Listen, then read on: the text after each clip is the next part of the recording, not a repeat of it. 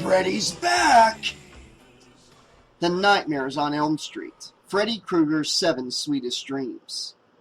A collection of 7 short stories based on Freddy Krueger. Each time I do an upload of this book, it'll be one individual short story from this book. Here we go. Introduction.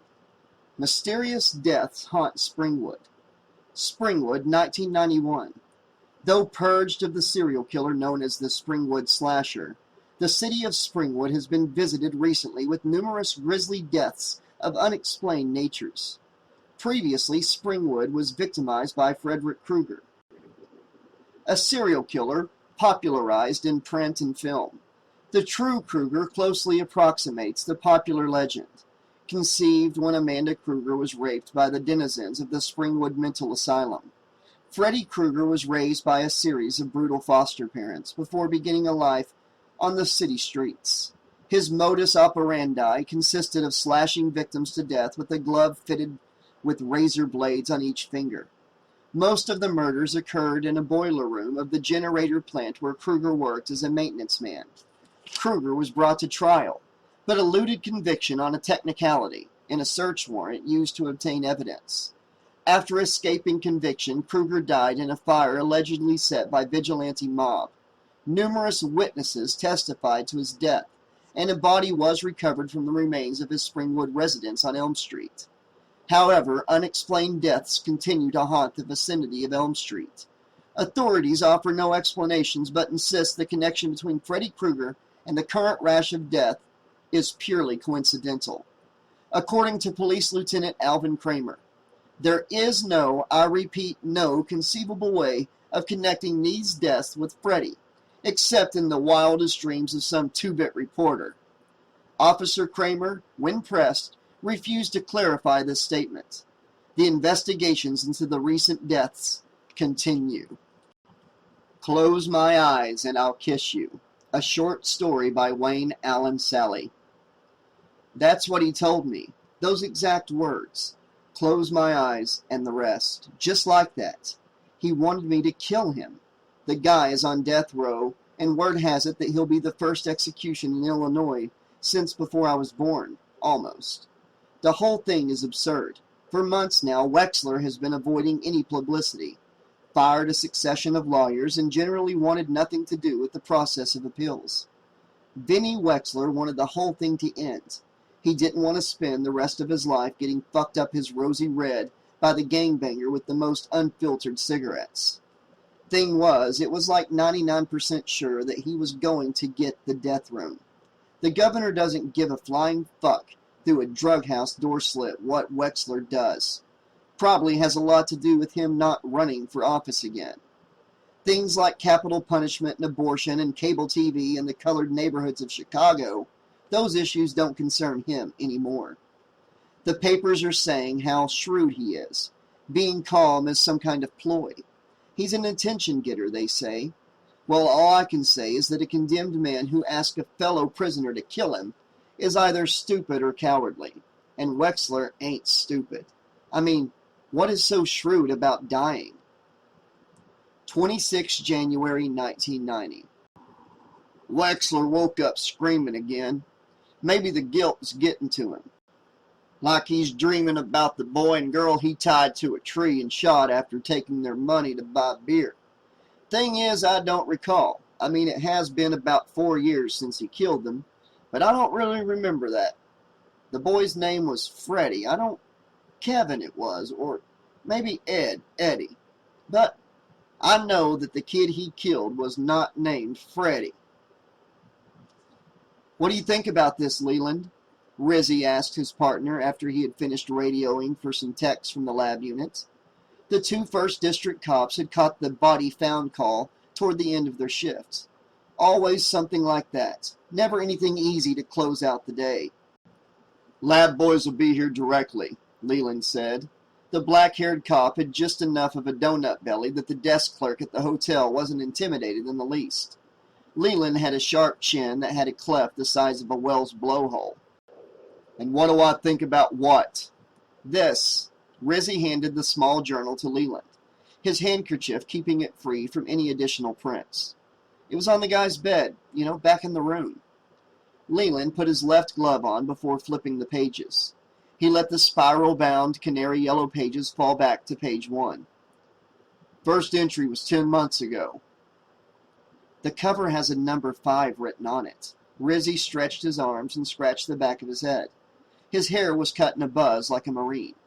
Everyone, including the punks they picked up and rousted, wondered if Rizzy's brain froze in the winter months. But read what he says about Vincent Wexler. Vincent Wexler, Leland replied. The guy that was executed in September? Go on, read. Rizzy glanced over his partner's shoulder after he turned the first page. I'm glad I've been keeping journals since my incarceration date. No one believed me when I said I'd be publishing my prison memoirs, or trying to at least. We'll see who laughs after Wexler's execution. The way he's been talking, I'm surprised the screws here haven't leaked anything to the press. I mean, Wexler's a real Fruit Loop. He shows up in the laundry room for shift with his eyes all sunk in, like there's part of his head inside's missing. Man don't even shave anymore. Used to have this waxed handlebar mustache. Now it's all every which way and reminds me of a dog fur that's been drooled on. When I ask him what's wrong, he mumbles something about this guy named Freddy. He keeps having nightmares about. I told him about this guy Otis. I keep having bad dreams about, usually involving the shower. But Wexler didn't even crack a smile. I was kidding about that Otis thing, too. I'd fuck him. That's why I'm in here in the first place. I'll fuck anything that moves. Age don't really matter. These guys were a couple of homo fags. Leland looked up from the book. What the fuck's keeping that crime unit? He asked rhetorically. Rizzy was impatient for him to turn the page. You gonna keep reading? What for? This whole thing is about 2 guys and their wet dreams. A Ravenswood train rumbled by on the elevated tracks above Van Buren. The second-floor room was close enough that the bed shook like it had a magic fingers box attached. The corpse vibrated on the floor and looked as if it was trying to shake its head, or maybe get some of the still wet blood out of its open eyes. The dead man was Nick Fornix, and the manager of the Hotel Rialto discovered the body after one of the SRO's residents complained about the man in 2G banging on the radiator pipes. Jesus, bald-headed Christ, the manager had said. I was ready to pop the guy. It's only October. See, I don't charge for utilities. He smiled proudly and let go with a phlegmy cough. Isn't that freaking cold outside? But seeing that he's dead, well, the manager shrugged, scratched his ass, and pointed to the second-floor stairwell. Rizzy looked back and saw the man smelling his fingers. The writing matches the name in the front desk ledger, Rizzy said. Maybe there's something here to tell us why he did a duchy. You really think it's a suicide? Guy had to have stones to bang his... Leland stopped as the crime scene unit finally showed, followed by Assistant NME Burvid. We'll get out of your way, boys, Rizzy said, nodding a hello to Burvid, who he knew from 2 winters ago, when the painkiller was chopping up men in wheelchairs. Leland brought the dog-eared notebook out with him. They read more of the journal, this time Rizzy holding the book. Behind him, the police photographer did a dance around the corpse, capturing every angle on film. All he's talking about is Wexler and Freddy, whoever he is, Leland said.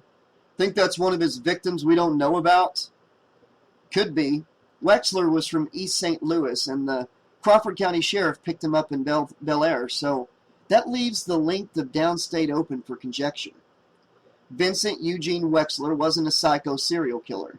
He was an unemployed booze hound who robbed Edward Matheny and Nancy Dote of $40 because he had run out of bourbon. The couple had been fishing on the bank of the Wabash River, and when Matheny said he recognized Wexler, he tied them both to trees and shot each of them in the head. He was arrested an hour later in Oblong after causing a disturbance outside of a tavern. Wexler was incarcerated in July of 1986 and received a death sentence in April of the following year. Death row in Illinois meant nothing, but cops knew, because there hadn't been a single execution since the Supreme Court reinstated the death penalty in 1976. In January, the last appeals of Wexler's attorney had run out, and the killer was telling the court he wanted to die, just about the time Fornix was writing about in his little notebook. I guess I bugged the shit out of Wexler enough that he finally told me who Freddy is. The guy's a Fruit Loop after all. We're in the laundry room, and Wexler's just about falling over from carrying this duffel bag of prisoner's clothing. I made him drop it and sit on it, then stuck my foot on his crotch until he told me why he was getting so sick-like. Wish I hadn't bothered. The guy is Fruit Loops, like I said. About a month ago, it was just after Christmas, Wexler said he started having the dreams. The two teens he dusted, they're still tied around the trees. He goes up to see if maybe another couple of bullets are needed. He goes up to the girl first. You'd think the guy would at least grab her titty or something. In his dream, or in real life, I mean. Her blonde hair is all matted down by the blood, and her body is slumped forward against the ropes. Just as he gets up to her, he said he even smelled her chantilly perfume in his dream. Her eyes snap open, and she smiles at him. Her lips are blue from death, and she says to him, 1, 2, Freddy's coming for you. 3, 4, better lock your door. Then her dead boyfriend chimes in with 5, 6, grab your crucifix. There are more, but I can't recall other than it had to do with this Freddy dude coming out of the closet or something. Shit, he'd have to be gay as Wexler. Had her right there and didn't even take a peek up her pussy. Now, that was right around New Year's when that was going on. I don't rightly recall him screaming at night until right around the 8th. I know because it was Elvis's birthday. The guy's story wasn't making him a Looney Tune yet, and I really get into that dream interpretation stuff, like how the L train in the loop is your dick being shoved up your own ass over and over again. So I listened to him some more when shift ended, and we had an hour where we watched TV in the mess hall. It was a Sunday, and the guards always put on America's Most Wanted, which makes me laugh to no end. So Wexler tells me who this Freddy is. Guy's full name was Fred Krueger, and he made lunch meat out of a shitload of kids in the Midwest. Stafford, Springwood, along those lines. Mean little short eyes, the way he described it. Guy had a glove with blades in it, and a burned face that even a mother couldn't love. I asked him, I says, what, did they serve time together or something? See, Wexler was downstate in Menard until the appeals ended, and they brought him up on to Joliet because that's where the execution chamber be. When Wexler filled me in on that, I thought, shit, what a Fruit Loop. No wonder he wants someone to kill him. I was surprised he hadn't asked the governor himself to do him in. Here's his story. Freddy Krueger's dead, gone, worm food.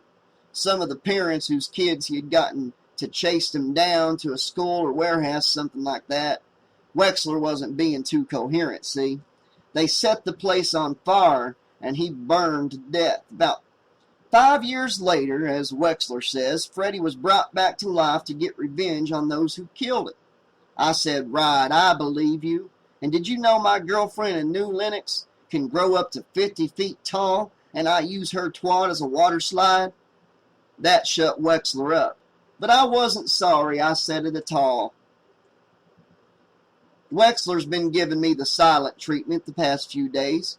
Today he was his old self again. Whether that was an improvement, I don't rightly know. His prison uniform hangs from him like rags on a street person back in the windy. Not that he ever had a delectable ass, but the way his pants hang off of him, it looks more like a pack of flat shit where his bun should be. I took a chance and asked him if maybe he was feeling better because the prison gave him some Salmonex. He laughed like a man filing bankruptcy for the second time. Wexler told me that he was trying to stay awake all night, not fall asleep, you see. He had no trouble with that. What it was, Freddy Krueger came to him in his nightmares. Was any of this shit in the newspapers? Do you remember? Rizzy asked his partner. Not that I know of, Leland said. Wexler wasn't born again, nothing like that. How did he put it? I just want it all to be over. Bastard shipbird. Did he think the death was going to end it for the families? The guy had no remorse. None at all. Rizzy flipped to the next page. The boys from the lab were dusting the radiator and sills for prints. Burvid, the assistant ME, was bending over the skull, keeping count on his fingers. 3 February 1990.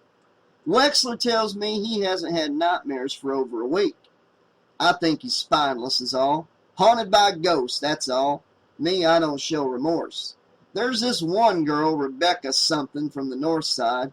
Whenever I dream about her plump little ass, I wake up with a woody. 14 February 1990. Well, shit. Now the guy has me getting nightmares. I dreamed I woke up and heard Wexler down the hall arguing with someone. Well, with Freddy. The dude in my dream was laughing and hissing at Wexler with his deep, gravelly voice. I thought the voice either sounded like Hulk Hogan doing a pro wrestling promo, brother, or the bad cop part of the Mutt and Jeff team that shows up in the interrogation room at county lockup. I remember most of the talking they did because that's how clear my dreams are, you see. Sometimes I end up with a few good alibis I can use later. Freddy wished Wexler a happy Valentine's Day and tossed something like a wet head of lettuce to the floor.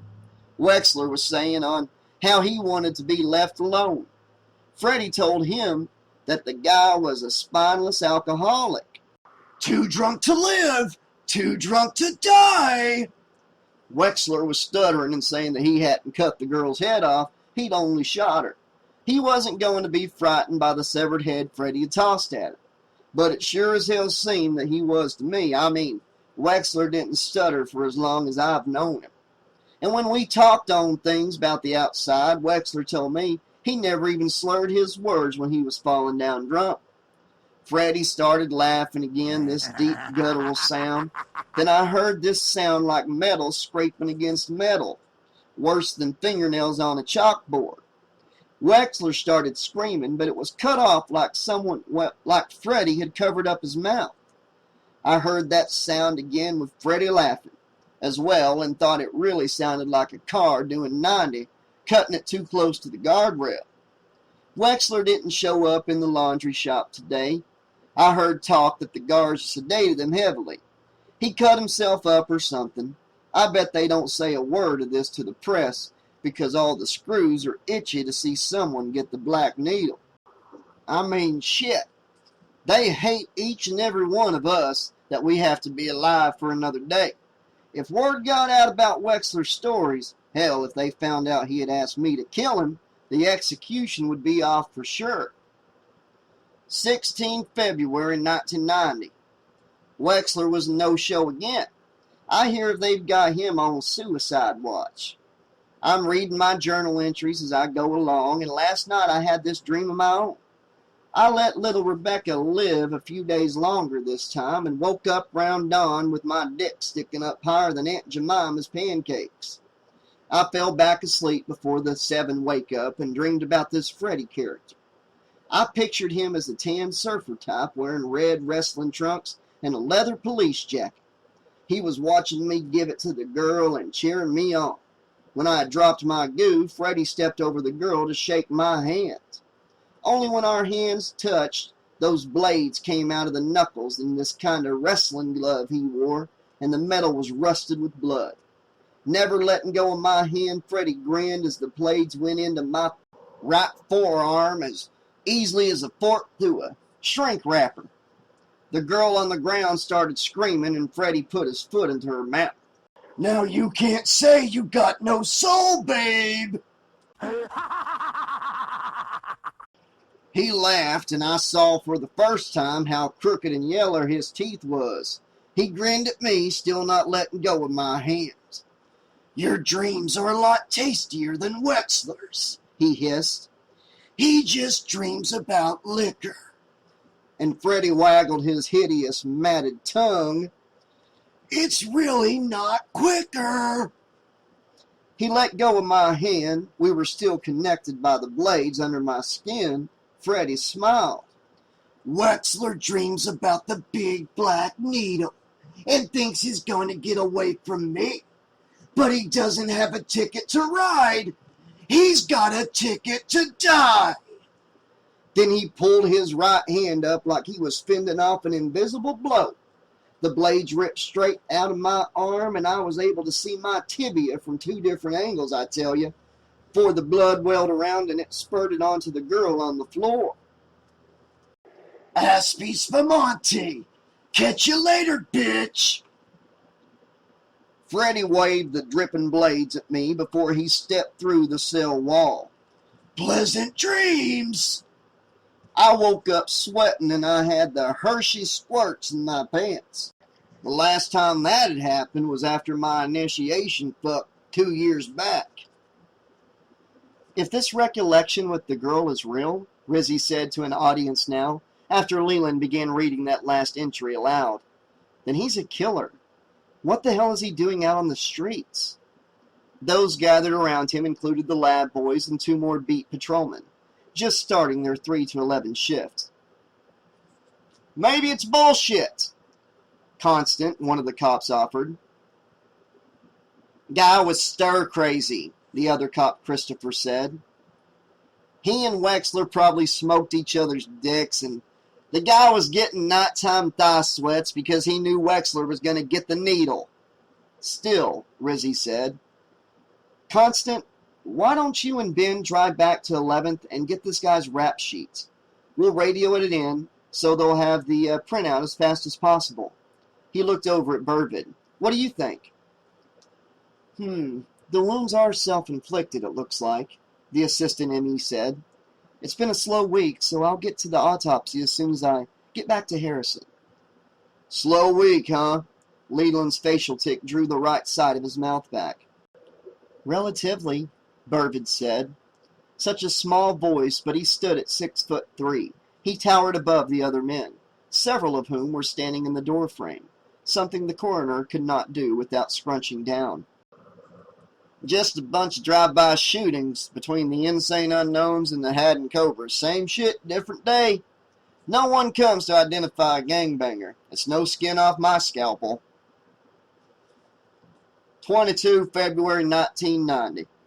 Wexler begged me to kill him again. I told him to forget it. The whole thing was making me pissed off. Just like that guy down in Florida crying like a baby when it was time to get jerked to Jesus. Hell, there hasn't been an execution in Illinois since 1962. They got guys on death row here and down at Mernard Correctional that scare the shit out of me. That guy who dressed as a clown and buried the homos in his crawl space. The I-57 murderer. A big black motherfucker who made a woman climb naked through a barbed wire fence and then shot her in the neck and left her hanging there. That guy Speck who killed those nurses or something or other. So now he's having nightmares because his appeals are up. The guy goes and tells the press that he wants to die, and now he's scared. Wants me to smother him with the laundry. Shit, if he wants to go so fast, I'll put his head in the goddamn steam press. I don't really know what he's so damn scared of. It's not like he's going to get the electric chair. State law is death by lethal injection. I done read up on it. Sodium pentothal is a fast-acting barbiturate, pancrenonium bromide to stop his breathing, and potassium chloride to stop his heart. What's he so jumped up about, man? The whole thing is a piece of cake, compared to frying. They won't even have to shave his head. It'll be like falling asleep. Christ knows the guy hasn't done enough of that lately. The cops stood around, reading the macabre journal, waiting around for Christopher and Constant to return, with the deceased rap sheet. Fascinated by the writing, it gave some insight into Wexler's desire to die. Second-hand glimpses into his last days, which were not revealed in the Tribune or Sun-Times. Plus, one of the lab boys was kind enough to run down to the Dill Pickle and bring them up a couple of roast beef sandwiches with extra mayo. Most of the later entries were dull and had little to do with Wexler. Then one page jumped out at them, about midway through July. The script was erratic and reminded both Rizzy and Leland of correspondences found in serial killers' bedrooms after their sprees were brought to an end. I'm shaking like a fucking fresh meat in the shower. Been 8 fucking hours now and I don't have any cigarettes. Had to cut my forehead by hitting my head on the bars of my cell. I still want to think it's some crazy fucking nightmare. No wonder Wexler wants to die. My God, no wonder. It happened in the laundry room. Freddy Krueger, Jesus Christ almighty. Wexler comes in looking happy as a dick on velvet, says he hasn't been dreaming at all. Eating his 3 squares and feeling good with a month to go before the big nowhere. Man, my heart is racing. So he's wheeling the cart loaded with laundry. He's got plastic gloves on because a couple dozen assholes here have tested positive for the AIDS. But there ain't no place to send them. He's taking a cig break and I came over to talk some shit. All of a sudden the laundry bag starts moving around. Something bulging on the inside, like it was someone hiding to make a break out of a Starsky and Hutch rerun or some shit. The card is up against the wall so it doesn't go sliding anywhere. At first I'm thinking the cloth is being pushed out like a tent because it was somebody's fist. Then Wexler screamed that it was Freddy Krueger's face, and I look and see the impressions of a nose and chin. Right then, there was a couple of points sticking out just to the right of the face, and I realized that it was those knives sticking out of his hand, like in my dream, in Wexler's dreams, and then the cloth, boy, it tore and sounded like a sick Rottweiler dog, and then his face pushed through the 4 slashes, and this big grinning face said, I swear to God, he said, you'll look better in a sweater washed in woolite. Now there were 2 others working the shift, Plichta and some new fish whose name I never knew. I'm staring at them a minute. They work like they don't even know what's going on. But I understand now the real power that Fred Krueger has over his world and how it affects ours. Krueger's out of the bag, and how could I ever think he looked like a wrestler or a surfer? The sweater he was wearing fit his jingle if woolite and was made out of blood and turpentine and dog hairs. He had a brim hat covering a face so scarred that he could make the Batman's arch enemy, the Joker, look like a Chip and Dale. So he starts in on what a wimp Wexler is, having to tie up 2 kids before he could kill them. You little alcoholic, you, Krueger said, waving his fingers. They catch up with John and find 33 boys in his crawl space. On a fluke! You, they find because you're beating up a Captain Fantastic pinball game. That voice, his face was all burn tissue, but he sounded like he'd been buried with his mouth open and the gravel was still down there in those lungs. I'm glad you like to play games, Wexler. His laugh sent chill blades down into my scrotum. Do you like handball? Oh, I like it, but I call it glove ball. Blades. He lifted up his arms and I saw this glove that fit him kind of like the Scarecrow in Oz, but it was dark brown or black.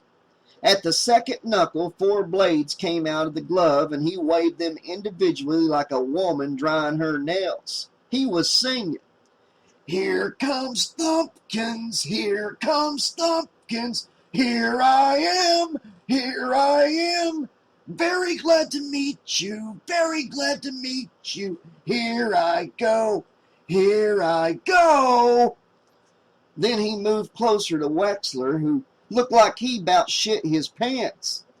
Here comes Pointer, here comes Pointer. And on like that. He called the other 4 fingers Fuck You, Ring Man, and Pinky. And each time he sang a verse, he drew blood from a different part of Wexler's torso. When he got to the last, the blade extended like a coke fiend's nail, and Freddy gently touched Wexler's eyeball. It's not funny until someone loses an eye, he said, and then he laughed.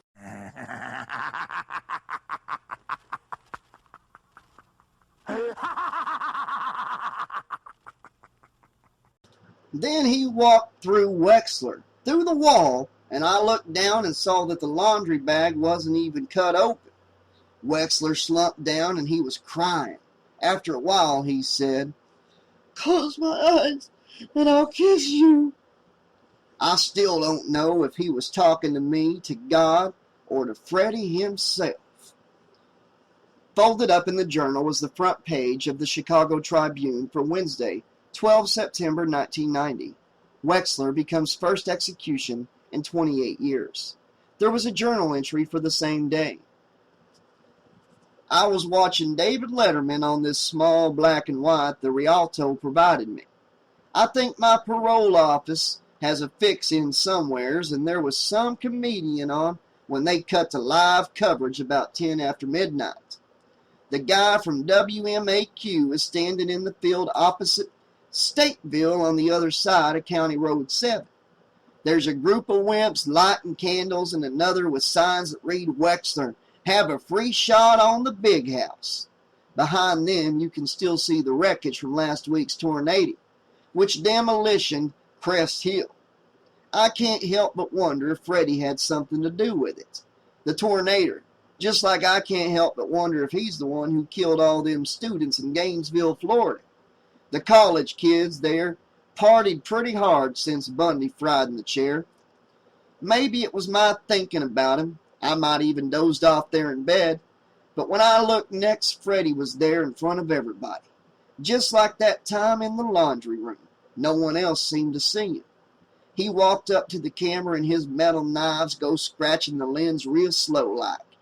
My TV screen cracked down and thick blood like barbecue sauce come dripping down the outside of the set. Then there was that laugh again, like a sewer cover being slid open. I started hyperventilating real bad, and when I was able to focus on the screen again, everything was normal. Wexler was pronounced dead by the Will County coroner at 12:14 a.m. Candid Camera's Alan Funt was on later with Bob Costas. I can only assume that Freddy wants me now that Wexler escaped him in death. It is ironic that Krueger came in Wexler's nightmares, and the Illinois execution law is the equivalent of being put to sleep. I'm staying awake for as long as I can. You bet your ass I am. There was one last entry, but Constant and Christopher showed just then.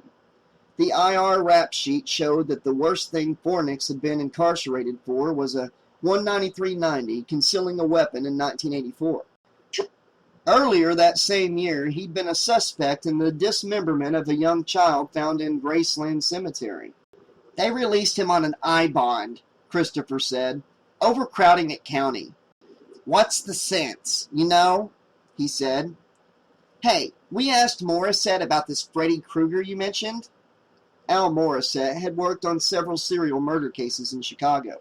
Most recently, the past winter's Cult of Freaks killings, and he was a bit of an authority on the subject. He said that Krueger slaughtered a bunch of children out in Indiana about 10 years ago. The parents hunted him down and cornered him in a building where he burned to death in the boiler room. Christopher looked at the blood-spattered sill. He's become something of a legend in death, but so has Elvis, so what else is new? The cops would find out the next day that Nick Fornix died from 43 separate, self-inflicted blows to the head. The final entry had told of how the same day of Fornix's apparent suicide, he had again seen this Krueger character, and that Krueger was torturing Wexler, even in death, calling him a poor excuse for a killer, slicing his face over and over, the same gash each time. Said that Freddy told him something like, "You're next, because you smoked Wexler's dick, and you're not original with what you've gotten away with." Well, I'll show him originality, the fucker. Thinks he'll haunt me in life and in death, too? Well, I'll show him something he maybe hadn't considered. Haven't slept in days, so it's like I really don't have much choice. I'm gonna bang my head against the fucking radiator coils until I knock myself in a coma. Let's see him get me then. Let's see big old bad Freddy Krueger get me fucking then. There was more writing, just a line or two, that the cops argued over, whether it was different writing than Fornix's. They dismissed the unreadable last lines as being written in bold slashes by a deluded mind. Rizzy swore the last line said, "Close your eyes, and I'll kill you!" But nobody else could even pretend to have an explanation for what the scratches meant. But then the M.E. had no explanation for the bruises and knife cuts on the deceased's back and shoulders. One might speculate that the deceased had assistants, someone standing behind him, to see that the job was done right. "Close your eyes, and I'll kill you!"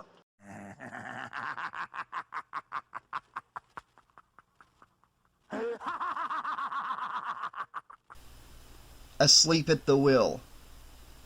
She was a priestess of sorts. That's how we viewed her, and as such we co-opted her, to make her a part of us, even though she was dead and we'd never met. We were the Nancy Thompson Grave Watch. True, there were bands around with equally strange names, but we weren't trying to compete with them. I often thought of her in curious wonder as I walked the halls. At times I thought I could still sense her presence amid wafts of damp rot, whiffs of mildew, manifestations of decay that had turned this home back into a house, merely a house. Abandoned by love and concern, such warmths having been leached away by cold walls, cold foundation, cold earth, until we came along. And sometimes I dreamed of her, this way. Walking, always walking and restless, a wraith in black jeans and t-shirts, condemned to walk the corridors. That I am alone is always the worst of it. None of the others are here, ever. In the dream realm they never have been.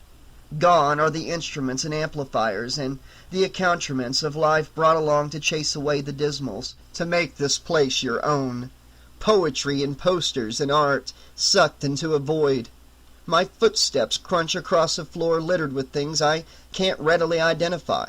Probably bits of the house as it sits itself apart, and clots of dried rat droppings. The rooms are cheerless, each the same, and the halls are all gray, half-lit. I should be afraid, I usually tell myself. Isn't he supposed to make his home here? It's what they all say. It's why they looked at us in horrified anxiety when we came along and moved in, and why they now look at us with suspicious unease for being as healthy as we ever were. He. Everybody knows who he is, when you naturally adopt that tone of voice reserved exclusively for social freaks, murderous abominations sufficient to serve as the more effective propaganda exhibits in favor of abortion, Manson, Speck, Bundy, Berkowitz, guys like that. But here in Springwood they're considered amateurs, because around here Freddy rules, so they all say. But as I walk unhindered through my dreams, the lord of his rumored stomping grounds, all the histrionics and squealing and hyperactive imaginations can't convince me. What a load of bullshit. Oh, I want to believe all right, and I do to a certain extent. I believe the man existed. I believe the man was so twisted they had to screw what was left of him into his makeshift grave. I believe he smiled his predatory killer's smile and coaxed 20 or more kids into that steamy boiler room and turned kiddies into cutlets. I believe he was caught, then freed on a legal technicality that must have caused even the ACLU to question the wisdom of its own existence. I believe all that because it happened. But I also believe that a vigilante committee of parents got together and turned the man into toast. Justice denied makes justice all the more ferocious when it finally arrives. The interest accrues with a vengeance. End of story. I want to believe the rest. In that morbid way we denizens of the late 20th century hope for a glimpse of carnage when we pass the highway wreck. The way we want to see countries go to war, as long as it doesn't directly touch our family, or inconvenience us with inflated consumer prices, or preempt our favorite shows with its coverage. Anything to jolt a little more electricity into the day-to-day mundane. And as modern legends go, this one definitely gets a lot of mileage around Springwood. But not with me, because I walk these halls alone, until I hear her voice. "Ian," she calls, and I follow. I find her in the kitchen, usually, leaning back against a grime-encrusted counter. Lacy cobwebs float down from the ceiling. She fixes me with mournful eyes, and the clothes she wears are torn across the gut. For a moment I think I hear music, high and lilting, the voices of children as they sing-song some nursery rhyme, and then they're long gone. "I used to live here," she tells me, Nancy Thompson in the spirit, if not the flesh. "I know." "It's his now. He owns the title." Nancy holds aloft some official deed, properly notarized. No court in the land would doubt its legitimacy, except it's signed with 4 ragged parallel slashes. The entire document suddenly flames up, a single rushing fireball, with an afterscent of brimstone. I smile politely, unimpressed. A quaint magician's trick. It's my dream, I reason, so I'm in control. I cultivated that ability years ago, to enrich an already fertile fantasy life, so I could fly in my dreams or make love with anyone I wanted. I can make it with her if I want. She's not unattractive. She was my elder when she died years ago, but death leaves your memory immune to the ravages of time, and by now I figure I've caught up. But the hunger of carnality just isn't there. Nancy Thompson seems so deified. "You don't believe," she suddenly says, looking as if she is about to weep for me, weep for us all like a priestess or a saint. "Freddy Krueger is the best friend the parents and the kids ever had," I tell her. That look from her. Oh, sacrilege and heresy. I don't mean when he was alive. I mean now that he's dead.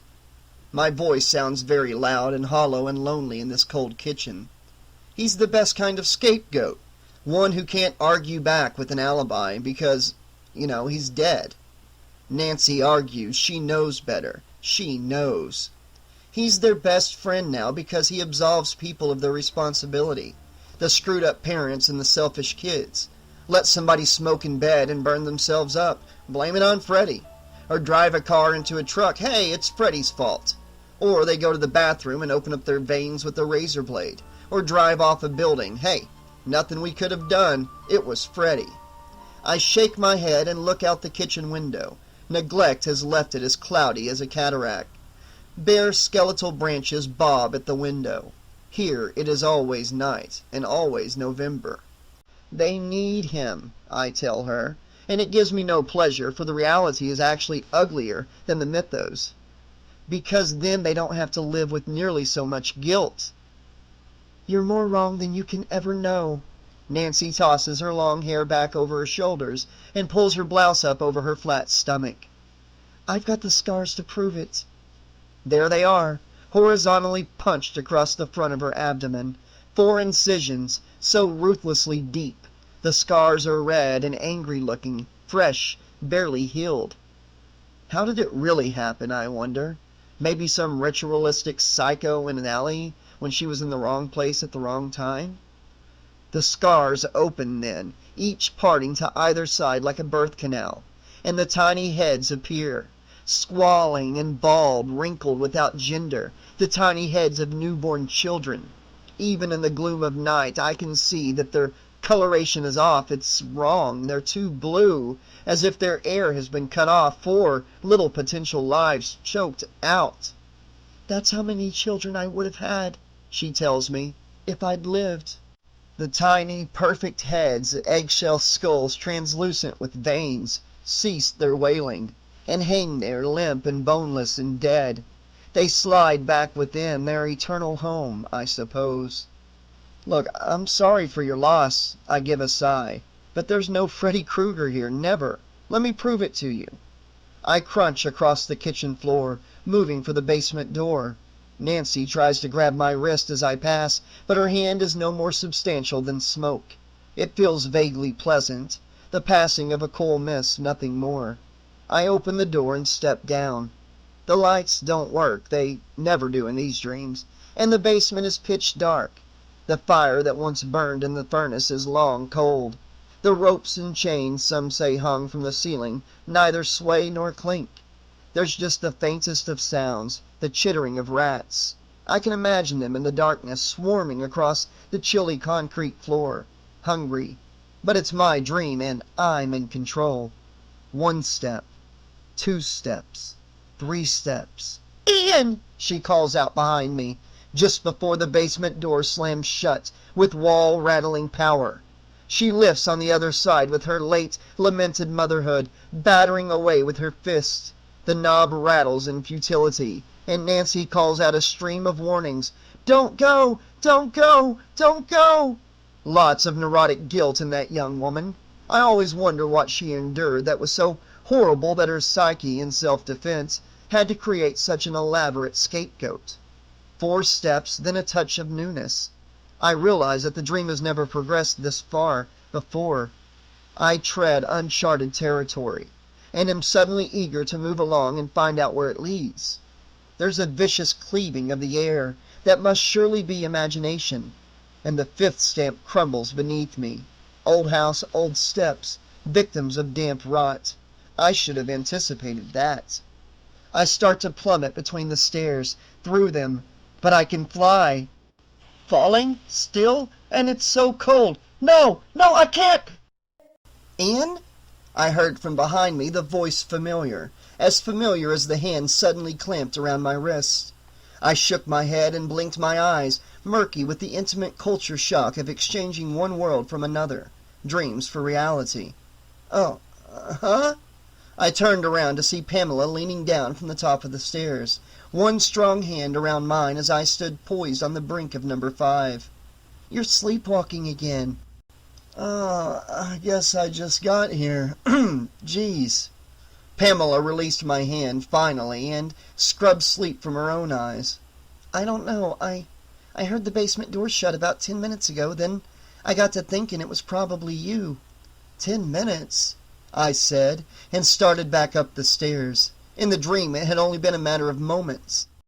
Can you lose 10 minutes that way? Probably.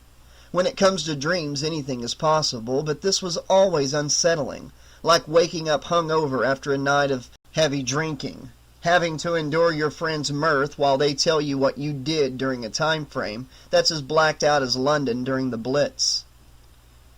"I was dreaming about her again," I said when we reached the kitchen.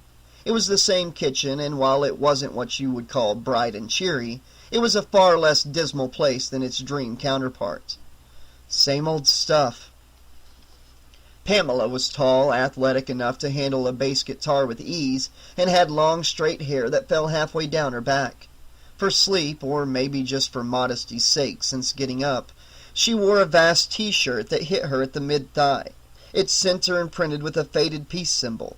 She scuffed barefoot to the refrigerator and scrounged up a bottle of sangria. We sat at the table and shared the bottle. On general principles, she hated stuff like California Kohlers and Bartles and James and their ilk. She claimed they were ripping off centuries of perfectly good Spanish culture. Pamela was oddly righteous like that. "You could have broken your neck," she told me. "How do you know I haven't sleepwalked on the stairs before? I dream about heading down there a lot, you know." "Maybe you should write a song about her and get it out of your system." I shrugged, then pushed my hair behind my ears. It was limper than Pamela's, in the back perhaps a third as long. The sides trimmed close over my ears. "Day and a half and we'll be out of here for good. That'll probably do the trick." "I still think you should write a song about her. Just by yourself. Don't co-write it with Luna. It'll be your tribute." My face soured. I hate tributes. They can get so schmaltzy. Besides, tributes are for people you know and like. I don't even know if I would have liked Nancy Thompson. I probably would have. Hell, we'd named the band after her after all. I just enjoyed being a cranky bastard sometimes. "Ooh, I love it when you're cynical." Pamela grinned, then stretched her leg across and squirmed her foot in my lap. "Can I sleep with you the rest of the night?" "Aren't you sleeping with Rowan?" "I was, but he's snoring. And you know how noisy he breathes in his sleep anyways." She nudged my crotch repeatedly with her bare foot.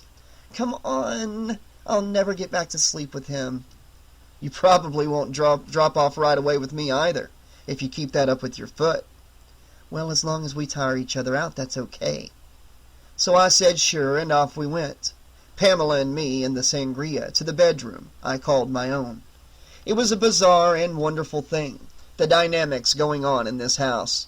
5 of us in a near communal arrangement. Sometimes I slept with Pamela when she wasn't sleeping with Rowan, and providing I wasn't sleeping with Luna, providing she wasn't sleeping with Marley, jealousy rarely became an issue with anyone other than Marley, and even with him it was infrequent. Rowan, our drummer, was too prone to sleazing off with the occasional band groupie who liked his burly muscularity. If law allowed, Pamela would have been perfectly happy, married to both of us. Luna had no interest in marrying anyone, ever. The original free spirit. Myself, I wanted to believe in the health of monogamy, but didn't hold out much hope for its survival much of anywhere. Only Marley, the pained and sensitive keyboardist, pined away without much satisfaction. He and Luna loved each other, but ultimately it was 2 very different types of love. Bizarre, wonderful, but maybe a little sad, too. I would never contest that point. But somehow it worked. We were, after all, friends first and foremost. 1%ers who had slipped through the cracks in the cattle drive of public education. Outcasts in a town of solid middle-class values, where scandals were properly swept under rugs of disavowal, then talked about in hushed whispers. We despised the designer clothes and the Republican work ethics that our parents espoused, and long before we reached our early 20s we had given up trying to fit in. Let the others our age point and laugh and go about the business of becoming ciphers and drones. Then a peculiar thing had happened. We musically coalesced into the Nancy Thompson Grave Watch, taking our name from a facet of Springwood's scandalous heritage and hurling it right back into everyone else's faces. We moved into our namesake's old house at 1428 Elm Street, much to the neighborhood's aghast horror, and such a reaction thrilled us all the more. We rented it out for a pittance, as it had sat idle and abandoned and vacant and boarded over for years. The realty company had long ago given up hope of ever unloading this house on anyone. As neglected as it was, we could do with it pretty much as we wished. When we weren't gigging at area night spots, it served as a rehearsal hall, as well as a place to live. We cleaned it and fixed it to an acceptable level, and decorated it with the haphazard shotgun of individual touches that didn't even begin to blend. Luna painted dreamy phosphorescent moons on the walls and ceilings. Marley, the only classically trained musician in our ranks, erected busts of Beethoven and Mozart and Bach. I put up still prints lifted off frames from underground cult films such as El Topo and Eraserhead. Pamela lit incense and slapped up posters of idealized counterculture icons long dead, Joplin, Hendrix, Morrison, Carac, Dylan Thomas, and more. Rowan would get drunk and punch artistic arrangements of holes in the plasterboard. Creatures of mystery we were, at least among Springwood's younger citizens, among whom the myth and legend of Freddy Krueger spread and lay festering like cancer. We lived in the house of one of his first targets, yet we slept as soundly as babes. We made music that wove throughout area night spots like dark tapestries, gothic and minor key and morbidly hypnotic. It all stemmed from the unofficial Nancy Thompson Grave Watch credo. Reach out and embrace the darkness. Make it your own. Deal with it by confrontation, and seize its power so it can no longer do you harm. We suppressed nothing, and lay odds that in some 10 or 20 years' time we would be far healthier of mind and body than everyone else scurrying around, as afraid of dead phantoms as of failure in a white-collar coliseum. Just as long as we didn't kill ourselves with the music first. Hours later, the subsequent night, we played our final gig in Springwood before hitting the road in our bid for the big time. Bigger than Springwood, at least. The crowd was capacity. Some sorry to see us go, and I'm sure some sorry it had taken this long. Our music was either loved or reviled. Neutral ground seemed generally rare. While we may have grown up misfits, we knew that misfits with talent frequently find an audience in time, with enough determination. Before we went on, the club manager came back to see us with a warning. I had never seen the man without his ebony cigarette holder smoldering with ash. Hunter S. Thompson could somehow make that look cool, This guy merely looked pretentious. "I want you to drop that song about suicide, right?" He tapped Ash on the floor. "I don't run that kind of place here. I don't want to be accused of endorsing that kind of shit." We all looked at each other and rolled our eyes. Some folks never got the point of certain things. It was, however, Marley who rose to the occasion of butting heads. "The song stays right where it is," Marley said, drawing himself up taller, righteously indignant. "Now I could catalog the reason why that's the right thing to do, but that would take up far too much time. So let's just say that tonight's the last night we'll be playing here, and you've got a club full of people just waiting to see that happen.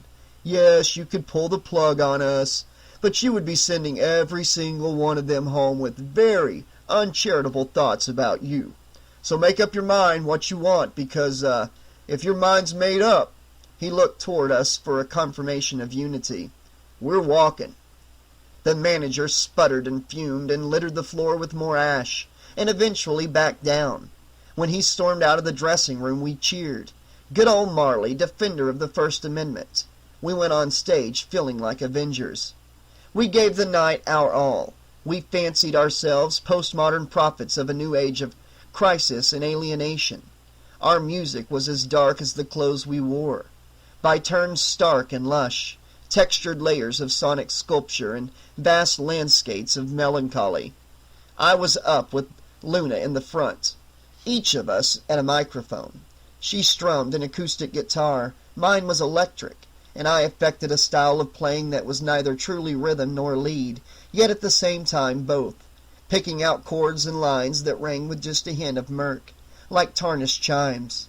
Pamela's bass filled in the low end with subdued power and grace, and Rowan drummed a background beat, anonymous, until he would burst forth with periodic volleys of percussive violence. Marley was the glue holding it all together. At his keyboards, in his long black jacket, hair swept back such that he resembled a pale 19th century English aristocrat, he was all synthesized atmosphere and swirls. We played while flanked by makeshift screens. This was my doing, for it was my contention that a visual presentation was nearly as crucial as the music, part of the entire gestalt. Through rear projection we showed films I'd cobbled together, pure black and white imagery, mushroom clouds, hypodermic needles littering a shoreline, constantly shifting in a languid surf of chemical foam, time-lapse sequences showing the effects of clear-cutting timber in a rainforest, for a song we had written called Short of Breath. The display was an extended version of imagery I had essentially stolen from a Faith No More video, a fish out of water flopping in slow motion, the anguished choreography of suffocation. After the show, we tore down our equipment, as always, packing it away for the last time it would see Springwood. I wandered over for a breather with Rowan while he secured the mixing board and an anvil case. He owned it and trusted no one else. For a guy who earned his living, however meager, by hitting things, he became oddly dexterous and gentle when it came to electronics. A techno-whiz, we would have often floundered without him around. "You know what they say about the early days, don't you?" I said. "All that sacrifice and struggle, they say you remember it with nostalgia. Sometimes you even get to missing it, and you'd rather have it back than all the limo rides. What do you think about that?" "Fuck that." Rowan's short, spiked hair was a bristling mop of sweat. "Personally, I cannot wait to hire a road crew." I grinned. "Just checking. About time we blow this town. Another 6 months of sitting on our asses and playing for chump change? Really? I think I would have quit the band and gone it alone." He wouldn't have, of course. He just liked to play the blowhard. But it was an affirmation that it was time to move on. We had accomplished as much as we could here. We had survived our upbringings. We had flourished into the people we more or less wanted to be, in our own unconventional ways. Tomorrow would find us embarking on the long and weary journey to Athens, Georgia, the alternative music capital of America. Everybody has a Mecca. I slept with Luna that final night in the house, which left Marley the odd man out for the night. Luna and I used each other to burn off the nerves and energy that would build up during a performance. She was everything Pamela wasn't, though in no way is that meant as derogatory to either one of them. In contrast to Pamela's earthbound sensuality, Luna was ethereal, the sexual mystic. She was petite, a doll of a woman with a hauntingly plaintive voice, and hair dyed a ghostly platinum blonde. On stage, beneath a blue gel spot, it truly did look like moonlight. She always wore a tiny pewter necklace of a woman riding a crescent moon exuberant. Only the most observant would notice that the woman was naked and that the moon had a mouth, and the mouth served as her saddle. "Pamela says you went sleepwalking again last night," Luna said while we were taking a break. The excess energy had almost ebbed away, but not quite. "Pamela doesn't lie." "How come you never come to me in the night? I think that would be exciting, to look up and see you there." I smiled and tweaked her nose in the nether light from the window. "Maybe you don't call to me in the night yourself." "Oh, it's her, huh?" Luna pretended to be hurt, threatened, all the things I didn't think she could ever be. "Nancy Thompson?" "Last night she was telling me, 'Don't go, don't go.' At first I thought she meant don't go downstairs, but now I think maybe she meant don't go as in don't leave this house." "Oh, maybe she's jealous of us. A jealous ghost. Now, that's kinky. Are you going to listen to her?" Maybe. Luna swatted at my shoulder. She leaned in close to my skull, but spoke to someone else entirely. "Get out of his head! Get out of his head!" She leaned back a bit, satisfied. "Don't listen to her. She doesn't have your best interest at heart." "Hey, she's the resident Freddy Krueger expert," I laughed. Luna touched a firm finger to my cheek, chastising. "Ian," she said sharply, "don't make fun. That's not the way we touch the darkness." Her finger relaxed and began to stroke, a feathery tickle of intimate delight. "You're mine tonight, so please don't leave me." Luna shifted, drawing herself up onto her knees. "Here, let me anchor you down." She gently drew one slim thigh up and over my face, planting her knees to either side of my head, and so slowly lowering. I opened my mouth and she began to ride the moon. Later, after we were spent, we drifted. Then we submerged, dream walking. I rise from the bed carefully, so as not to wake my loved Winar. I dressed quickly, black jeans and a t-shirt, garishly emblazoned with the Fright Show logo of those Mondo Bizarro junk culture junkies, the Cramps. I walk through the bedroom doorway, and it leads me not into the hall, but directly on stage at the club we had been playing earlier. After hours, it's closed, the smoke dissipated, and the chairs upended onto the tables, their legs roped together with cobwebs. This place might as well have been closed forever. Here it's always an hour past last call. But far, far in the back, a single patron in silhouette. I can barely make out the shape of his fedora. My guitar waits at center stage, and I pick it up, sling it on. It's what I am, what I do. I can't disappoint an audience, even an audience of one. I play, chiming through murky atmospheric chords, and the guitar gently weeps. Sing a song of suicide. Cold stars glow, oh holy night, all in, tuck in. To sleep, perchance to dream, kiss me goodbye, hello. Bar the door and bare the wrist to slit, perchance to bleed. When I finish, the final chord rings eerily forever. From the back row, the sound of two hands clapping, but slowly.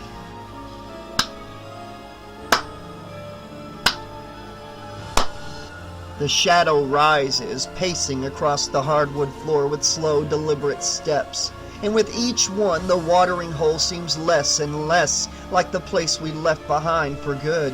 Sweaty pipes sprout down along the ceiling. Where once was a bar, there is now a vast boiler. Heaving and thumping, jets of steam spurt into the air at random intervals, and I begin to sweat. My dream, I tell myself. I'm in control. My feet will have none of it. I'm rooted to the stage, held in place by a spotlight beam, as confining as a bottle, while the room sweats and clanks with industrial clatter. A sound piercing as a razor to the brain. The shadow winds past tables, some hideous mutant claw extended from his right hand, blades screeching across pipes like nails across a chalkboard, to meld with the cold, cold chuckle of someone who knows he's in charge. Finally, he steps into the light. Beneath the battered fedora, he's everything I feared he would be. "Why should you get to do what you want?" he asked, a purely rhetorical question. "I never got to!" "What was that?" I asked. From the corner of my eye I see movement, the slamming of some unknown door, then a scrabbling of hooves and the terrified bleating of lambs as they stampede across the room. 3, 4, 5 in all, I count. Fred Krueger grits his brown stubs of teeth and scoops up the last, then swings it aloft. Its fleecy legs kick and flail. Krueger flicks back his right hand, and the blades of the razor glove gleam wickedly. One swipe and the lamb's head tumbles to the floor, stupid gentle eyes staring at me with dull accusation. The gouting body thuds down a moment later. He aims a blade at me. "You failed the audition!" he says and advances once more. The spotlight is solid, a pin of light, and I have no choice but to stand like a lamb to slaughter as he raises his own left hand, palm exposed, and drives one of the finger blades through the palm, deeper still, through to his wrist. He twists it slowly, exquisitely, as if digging out a hollow core. My stomach heaves, nauseous. It's the kind of stigmata that can short-circuit a guitarist's career as quick as a clipped nerve. All the worse to see it self-inflicted in someone. The object lesson is not wasted on me, and a horrible one it is too. If he cares so little about his own body, imagine how little regard he must have for mine. His left hand, raw and wet and burning, plunges down through the spotlight for mine, and with one last heave I try to free myself from his stinking grip, and jerked myself awake with a startled cry.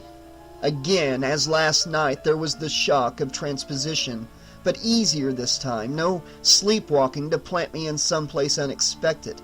I was still on the mattress on the floor that served as my bed, and Luna slept quietly beside me, unaware, soft bliss and warm comfort beneath her moonlit hair. I snuggled closer. Freddy Krueger, I thought.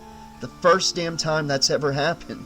It wasn't without a tiny little laugh inside, though. The disbeliever, the pragmatist, waking up momentarily frightened enough to piddle his bed.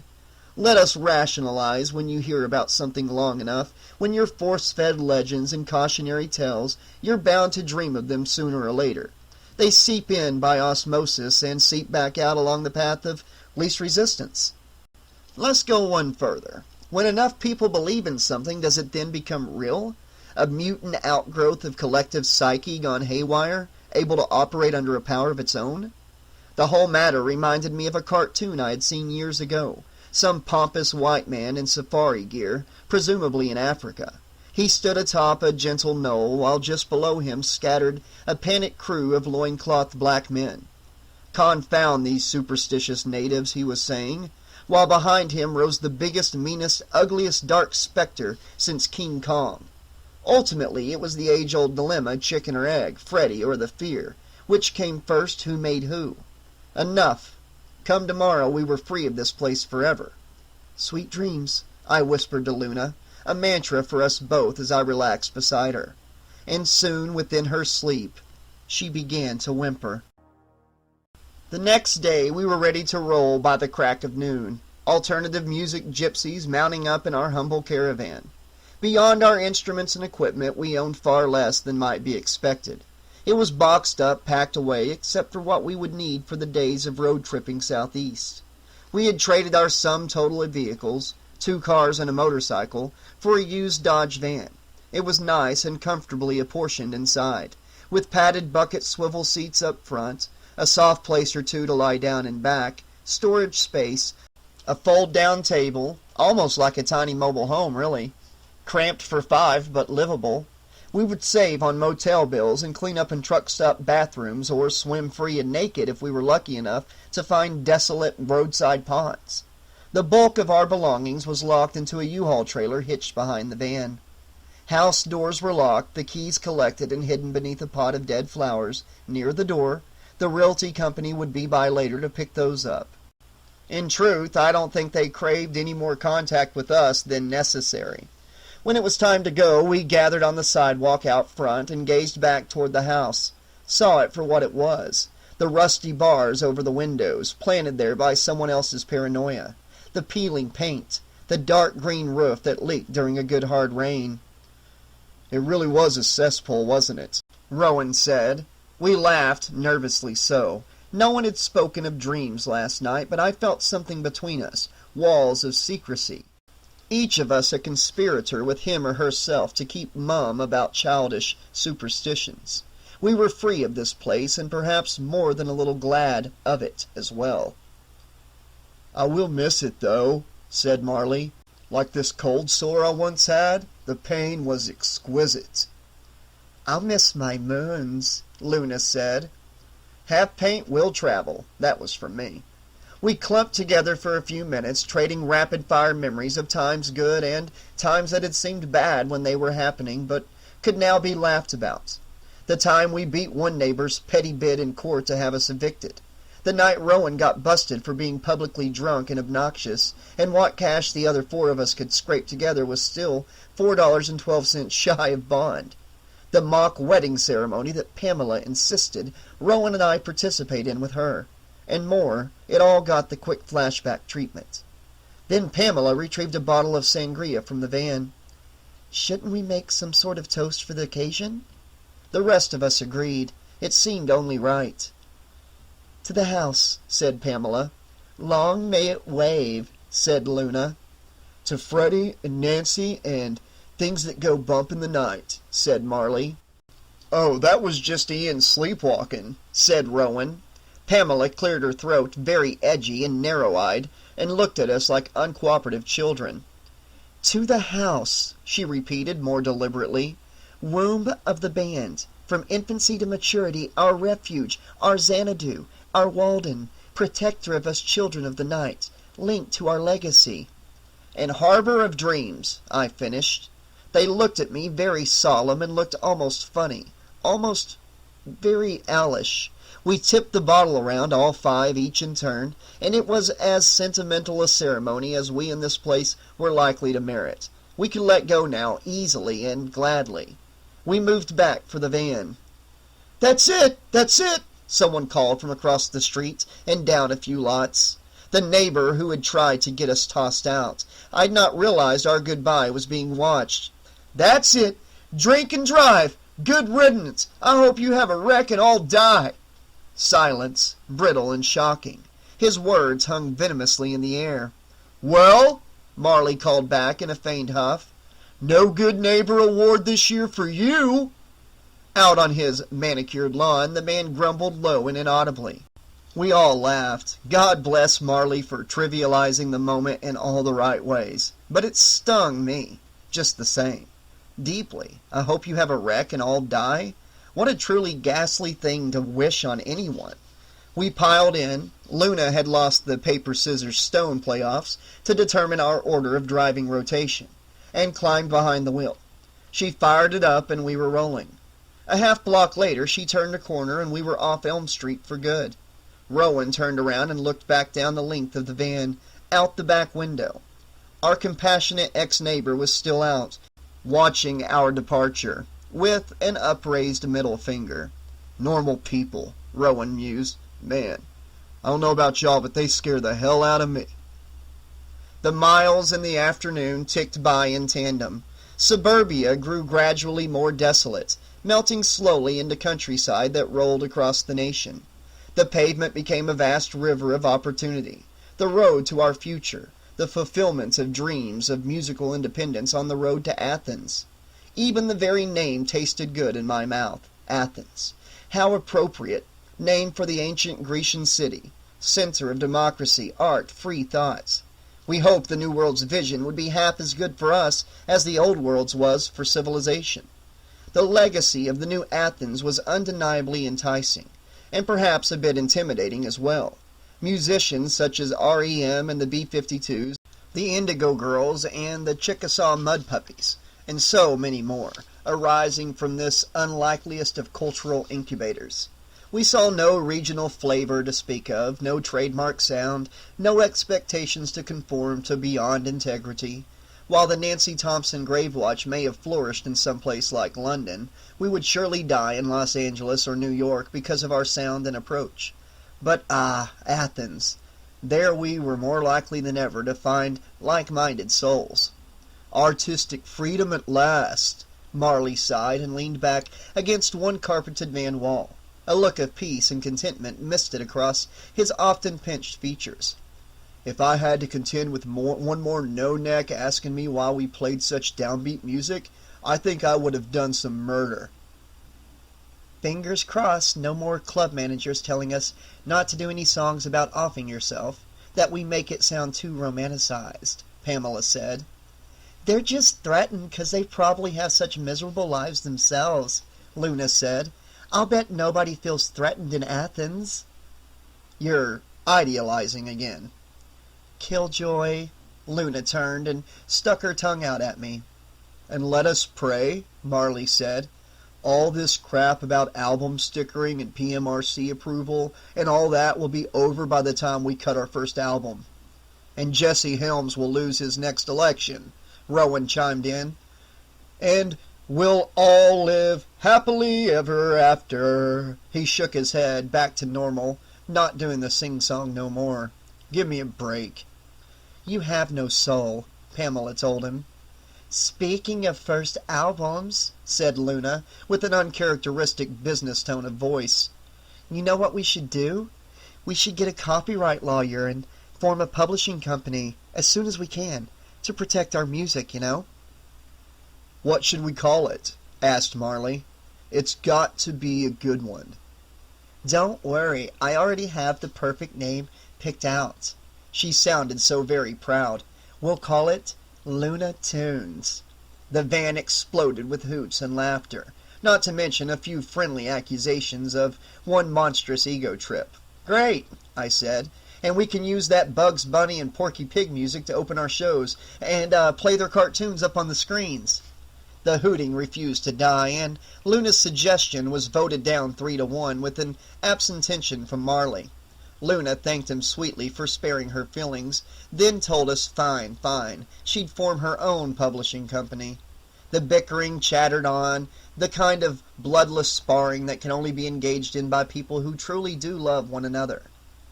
I couldn't recall any times in recent memory when all of us felt so connected. Miles later, after Marley had taken over the wheel, Whoa, hey, now here's where we should be lucky enough to do a show, he said. Look at the size of that thing. Cover Ian's eyes, cover his eyes, Luna cried from the passenger seat. Too late. The rest of us in the back had scrambled to windows to see what was coming up. We were traveling some State Route 2 lane, a shortcut between interstates, and a small town was undoubtedly coming up. Some glorious little burg that time and the modern cinema multiplex forgot. There it was, a genuine drive-in theater, still in operation.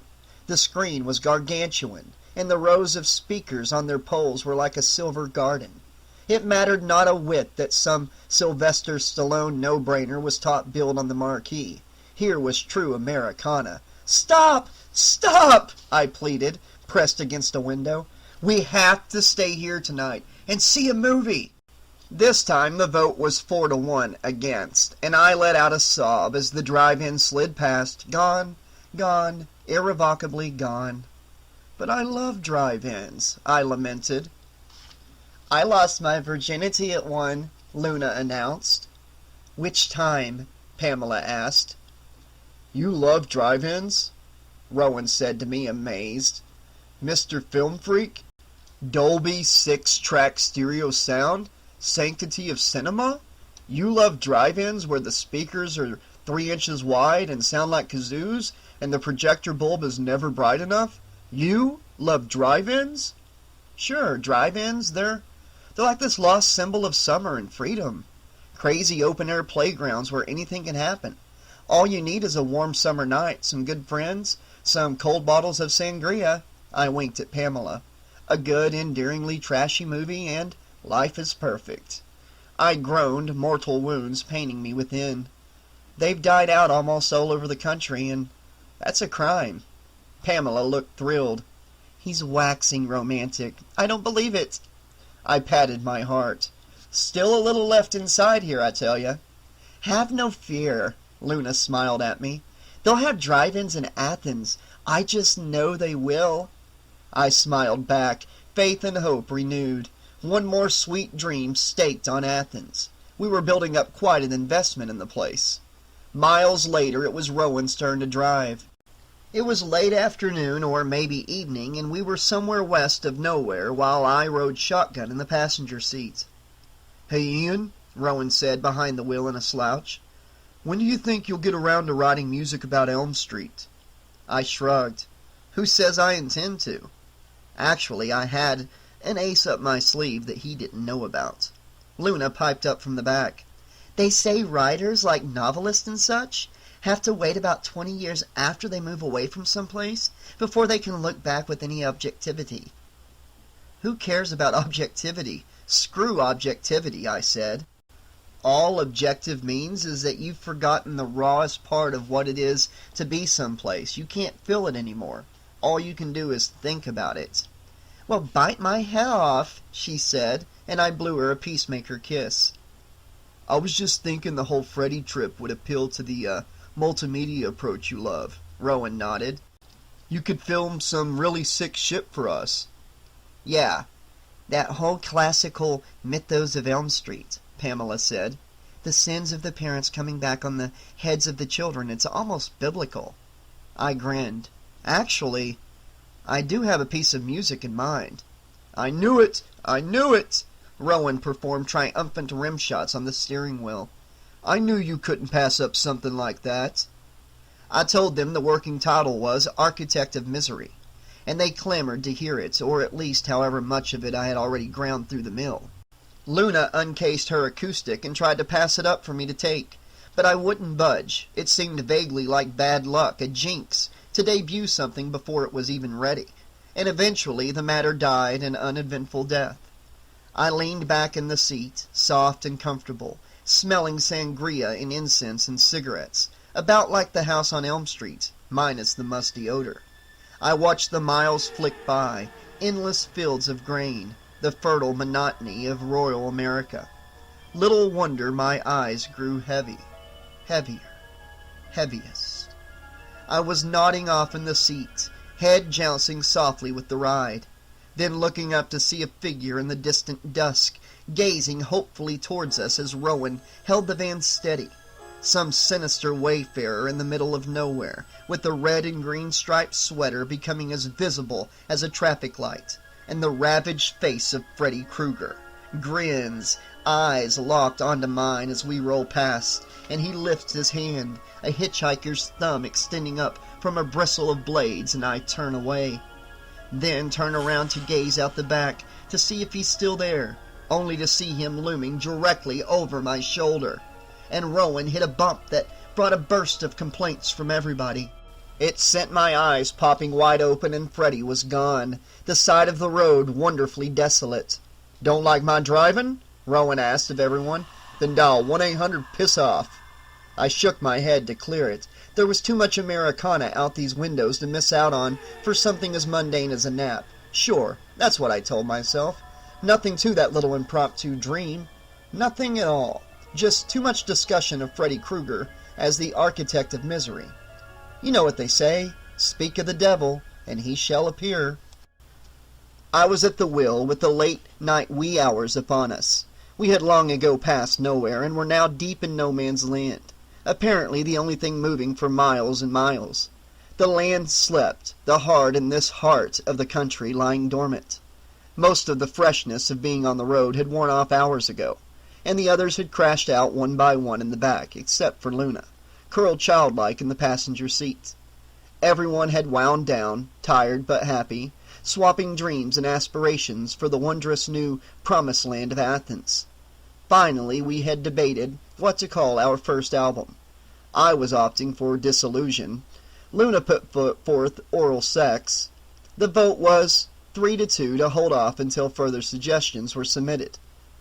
Out here in the Heartland's fields, the night sky was as rich as black velvet, pinpricked by the stars. 1,000 points of light. While the points of light had sheer numbers on their side, it was still the darkness that gave them form. The darkness held the true power. Reach out and embrace the darkness, make it your own, our credo, our philosophy, of life and creativity. We were, however, forgetting one thing. Sometimes the darkness can turn, as a dog to the hand that feeds it, and bite. Somewhere along the way my eyelids grew heavy again. I would shut them for a second for a much-needed rest, then reopen.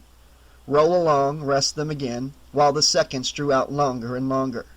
My chin dropping south toward my chest, and my head snapping up, suddenly alert with momentary panic. Ahead, the river of pavement shone within the twin cones of the headlights, pouring beneath us fluid and sure. My eyes were bleary, my head loose and heavy and taking on ballast. I knew I should pull over, get out and walk for a minute or two, but there was that silly, stubborn pride saying, No, I can beat this, I'm fine. I'm fine. I snapped awake again, realizing that at the side of the road I was periodically catching a glimpse of something in the night, just beyond sight, but stepping closer to the speeding van every time I caught it out of the corner of my eye. A red and green sweater this time of year? Look at it straight on and it would vanish, a dweller of the periphery. I recalled hearing somewhere that if you push yourself too hard too long, your brain would eventually announce that it was time to back off and shut down by hurling dream imagery at you while you're awake. Tiny, crystalline moments of hallucinatory sleep condensing into the waking world. And there he is, while the tide of sleep overwhelms, Freddy Krueger, the man legend says can never be outrun, slipping between those cracks. But all at once I'm awake and alert behind the wheel, wondering what's the problem. No problem here. Never. I will not allow it, for there is precious little to make you feel more free and easy than cruising through the countryside in the dead of night, all alone in your vehicle of choice. No one but you and the stars and the cool night wind whipping off the asphalt, ruffling your hair with the tender caress of liberty. Isn't technology wonderful? Man and machine as one. Suddenly the steering wheel sprouts spurs of metal and they uncoil from within the wheel before I even have time enough to recoil. It can't be. Guitar strings. They're guitar strings. While a cry of alarm strangles within my throat, these heavy-gauge E strings whip around my wrist, circling under the power of their own frenzied orbits, drawing tight, tighter, nearly cutting off all circulation until my hands are tied securely to the wheel. The same fate has befallen my feet. My left is abruptly lashed back to the seat, while my right is bound to the gas pedal, and the brake might as well not exist. The hammer falls, pedal touches metal, and the van rockets into the night. The lucidity usually experienced in more pleasant dreams returns under fire. I know precisely what is happening. I'm responsible for a van load of the dearest friends I've ever known, while they're zoned out and trusting me to carry them through the night. But I'm asleep at the wheel, and life is out of control. Then, one slim ray of hope. How many times have I successfully navigated myself on foot while sleepwalking? Enough to pray that perhaps I can keep us alive by the same principle, sleep driving. It's not unknown. Others have traveled miles from home without once flickering awake. I watched the dream speedometer climb higher, steady as the sweep hand of an unfriendly clock. The fields on either side of the highway flow past so quickly that grain looks liquid. I cut loose with a bellow when the steering wheel, with the mind all its own, wrenches a hard right and sends the van roaring off the road into a cornfield. Corn stalks are mowed down in front of me as if kneeling before a vengeful god, while dust and chaff and corn silk boil into a cloudy wake. Wake up! Wake up! I tell myself, but consciousness will not hear any of it. I no longer feel remotely that it's my dream, that I'm the one in control, but I fear. A true believer born in mere moments, I know just who is in control. The van careens through its nightmare course, a kaleidoscope of landscapes. It burst out of the other side of the cornfield onto a dirt road. Before the onslaught, a bleating herd of 5 lambs scatters. Terrified, the van roars up a steep incline until only sky fills the windshield, and then hurtles over the top to shutter down on the other side. The van plunges headlong down a steep slope, dodging trees like a skier on a slalom course, while leafy branches swat at the windshield, and then screeches a hairpin left turn onto a 2-lane blacktop that even mapmakers have forgotten. Desolation, complete and total. The van holds the course as it rolls me toward a monolithic shape at the side of the highway. It's dark, silhouetted against a blue-black sky, and I know what it is long before the van rolls just past to stop and turn in beside a tumble-down wreck of a marquee amid dry brown weeds. The letters read, "Closed for season, closed forever. Welcome to the drive-in at the edge of the world." The van idles beside the ticket booth, out of which he leans, the original architect of misery. He stinks of burned flesh. "Free admission tonight," Freddy tells me, then leans out farther to peer suspiciously into the van. "Not trying to sneak any buddies in, are ya?" He roars laughter as he pulls back into the booth and slams the sliding window shut while the van lurches ahead. Inside, moonlight paints over the vast acreage of bare ground, as brittle as baked pottery and as cracked as a dry riverbed. The scorched earth crumbles under the tires as the van turns down a row of speakers near the middle. Slowly, as if discriminating, got to choose just the right one. When I'm in place, the engine dies on its own. The headlights peter out, and the world is silent but for the whining of a lonely, apocalyptic wind. Tumbleweeds roll across the lot. Ahead, the screen towers, wide and spectral against the sky. Overhead, lightning flickers among swollen clouds. And behind me, the concession and projection building looks to be 3 nails away from collapse. Its shattered windows are boarded over. Cobwebs weave its shroud. And then there's me, tied to my wheel by guitar strings, blood seeping around my wrists. I think of centuries past and their masters of the sea lashing themselves to the wheel during a blinding storm. I fear I'll not prove so brave. I know the mythos. If he kills you in your dream, then you're dead for real. Freddy comes crunching his way across the ground, a darker shape against darkness. He pauses before the van, then drums the blades of the razor glove impatiently across the van's snub-nosed hood, then swings his way around to my window. "So do it," I will him. Asleep at the wheel, dead at the wheel, same difference. Back in the world, my friends will meet the same end. I hope you have a wreck and all die. Ironically prophetic words from a not-so-good neighbor. I only wish I could tell them how truly, truly sorry I am. "I don't believe in you," I tell him, one last valiant fling of defiance with a tight throat. "I know," he says with a brown grin. "That's what makes this so much of a challenge." Krueger snatches up the boxy little metal speaker from the adjacent pole and slams it down just inside the driver's door, bracketing it over the top. He then reaches in to tickle me under the chin with the point of an index blade, and it's sharp. Oh, it is so sharp. "So watch and learn." His footsteps crunch away behind me as I sit shaking at the wheel. Rusty hinges squill back at the projection building. Moments later, the clatter of a monstrous projector ratchets into the night, while a shaft of light spears through the darkness, and 2 simple words come buzzing out of 1,000 little speakers. "It's showtime!" "Real one!" Rowan rolled over on the van floor. He smeared crust of sleep from his eyes, then lay a flat hand on the floor. No vibrations. Probably what woke him up. Let his body get used to trucking along at 65 per hour, he could sleep through airliner-level turbulence. Shut down, though, and hey, something is different. He sat up and straightened his pants. Black leather. They felt like a baggie or something, seating him in with his own sweat. "Pamela," he called out, then checked around. No Pamela. No, nobody. Some kind of bandmates they were.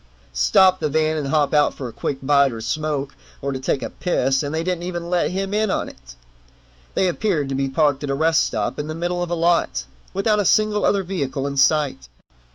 Come to think of it, he couldn't even hear any back on the highway that they must have pulled in from. Outside the van, the towering light poles topped with sodium globes gave everything a sickly yellow lavender tone, an ugly color incompatible with nature. Rowan slid out of the van and looked around. The rest stop building looked desolate, unused for months. Dust blew in the air. Ghost town blues. "All right, assholes," he called out, then listened as his voice echoed without reply. Once more, nothing. He looked back toward what must have been the highway, saw the off-ramp that would have led him here, saw the big sign so stupid drivers wouldn't go the wrong way, marked "Do Not Enter." He looked in the other direction, the on-ramp that would put them back on the road. "Do not enter." Say what? You could only get here, you could never leave. Was that it? Rowan muttered a little epithet to himself for the fearful little clutch of his heart. This was seriously uncool. Well, when all else fails, put on some tunes. Music made it all better. It hath charms, and all that. He leaned in through the passenger door and sorted through a case of cassettes, most of which he had liberated from record stores in a roomy pocket or tucked down the front of his pants. Shopping on the budget of the band required creative acquisition methods from time to time. He settled on one and popped it into the in-dash player after switching the ignition key to power on. The tape slid smoothly in and locked into place. And nothing.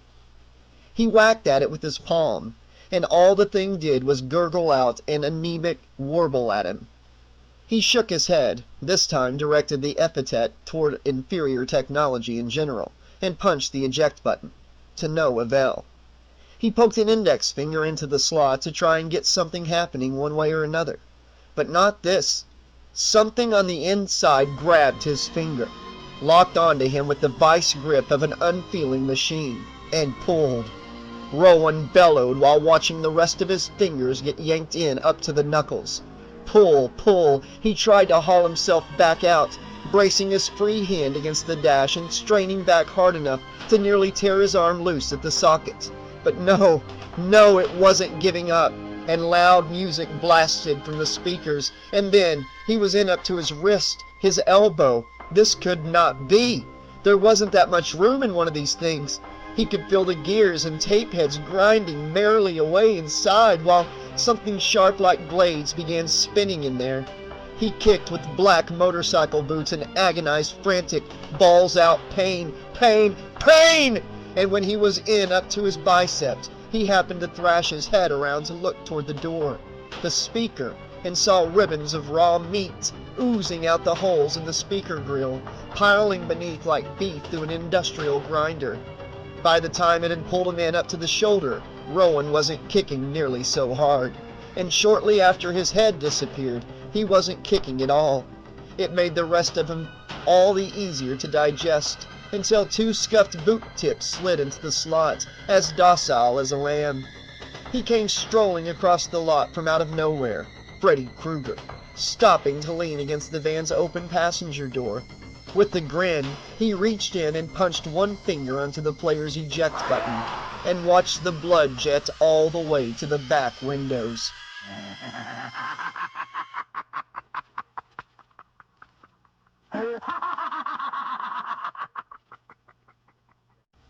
Reel 2! Pamela drove under the purity of a desert moon, and even the wind seemed to whisper her name with longing. It soothed, it caressed, it sent her hair streaming behind her like a bridal veil. Ahead, she saw him through the night, a moonlit silhouette standing atop a crest at the side of the highway, a hitchhiker, awaiting a ride in the dead of the night. There was something familiar about him even at this distance, that asymmetrical stance of hesitant arrogance. She smiled. Fate always had its strange, wondrous way of intervening in lives. The music on her car's stereo was prophetic, an oracle of hypnotic throbbing, sprinkled with delicate downward spirals of electrical piano. And the voice, oh, such a voice! An enchantingly dark promise of mysteries, within mysteries, riders on the storm. She wheeled up next to the leveled thumb, and her heart was in her throat with longing as he opened the door and slid in beside her. For a few moments all Pamela could do was stare. He was just the same as she always dreamed he would be, timeless across the years, the same as he had looked in the Gloria Stavers photo session. His dark curls tasseled and regal around sculpted cheekbones, and eyes of such sensual depth she could drown. It was the look of the young lion in his prime, and they shared a celebratory drink of sangria. "I knew you didn't die in Paris," she said. "I always knew. I never doubted for a minute. Jim Morrison raised a tender finger to her lips, gave his head a little shake. "Don't talk. Just feel the night." He smiled. It was dazzling. A night of new wine. He was, of course, right. To speak was superfluous, an insult to the sanctity of this dance of lost souls, now reunited. Locked in its embrace, sweet surrender, she began to drive again, letting his words and music spirit her onward. There's a killer on the road. No speaking, their minds were so finely attuned to the point of oneness. His thoughts were hers. Let's resurrect the pantheon, the ancient tribal elders of sylvan mansions. Deep within her heart of hearts, Pamela knew this had always been destined. She had always had faith that he would find her, or she him. That she was the reincarnation of Pamela Corson Morrison, who had died when the new Pamela was but an infant. The name was the same. As a baby she must surely have been an empty shell, awaiting the soul that would fill her like destiny, until the day of reclamation, when the two of them, like a king and queen, would reascend the throne as avatars of electric shamanism. She had prepared well. The doors had never truly had a basis. On this holiest of moonlight drive she smiled at him across the seat, and he smiled back, his hair billowing like a mane. She could read his hunger as clearly as she read her own. Now, it had to be now. They could wait no longer for one another. To deny their bodies' union would be to risk madness and damnation. "Do you love me? Would you die for me? Deny not my potency. Eat me like this, with grand golden copulations." They folded together, shedding clothes as newborn chicks emerging through hated shells, and she held him close, feeling him press against her belly. And when she drew away, she wondered how she could ever have been deceived. This hideous face of betrayal sneering into her own, with its stink of burnt meat. "The 60s are dead, bitch! It ain't the summer of love anymore!" She felt the cold, sharp, four-pronged thrust into her belly, the warmth of blood running into her lap. And as the final traces of the beautiful, androgynous face slid from her mind, she could whimper only one word. "Why?" "I've always preferred the feast of friends to the giant famine." Real free! Weightless she flew, carefree she soared. It was a dream, and Luna was fully aware of that. Such was the only way she could ever fly. Yet it always felt so completely real. Cool night air rushing past her face, and the precious scents of earth and water wafting up from below.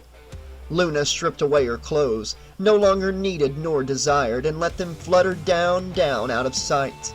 Sex had always reminded her of dying, when it was done right, and she regarded them as encounters of transcendence, dark domains of wonder within mystic nights, trying too hard to live, trying too hard to die. Conventional love was annoyingly restricted by gravity, but here among the clouds anything was possible. To ride the moon, I just want to ride the moon just once. Like the answer to a prayer, it appeared before her. A vast crescent moon curving down in all its celestial grandeur and blue, white, silver luminescence. She soared for it, and it smiled. Its mouth was so inviting. She lit like a hummingbird straddling, then sinking upon it. As huge as it was, as tiny as she was, it accommodated her readily. Luna threw wide her arms, enraptured, and leaned in to embrace as much as she could. Its skin felt solid but not rocky, cool but not icy. Riding, the rhythm came readily and naturally, while the saddle of its tongue sent delightful chills up through her body. The return of her gravity was so gradual, so subtle, that Luna wasn't even aware of it until it had already happened. The sensation was ghastly, her weight feeling doubly heavy as it crept into muscles, filled bones with lead. Beneath her, the mouth of the moon tightened, sealed over, and down she slid. Luna cried out and tightened her grip, pressing it in with her knees as if atop a wild horse, sliding. Above, below, and beneath, the moon began to change. Its radiance dimmed, its color deepened to that of steel, and then the shape itself began changing. The crescent began to bend outward, slimming down so that her knees pressed even closer together. Dark clouds whisked past her face and body, washing her with a chilly mist that beaded her bare skin, leaving her wet, leaving her slick.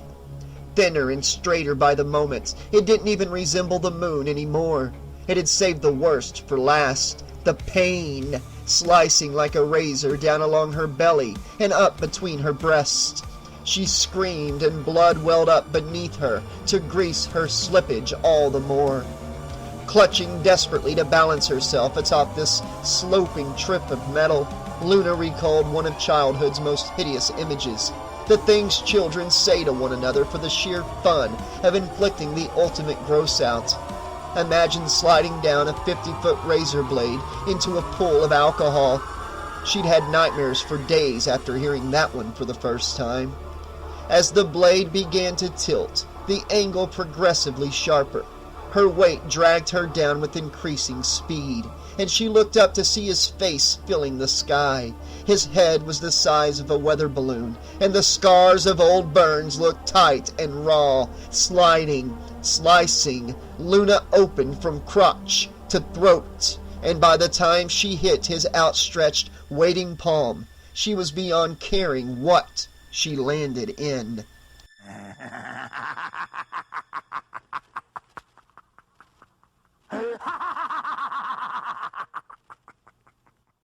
Reel 4! Marley walked into the record store with feet that felt as fleet as winged Mercury's. He smiled shyly at the crowd as they cheered his arrival. He could do this with honor and feel proud. There'd been no compromise to cloud the day ever. Integrity had paid off. A #1 album on the alternative music charts. With long hair and short from early teens to middle age, they parted for him as the Red Sea had for Moses, and allowed him access to the autograph table. He took his seat, flipping the length of his black coat behind him, so it wouldn't bunch up beneath him. Minor bedlam, all these autograph hounds seeking to be first. For the first time, Marley noticed a small laminated placard standing on the table. "Limit 2 albums signed per person, please. The management." Marley shook his head. "One thing before we begin," he called out, and they quieted immediately. "Let's get rid of this, shall we?" He sent the offending card spinning off to one side, out of sight, out of jurisdiction. The resultant cheer was triumphant. The faithful jostled, jockeying for position, and he told them to take it easy, to chill, there'd be plenty of time for everyone. First up was a kid with a shaved head, slapping down the debut album from the Nancy Thompson Grave Watch. The moment was a crown jewel of Marley's life. "Who's this one going to?" he asked. "My name's Colin," the skinhead told him. Marley signed his name with a flourish, and after that the albums came fast and furious. For Lydia, for Michael, for Blythe, someone named Anya had him sign a pair of panties. He scarcely had time to look at each wrist before it was eagerly shoving an album toward him. Next, a badly scarred wrist in hand, the shirt sleeve a worn green and red stripe pattern, shoving the album across the table. "And who's this one for?" "Just make it out to Freddy," came the voice. Marley snapped his head up, saw the visage of nightmares, and noticed that sometime within the past few moments the crowd had thinned down to a single solitary one. He backed backpedaled in the folding chair, but no, too little too late. You can't outrun the boogeyman. Krueger reached across the table and seized him by the neck, lifted and slung him halfway across the store. Marley slammed into a wall lined with display racks of new releases, and dozens of albums went cascading to the floor. He slumped back against the wall, stunned.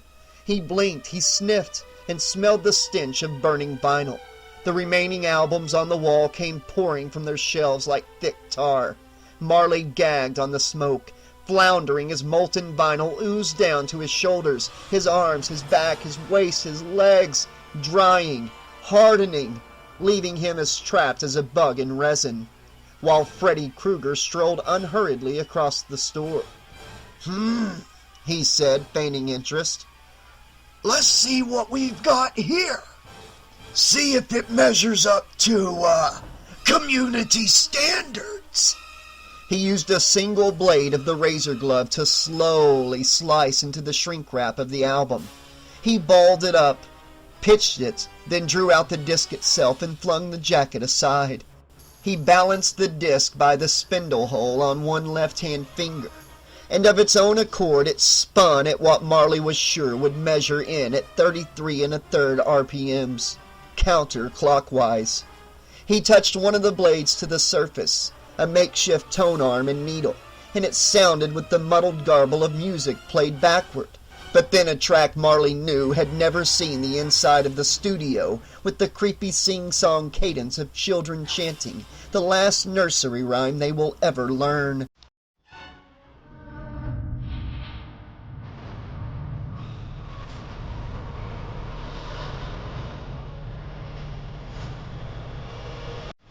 Krueger grimaced with satisfaction and ground his blades into the LP's surface, shredding it into flinging shards of vinyl.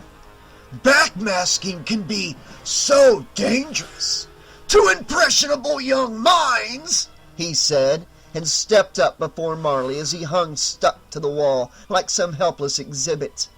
A little editing will take care of that. One vicious flick of the glove opened up a horizontal gash across Marley's stomach.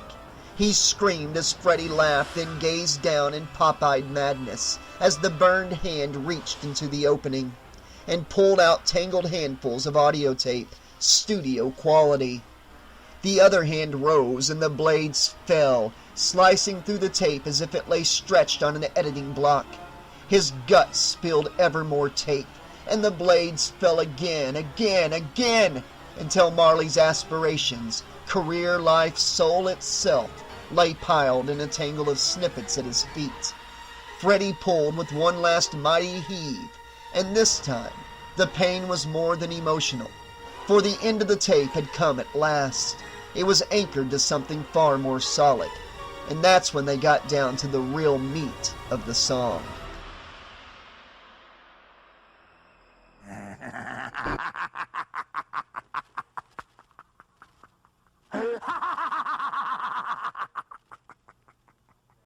Fade to black. There are no closing credits, and I've seen far, far more than I ever thought I could endure. My only consolation, puny as it is that in saving me for last, Krueger has deprived himself of the struggle of life instinct and self-preservation that seems to excite him so.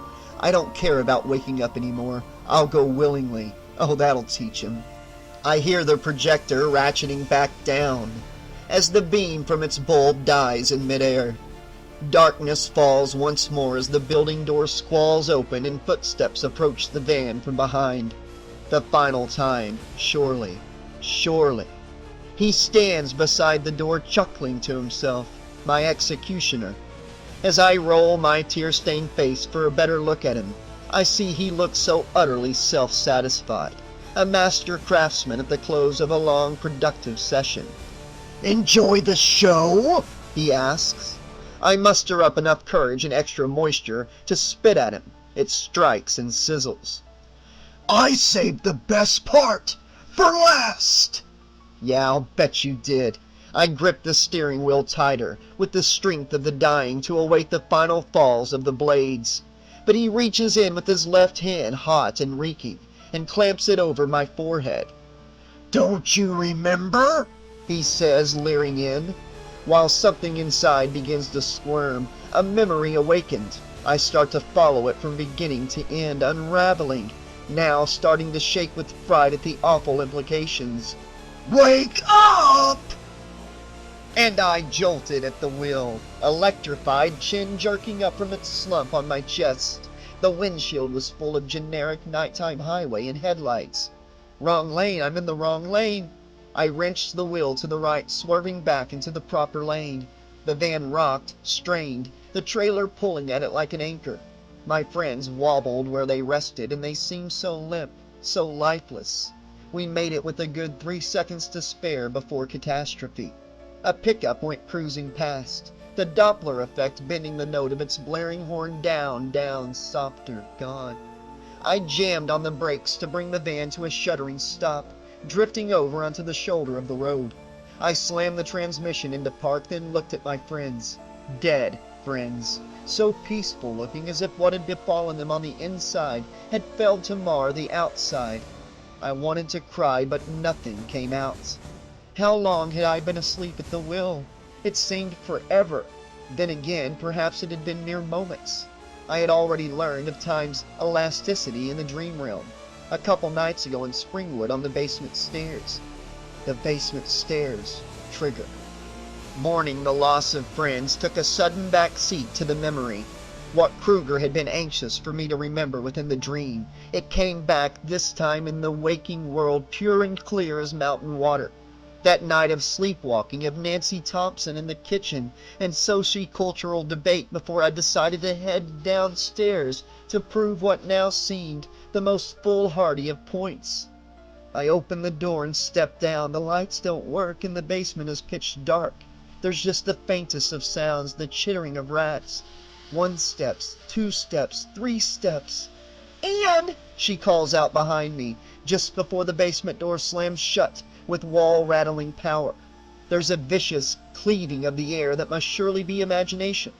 And the 5th step crumbles beneath me. Old house, old steps, victims of damp rot. I should have anticipated. I started to plummet between the stairs, through them, but I can fly. Falling still, and it's so cold. No, I can't. I slam onto chilly concrete, legs shattering into white magnesium flares of painful intensity. And there I lie, crumpled and broken, while the cold furnace suddenly erupts with flames. The basement is orange, peopled by sinister dancing shadows. Krueger paces across the basement, with the rats swarming about his booted feet, the Pied Piper of hell. He stops, the rats do not, and he watches while they swarm toward me, over me. I'm easy prey. My shriek is thin and feeble. The rats, muzzles twitching, dig in with gnawing yellow teeth. I see their faces are burnt and scarred. The missing 10 minutes finally reclaimed. So I was the first. The very first, his pawn, while he suckered me along until he could claim us all in one fell swoop, here at the gateway to our future glory, our greatest potential. I sat there behind the wheel, numbly trying to get that through my head, then wondering how I could still be thinking at all. And then it came to me. Like the best of psychosomatic illnesses, the effects didn't hit my body until they had occurred to my mind, but hit they did with a vengeance. The only thing that kept me from screaming until my lungs ripped free was that Luna started to move. She uncurled in the seat, her face drawn and haunted in the moonlight, her eyes witness to the fury of her own murder. She gasped and clutched her hands to her belly and chest so recently gutted. They were intact, but that didn't seem to make any difference. One by one, the others began to stir in the back. Rowan, Pamela, Marley. Rowan groaned, then wide-eyed began to curse. Marley began to cry, sobbing dryly with no tears. "Something's wrong with me!" Pamela shrieked in the anguish of disbelief. "Something's wrong!" There was a simple phrase for it, really. Almost a joke. Cold and shaking, Luna reached for me and we clung to one another in a desperate hunger for comfort. Wake up, Dad. And when we kissed, we recoiled. The taste of maggots. The road to Athens is long and fraught with peril. We have decided to hang in there, and if we can't make it, get as far as we can. This time, the vote was unanimous. It's all we have left, a race against time. We know it's far too late for us to live and thrive there. At least we can die there the second time, the final time, provided we don't decompose before we get there. We all know the myth and now believe. If he kills you in your dream, you die for real. I wonder, though, how long the brain functions after clinical death. During the French Revolution, aristocratic heads plucked from the guillotine basket still gasped in tortured silence, trying to speak, a terrible awareness in their eyes. Children had been pulled out of frozen water dead, trapped under ice for 15 minutes and more, then revived. The tales are plentiful and mysterious and documented. I know the myth and believe, so I have to wonder, how long do the dead dream? And what happens if he decides to resurrect you in that time? 400 miles from Athens in closing. We're all we have left, ourselves and our singular goal, and we cling to it with peeling fingers, but we don't like to look at one another much more than we have to. Rowan was the first to start bloating with the gas of decomposition. To look at one another reminds us too much of ourselves. Athens, oh please let us make it. It's our one and only dream. For there are dreams of sleep and there are dreams of aspiration. An amazing man, that Freddy Krueger. He knows how to turn both to poison. I think of the importance of myth, from the genesis of humanity all the way to present day. They help the ancients explain the unexplainable and touch the infinite. Today we live in the golden age of science, but I think we need all the more. For so little wonder, good or bad, is allowed in our lives. So little wonder, replaced with the cold logic of reason to leave us with only ourselves to ponder. But the need for myth is no vestigial organ like the appendix. It thrives on, and the myth will never die. It just changes to fit the times. Elvis lives because we can't accept the fact that the music could be silenced. Somehow JFK survived the Dallas bullet that sent part of his head cartwheeling onto the car's rear deck, and he lives today because we need the hope of a new Camelot yet to come. James Dean didn't really die, no, because we love a rebel. And somewhere in the twilight of sleep, a child killer stalks our dreams, a mythic figure for a dark new age. In the end, maybe we need him more than he needs us, because I was at least right on one count. A scapegoat always comes in handy. If he didn't already exist, we would no doubt find it necessary to create him in our own worst image. Fred Krueger, the man, the myth. He's worse than I would have ever believed. Why kill us and be done with it in a moment, when the gradual decay of our bodies and our dreams will feed him with an infinitely greater bounty? Death in sleep, however gruesome, would be far preferable to this, the waking nightmare.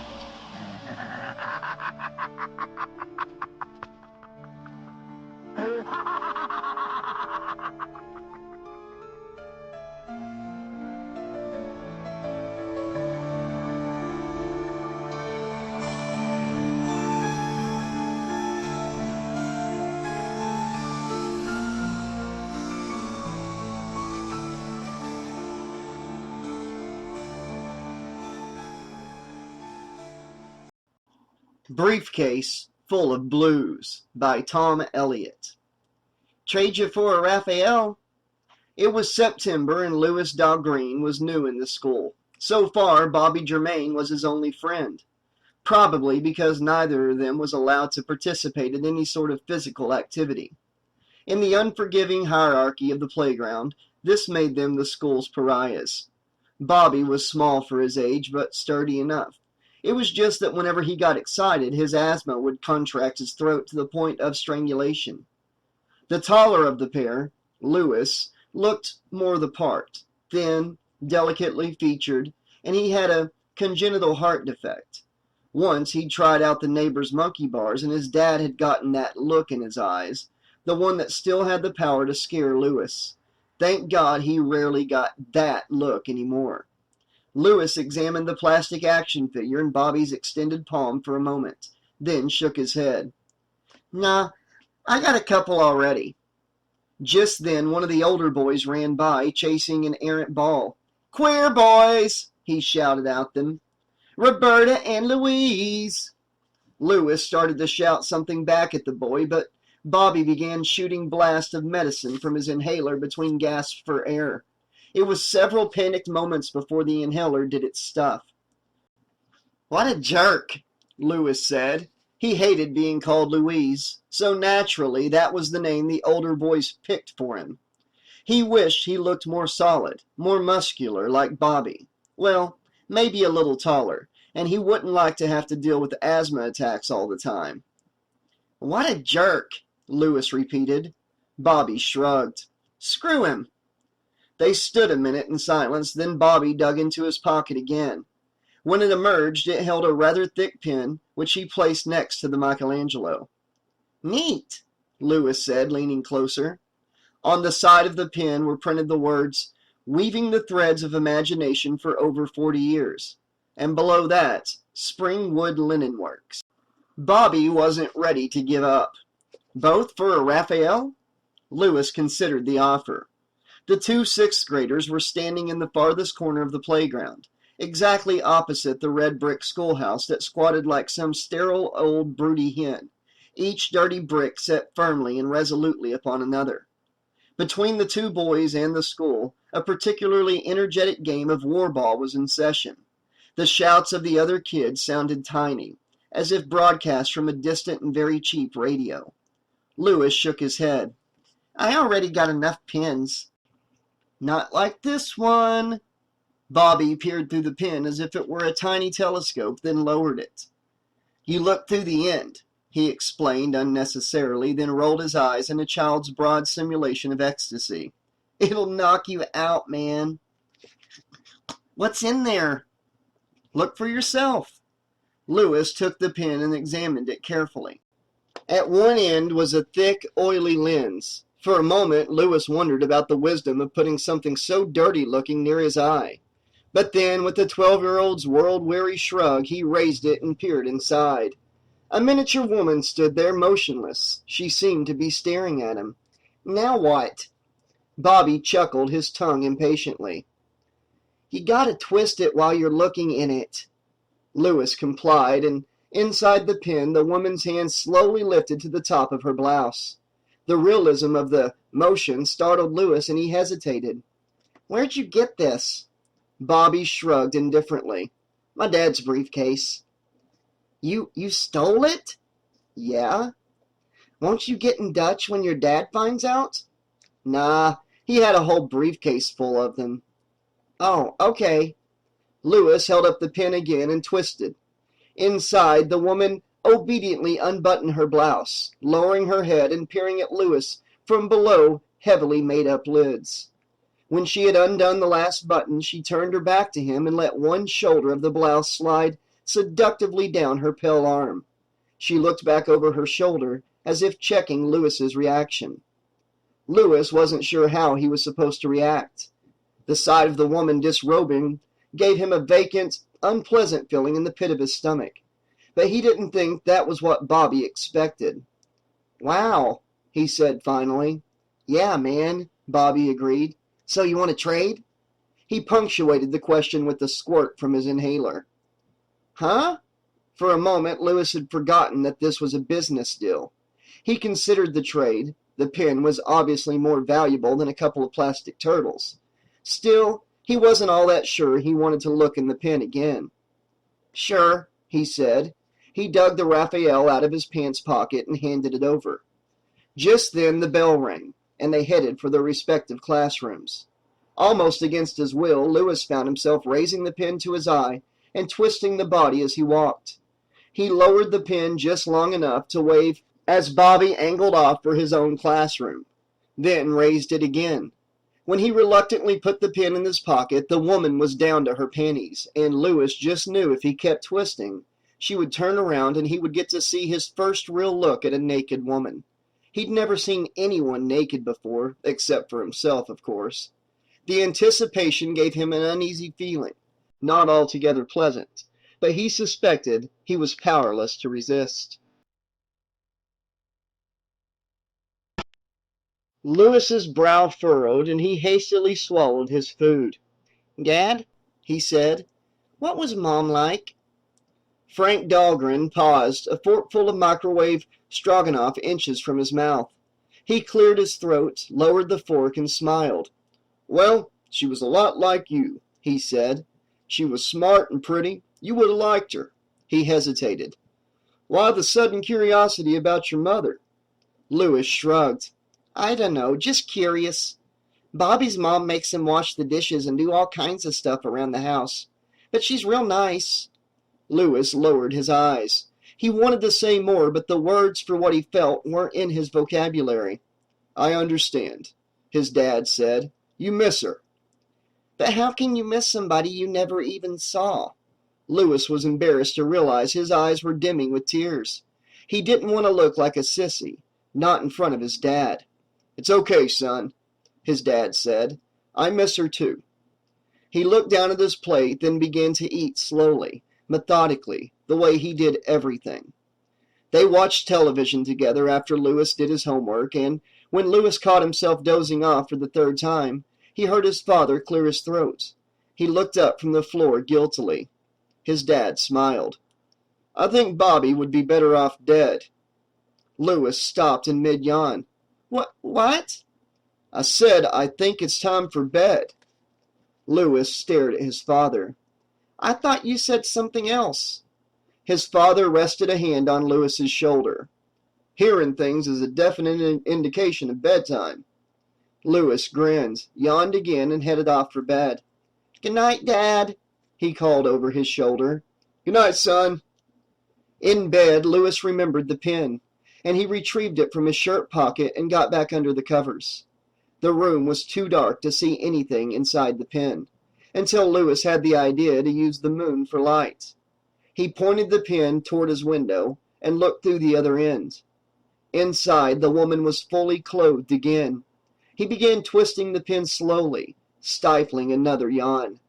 The woman got down to her panties, and just as Lewis imagined, she turned to face him. Her tiny mouth, bloody red with the moon's wan light, moved in silence, as if she were saying something to him. Lewis strained to read her lips, but all he could make out was the word fuck. He kept screwing the pen's body this way and that, making her repeat the words, but nothing more revealed itself. He gave up and focused on the woman's body. A slight twist, and she obediently removed her last article of clothing. It was disappointing. She had hair down there, and, try as he might, he could not discern what might lie beneath. Secretly, he was glad. He yawned again. In the dream, the woman was full-sized and in the room with Lewis, and she spoke to him, and he could understand every word. She told him that she wanted him. For what? He had only the vaguest of notions. But her urgency frightened him. She came closer, reached out and unbuttoned his pants with practiced fingers. Before Lewis could protest, she had knelt and pulled his pants down to his ankles. He felt cold fingers wiggling under the waistband of his shorts, and then they too joined his pants. For a moment the woman froze, and Lewis forced himself to look down. The woman was glaring up at him. They stared at each other. Then she leaned her head back and began to laugh. Her breath was misty with alcohol, and Lewis wondered if her teeth didn't look a little rotten. "What am I supposed to do with that?" she asked him. She laughed again, shaking her head. "Just what am I supposed to do with that?" It was nearly 6 o'clock when Lewis got home from school. Lack of sleep had caught up with him in history class, and Mr. Finning had embarrassed him in front of the other kids by waking him up. "Dad?" Lewis called out, but the hollowness of his voice rebounding off the walls told him he was alone in the house. Dad worked 9 to 5, punctually, but Lewis was used to his father working late every once in a while. He tossed his books behind the sofa and dug under a cushion for the remote control. Lying back on the sofa, kicking off his shoes as an afterthought, he switched from one channel to the next. But all that was on MTV was some pukey girl with an acoustic guitar singing about Wells and Greenpeace and stuff. HBO had some movie on made for kids, which meant it was boring and not to be endured longer than necessary. Lewis was about to turn the TV off when something on one of the channels caught his eye. He switched back to that channel, then shook his head. On the screen was the woman from the pen. She was kneeling in front of a boy about Lewis's age, even though the boy had his back to the camera. Lewis knew you didn't have to be Einstein to figure out who he was. Lewis got down on the floor in front of the TV and stared at the picture. Tentatively, he reached out and touched the screen, and a sudden electrical charge rushed out of the TV and up through his arm. The woman knelt before him and told him that she wanted him. She unbuttoned his pants and pulled them down to his ankles. He felt that same cold hand wiggling under the waistband of his shorts, and then they too joined his pants. This time, Lewis had the presence of mind to grab the woman's fingers just before it reached out for his crotch. The woman looked up at him in amused surprise. "Why are you doing this?" In the dream, Lewis's voice was diffused, hollow. The woman shook her head, then raised a finger to her thickly lipstick lips. "Shh," she hushed. "He'll hear you, and I've got something to tell you, something important." For a moment, the woman's eyes grew fearful, and she cast a glance over her shoulder, as if checking for observers. Then she leaned in close to Lewis's crotch, making him step back in alarm. Her hands flew up and grabbed his buttocks, holding him in a firm grip. Her fingers were like ice. "What?" "Be quiet," she said in a scolding tone. "He might be listening in right now." She fixed Lewis with a solemn stare. "You've got to stop him. I'm not dead and there are others to think of. You just have to—" "You must have had a hard day at the office," Dad was saying, his hand gently shaking Lewis's shoulder. He nodded at the TV, which stared back at them with a static-filled screen. "What were you watching? I hope you remembered to do your homework first." Lewis rubbed at his eyes with a sweat-dampened fist. He grinned sheepishly at his father, then said, "We didn't have any homework today, but I guess I did forget to do the dishes." "Honesty is always the best policy, boy," Dad said. "By the way, did you think about what I mentioned last night?" Lewis scratched his head. "What did you say last night?" "Too much TV," Dad said with a sigh. "I said that it might be better if Bobby were dead." I thought you said something else." Dad shook his head. "No, son, I always say what I mean." But why do you want to hurt Bobby?" "I don't want to do anything to him, Lewis. I want you to do it." But why?" "You'll understand when you're older, Lewis. But it needs doing. It really does. Frankly, I'm surprised you didn't realize that for yourself." I can't kill Bobby, Daddy. He's my best friend."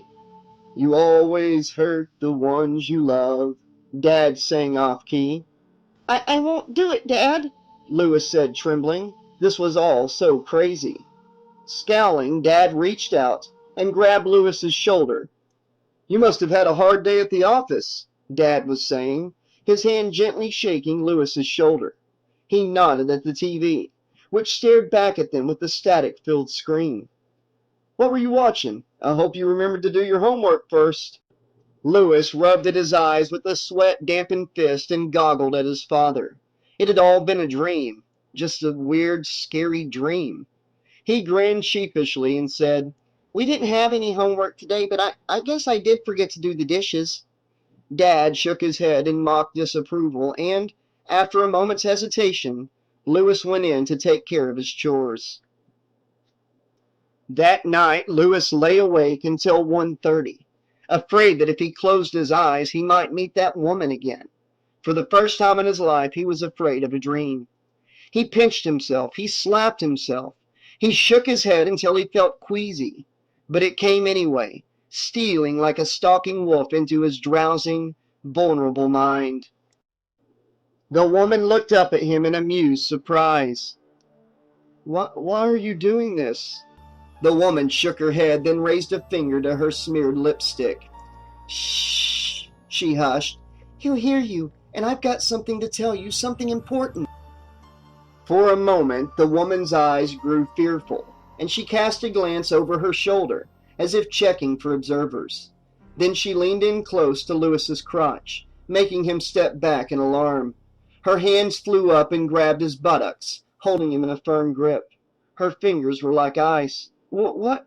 Be quiet, she said in a scolding tone. He might be listening in right now. She fixed Lewis with a solemn stare. You've got to stop him. I'm not dead. Extra, extra, read all about it. Lewis drew back. What? Extra, the woman pleaded. Read all about it. Her words were crazy, but her eyes held a sorrow too deep for Lewis to fathom. Whatever it was the woman wanted him to do, it was a matter of life and death. But whose? Lewis opened his mouth to speak, and the woman began to retreat, her arms out, beseeching, her eyes still pleading with him to what? To read all about it? Lewis and Bobby stood in the corner of the playground watching the energetic warball game spread over the yard. Bobby took a shot from his inhaler and turned to Lewis. Something's weird with my dad. Lewis was thinking of the dream. In fact, he could think of little else, and Bobby's words were an insect's drone in his ear. Meaningless, insignificant. I think he's going crazy or something. Huh? Lewis said, not really caring. In his mind, the woman knelt before him. But there was something wrong. Her lipstick was smeared broadly across her pale face, but it didn't really look like lipstick. It looked like something else. Lewis wasn't sure he really wanted to remember what the red smear was. Just trying to made his groin ache with surprising ferocity. It made him want to double over and cry out. I don't want to do it, Bobby suddenly cried out, and the abject terror in his voice snapped Lewis out of his reverie. Huh? What's the matter, man? My dad wants me to do something bad, Bobby sniffled. Yeah, like what? He told me to kill you. He what? Bobby nodded emphatically. Yeah, he was just talking to me like he does sometimes at night. And then, all of a sudden, his eyes sort of rolled up in his head like he was a zombie or something, and he says, real weird like, Lewis is the real danger, Bobby. You're the only one who can stop it all. Lewis remembered the strange words his own father had whispered, the ones he'd been certain he misheard. Did he say anything else? Lewis asked. Bobby nodded, his face miserable. He told me all kinds of ways to do it, to kill you. Like if we were on the monkey bars, I should shove you off, or I should push you in front of a car. Stuff like that. Bobby crouched down and hugged his knees to his chest. He was sobbing openly now. I'm scared of my dad, Lewis. I'm really scared. What about your mom? Huh? Is your mom saying weird stuff too? Lewis asked. Bobby thought a moment. No, at least I don't think so. Wait. His eyes stared at some distant danger. She was cooking dinner yesterday, and when I walked in, she just looked at me kind of strange and said something about the girl being the last to know. Lewis leaned forward. Last to know what? Bobby shrugged, still hugging his knees. I don't know. Maybe I didn't hear her right. It sure didn't make any sense. Bobby, Lewis said suddenly, and his friend's face snapped up to stare at him. Yeah? Does your dad still have all those pins? I don't know. I think so. Why? There's something weird about those pins, and I think maybe they have something to do with what's going on with our parents. Our parents? Lewis sighed. Yeah, my dad's been saying weird stuff, too, but I thought I just didn't hear him right.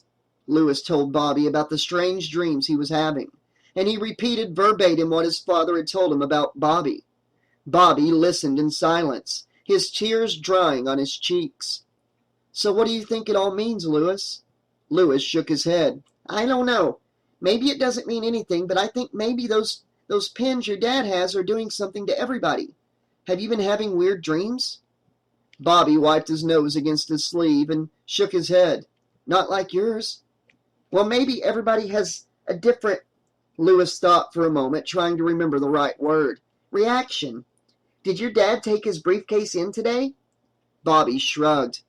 I don't know, probably. We should go over to your house right now and check. Bobby looked around. You mean skip school? Yeah, we gotta go now before your dad gets home. But why? Bobby stood up, brushing the gravel from the seat of his pants. I told you, we gotta check out the rest of those pins. Why? Geez, Bobby, don't you know any other word? Sure, but why, Louis? Because, Louis said, leading the way around to the back of the cafeteria where their bikes were parked. We have to find out who's inside them. That's weird. Yeah, I know, Louis said, and knelt to his combination lock. In a brief moment, they were pedaling down Elm Street. Bobby's father had taken his briefcase, but they found an entire box of the pins in a corner of the garage. Bobby jammed his fist into the cardboard box. We don't have to check them all, do we? There must be thousands of them in here. He wiggled his fingers, and the pins made plastic clacking sounds like dried teeth rattling in a leather sack. Louis shivered. Look through this one, Louis said, grabbing one for himself. He held it to his eye and twisted. Inside, the same woman did an abbreviated version of her striptease show. He lowered the pin. Is it the same woman as before? Bobby nodded. Let's look at a couple more. They dug into the box, looking through the lens. Louis saw the same woman. Same one in this one, Bobby said. Louis sighed. I guess they're all like this. We should check out your dad's office, see how many more of these there are. Why? Because, Louis said with a tired sigh. I think that maybe your dad's put something on these pins to give people nightmares. Maybe drugs or something. Bobby's mouth formed a tiny O. Oh, he said. Then he frowned. But my dad wouldn't do something like that. Isn't he the one with the briefcase full of the pins? Yeah, Bobby said miserably. But I bet he didn't do anything to them. Maybe somebody else did. That's probably it, Louis agreed, his lips drawing into a thin, determined line. Still, we better make a plan. At the turn of the century, the Springwood Linen Works, then the Springwood Asylum for the Insane, had been the largest structure in the state, towering 16 medieval stories high and enclosing nearly 5 square football fields worth of space. Although it has since been dwarfed by the Eddy Building and the Smithy Suspension Bridge upstate, both of those structures were over 100 miles away in different directions. In any case, the Linen Works was still the largest building in town, and there was no perspective point at which you could not see some part of its broad, brick and glass sides, or at least one of the 7 huge wooden evaporator tanks on its roof.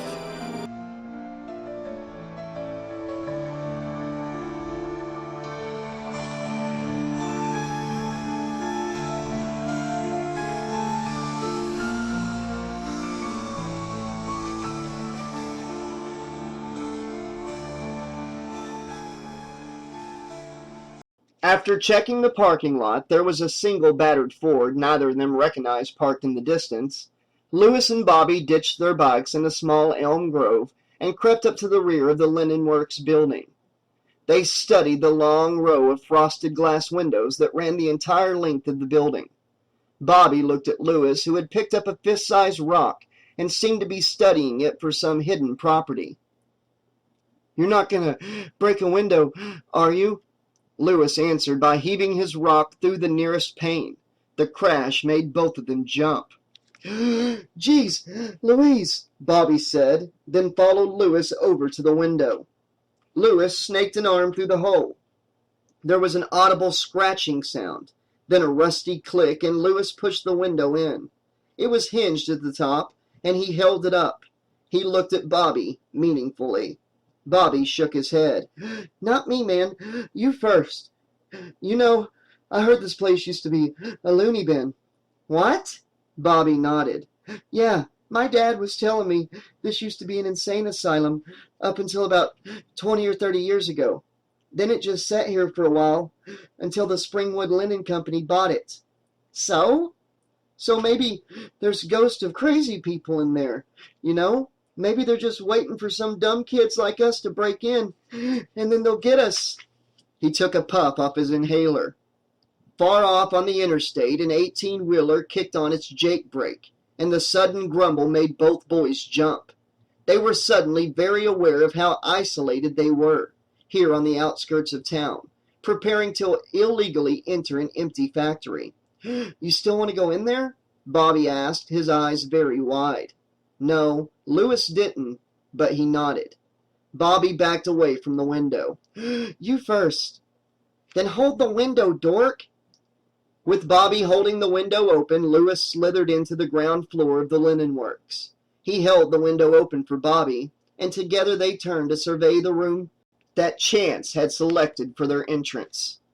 It was a huge room, its flaking steel beam ceilings at least 3 stories above them, its length and breadth uncertain in the gloom. Around them stood row after row of mannequins, most of which were missing at least one important appendage. Here an arm or a leg missing, there an occasional headless body. Lewis let the window close slowly. The refracted light from outside made the shadows in the room jump and jitter, and for a moment the mannequins appeared to lean toward the 2 intruders. Both boys shivered, and Bobby actually put a hand on the broken window frame. I'm getting out of here, man. They're just dummies, dummy, Lewis said, and despite his fear, Bobby giggled shrilly. Flashlight held out as totem against some hidden evil, Lewis and Bobby crept down one long aisle after another, searching for an exit. After the 4th aisle revealed no egress, Lewis turned to Bobby. We're doing this the wrong way. We should find a wall and follow it around. That way we'll find the door. Bobby nodded furiously. Lewis could see he was terrified. And maybe you'd better let me have the flashlight.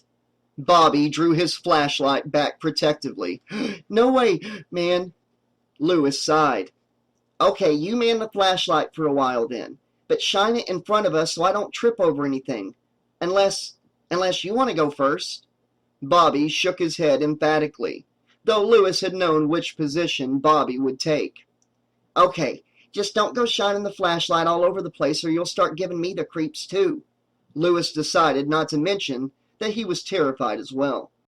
Bobby was only proceeding because he thought Lewis was fearless, and Lewis was proceeding only because, why? Why was he creeping through this deserted factory when he should be home doing his homework or watching TV with his dad? For a moment, Lewis actively considered the question, then shook his head imperceptibly. There was some mystery here that had to be solved.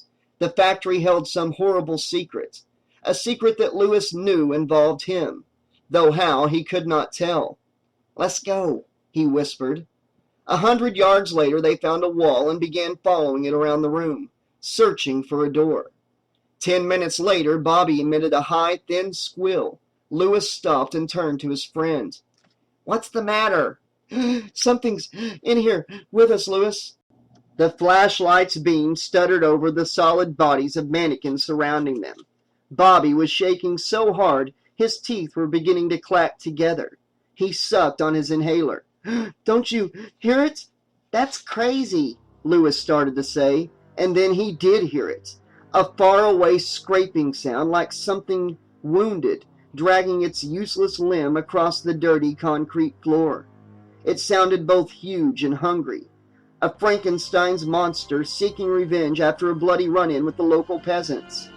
I'm getting out of here now, Bobby said. He turned and ran back down an aisle toward the almost invisible glow of dust through the broken window. Lewis was suddenly thrust into complete darkness. Bobby? No answer, save the sound of that wounded foot dragging against concrete. It sounded closer now, in the darkness, and Lewis bit off a second call to Bobby. Whatever was making that sound, he knew it would zero in on his voice. He suspected that it didn't need light to aid in its hunt. Suddenly, Bobby screamed. There was the distant clatter of the flashlight striking the floor, and then nothing. Not even the foot dragger. Was it listening for another scream? Or had it been the reason behind the scream? Had it caught Bobby? Lewis began to walk down the aisle, one arm thrust out before him, the other trailing a hand across the invisible faces of the mannequins. He found himself turning left, then right again. Something was wrong. All the aisles had been straight. They'd run the full length of the room, so why were they now turning into a maze? And why had Bobby screamed? Lewis stopped, his left hand resting against the surprisingly warm face of an unseen mannequin. He decided to chance it. "Bobby!" he cried out. Suddenly the mannequin began to squirm against his hand. It screamed once abruptly. There was a flash of light, then Lewis's head exploded with pain, and he felt himself dropping to the floor, cracking his head against the cool concrete. He fell through the darkness, into darkness. Lewis awoke with the start. All around him was black, though there seemed to be certain nearby shadows cut from a darker cloth in the darkness, and they moved. Lewis's head throbbed from the double blows, and he cradled his face in his dirty hands, feeling each particle of grit against his skin like a tiny drill bit moving against linoleum. Around him he could hear a multitude of whispers, all impossible to understand, though there seemed to be an air of urgency to them all, as if terrified people were organizing an escape from a library. That image struck Lewis as funny, and he barked out a brief laugh that sounded immense in the gloom. The whispers abruptly ceased, and in the silence Lewis was able to discern a soft, susurrant sound, like someone trying to breathe through a goose-down pillow. The source of the sound was off to his left, and Lewis crawled toward it, not caring if the sound came from the foot-dragger or from some other even more dangerous monster. His hand touched it first. He felt warm flesh and cloth beneath his fingers, and the suddenness of the sensation brought an involuntary gasp from his lips. The thing spoke. "Lewis, is that you? Bobby? Lewis?" The two boys clutched at each other like shipwreck survivors clutch at a broken spar. The air was full of their shared sighs of misery and relief. "I thought something got you," Lewis said. "I thought you were dead," Bobby responded, and Lewis felt his breath, feather-light, brush against his cheek. "Where's the flashlight?" Bobby grew silent. "Where's the flashlight, Bobby?" I dropped it." "You what?" "I said I dropped it, okay?" "Oh, Bobby, how are we going to find our way out of here without it?" For a moment, Bobby was quiet, and then, "Can't we just follow the wall like before? We'd have to come to the window eventually." "I don't think so," Lewis said. "I thought all the aisles were straight, but when you ran off and I tried to follow you, every aisle I turned down only went a little ways before I had to turn. It's like a maze, this room." "So how are we going to get out?" Bobby's voice was shrill, almost crying. It hurt Lewis's ears. "I guess we'll have to try the wall trick. Maybe I just got confused."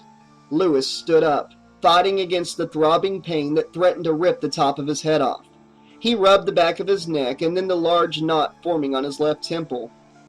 "You really hit me good." Lewis paused, remembering something. "Wait a minute. Wasn't it the flashlight you hit me with?" No. "It wasn't? Then what was it?" "I think it was a mannequin's arm." "So you'd already lost the flashlight when you hit me?" "I'm sorry, Lewis. I didn't mean to hit you. There was something following me, and I was so scared." Bobby was beginning to blubber now. "I didn't know it was you. Lewis reached out in the darkness and patted Bobby's shoulder. "It's okay. I would have probably done the same thing." "Really?" "Yeah, except I would have hit you more than once." "Huh?" Lewis smiled in the darkness. "I'm just kidding, you dork." "Oh. Come on, let's go." Lewis took a step, then paused. He reached back toward Bobby. "Come on, take my hand, you dope." Bobby's hand was cool and damp, and it closed like a vice around Lewis's fingers. "Geez Louise," Lewis said. "Not so hard." "Sorry." Together they began moving through the darkness. Lewis kept his free hand before him, waving in the gloom like an insect's antenna. His fingers brushed against the dusty faces of the mannequins, but he was beyond caring. He just wanted out of this place. Suddenly, Lewis was jerked back, and it took him a moment to realize that Bobby had stopped. "What's the matter with—" "Shh," Bobby said. "Can you hear it?" Lewis held his breath, and yes, he could hear it. That same scraping sound, and it was coming down the aisle toward them. It sounded no more than 10 feet away. "Oh, Jesus," Lewis said, and then abruptly there was light. It was a very dim light, but to the boy's eyes it was as if someone had turned on the sun. Lewis blinked his eyes rapidly, lending a strobe effect to the scene before him. Mannequins lay at all angles on the floor, a jumble of body parts that bled. The blood had coalesced into a pool that Lewis could see engulfed their shoes. Lewis raised his eyes and saw, standing atop the heap of bleeding mannequins, a man. A man whose face looked remotely familiar, though Lewis could not get a fix on it. It seemed to be constantly unsatisfied with its features and kept changing them in rapid movements. The nose grew large and bulbous, then thin, aquiline. It seemed to settle on Romanesque. The eyes were blue, then brown, then green.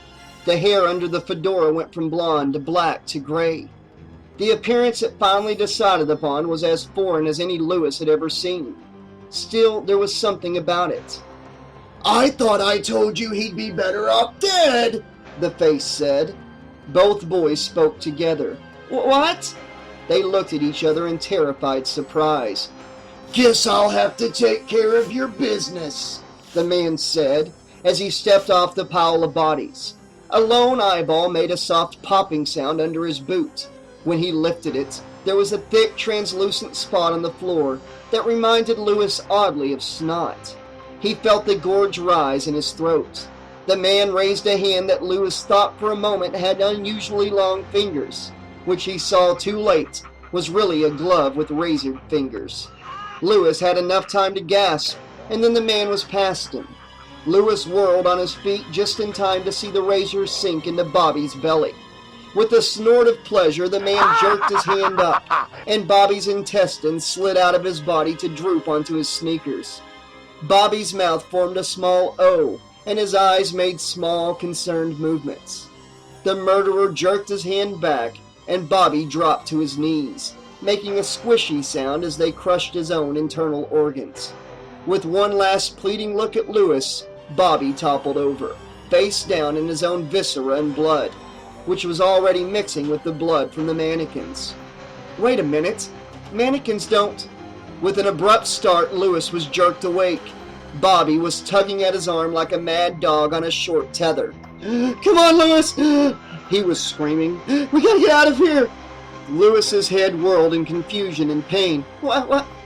Come on! He's gonna get us, man! Who's gonna? The guy, man! The guy with the fingers! Come on! With an abrupt clarity, Lewis understood what Bobby was saying, and he struggled to his feet. "You dreamt it too?" "I didn't dream squat, man. I saw him. He's a couple of aisles over right now, man. Let's go!"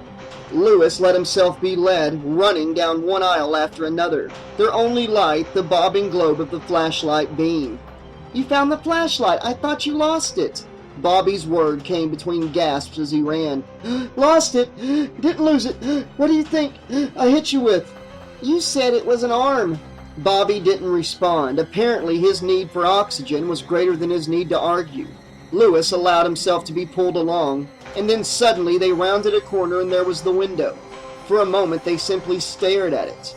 Two pagans confronted with the physical manifestation of their god, and then they were scrambling through it, both cutting themselves on broken glass as they did so. The night air was cool, and the stars were tiny pinpoints of apathy above them as they ran for the bikes in the elm grove. As they each began to mount their bikes, a burst of maniacal laughter froze them where they stood, and then they were pedaling madly, as if the very devil himself were aiding in their escape.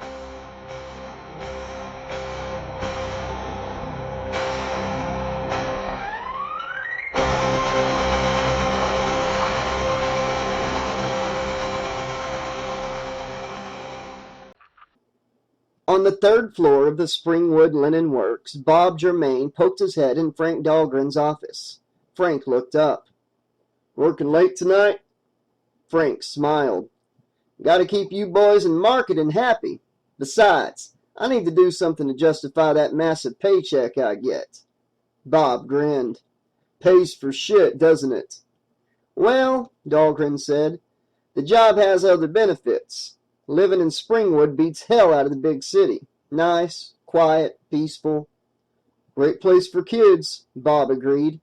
"By the way," he added, "great idea you had, that pin thing. The customers are going wild for 'em." He shook his head. "Where'd you find the supplier? Nobody's ever seen anything like 'em. Did you get 'em overseas?" Frank hesitated, then nodded. "Korea." Bob's lips compressed admiringly. "Those guys, taking over the world, I tell you." Frank nodded again, then glanced at his desk. "Well, I just stopped by to thank you for the pins. I'm getting $1,000 orders from customers who wouldn't take a penny's worth unless it was on consignment. Smartest move the old man's made in a long time was bringing you on to handle advertising and promotion."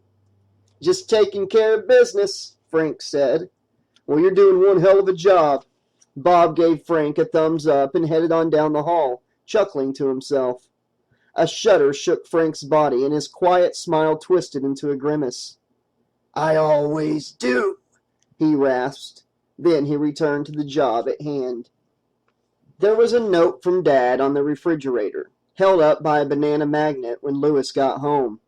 "Working late again," the note said. "Sorry, Dad." "Crap," Lewis said. His short hair was wind-tasseled from his mad flight from the Springwood Linen Works. Without noticing, Lewis wandered into his father's bedroom. The closet smelled of his cologne, and it was oddly comforting just sitting on the edge of Dad's bed. Lewis sat there for a few minutes, thinking, until he noticed the corner of a scrap of paper peeking out from under his dad's dresser. Brow furrowed, Lewis leaned over and picked it up. The paper was yellowed, wrinkled, but Lewis could make out the writing on it. Some sort of certificate, he thought. But as he read, the pit of his stomach opened up, and the room seemed to spin. It was a birth certificate. The baby named on it was called simply Baby Girl Dahlgren, and the parents were Betty and Frank Dahlgren? A sister? Lewis wondered. He read the date of birth. It was the same date as his own. A twin sister? But why hadn't his father told him about her, and where was she now? Standing, Lewis stole a quick glance down the hall, then slowly, feeling a growing sense of impending disaster, he opened his father's closet. Up on the shelf, just out of Lewis's reach, was an old box he had never seen. He pulled over a chair and gingerly lowered the surprisingly heavy box down to the floor. He undid the twine and pulled the lid off. Inside were hundreds of papers. Tax stuff, Lewis surmised. Dad was always griping about the tax man. But as he dug deeper, his finger scraped against something large, a photo album or a scrapbook. He pulled it out. It was a photograph album. Lewis sat again on his father's bed and put the large album across his knees. He wasn't certain he really wanted to open it. Why hadn't his father shown this to him before? Other families kept their albums out for all to see. They were always filled with pictures of people Lewis would never know and consequently had little value to him. But this one was different. It held, he was certain, pictures of people he did know. Holding his breath, Lewis opened the cover.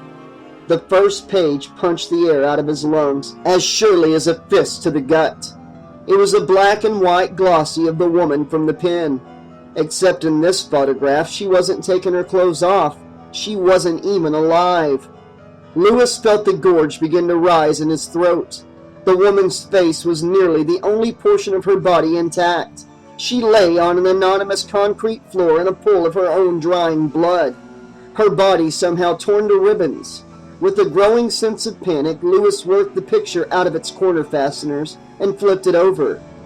"With all my love," it read in a manic scrawl. "Frankie." Lewis could fight the impulse no longer. He dropped the album back into the box and fled to the bathroom. He barely got the lid up on the toilet before his half-digested lunch gushed out. Some of it splashed against the cool tiles, and when he was finished, he took a washcloth and wiped up the vomit. Gross, he whispered weakly, his diaphragm still hitching in his belly.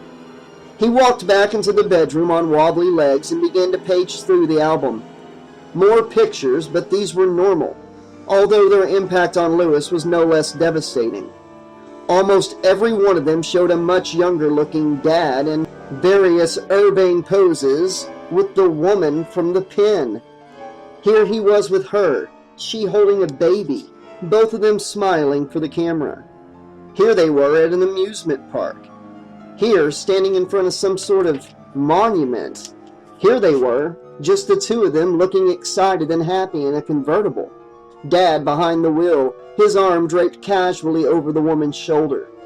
The world dimmed as Lewis's struggle to not understand what the pictures meant came to an abrupt end. This was his mother. His mother. He turned back to the first grisly photograph, but it had changed. Now it showed a close-up of her smiling, a pretty, rather innocent-looking young woman. Lewis turned the photograph over. The writing on the back now read, "From Betty to Frank with love," in a delicate, feminine script. Lewis turned the photograph over again and stared at his mother's face. He pulled the pen from his shirt pocket and peered through the end. Inside, the woman stood motionless, her back to him, her thumbs frozen inside the elastic of her underwear. Though he couldn't see her face, Lewis thought there was only a slight resemblance between the woman in the pen and the dead woman who stared up at him from the album. The possibility gave him a feeling of relief. Lewis sat there staring at her smiling face for a long time. Finally, he turned to the back of the album. No more pictures, just some yellowed clippings from the Springwood journal. At first, Lewis could not figure out what the clippings were doing in a photo album, particularly his own family's, until he began reading. They were all about a serial killer, one who mostly preyed on children, though a few adult victims were also named. The articles hinted that the killer had done horrible, nasty things to the children before he killed them. Sudden comprehension dawned on Lewis's face. Had the killer been the reason that he no longer had a sister? His eyes narrowed. Dad had never been clear about how Mom had died. "It's still too soon to talk about it," he always said. "Someday, when you're older. Respect for other people's property is very important." Lewis whirled on the bed, the album slipping from his knees and fluttering to the floor, scattering pictures and clippings at his feet. Dad stood in the doorway to the bedroom, looking tired and perhaps a bit angry. "Why didn't you tell me about my sister?" Lewis said shakily. He was frightened, but Dad had always been honest and open before. Keeping a secret like this from Lewis seemed so unlike him. "What?" "My sister," Lewis said, searching the litter on the floor for the birth certificate. He found it partially obscured by an article whose headline read, "School Janitor Held Over for Trial in Child Slayings." Lewis handed the certificate to his father, who scanned it, then crumpled it in one fist. Lewis took a fearful step backward, almost tripping over the box. "Your sister," Dad said, his voice possessing a strange quality Lewis could not identify. "Yes, your sister was only a year old when it happened." Dad's face grew long and his eyes grew misty. He reached out and rested a hand on Lewis's shoulder. "That son of a bitch got them both, your sister and your mother. Lewis, I'd hoped to talk about this when you were older, but I guess you're old enough to know now. Sit down."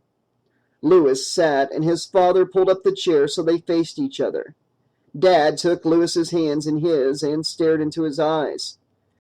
"Your mother was in the park, taking the two of you for a walk in the stroller. I'm not sure of what happened next, and maybe I don't want to know, but the police say he came up on them from behind. It was getting dark. Your mother really had no business taking the two of you into the park at that time of the evening. Not with that maniac still on the loose." "I had to," Dad suddenly sobbed when he appeared to take himself into control. When he spoke, his voice had a quaver in it Lewis had never heard. I had to go down to the morgue to identify her. Them, I mean. Your mother and your sister. It was horrible, and I felt so guilty. If I'd just come home from work a little earlier that day, I might have been able to. Dad's voice trailed off, and his eyes took on a distant cast. No wonder you never talked about it before, Dad, Lewis said, feeling unsure of how to proceed. He felt strangely that somehow he and his father had reversed positions, and that he should comfort Dad. It felt bizarre. Suddenly, something occurred to him. Wait a minute, Lewis said, and his father's eyes lifted to peer into his. He felt pinned to the air like a butterfly to green felt. Yes? I thought this was the first time we ever lived in Springwood. Did we live here before, before the accident? Dad nodded. Yes, but after the accident, I couldn't bear to stay here, so I took you and moved upstate. I left my job, everything, just to get away from this place. The memories were too, well, I think you're old enough to understand. Lewis nodded. I'm glad you told me, Dad. They were silent for a moment. Was my sister like Mom or like you? A strange look passed over his father's face for a moment. Something like secret amusement, and then it passed, and his father said, Much like your mom. The two of you were both so much like her. I guess she had stronger genes than old Dad. They spent another hour going through the old album together, with Dad explaining the circumstances behind each photo. When they got to the clippings, Lewis's dad discreetly closed the book and put it back in the box. You didn't read any of those articles, did you, son? Lewis shook his head. Just the first couple. They were kind of scary. Dad nodded and smiled, showing quite a few of his teeth. Well, those are definitely something for you to read when you're older. But I don't want you having any bad dreams over them now. I think I can wait. Something was niggling at the edge of Lewis's consciousness. Something about the way Dad was acting. But it was too slippery for Lewis to grasp. Something about... Dad stood up suddenly, and the elusive thought fled Lewis's mind. Good, Dad said. Now let's go get something to eat. How about Burger King tonight? Sure, you bet! Lewis awoke in the night, sweating and gasping. His eyes darted around the darkened room, searching for what? He dreamed of the mannequin room. Every stiff face had been that of his mother's, and now he knew to the very depth of his being, that the woman in the pen was his mother. Older, made up to look like some of the scary women he'd seen standing on street corners sometimes, when he and Dad had lived in the city. But still, undeniably, his mother. Lewis's heart thudded in his chest. The pen! Lewis stood up and stalked down the hall to his father's bedroom door. Inside, the bed was still made, and his father was gone. The box of papers was nowhere in sight. Curious, Lewis opened the closet door, but the box was not in its original place. Had his father taken it with him? But why? Something caught his eye as he closed the door, and he knelt down to examine it. Dad had taken the box, but he'd missed one of the clippings. The edge of it was peeking out from under Dad's dresser. Lewis turned on the closet light and carefully slid the brittle newsprint from under the dresser. He began to read. His knees popped loudly when he finally stood up, but he hardly noticed. His entire world was crumbling around him. His father had lied about his sister. He'd lied about his mother, too. Lewis hadn't bothered earlier to check the dates of the articles, but if he had, he would have known about the lie earlier. Lewis was 12 years old. The murders had all taken place nearly 20 years ago. It can't be true. But it was, and Lewis knew it. And if his father had lied about the deaths of his mother and his sister, what other lies had he told his only son? What other nasty surprises awaited Lewis at every turn? He felt the world slip away from him for a moment. He felt as though his very identity was in question. The pen. He would have to ask his father about the pen, and then he would ask about the real story behind the deaths of his sister and his mother. And he needed to read the rest of those clippings. He had to read them right now. Back in his room, Lewis dressed quickly, then snatched the pen from under some old comic books and went outside. He pedaled his bike over to Bobby's house. Standing just below Bobby's window, he tossed a piece of gravel against the window pane and waited. After a time, he threw another and then another. A gray shape appeared behind the curtain, and then the lower half lifted, and Bobby poked his head out, rubbing the sleep from his eyes. "What's going on?" "We need to go to the linen works." That brought Bobby completely awake. "No way, man." "Come on, Bobby." "No way, man," Bobby repeated, forcefully this time. "It was scary enough in the daytime." Lewis turned away. "Okay," he said over his shoulder. "I'll go alone." There was silence from the window, and then, "Okay, wait up a second." 10 minutes later, they were hiding their bikes in the elm grove. "I brought my own flashlight this time," Bobby said, holding it up for Lewis's inspection and taking a hit off of his inhaler. Lewis's was a standard 2-battery job, but Bobby's was a hyperthyroid contraption that looked like a marriage between a car headlight and a car battery. Bobby tested it, and it lit up the entire grove. "Geez Louise," Lewis said, shielding his eyes. "Why don't you let everybody in town know where we're at?" Bobby clicked it off. "Always prepared." "Yeah," Lewis agreed, and together they threaded their way through the tall weeds to the broken window. Lewis held up the window frame. "Ready?" Bobby shrugged. "You bet," he said as he entered the mannequin storeroom. He switched on the high beams. Inside, each mannequin danced in a puddle of its own shadow. But the two boys quickly became used to it and then ignored it. No sense spooking ourselves, Lewis thought. With Bobby's high beam in hand, they found the exit door quickly. "That's weird," Lewis said. "I know we were here before, and this door wasn't here then." Bobby played the high beam over the door. "Must be mistaken." "I guess so," Lewis said, but he sounded unconvinced. Fortunately, the door opened easily. Neither of the boys had thought to come prepared for a locked door. The hallway was dark, lighted only by a single low-wattage bulb far away at the end of the hall, near a set of double doors. "Let's go," Lewis said. The double doors were locked. "Shit," Bobby said. "Double shit," Lewis said, and together they laughed more from tension and frustration than from humor. "Well," Bobby said and raised the high beam above his head. "Wait!" Lewis stepped closer to examine the half-height panes of glass in each door. "See that?" Bobby stared where Lewis's finger pointed. "So?" "That's a break-in detector," Lewis explained. "At least, that's what it looks like. If we break the window, an alarm is going to go off someplace." Bobby lowered the high beam. "Then how are we going to get in?" Lewis shrugged. "Boy, you thought of everything, didn't you?" "Geez, Bobby, how was I supposed to know?" Bobby rubbed his chin, an action Lewis had seen Bobby's father perform hundreds of times. It was a sign of deep thought, at least in Bobby's father's case. Bobby scratched his head, then stuck his hands dejectedly in his pockets and sighed. "Give me that," Lewis said, and grabbed the high beam from Bobby's startled grasp. Without warning, Lewis swung it against the left door's window. The glass exploded into 1,000 pieces, and the two stood in frozen silence, waiting for the inevitable alarm. A minute went by, and nothing happened.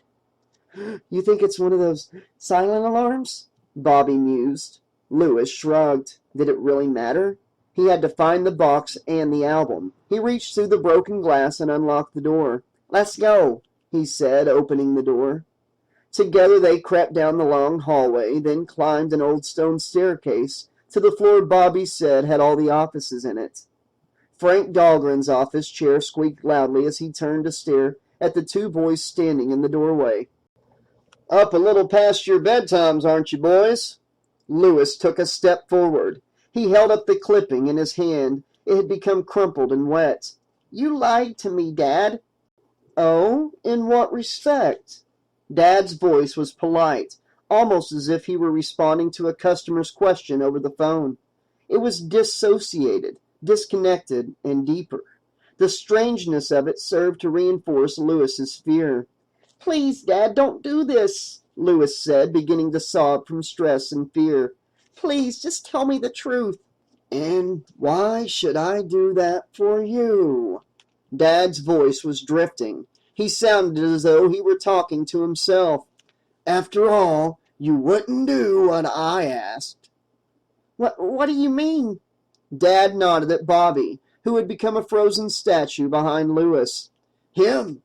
I told you he would be better off dead, and it was your job to see that he was better off. But could you do that one little thing for me? Dad shook his head in mock sorrow. No, not even the one little thing. He turned his full glare on Lewis. So why should I do you any favors? His voice scared Lewis. Lewis was beginning to shake uncontrollably. Something was horribly wrong. This was his father, good old Dad, who always had time to help with his homework, who always treated him with respect and love.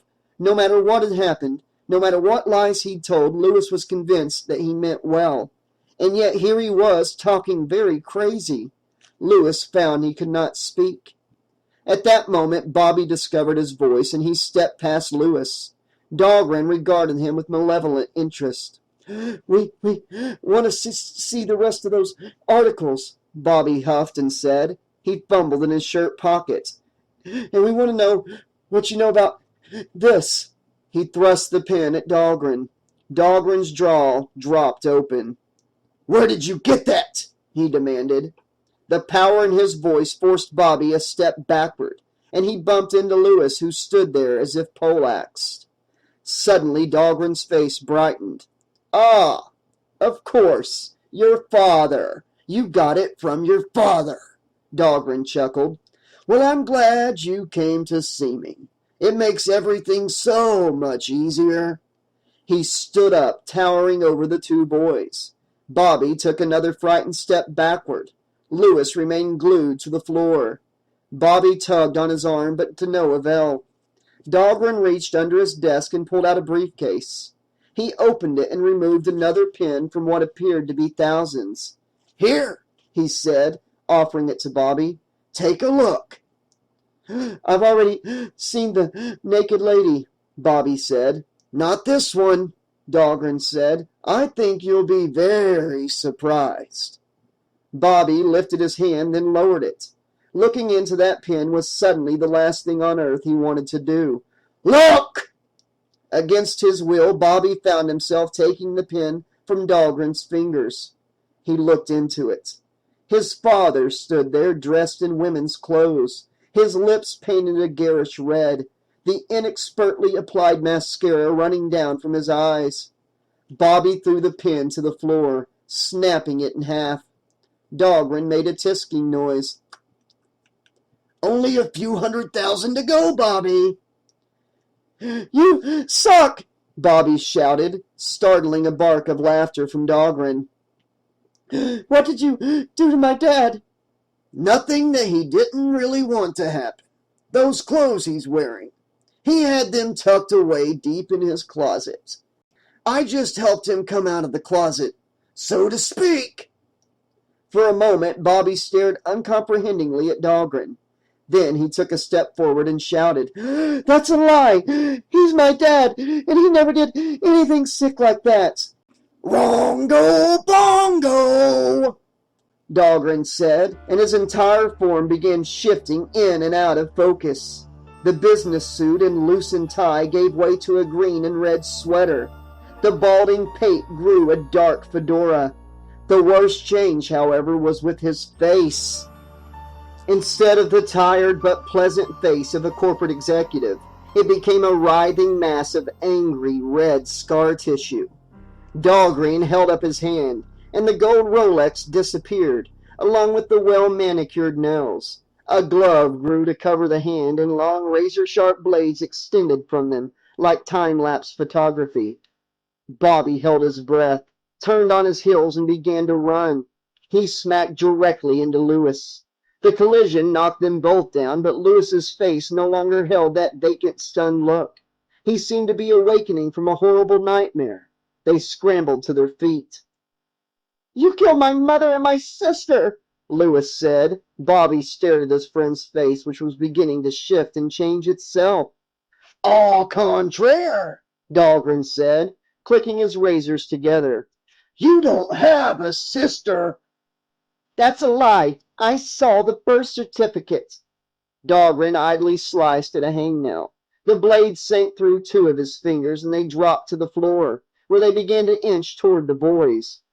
That wasn't your sister's birth certificate, Dahlgren said nonchalantly. Then whose was it? Why, yours, of course. Liar! That was a birth certificate for a baby girl. Of course it was, Lewis. But let me tell you a little story. A story about a man. Yes, I suppose it's all right to call him a man, who loved not wisely, but too well. Dahlgren raised his bare hand to his cheek and brushed away a non-existent tear. Imagine this man's yearning to guarantee the continuance of his line. Imagine his joy when he discovered he'd impregnated a woman. Imagine how he controlled the woman's husband. Not much, never all the time, just enough to ensure that everything went according to his wishes. Dahlgren wiped his nose against his sleeve. And imagine his gall-bitter disappointment when that child turned out to be a girl.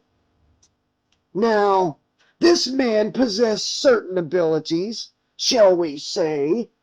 Yes, certain abilities that allowed him to avenge himself upon a woman so traitorous as to give birth to a useless female bitch.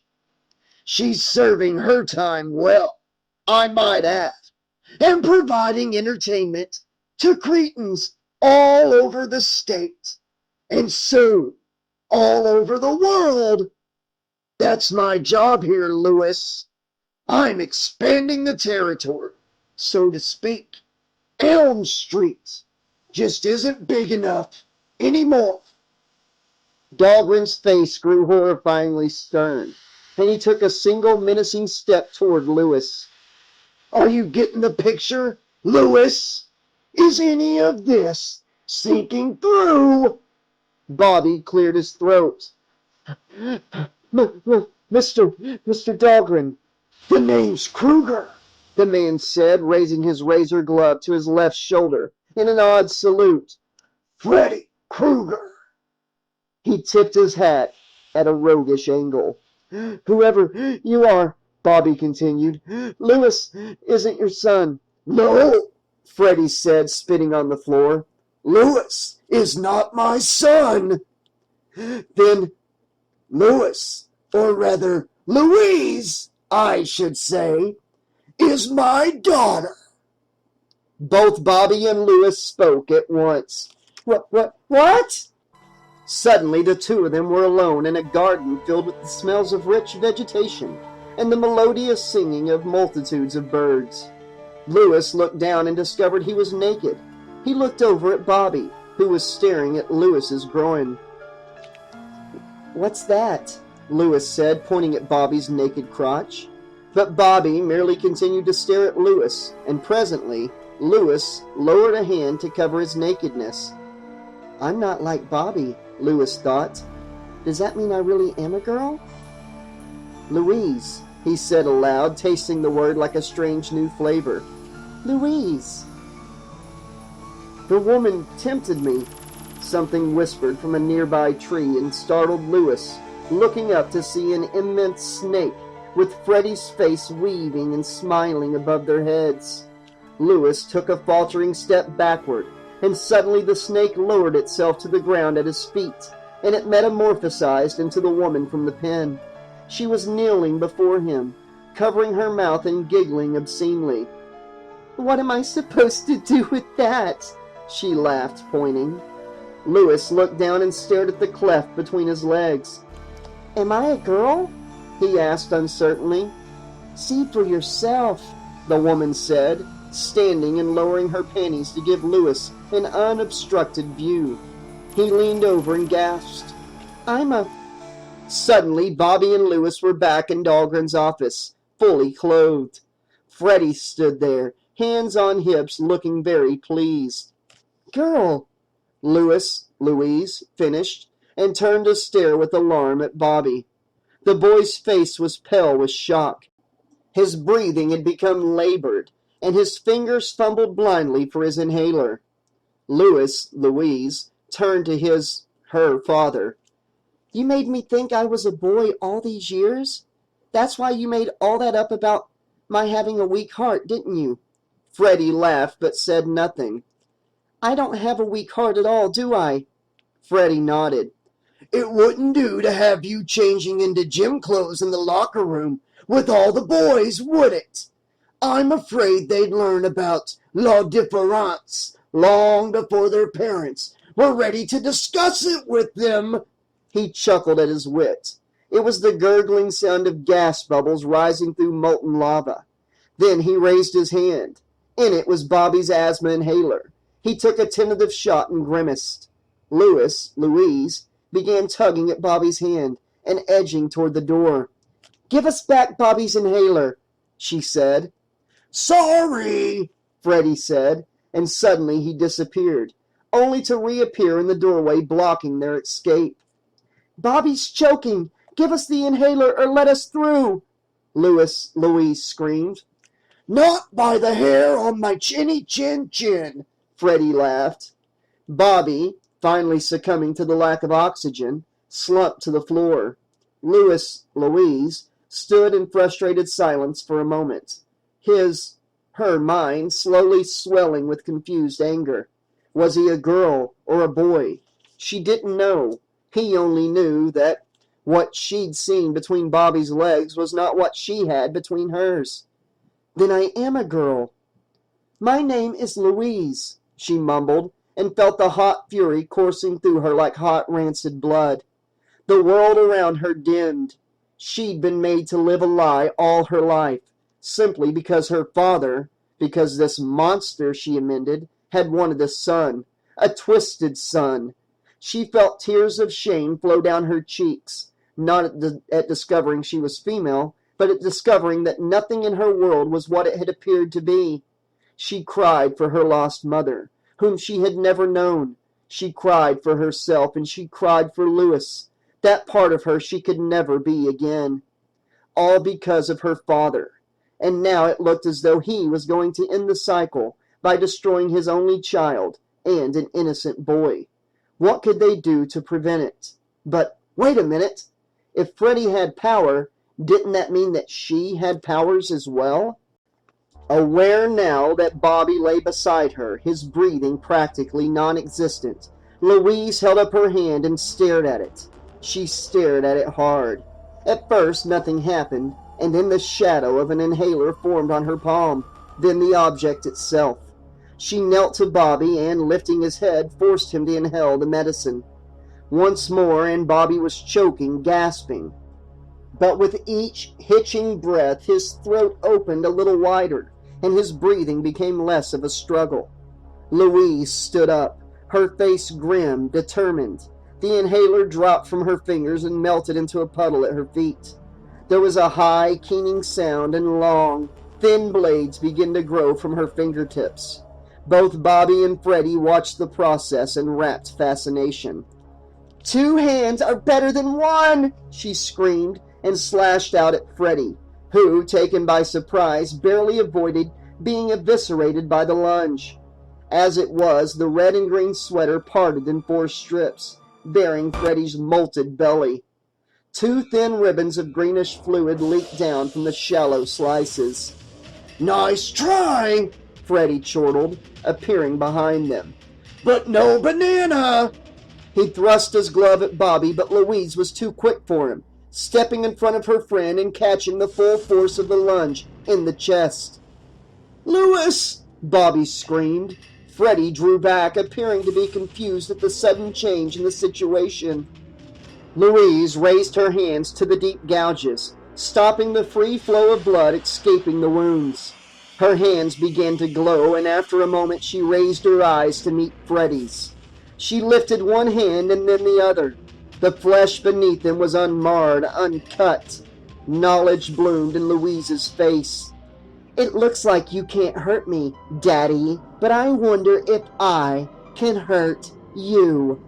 For the first time, Freddy looked uncertain, perhaps even fearful. Heartened, Louise swept a razored hand across his face, then another across his right shoulder. Freddy's arm, with its razored glove, dropped to the floor, and foul-smelling ichor spurted from his shoulder. Freddy reared his head back and howled like a cornered animal, and Louise pressed her advantage, hacking off Freddy's other arm and then going to work on his left leg. Within moments, Freddy was nothing but a bloodied torso and head, wriggling on the floor like some monstrously deformed worm. Louise pressed in, gouging out Freddy's eyes, then slicing off his nose with one sweep of her hand. She was so determined to slice her father to bits that she didn't hear Bobby screaming for her to stop, and didn't feel his hands tugging at her shoulders. She kept at Freddy until there was nothing left but thin strips of flesh covering a floor awash in the greenish fluid. Louise stood in the midst of it, panting, her eyes darting crazily about her feet for any sign of movement. "Louis! Louis!" The voice sank through her anger, and she whirled on Bobby, who cringed before the terrifying madness of her stare. "Don't hurt me, Louis!" he cried, putting his hands before his eyes. "My name is Louise," she said softly. Bobby shook his head. "I had a dream." Rather than argue, Louise walked out of the office and down the hallway toward the broken door. Bobby followed a few paces behind. He was sobbing. My dad," he said. "If you could do everything he could do, maybe you could help my dad." Bobby paused. "And your mom, too." "It's no use," Louise said, shaking her head wearily. "I'm the daughter of a monster. I'm a monster myself." "No, you're not," Bobby countered. Louise whirled on him. "Then what do you call these?" She raised her hands, but the razors were gone. They both stared at her very normal fingers. She wriggled them tentatively. "I don't want to lose my dad, Louis. My name is Louise," she started to retort, but then she saw the anguish in Bobby's expression. Slowly, she nodded. "Okay, I'll try. But I don't know if I can do anything. We gotta try, Louise." She smiled wanly, and together they headed back to Dahlgren's office and the boxes of hellish pens. "Another glass of milk, hon?" Bobby and Louise looked up at the woman. Without the garish makeup and the suggestive clothes, she could have been any young mother busy in the kitchen. "Sure," they said together. The phone rang, and Louise's mother stepped around the litter of half-filled packing boxes to answer it. She spoke for a moment, then turned to the table. "Bobby, your father wants to know when you'll be home." "Right after we finish the homework assignment." Louise's mother arched an eyebrow. "In about an hour," Bobby amended. Louise's mom smiled, spoke into the phone, and hung it up. After wolfing down their dinner, Louise and Bobby retired to the living room, where their books and papers were spread all over the floor. Louise felt strange in the dress, but it also felt right. In a month or two, when her hair grew longer and she was able to return to school, she'd be able to play rough just like the other kids. Smiling, Louise dropped to her knees beside Bobby. They began working on the assignment. "So, where are you guys moving to?" Bobby said presently. Louise shrugged her shoulders. "I think upstate. Mom's parents live up there." "You excited to be going?" Louise thought for a moment, then shook her head. "I don't think anybody'd believe all of what happened, let alone trying to explain why I've been treated like a boy all these years." Bobby nodded. "Couldn't your mom?" Louise shook her head. "She says she doesn't remember any of what happened." She hesitated, then went on. "Or maybe she just doesn't want to talk about it. Adults are kind of hard to figure out sometimes." "Yeah," Bobby agreed. They puzzled for a few minutes at a particularly difficult math problem. Then Bobby cleared his throat. "Could I just have a quick peek?" "Huh?" "You know," Bobby continued, "at it." Louise started to shake her head, then relented. "Just a quick look, though," she said, "and be careful with it.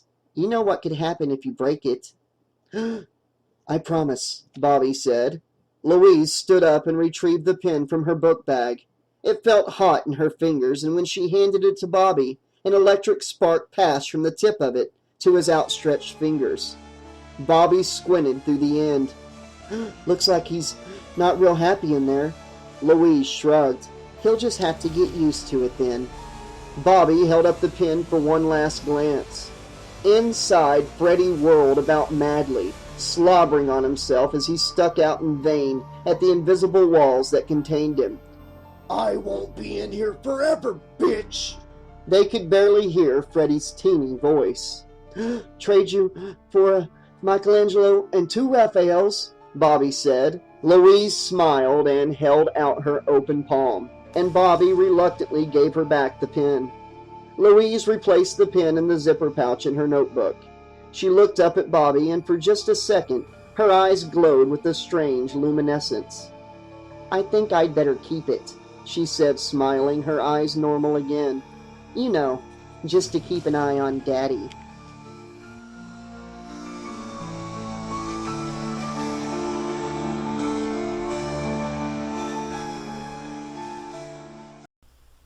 Le Morte di Freddy. Psychiatric Notes on Gail Ann Milliken. Dr. A. Curtis, Consulting Physician. Introduction.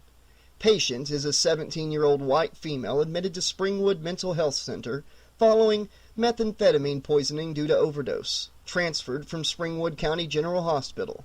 Admission to SMHC, approved by father as legal guardian of patient. History. By all accounts, Patient is a normal, healthy teenage girl, a senior at Notre Dame Academy, private, parochial all-girls school. She states she has already been accepted at Kent State, where she plans to enroll as a music and voice major this fall. Engages in various school activities, sports, volleyball and track, assistant editor of school newspaper, member of school choir, singing group.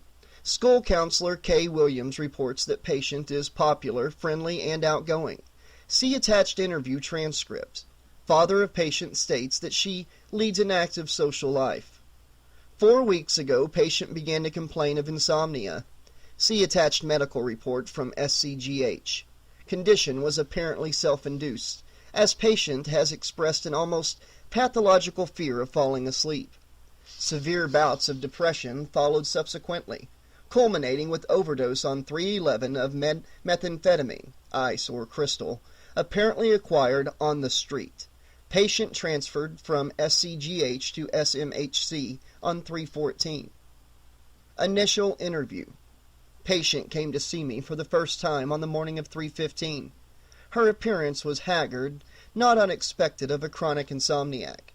She responded listlessly to my questions at first. She requested a cup of coffee, but seemed indifferent when I suggested that coffee was bad for her, especially at her age. We discussed her family situation, father and mother divorced 2 years ago, Patient their only child, joint custody, both parents residing in Springwood. According to Patient, the divorce was amicable. She claims to like both her parents equally well, exhibiting no resentment toward either. States that she understands her mother and father simply could not live with each other anymore. No elaboration. Father and mother both professional. Mother is personnel administrator for a multinational company based in Springwood. Father is an attorney. No evidence of physical or emotional abuse on the part of either parent. The only signs of distress Patient exhibits occur when questioned about her insomnia. She insists that she cannot go to sleep because of a recurring nightmare. She reports that the dream has appeared virtually every night since its onset 4 weeks ago. My recommendation: Patient's most immediate and acute problems are related to her lack of healthy sleep. I recommend she remain in SMHC for observation and psychotherapy for 7 days. Reassessment to follow at that time. Prescribe 100 milligrams Hypnosil B to suppress dreams and 100 milligrams secobarbital, both at bedtime. Dr. Andrew Curtis was 15 minutes late for SMHC's Wednesday morning staff meeting. As he was making his way to the conference room from his office, where he had stopped off to retrieve his notes for the meeting. He was trying to compose an appropriate excuse for Dr. Mayfield, the hospital's chief of staff. Curtis arrived at the conference room's door, paused to smooth his hair, and took a deep breath. What the hell, he decided. Tell the old man the truth. He pushed open the door. Dr. Geraldine Butler, the resident expert in substance addiction, was giving her weekly report. Her back was to Curtis, and she stopped in mid-sentence to turn around and glare at him. The rest of his colleagues, seated at the conference table, were staring at him as well. Doctors Brooks, Cash, Gooden, and Chandler. Dr. Lloyd Mayfield was sitting at his customary place at the head of the table. White-haired, his face seamed with age lines. A perpetual paternal air wrapped about him like a cloak. Dr. Mayfield regarded Curtis noncommittally. "Glad you could join us this morning, Andy," he said. "I'm sorry, Lloyd," said Curtis. He turned to Dr. Butler. "I apologize for interrupting you, Jerry." He shrugged. "I guess I didn't hear my alarm go off." That's the third time since January you didn't hear your alarm go off," said Dr. Butler, still glaring at him. Curtis was moving around the table to a seat next to Dr. Chandler, across from Dr. Butler. "For heaven's sakes, Jerry, it's not like I overslept on purpose just to make you mad." "Nobody else has any problem making it to staff meetings on time, Dr. Curtis," Butler chided him. "If you knew you were going to be late, could you at least have had the courtesy to telephone?" "Jerry," Dr. Mayfield cautioned her sternly. She turned to him. "I'll deal with Andy myself later, if that's all right with you." She nodded stiffly, scowling, giving Curtis one final chilly look. She resumed narrating the report that his late arrival had interrupted.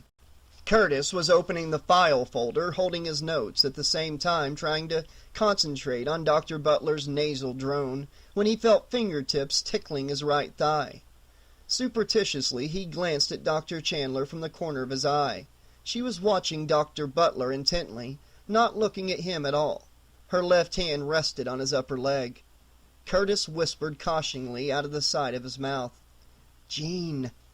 Dr. Chandler tilted her head close to his. "If you'd gotten up when I did, lazybones, you wouldn't be in trouble," she whispered back. Then she smiled. "Jerry's right, you know, Andy," said Dr. Mayfield a bit later. "This is the third time since the beginning of the year you've been late to a staff meeting. What's the problem?" Mayfield was sitting behind the dark mahogany desk that was the centerpiece of his office. Curtis was seated opposite the older man in a plush, comfortable, wing-back chair. He had been quietly studying the room as he waited for Mayfield to open their discussion, thinking, not for the first time, how much Mayfield's office was like the man himself, stately, tastefully appointed, conservative. "It's not a problem, Lloyd," Curtis answered carefully. "It's just, I don't know how to put it into words." "Does it have anything to do with what's going on between you and Jean Chandler?" Mayfield asked. Curtis's eyes grew large. He sputtered. How did you know?" "Give me a little credit, please. I've only made my living observing people's behavior for the last 28 years. Mayfield smiled. "I figured you two got together, what, around New Year's?" Christmas Eve," said Curtis. "Your party, in fact. Jean and I both came stag, and I ended up spending the night at her apartment." "Is it serious?" Curtis nodded. "Serious enough."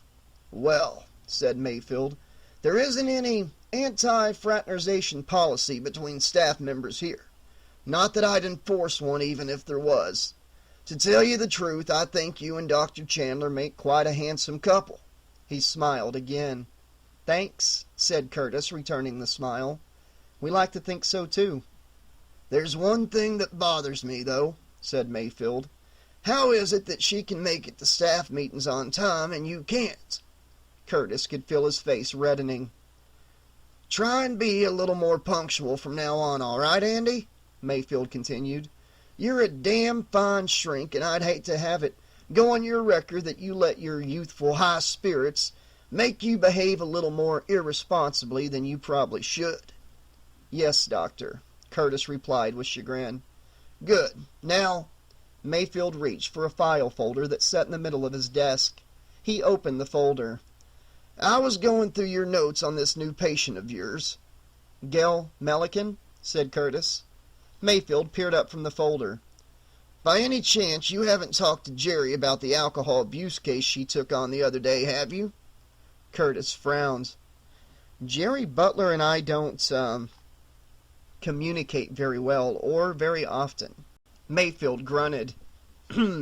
"I suppose I can't expect every individual on my staff to get along as splendidly as you and Jean seem to, eh?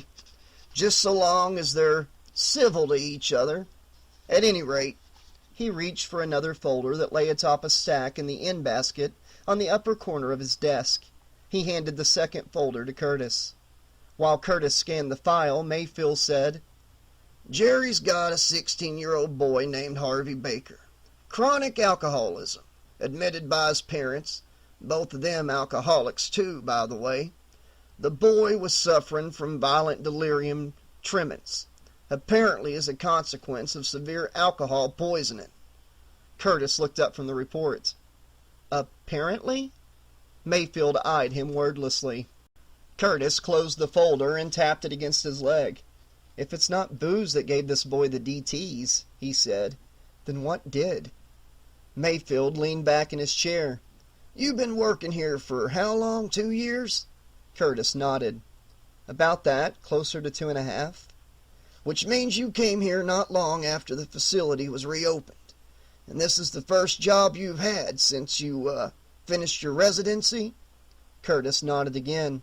"In St. Louis, where I'm from." Mayfield tinted his fingers. "And you'd never been to Springwood before you moved here to take this here job?" "Lloyd, why are you asking me all this stuff you already knew? You're the one who hired me." "So I am." Mayfield's lips drew together in a tight line. He went silent. Curtis asked, "What's the matter?" The older man shook his head. "It's just that something terrible happened around here a few years ago, before your time, before the county reopened the facility." "Involving what?" "Not what," replied Mayfield. "Who." "Okay, who then?" "A monster," Mayfield said gravely. "A monster named Freddy Krueger." Curtis and Jean Chandler were seated at a candlelit table in the front window of Emilio's, a small, intimate Italian restaurant, a block from Dr. Chandler's apartment. Outside, an end-of-winter thunder shower that had begun shortly after sundown sent droplets of rain hammering against the window. Except for the two of them, the restaurant was deserted of customers. As they were sharing an appetizer of deep-fried calamari, Curtis asked Chandler, "Have you ever heard of somebody named Freddy Krueger?" Chandler blew on a piece of hot squid, trying to cool it enough so that she could pop it in her mouth. "Freddy who?" she asked. "Freddy Krueger. A while back he was sort of a Springwood's answer to Ted Bundy. You're from Columbus, and that isn't very far away, so I thought you might have heard of him." Chandler nodded, remembering. "Oh, yeah." She looked thoughtful for a moment, then sang, 1, 2, Freddy's coming for you. 3, 4, better lock your door. Curtis looked at her with surprise. "That's strange." "What is?" "You know that song? That's the second time today I've heard it. Gail Melican sang it to me this afternoon." "You're insomniac?" "Uh-huh." Chandler reached for another piece of squid. "Every kid in this state probably knows that song by heart. My little sister used to skip rope to it." "So what do you know about him?" Curtis asked. "Krueger?" She shrugged. "Didn't he murder a bunch of kids or something?" "That's what they say, though it was never actually proved that he did what they said he did. In courts, anyways." "I remember now," Chandler said. "Something like a dozen or so kids disappeared, and this Freddy Krueger was the one they arrested. They were sure he was responsible for the killings." "Only when he went to trial he got off," said Curtis. "He beat the rap?" "I remember that too. I was in college at the time. When I came home for spring break, the Krueger case was just wrapping up. He got off on some legal technicality or something, didn't he?" Typical bullshit, said Curtis. He got off on a technicality. That's the phrase cops and prosecutors use whenever they fuck up an arrest. They were certain Krueger was the man, but they were so anxious to railroad the guy that they put a case together as full of holes as a piece of Swiss cheese. The dumbest defense attorney in the world could have beaten it. Their waiter appeared to remove the empty appetizer plates and refill their glasses with wine. As the waiter moved away, Chandler said to Curtis, "Why'd you want to know if I'd ever heard of Freddy Krueger?" "Lloyd brought up the name to me today. We were going over my notes on Gail Mellican, and he suggested I go down to the basement and check out some old files from 5 years ago." Chandler looked perplexed. "You mean the old Weston Hills files?" Curtis nodded. "What in heaven's name for?" Curtis said, "It seems that a few months before Weston Hills closed down, one of the shrinks there was doing some experimental treatments of sleep disorders. 2 people, actually. This doc named Neil Gordon and his assistant, a grad student named Nancy Thompson. They had 7 patients, all teenagers who'd been hospitalized for attempting suicide. Gordon found out the kids were suffering from a kind of shared delusion. Each of them had been having the same nightmare." "That's pretty wild," said Chandler. "It gets wilder," continued Curtis. "Apparently things reached a crisis when a couple of the kids managed to kill themselves while they were staying at Weston Hills." Chandler arched an eyebrow. "That had to have caused a hell of a scandal, didn't it?" "Enough so that Gordon had his privileges suspended. The hospital decided to make him the scapegoat, even though the deaths were really not his fault. He kept on working with the kids anyways, though, on the sly." Chandler made a face. "Without any kind of parental approval or anything?" Curtis nodded. "It sounds to me like Dr. Gordon was either very gutsy or very stupid." "Gutsy, I'd say," said Curtis. "The reason why he kept at it was because he discovered the common thread tying the kids' nightmares together, and he thought he could help them." "The common thread?" said Chandler. "Let me guess, Freddy Krueger?" Curtis nodded again. Every one of Gordon's kids was having dreams that Krueger was trying to kill them. The waiter reappeared to lay a plate of chicken marsala before each of them. He filled their wine glasses once more, asked if there was anything else he might do for them, and departed when Curtis told him that everything looked just fine. As she was cutting into her chicken, Chandler asked, "So, Andy, can I assume you're eventually going to get around to telling me what all this has to do with your case?" Curtis smiled. "Lloyd suggested that I check into this Dr. Gordon's records because he happened to have been on the Weston Hills staff himself at the time of the scandal. He actually knew Gordon fairly well." He paused to take a bite of his meal. Chandler looked at him, her expression questioning. "And?" "Well, this morning, when Lloyd read my notes on Gell, they rang a couple of bells for him. It turns out that Jerry Butler's got an alcoholic kid who's having hallucinations that are remarkably similar to the recurring nightmares my patient is having." Gene Chandler's eyes narrowed. "When I have my session with Gail tomorrow, I'm going to ask her if she happens to know this kid, Harvey Baker, who's Jerry's patient," Curtis went on. "Maybe I can find out why both of them are having nightmares about Freddy Krueger." His voice trailed off. Chandler urged him. "And?" He regarded her seriously. "And maybe I can convince Lloyd that it's really all just a coincidence, to put his mind at ease. Maybe I can convince him that something awful that happened 5 years ago isn't starting to happen again." Gail Mellican was alone in her darkened room. She stood at the room's solitary window, dressed in a thin nightgown. She was staring out at the night, gazing past the window's protective metal mesh, which obstructed her view. Outside, the falling rain glistened gem-like in the glow of the floodlights that illuminated the compound's exterior grounds. A rumble of thunder undercut the patter of the rain. Gail was listening hard to the rain and the thunder, concentrating on the sound. She was hoping that it would help her to stay awake. Her arms hung at her side. Both hands clenched. She lifted her right hand, opening her fist just as a flash of lightning lit up the world outside, bathing everything in a blue-white glow. In the brief burst of brightness, Gail could see the 2 pills she was holding in the palm of her hand. The pills had been given to her by a floor nurse an hour before. The nurse had watched her carefully as she mouthed the pills and swallowed a glass of water. Gail waited until the nurse had left the room, listening to her footsteps receding in the corridor outside. As the footsteps grew fainter, Gail spat out the pills she'd hidden under her tongue. One to help me sleep, one to keep me from dreaming, she thought, with bitter skepticism. She trusted none of them, none of the grown-ups, not her mother, nor her father, nor the nurse, nor even Dr. Curtis. They meant well, or so they said. "We only want what's best for you, gal. That's why you're here." But they didn't know. They simply didn't know. "I can't go to sleep. I just can't." She turned from the window to look around the room. Her eyes adjusted to the gloom, the various shapes in the room resolving themselves into familiar objects. Bed, vanity table, chest of drawers. There were 3 doors. One to the room's closet, one to the bathroom, the third to the corridor outside. The third door was the only one that was locked.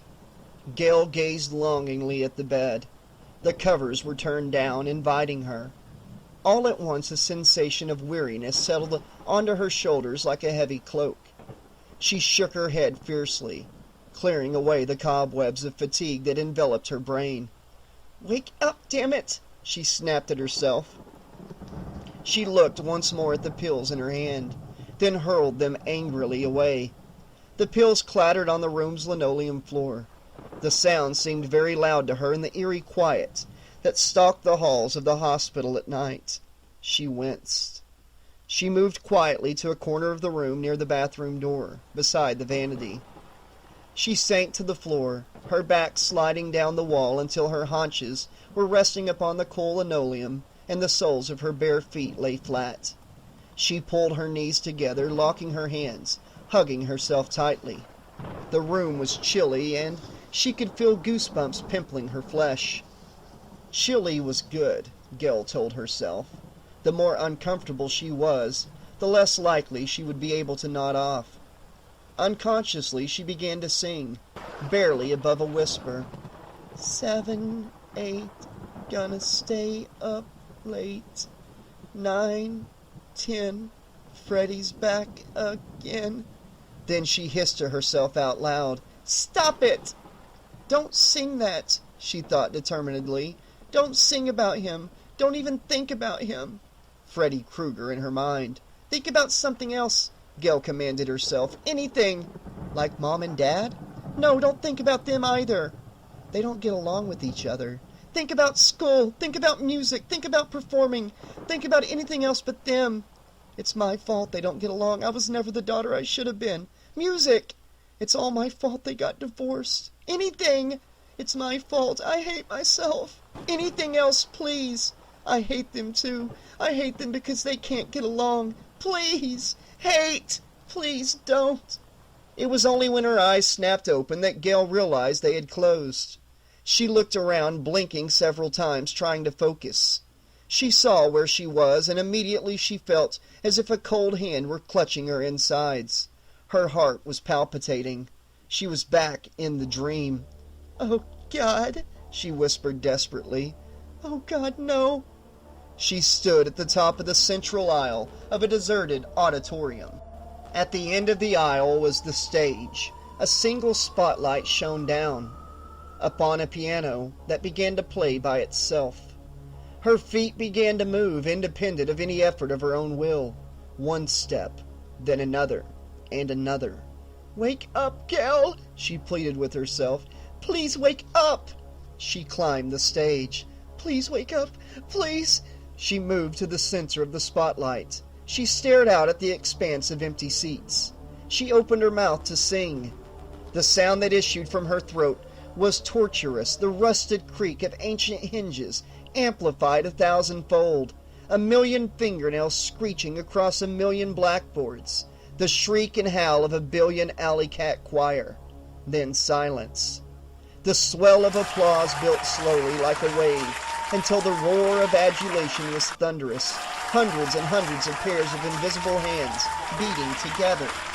Then silence once more. Suddenly, as if someone had turned off a switch. Gail looked down and saw a bouquet of red roses lying at her feet.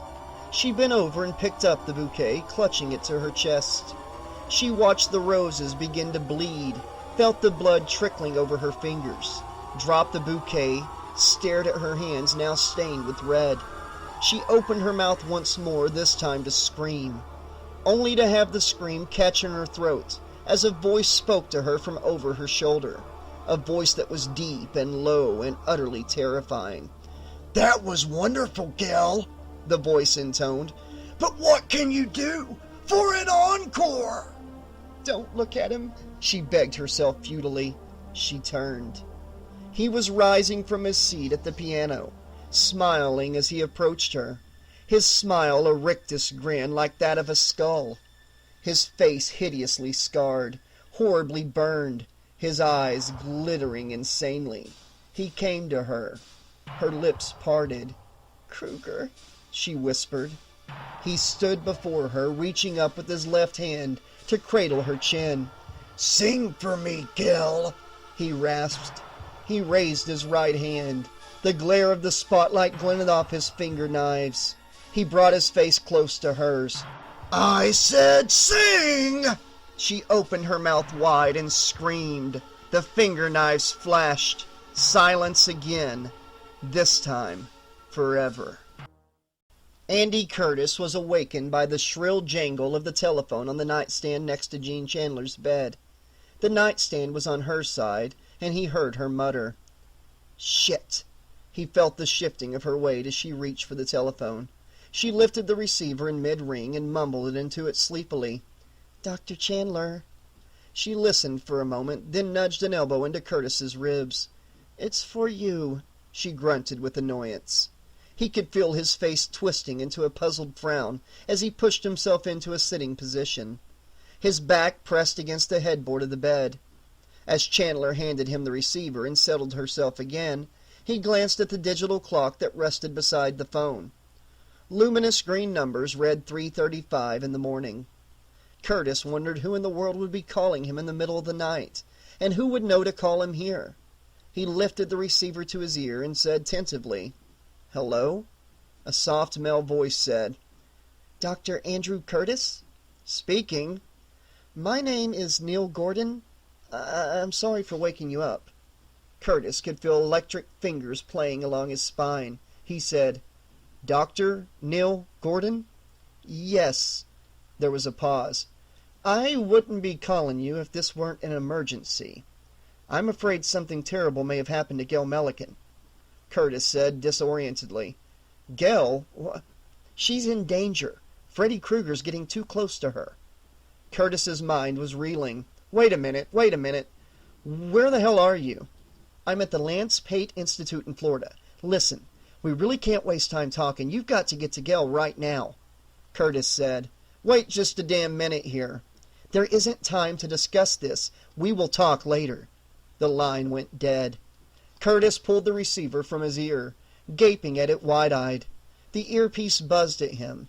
Chandler said groggily, her voice muffled by the pillow into which she had buried her head, "Andy?" When he didn't answer, she sat up and reached over to turn on the nightstand lamp. Bright light flooded the room. She squinted at him. He was still staring at the telephone receiver in his hand. All of the blood had drained from his face. She said anxiously, "Andy." He looked at her as if she were a stranger, someone whom he had never seen before.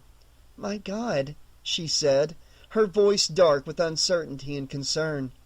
"What's the matter?" He answered her in a tone hushed with disbelief. That was Neil Gordon." Chandler said with astonishment. "Gordon?" An eep, eep, eep sound from the other side of the room startled them. Opposite the bed, next to a chest of drawers, was a chair, over which Curtis had draped his clothes when he had undressed for bed. The beeping sound came from the telephone pager in the pocket of his pants. He handed the receiver to Chandler, who replaced it in its cradle. Naked, he climbed out of bed and crossed to the chair. He rummaged in his trouser pockets, found his pager, and read the number of whoever had called him. He looked to Chandler and said, "It's work." After he'd returned the pager to his pocket, Curtis came around to her side of the bed and sat down on the edge. He lifted the telephone receiver and punched the number of SMHC's graveyard shift supervisor of nursing. He hung up 3 minutes later. He sat still for a time, trying to fight back a gorge of panic that welled inside of him. His mind was railing. "This isn't possible, damn it! This is just not possible!" Chandler said apprehensively, "Andy." He turned to her. For several moments she watched him expectantly. At last she asked him, "Can't you tell me what it is?" His mouth was dry as sand. He had to lick his lips before he could answer her. He swallowed hard. Gail Milliken's dead," he said. Curtis had to change planes twice en route from Springwood to Gainesville, Florida, where the Lance Pate Institute for Psychiatric Study was located. The first changeover came in Cincinnati, where he boarded a Delta flight to Atlanta. In Atlanta, he caught a shuttle flight to Gainesville. The entire trip took 5 hours, counting the time he spent waiting in airport terminals between flights. He arrived in Gainesville shortly after 12:30 p.m. on Monday, March 21st. He spent the entire trip thinking about Gail Milliken, Freddy Krueger, and Neil Gordon. "Here's our best estimation of what happened, Andy. She fell asleep. That much is obvious. How or why she ended up in the corner of the room, we don't have a guess. She was probably sleepwalking, maybe even acting out a bad dream. We found the Hypnosil tab and the Secobarbital over there on the floor where she threw them. It must have been a hell of a nightmare to make her do what she did, biting clean through 1.25 inches of her tongue, and then swallowing it. She was dead when the night nurse found her. She'd choked to death on a piece of her own tongue. Can you believe that, Dr. Curtis?" "Oh yes," Curtis said darkly to himself, "I believe it. But only because I'm beginning to understand exactly who and what Freddy Krueger is." That was the purpose of this trip to Gainesville, to learn directly from Dr. Neil Gordon all that he could about what had happened at Weston Hills 5 years before. Curtis had made up his mind on the afternoon of the 17th, St. Patty's Day. He had to see Gordon in person. However, it wasn't until Saturday that Lloyd Mayfield gave his approval for the trip. This following Friday evening's admission of 2 more teenagers named Betty Radoff and Terry Chevrolet. Neither of the teenagers knew the other, but both of them had made suicide attempts as a consequence of suffering recurring nightmares. Nightmares starring Freddy Krueger. The Lance Pate Institute was west of the Gainesville airport, on the campus of the University of Florida. It was a trio of low-slung single-story buildings made of sandstone and surrounded by trees. A taxi cab deposited Curtis directly in front of the center building. He crossed a short sidewalk to a pair of glass double doors that hissed open to admit him to the lobby. He noted with a professional's eye that everything about the reception area was muted and round-edged and softly lit. Nothing to upset further the emotionally troubled soul, he told himself, feeling a slight pang of guilt over his cynicism. He approached a middle-aged woman who sat behind a teak reception desk. Mounted on the desk was a switchboard that looked to Curtis to be as complicated as the instrument panel of a Phantom jet. The woman wore a lightweight headset that had a thin strip of clear plastic for a microphone. She smiled at Curtis as he came toward her. "May I help you?" "I'm here to see Dr. Gordon," Curtis replied. "And you are?" "Dr. Andrew Curtis." As the receptionist depressed a button on the switchboard, she asked, "Are you helping Dr. Pace with Dr. Gordon's treatment?" Curtis regarded her with bewilderment. "His treatment?" Instead of replying, the woman said into her microphone, "Lana, is Dr. Pace in his office? Dr. Curtis is here to examine Dr. Gordon." Curtis's confusion grew as he watched the expression shift on the woman's face. Listening to her headset, she looked at him. The corners of her lips turned downward, changing from a pleasant, vacuous smile into a perplexed frown. She uttered it into the microphone. "But he says he's here to see Dr. Gordon." She listened to the headset a moment more, her frown deepening. Then she said to Curtis, "I'm sorry, Doctor, but Dr. Pace's secretary says she has no idea who you are." Curtis was rubbing his forehead, utterly baffled. "Just a moment," he said. Dr. Gordon is a patient?" The woman's eyes widened. Hesitantly, she said into the microphone, "Lana, can you please come out here right away?" Curtis thought, "She's looking at me, like I should be locked away myself." So he said carefully, "Look, miss, I swear to you I'm as mixed up about this as you are. When I spoke with Dr. Gordon the other day, I just assumed he was working here. Honest to God, I had no idea he was a patient." The woman nodded. "Of course, doctor," she said too quickly. "I'd really appreciate it if you'd stop looking at me as if I were crazy." "Dr. Curtis?" He turned in the direction of the female voice. Standing at the head of a corridor leading to the rear of the building was a short, stocky, moon-faced black woman. She had dark, inquisitive, owlish eyes. She smiled politely. "I'm Mrs. Armstrong, Dr. Pace's secretary. What's this about you having an appointment with Dr. Gordon?" Curtis informed Mrs. Armstrong who he was and where he was from, and told her about the telephone call he'd received from Neil Gordon. "I'm afraid I have to apologize for the confusion," said Mrs. Armstrong when he'd finished. "Neither Dr. Pace nor I had any idea that you were coming. I hope you'll forgive us." "There's nothing to forgive," said Curtis.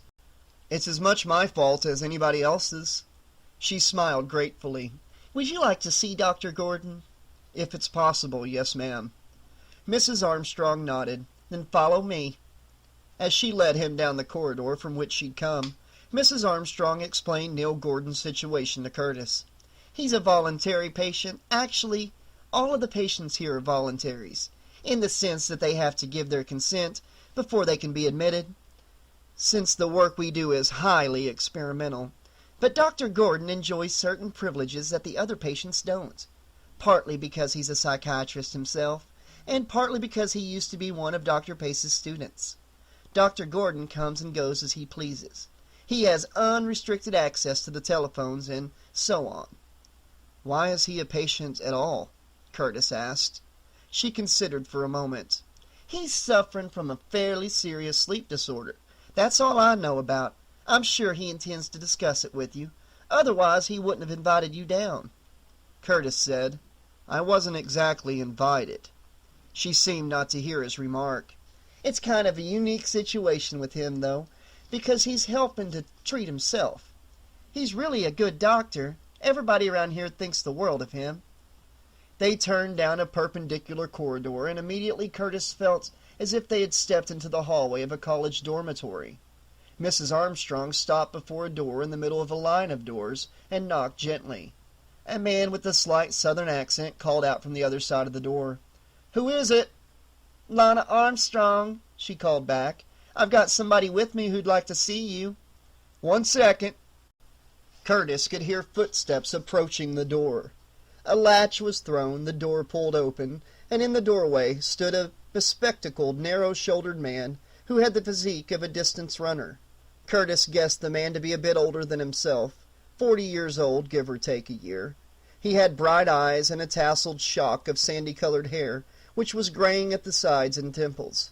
He was wearing sweatpants, jogging shoes, and a Tulane University t-shirt. Neil Gordon looked from Mrs. Armstrong to Curtis, smiled, and extended a hand. "I'm really glad you came," he said to Curtis. "I wasn't sure if you would or not." Turning to Mrs. Armstrong, he said, "I'm sorry, Lana. I should have told John that I was expecting Dr. Curtis to come see me." Curtis said, "John?" "Dr. Pace," Gordon explained. "The head honcho around here. Confessor, father figure, mentor, and world-class head shrinker. He's been helping me out a lot. God knows I can use the help."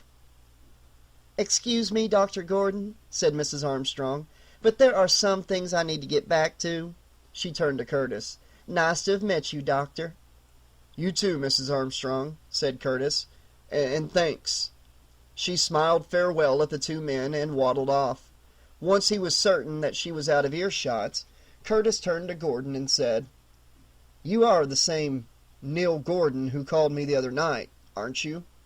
Gordon nodded. "I don't know if you know this or not," Curtis went on without further preamble, "but Gail Milliken's dead." Gordon nodded again. "I thought that might be the case," he said solemnly. Curtis added, "Then I suppose the question is, How did you happen to know her life was in danger?" To which Gordon replied, "That's what you come all this way to find the answer to, isn't it?" That question and about a dozen others, actually. Gordon took in a deep breath that he exhaled slowly. He glanced over his shoulder back into his room for a moment, then looked at Curtis. "I was just about to go on a little afternoon constitutional, since it's such a nice day out. How do you feel, Dr. Curtis, about taking a little walk with me?" Following a brief walk along the paths of the university's campus, the two men had come upon a concrete bench near an overhanging cypress tree. Gordon and Curtis sat down upon the bench, settling themselves. Gordon gazed fixedly at Curtis and said, "Tell me what you know about Freddy Krueger." "Only that he was supposed to be some kind of child murderer," Curtis answered.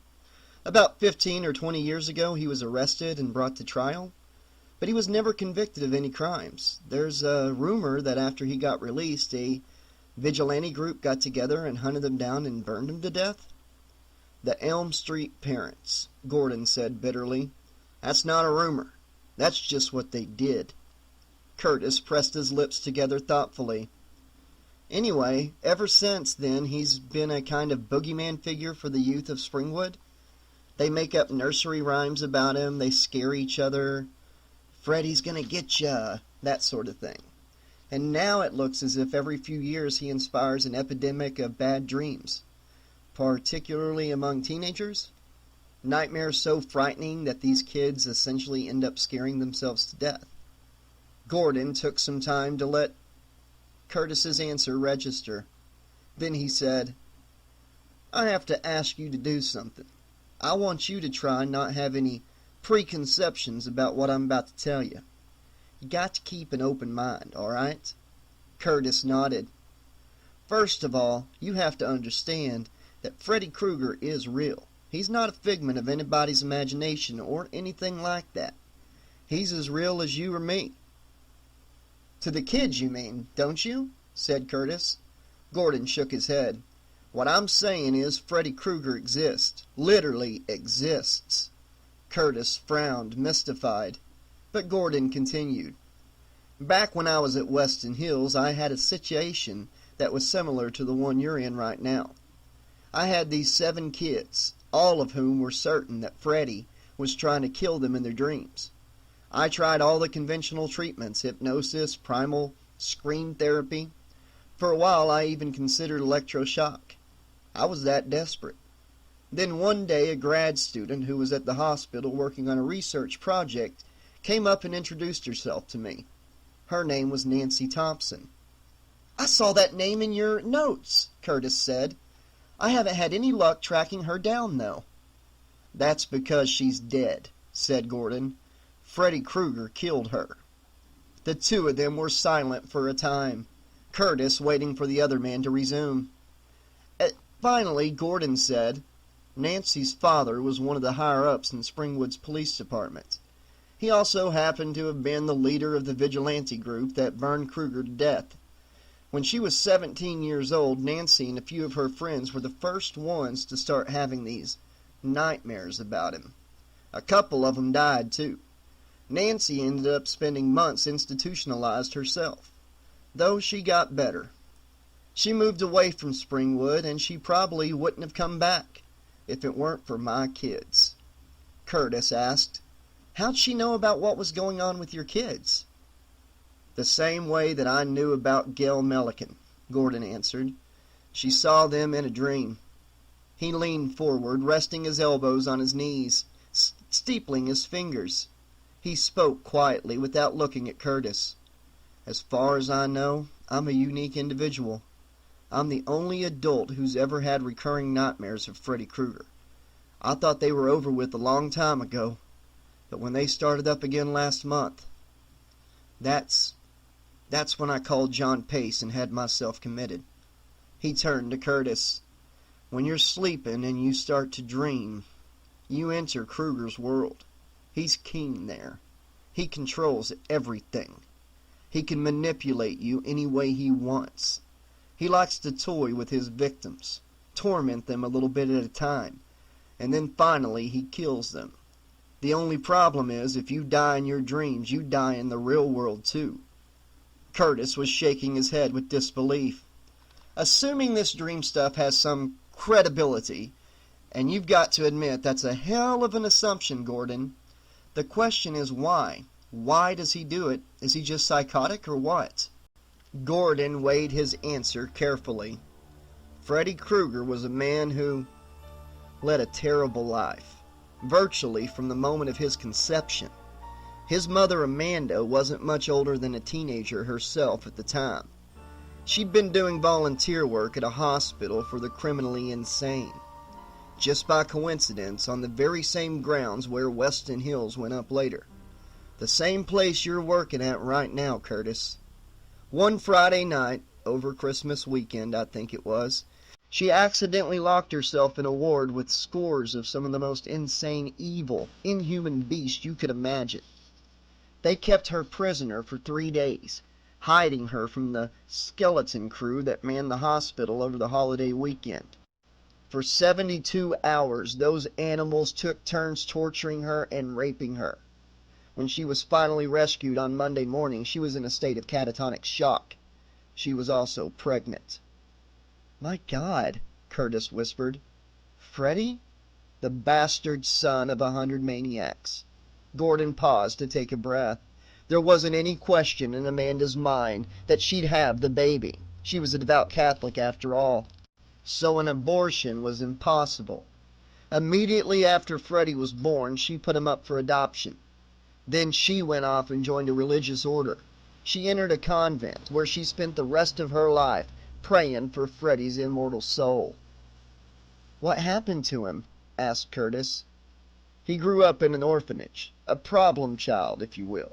Unwanted, unloved, no doubt physically and emotionally abused. He carried the stigma of his birth with him throughout his whole life, like an albatross around his neck. By the time he was an adult, he'd become a brooding loner, a pariah to the rest of the community, the obvious suspect in a series of heinous crimes. An entire community looking to lynch him after the evidence against him failed to convince a jury that he was guilty. Attacked by a vengeful mob and roasted alive." Gordon looked at Curtis pointedly. "I'd say if ever a spirit had call to be restless, Krueger's would. Wouldn't you?" Curtis then asked. "The rest of the kids, besides Nancy, I mean, they were from Elm Street too?" Gordon nodded. "My 7 kids, each of them had a parent who was part of the mob that killed Freddy Krueger." Curtis muttered grimly. "Good God," Gordon then said. "It turned out, though, that one of the kids, a girl named Kristen Parker, I'm sure I must have mentioned her in my notes." "I remember the name," Curtis interjected. "Kristen had a special power, you see," Gordon continued. "One that I've since learned to use myself. She could pull other sleepers into her dreams. One day, Nancy and I conducted a group session with the kids, an experiment in mass hypnosis. All of us went under, including me. We all went into Kristen's dream. Together." He paused. "That's when I met Freddy." "You actually saw him?" Gordon nodded slowly. "I helped the kids as best I could, but they were the ones who really battled him. Later on, when Amanda, she had Nancy's father and me dig up Freddy's bones and bury them in holy ground." Curtis then said incredulously, "You mean Amanda Krueger was still alive?" Gordon shook his head. "Not exactly." He frowned. "That part's not important right now. What happened is that once they were in the dream world, Nancy and a couple of the kids didn't make it out. But some of the others survived. Kristen, Joey Caulfield, Ronald Kincaid. I thought it was over for good, but it wasn't long before Freddy came back." "What do you mean?" "A couple of years ago, after I'd moved to Florida, I got a letter from a girl in Springwood named Alice Johnson. She told me that Freddy had returned and that he'd killed Kristen and Joey and Kincaid. But she said she'd managed to take care of him herself. She was absolutely sure that he was finished once and for all." Curtis scowled. Obviously she was wrong. Gordon then grunted. "Obviously." Curtis leaned back against the bench. He looked up at the clear blue sky, digesting what the other man had told him, wanting badly to believe Gordon. If only the story weren't so damned fantastic, he said to himself. He brought down his eyes again as Gordon was saying, "What I've been doing while I'm here is trying to figure out a way to rid the universe of Freddy Krueger forever. That's been the problem, ever since the beginning, going back to Nancy.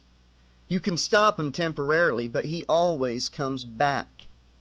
So Curtis asked, "Do you have something in particular in mind, Dr. Gordon?" Gordon locked his eyes onto Curtis's. "What do you know about time traveling?" Curtis's expression became dubious. "You mean like in H.G. Wells?" Gordon shook his head. "I mean through hypnosis. Do you know much about that?" "Very little," Curtis admitted. "I've read some stuff on past life regression, not that Shirley MacLaine mumbo-jumbo, but a couple of monographs in the Journal of American Psychiatry." He frowned, thinking hard. "Isn't there somebody in California who's done a lot of work on this subject?" "Vinnie, Matheson, and Russ at Berkeley," said Gordon. "It turns out that they've gone a lot further, though. Further than what they've let come out in print, anyways. It also happens that I'm friends with 3 of them. They've shared a lot of their unpublished work with me.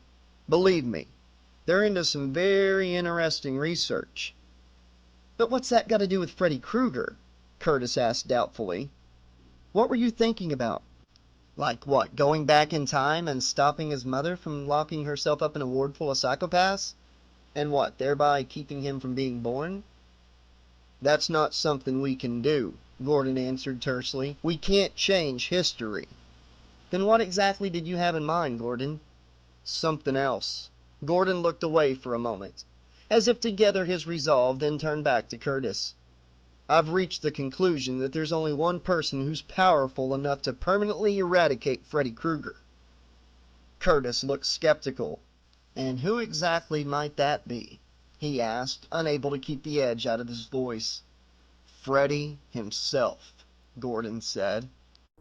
Neil Gordon flew back to Springwood with Dr. Curtis. During the trip, Gordon filled in as much as he could about his involvement with the original Elm Street children. He told Curtis about the mysterious nun who had entrusted him with the secret of Freddy Krueger's origin, a nun who may or may not have been the spirit of Amanda Krueger herself. Gordon also told how he and Nancy Thompson's father had followed Amanda's instructions to defeat Freddy by burying his mortal remains in consecrated earth, and how Mr. Thompson had lost his own life in the process. Recently, Gordon had come to understand that any similar type of defeat for Freddy Krueger was equally transitory. He now believed that no single human being or group of human beings could destroy Krueger. Because of the peculiar metaphysical nature of Freddy's evil persona, said Gordon, the only thing that could obliterate his existence would be a true alter ego. Just as matter in the physical universe is destroyed by antimatter, so could Freddy be destroyed only by an anti-Freddy. Gordon then explained carefully to Curtis his theory as to how an anti-Freddy could be, must be, created. He showed Curtis several volumes of notes on the time travel experiments of Drs. Finney, Matheson, and Russ in California.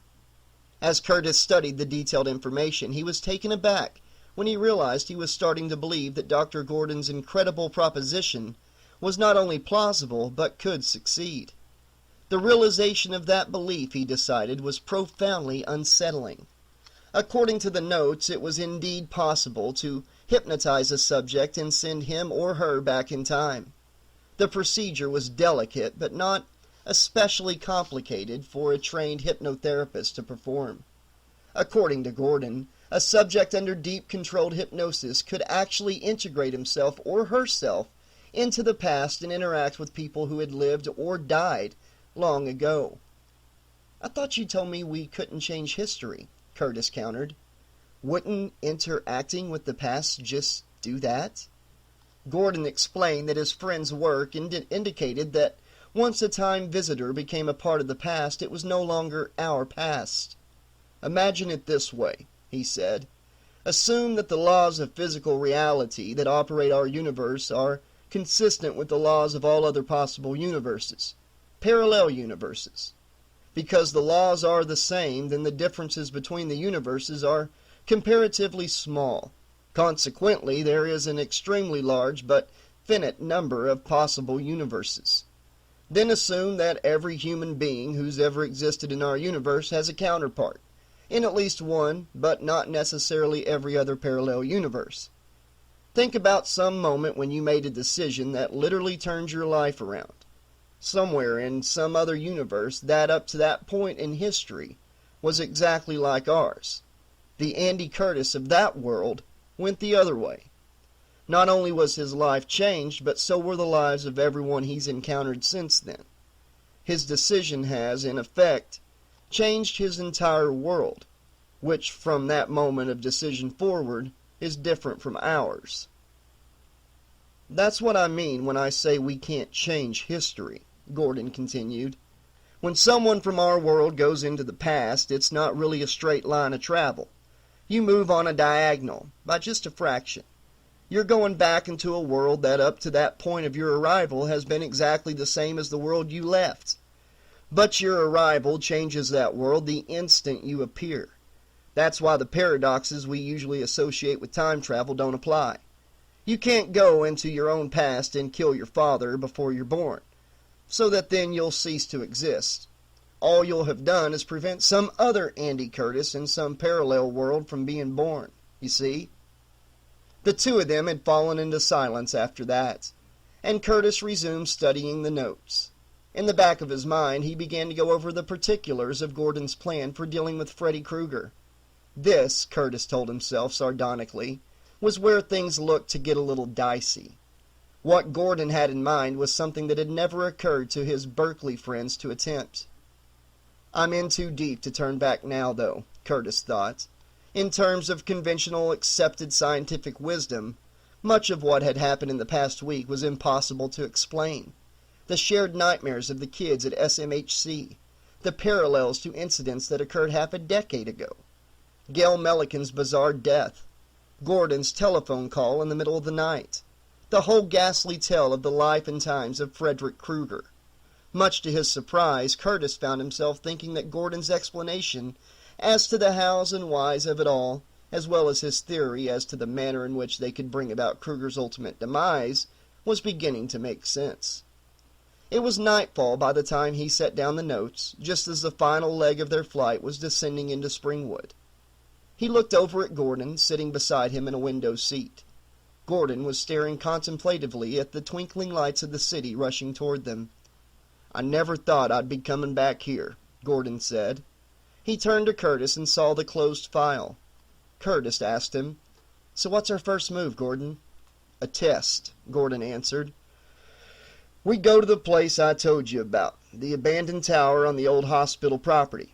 That place is where Amanda was." Gordon's voice trailed away. His look became contemplative again. "Then what?" Curtis said. "Then you put me under. And then we find out if it's truly possible to go back to the moment of Krueger's conception." "Uh-huh," Curtis said firmly. "You put me under. I'm the one who's making the trip?" Gordon shook his head. "You don't know how dangerous Krueger can be." "I also don't know the hypnosis technique as well as you do," Curtis cut in. "I can't guarantee I'll be able to bring you back once I've put you under." "I can't let you do this," Gordon said emphatically. "I can't allow you to take that risk. Gail Milliken was my patient, remember? You don't have any patients anymore, Dr. Gordon. They're all dead." Gordon's expression became pained. Curtis realized that he had wounded him badly. Neither man spoke for a moment until Curtis said in a more gentle voice, "Look, Neil, I'm not trying to pull rank on you. Honest to God. We're together in this, you and me. But you're not the one who's chancing his career this time. I am." He paused, then added, "Besides, I want to go back." The jolt of the airplane's wheels touching down momentarily startled Gordon. He turned abruptly to look out the window, calmed himself, then turned back to Curtis. "I'm the one who goes under," Curtis said. "All right?" At last Gordon nodded. Whatever you say, Curtis. After collecting Gordon's suitcase from a baggage carousel, they took Curtis's Mazda, which he'd left in the airport's short-term parking lot, back to the Springwood mental health clinic. Curtis had suggested that they stop at his apartment first to drop off Gordon's bag and have a bite to eat, but Gordon was far too anxious to begin the experiment. Now that he was this close to Krueger, he said, he wanted to get on with what they planned to do as soon as possible. They arrived at SMHC shortly after 10:30 p.m. Curtis paused at the entrance gate to show his ID to the night guard, then wheeled through the gate, turning onto the outer drive that circumscribed the 6 acres that made up the center's grounds. The decrepit, tumble-down, abandoned asylum lay at the rear of the grounds. It was a third of a mile from the brightly lit, modern structures that comprised the center's current facility. During the day, Curtis could see the old asylum from his office window. The building was encircled by a grove of elm and oak trees that stood like sentinels. He had never had an urge to explore the old building. He'd heard a report, never officially acknowledged, that the asylum had been condemned by the city. However, it wasn't lack of curiosity or fear of injury that kept Curtis and virtually everyone else away. It was a miasma that seemed to enshroud the place, making it seem resolutely inhospitable and uninviting. Curtis pulled to a stop along the concrete turnabout in front of the dark building.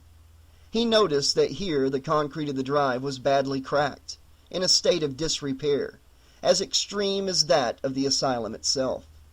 Wordlessly, Gordon opened the door on his side and got out of the car, carrying with him the canvas duffel bag he'd brought from Florida along with his suitcase. Curtis paused to reach underneath his seat for the foot-long mag-light flashlight he kept there. He switched on the light, comforted by the feel of its solid, heavy bulk in his hand, then got out of the car to follow the other man.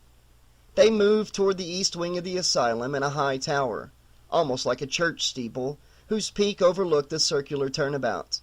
Gordon walked purposefully as if he knew exactly where he wanted to go, and Curtis had to trot to stay on his heels. They entered the building through a broken door that led into a small vestibule. Gordon pointed toward a narrow flight of stairs, the apex of which disappeared into blackness. "This way," he said. He led Curtis up 10 flights of stairs. By the time they reached the top level, Curtis was gasping for breath. Gordon kept on going, making his way down a short corridor that ended at a wide wooden door. He turned the handle and pushed the door, but it would not budge. He motioned for Curtis to help him. The two of them pressed their shoulders against the solid wood, pushing mightily. They were able to force the door open. Its hinges groaned with resistance. They stepped through the doorway and found themselves standing upon a kind of balcony behind a waist-high wooden railing. Curtis moved to the railing, shining his flashlight down into a huge open expanse of floor 30 feet below. Littering the expanse was pieces of broken furniture and piles of trash and other debris, the detritus of years' unuse. "What is this place?" Curtis asked, keeping his voice low. "This was where they kept the most violent inmates," Gordon replied, his tone undercut with acrimony. "Where we're standing used to be a gallery for visitors. From up here they could watch the lunatics and not have to worry about being accosted." He shook his head. "The middle of the 20th century, and it was just like Bedlam. A fucking snake pit."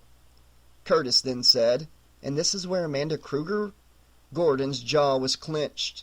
He looked at Curtis, his eyes alight with cold fire. "Let's get to work," he said. They searched the gallery for makeshift furniture. Curtis found a pair of wooden boxes, one of which was a bit more sturdy than the other. He carried the boxes back to Gordon, handing over the less sturdy of the two. Gordon stood the box on one end.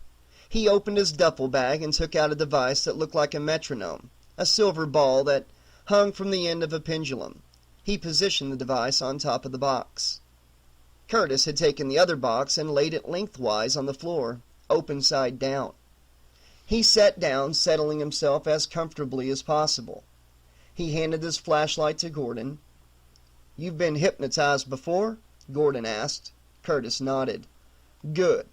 Since you've read the procedure, you know it's basically the same as ordinary hypnosis. It's just that once you're under, The suggestions I'll be giving you will be different from the kinds of hypnotic suggestions you're used to." "I understand," Curtis said. "Okay," Gordon began. "Just relax." He reached for the silver ball and set the pendulum in motion. He shined the flashlight on the ball, narrowing the beam of light so that the ball was passing back and forth from brightness to shadow. "Watch the ball, Andy," he uttered. His voice was soft and soothing, commanding and irresistible all at the same time. "Just watch the ball and relax. Let your mind go." Curtis then whispered to himself, "Let your mind go." And that quickly he was hearing Gordon's voice and not hearing it any more. "Let your mind go. I'm under. Floating. Feel everything floating. Must have been so susceptible because I'm so damn tired. Jesus, what an unbelievably long day this has been. And where am I now? What the hell is going on? Go back." Must be Gordon. I can still hear his voice. Can't really understand what he's saying. Still going back. Still floating. Keep floating. Feels like hours and hours. Keep going. Open your eyes, Andy. Going. I'm there. Still here in the asylum, only it's then, not now. Getting up, standing, going to the rail. Looking over the rail, and what the Christ is going on down there? That woman must be Amanda. Oh my God, I hear her screaming, those maniacs. What they're doing to her, but that's all the sound I can hear. Anybody else is so quiet, just her screams. Won't somebody help her, please? Those maniacs, gotta stop them. Stop, you bastards. Stop, stop, stop. "Wake up, Andy." "Who's calling me?" Gordon shouted. "Andy, wake up!" Curtis's eyes snapped open. He was on his feet, leaning over the gallery railing. Gordon's arms were wrapped around him tightly, pulling him back. An intense sensation of vertigo washed over him. His legs became rubbery and he sank to the floor. Gordon let him slide down, then was kneeling beside him. It took Curtis a moment to focus his eyes on Gordon's expression of deep alarm. "Andy, are you all right?" Curtis's reply was a hoarse croak. What happened?" "You'd been under for about a minute or so when, all of a sudden, you let out this wail. Right before you made a jump for the railing. For God's sake, what did you see?" A minute?" "Yeah." Curtis shook his head with defiance. "I was there for hours." He could feel the dizziness coming over him again, and the edges of his vision sparkled. He clutched Gordon's forearm, his fingers digging into flesh, pulling the man close. "I was there," Curtis hissed. "Neil, I was there." And then he fainted. Gene Chandler slept intermittently that night, disturbed by fitful thoughts of Andy Curtis. Conflicting emotions roiled inside her. Concern, anger, apprehension, indecision, doubt, and guilt.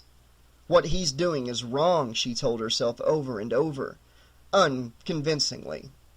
They may have the best intentions in the world, but damn it, they're going about it all wrong. At midnight, Chandler had received a phone call from Neil Gordon, asking her if she could come over to Curtis's apartment right away. When she arrived 20 minutes later, the first thing she saw was Curtis. He was sitting on the sofa opposite the front door, looking drawn and deathly pale. Gordon had been the one to let her into the apartment because Curtis was too weak to get up and answer the door himself. She had rushed to Curtis's side and sat down close to him. She worried over his wan expression and enervated condition. She listened as he described his trip through time to the horrifying moment of Freddy Krueger's conception. He and Gordon then took turns explaining to her what they intended to do come morning, after Curtis had had time to rest, and how they wanted her to help them. At that point she had asserted, "You can't be serious about this. You're asking me to help you kidnap a patient for some cockamamie experiment that you're not even sure will work. You've got to go to Lloyd and tell him what you're doing." Gordon had been standing near the front door the entire time. "We can't do that," he said. "I know Lloyd Mayfield. He'll never give us his permission." Curtis looked at Chandler. "Neil's right. Lloyd'll never go along with this. Freddy Krueger's our responsibility." "Freddy Krueger is dead," Chandler snapped. He's not dead, Curtis said stubbornly. Good Christ, Jean, haven't you been hearing what we're telling you? What I heard was some cock and bull story about hypnotically induced dreams you had that you went back 40 years in the past. Damn it, I was there. I saw Amanda Krueger. Chandler was shaking her head in dismay. Andy, I don't know what to say to you. She looked from Curtis to Gordon. Will you both try and think rationally for a moment about what you're doing? Just try. Gordon then said softly, Dr. Chandler, either you help us or you don't. We're going ahead with what we've got planned. What happened to Andy tonight demonstrated to us that it's more risky than we thought. We could really use your help. But even if you don't help us, Curtis said, we're going to do it anyway, on our own. Curtis and Gordon watched her closely, awaiting her response. She looked from one man to the other and shook her head. I just can't get involved in this. Gordon then said, Can you at least promise not to tell Lloyd what we're doing? I don't know, said Chandler. I honestly don't know. She turned to Curtis and took his hand in hers. Andy, please, I'm begging you. Take a few days to think about this. I can't, he said. It has to be done as soon as possible, before Krueger can harm anyone else. Chandler let go of his hands and turned away from him. After a moment, she arose from the sofa. Without a word, she gathered the coat and handbag she'd brought with her, crossed to the front door, and left the apartment. An hour later, she lay in her own bed thinking, I have to tell Lloyd. But that would mean betraying the man she loved, she told herself. Curtis would certainly be censured, if not dismissed outright from the hospital staff. His reputation would be ruined if he didn't lose his license to practice medicine altogether. Not to mention that what they're doing is dangerous. Her heart ached as she recalled how awful Curtis had looked, as if he'd been through an incredible ordeal that drained him not only emotionally, but physically. What was it that Neil Gordon had said? That Andy had been under for barely 60 seconds, and that tomorrow they planned to leave him under for 20 or 30 times that long? They must be insane. I have to stop them. I have to tell Lloyd. I don't know what to do. She gave up trying to get any rest shortly after sunrise. After showering and dressing for work, she went into her apartment's small kitchen and made herself a meager breakfast. On the wall near her refrigerator hung an extension to the telephone in the bedroom. She stared at the extension for some time, trying to make up her mind whether or not she should call Curtis. What do I say to him? She asked herself. She didn't have an answer. She decided not to call. Chandler arrived at SMHC at 8:30. She went into the staff lounge and was grateful to find it deserted of any of her colleagues. She checked her mailbox for messages, then poured a cup of coffee from the lounge's antique Mr. Coffee machine near the door. She sat down in one of the armchairs that furnished the room. Unable to take her mind off of Andy Curtis, she glanced at his mailbox and saw that it was stuffed with several days' worth of communications. She felt a small twinge of relief, hoping that this was a sign that he hadn't been in yet. Maybe she could keep an eye out for him and speak to him again before he and Gordon... The door opened. Chandler perked up hopefully for a moment, until she saw that it was Jerry Butler. Butler was wearing her customary sour expression as she closed the door behind her. She glowered hello to Chandler, then went to the coffee machine. As she was pouring herself a cup, Butler said to Chandler, You wouldn't have any idea why Andy Curtis checked out one of my patients without asking me, would you? Chandler could feel icy fingers tickling the back of her neck, so she said warily, I'm sorry? Butler turned to her. He signed out one of my patients early this morning, a boy named Harvey Baker. Chandler sensed the blood draining from her face. Butler said, Jean, are you all right?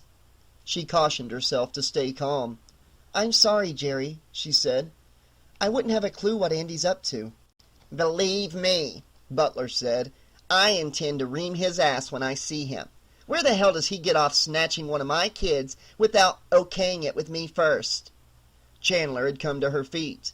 She was trying to keep the bland expression on her face cinched tight as she crossed to the door. I'm sure he's got a good reason for doing whatever it is he's doing. She pulled open the door. "If I see him, I'll tell him you're looking for him." Butler grunted, but before she could say anything more, Chandler was out the door. Fighting to maintain control, Chandler moved determinedly through the hospital's halls. She made her way toward the rear of the main building, exiting through back doors that opened onto a wide expanse of manicured lawn. The grove of trees that separated SMHC from the old asylum lay just ahead of her. Once outside, she broke into a jog. By the time she reached the trees, she was running as hard as she could. The heels of her shoes loudly clacked on the cracked concrete of the turnaround in front of the ruined building. She paused for a moment, trying to remember what Curtis had said last night about which part of the building he and Gordon had visited. She stood still momentarily until she heard Curtis's voice crying out in abject terror from the upper reaches of the east tower. Chandler dashed across the turnaround and pushed her way through the broken doorway. She raced up the narrow stairway, reached the top landing, and ran down the short hallway to the door at the end. The door was open. She burst through the doorway of the dilapidated gallery and froze, chilled at the sight of the bizarre tableau before her. Two straight-backed wooden chairs, one occupied by a sleeping teenage boy, the other by Andy Curtis. Neil Gordon was crouching beside Curtis, shaking him vigorously. Curtis's face was a mask of horror, his eyes wide open and staring blankly into space, his lips skinned back, teeth bared, a blood-curdling cry of terror shredding his throat. His dark hair had turned snow white. Chandler cried at Gordon. "What have you done to him?" "He's trapped in the dream world," Gordon cried back over his shoulder. "Please help me. I can't wake him up." Dr. Andrew Curtis in the dream world. How did I get here? Remember the hospital. Ask for Harvey. Take him. Everything's okay, just an experiment. I'm Dr. Curtis. This is Dr. Gordon. Go to the tower, Gordon. Put both of us under Harvey's afraid. No, don't want to dream about Freddy. But Gordon says it's all right. All right, Dr. Curtis. We'll be with you. I go under, same as last night. Materialize in the gallery this time, run down the stairs, unlock the ward, race to save Amanda. Who are you? Who are you? I tell her. I'm Dr. Curtis. I'm just visiting the asylum, Amanda says. You saved my life. I rescue her, watch her stay with her. Practice work at the asylum. She's pregnant. We go out together. Amanda, will you marry me? Will you marry me? I don't care whose baby. It's our baby, our baby. She then says, yes, I'll marry you, Andy. I love you. The baby comes. It's a boy. We name him Frederick after Amanda's father. Call him Fred, not Freddy. Raise him as my son. Amanda and I are man and wife. Watch Fred grow up a fine boy. My son, our son. We love him so very much. A bright, inquisitive boy. Loving Amanda takes him to church. An altar boy, the most devout young man I've ever known, comes to me after high school graduation and says, Dad, I'm thinking about becoming a priest. Goes to the seminary. Father Frederick Krueger. Curtis, a fine man, a good man, a parish priest, beloved by his congregation. Years and years pass on, and Fred's 40th birthday, Amanda having passed away a few years ago. Both of us sad, losing her, but that was years ago. I'm 72 years old, and I call him up. Fred, it's me. I've got something to talk to you about, something that's going to be very hard to believe, but you must believe me. Tell him the story of Freddy Krueger in the real world, the other world where I come from, all those years ago. Tell him he must save the other world from Freddy. You're the only one who can do that, Fred, only you. Father Fred Curtis, he looks at me with astonishment and he says he has to pray, has to think about it. I believe you, Dad, then says to me, I'm ready.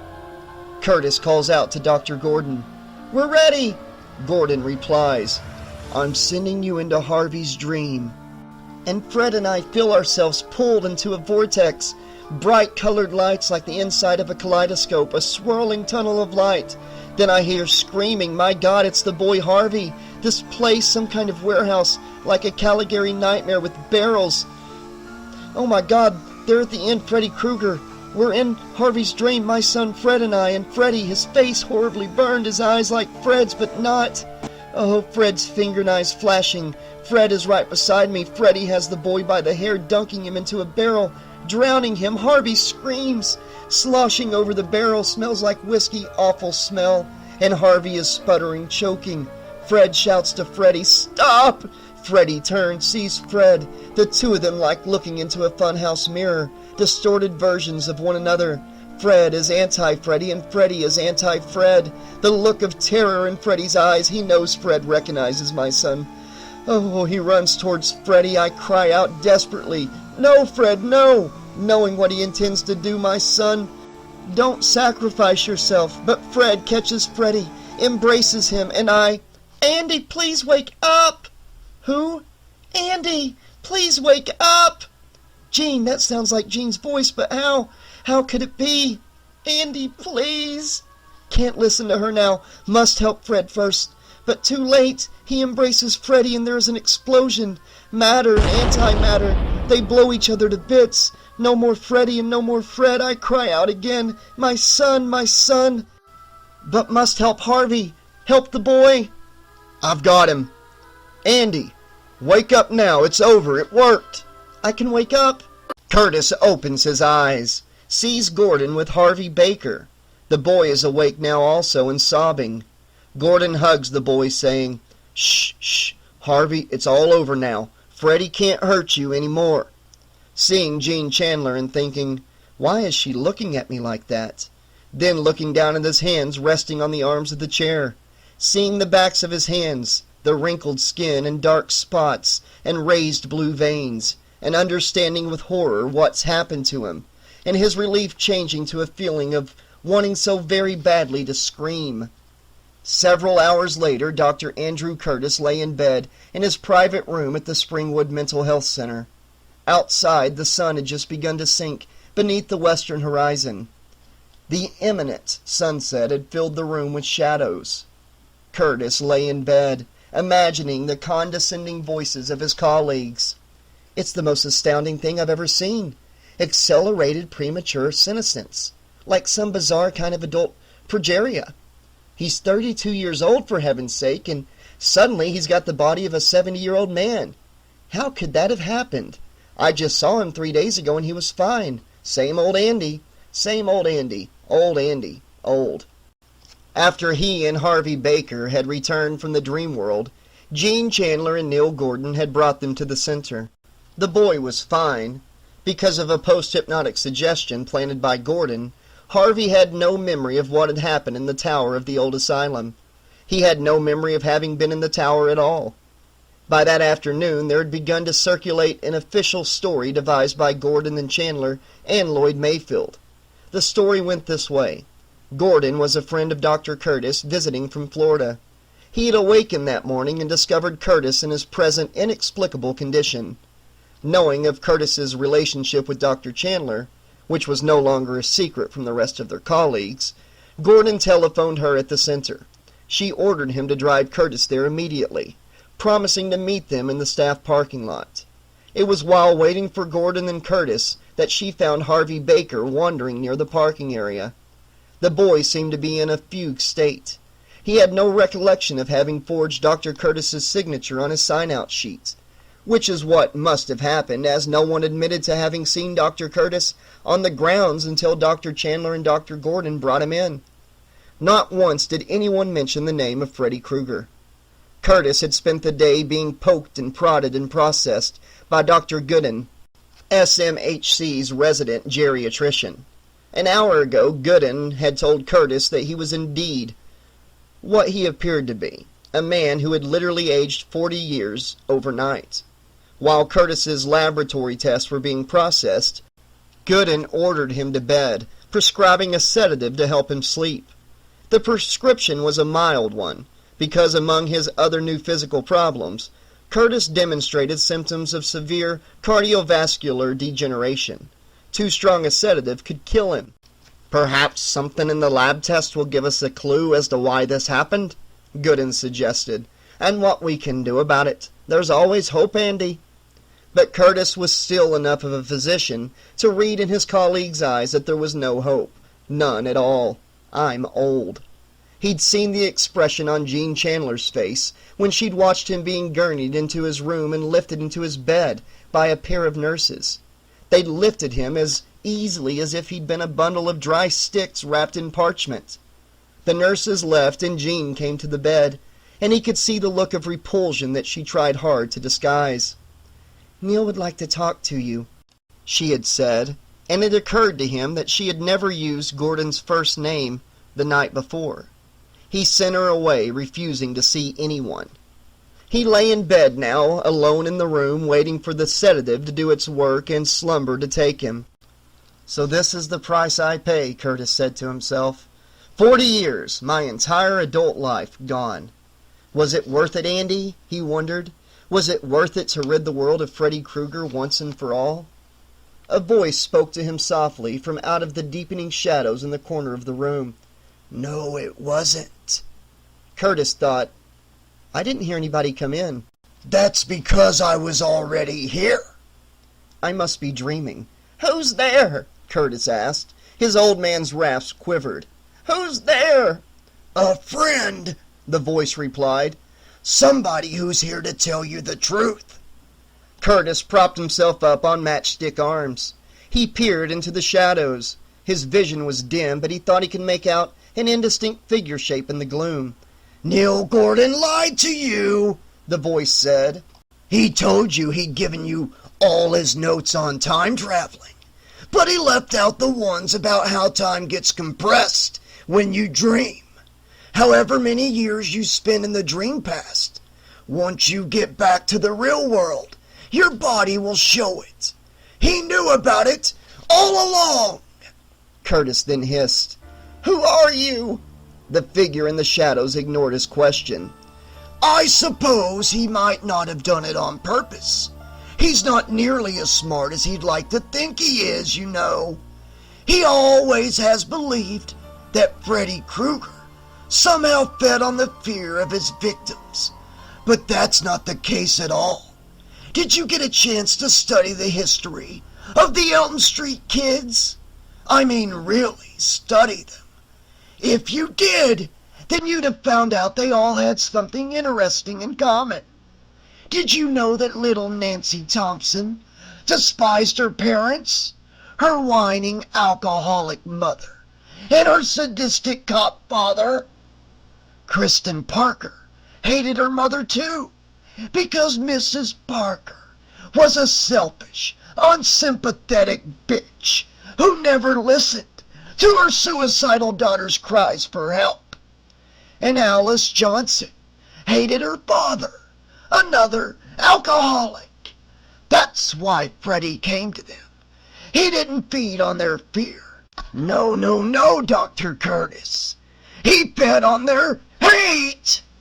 Curtis was still trying to focus his eyes on the figure in the shadows when he became aware of a dull pain that had begun to radiate up and down his left arm. He collapsed back onto the bed, blinking away tears which were filling his eyes. "If there's one thing Freddy Krueger could relate to," the voice continued, "it was hate." Curtis whispered hoarsely, "Who are you?" "I'm you," the figure breathed. Curtis could make out the sound of slow, shuffling footsteps approaching the bed, above the roar of blood rushing in his ears. "Are you starting to get the picture now? It isn't fear that keeps bringing Freddy around. It's when all that hate builds up until it's ready to burst. Once the threshold gets reached, bam! Freddy's back, baby. Because that's what Freddy Krueger really is. He's not a manifestation of fear. He's the embodiment of pure hate." Curtis was suddenly aware of an oppressive weight that had settled itself onto his chest. "Aren't you wondering where Gordon is right now?" the voice asked suggestively. "You don't think maybe he's with Jane, do you? Gee, maybe they're consulting on your case. Maybe he's asking her what it feels like to be in love with a dried up old prune like you.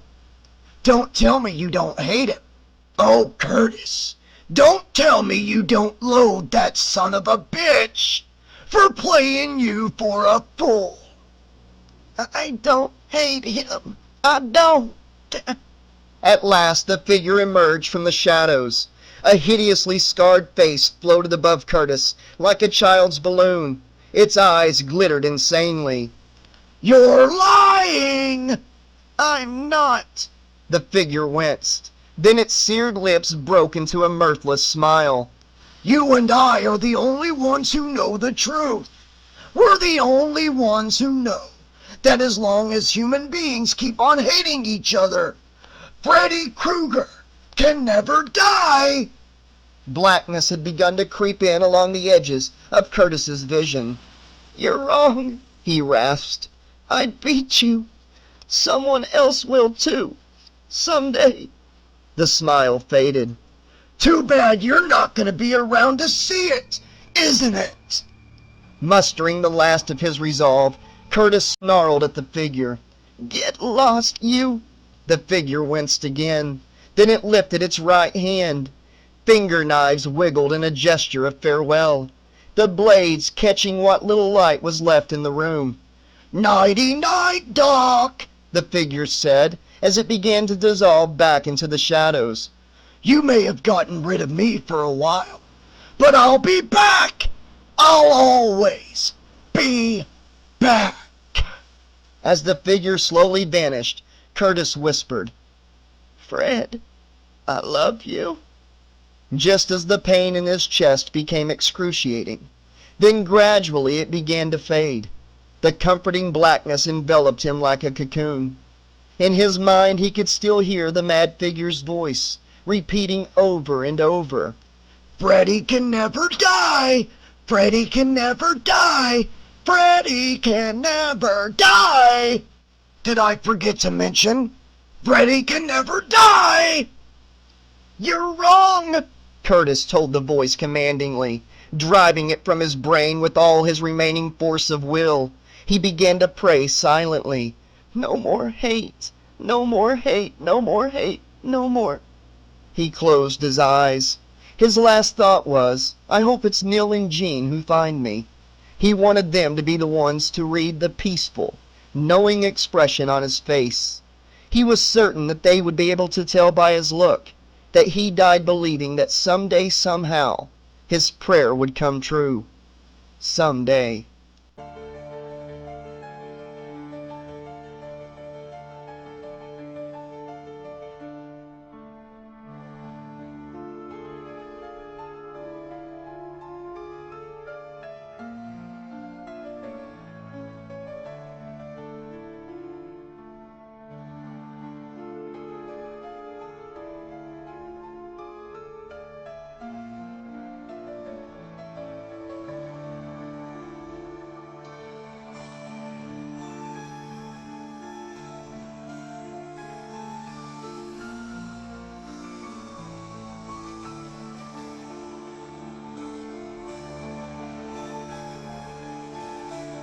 Miles to go before I sleep. In the dream, he was whole again, and as he walked down the sunny street, head high, thinking of his wife, he felt good and proud, and he knew with the certainty born of security that Barbara was all his, that she would never even look at another man. He looked down at his fingers. They were long, extraordinarily so, unnaturally so, but they curved gracefully in a way that seemed somehow sensuous. He wiggled the fingers of his left hand. They responded in the commands of his brain, but they did so on a delay, a beat or two behind his thoughts. He glanced up, and there was Barbara. She was standing in the middle of the sidewalk wearing the swimsuit he had bought for her on their honeymoon in California. To the left he could see a house, a two-story house, white with green trim. He had never seen the house before, but there was something about it that he liked, that made him feel good. I love you, Barbara said. He hugged her, his long fingers caressing the skin of her back, and she pressed against him as their lips met and they kissed. Ed awoke, frustrated, his body tense and sweating. He looked at Barbara lying next to him on the bed, her bare shoulder peeking out from beneath the blankets. He breathed heavily for a moment. then leaned back against the pillow, closed his eyes, and tried to will away the feelings within him. For the millionth time, he cursed the accident that had cost him his manhood. He took a deep breath and reached for Barbara, but she pulled away from him, mumbling in her sleep, frowning.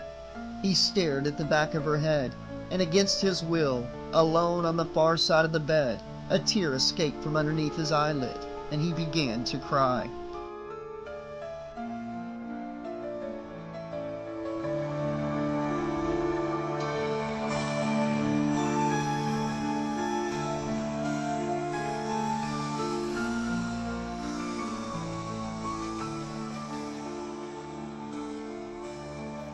At breakfast, everything was fine. Ed awoke first, showered and shaved, and by the time he had made the orange juice and started the eggs, both Barbara and Lisa had awakened and come into the kitchen. Barbara gave him a kiss on the cheek and a happy smile, and Lisa gave him a quick hug before sitting down at the table and fishing through the pile of newspaper for the entertainment section. It felt good being with his family like this, and at these moments he could almost convince himself that this was what was important. Being close, being together, caring. He could almost convince himself that sex was, after all, only a minor part of life. Almost. He looked at Barbara, staring out the window, drinking her juice. She was as beautiful now as she had been the day he'd married her. More beautiful, perhaps. There were a few wrinkles around the eyes, a few extra pounds around the thighs, but those were the natural results of life experience, and they added character and maturity to the superficial good looks of her youth. He would not be rationalizing if he said that her beauty now was deeper and more real than it ever had been before. That worried him sometimes. His eyes moved over to his daughter, sitting on the opposite side of the table. Lisa knew of the accident, of course, but she did not know of his problem, and he doubted that she ever would. They had discussed it at length, he and Barbara, although they had never arrived at a decision. Based on past experience, however, based on how difficult it had been for either of them to discuss even the basics of sex with their child, he did not think it likely that they would ever get around to broaching the subject of his physical inadequacy. Not that she needed to know. After all, he had never known any details of his own parents' intimate lives, and he did not feel that it was something he should know. Some things were meant to be private. Lisa looked up from her newspaper, caught his eye, and smiled. "What is it, Daddy?" He shook his head. "Nothing." "Can I ride to school today with Keith and Alina?" He stared at her with an expression of mock hurt. "You're ashamed of me, aren't you? You're ashamed to be seen with your poor old father." "Knock it off, Daddy." He chuckled. "It's okay by me, if it's okay with your mother." "Mom?" Barbara nodded distractedly. "Fine, dear." "All right." Ed slid the spatula under the eggs on the frying pan, placed the eggs on a plate, and handed the plate to Lisa. "I'll be there early today, though, and if you're even a minute late, that's it. You ride with me for the rest of the year." She shook her head. "Don't be crazy." "Ed," Barbara said, "don't be overprotective." His comment was supposed to have been light-hearted, a joke, but although Lisa seemed to have understood that it was a joke, Barbara was taking it at face value. He frowned. She'd been doing that a lot lately, misunderstanding things, not seeing humor where it was intended. He had not changed since the accident, but she had, and it was as if the rhythm they had built up over the last 20 years had been thrown off. Comments he made that she would have previously understood, he now found himself having to explain them. He shook his head. Maybe it was him. Maybe he was just overreacting, reading into events interpretations that simply were not there. "I'm not overprotective," he found himself saying. Barbara looked up at him, smiled, and he suddenly felt foolish. "It was a joke," she said. "Oh!" He turned back toward the stove and cracked another egg into the frying pan. The yolk broke, and he watched as the yellow slid into the white in tentacled rivulets that for some reason reminded him of blood. Maintenance supervisor, janitor. Maintenance supervisor was technically the title of his job, the one that appeared on the tops of his annual reviews and on the single sheet of his job description, but he liked janitor better. It seemed more honest, more real, more descriptive of his actual duties. He was not sure which term Barbara or Lisa preferred. He had never asked them. He had the feeling that his wife and daughter were slightly ashamed of what he did. They had never said so, had never even indicated in any way that this was how they felt, but it was a persistent suspicion, and one which he could not seem to shake. Although he enjoyed his job, although he liked working at the school, being around the kids, he himself felt slightly guilty about his occupation. It seemed to him that his position was one that was supposed to be a way station, a temporary spot filled by young kids on their way up, and old men on their way down. Not the way to make a living for a middle-class, middle-aged man with a wife and daughter. But he liked his job. It was fun, did not require a great deal of thought or effort, and for a man of his age and education, it provided security, good benefits, and a decent living. What more could a person ask for? He rifled through his rings of keys until he found the one that opened the maintenance supply office. He walked into the underlit office, moving past the newspaper-covered desk to the bench shelf in the back where the fluorescent lighting tubes were kept. One of the lights had burned out in the art classroom yesterday, and the resultant shadows made it difficult for some of the beginning students to differentiate between closely related color shadings. He had not had time to get to the classroom after school, and before his shift ended, so he'd promised the teacher he'd fix the problem this morning before school started. Ed found a box with the proper size lighting tube, carried it into the hall, closed and locked the supply office behind him. He turned around and almost ran into Kathy Epstein, one of his daughter's best friends, and the only one who still lived on their street. "Sorry, Kathy," he said. "Didn't see you there." The girl looked at him, and her eyes widened. Her eyes darted from his chest to his face and back again. "Where did you get that sweater?" she asked. Her voice was high, shaky, and it sounded to him as though she was frightened. He looked down at the clothes he was wearing and saw that he had put on a red and green striped sweater. He could not recall making a decision to wear the sweater this morning, and could not recall where or when he'd bought it. He looked at Kathy and shrugged. "I don't know," he said. "I guess my wife must have bought it for me. Why?" She said nothing, only backed away, shaking her head, her face pale. He frowned. "Kathy," he said, "are you all right?" She held up a hand to stop his progress and tried to smile. "I'm fine," she said, but he could tell by the tone of her voice that she was lying. I have to go to Mr. Williams. I'll see you later." He watched her continue down the hall, then looked down again at his sweater. Was this what had frightened her? It hardly seemed possible. A sweater? He tugged on the material, pulling it tighter. He could not remember ever wearing this sweater before, but it looked good on him, and it felt comfortable. He shrugged and continued down the hall toward the art room. Kathy Epstein did not breathe easy until she was safely out of the hallway and in her seat in algebra. She put her books on the rack under her seat, and only then did she realize that her hands were shaking. What was wrong with her? She had never been so frightened by a nightmare that the elements of its composition retained their horror in the waking world. But she had never before had a nightmare like the one she'd had last night. Goosebumps appeared on her arms even now as she thought of it. In the dream, she'd been going to a party at Lisa's house. She'd strode confidently up the walkway, opened the door, and stepped into the house. Inside, the party was in full swing, but there was no furniture in the house save a low, ugly table covered with a variety of drinking glasses, expensive crystal, average tumblers, empty jelly jars. She didn't recognize any of the people in the living room, so she walked through the crowd of partygoers into another room, and another, and another. The house was bigger than it was supposed to be, and she continued moving backward as the number of guests dwindled. Finally, she found herself in a small white room where Lisa was sitting in front of a computer terminal. The figure turned around, but it was not Lisa. It was a life-size Barbie doll. The doll grinned at her. Kathy turned and ran back the way she had come. In the living room again, at the front of the house, everyone was standing in a circle, cheering and clapping, while in the center of the circle an upright dead body spun like a top, blood flying outward and splattering against the walls, dripping into the drinking glasses on the table. Then the clapping and cheering stopped. The room grew silent. The lights dimmed. The only sound in the room was the whirling body and the falling blood. And he stepped into the room. Kathy could not remember having ever been so frightened in her entire life.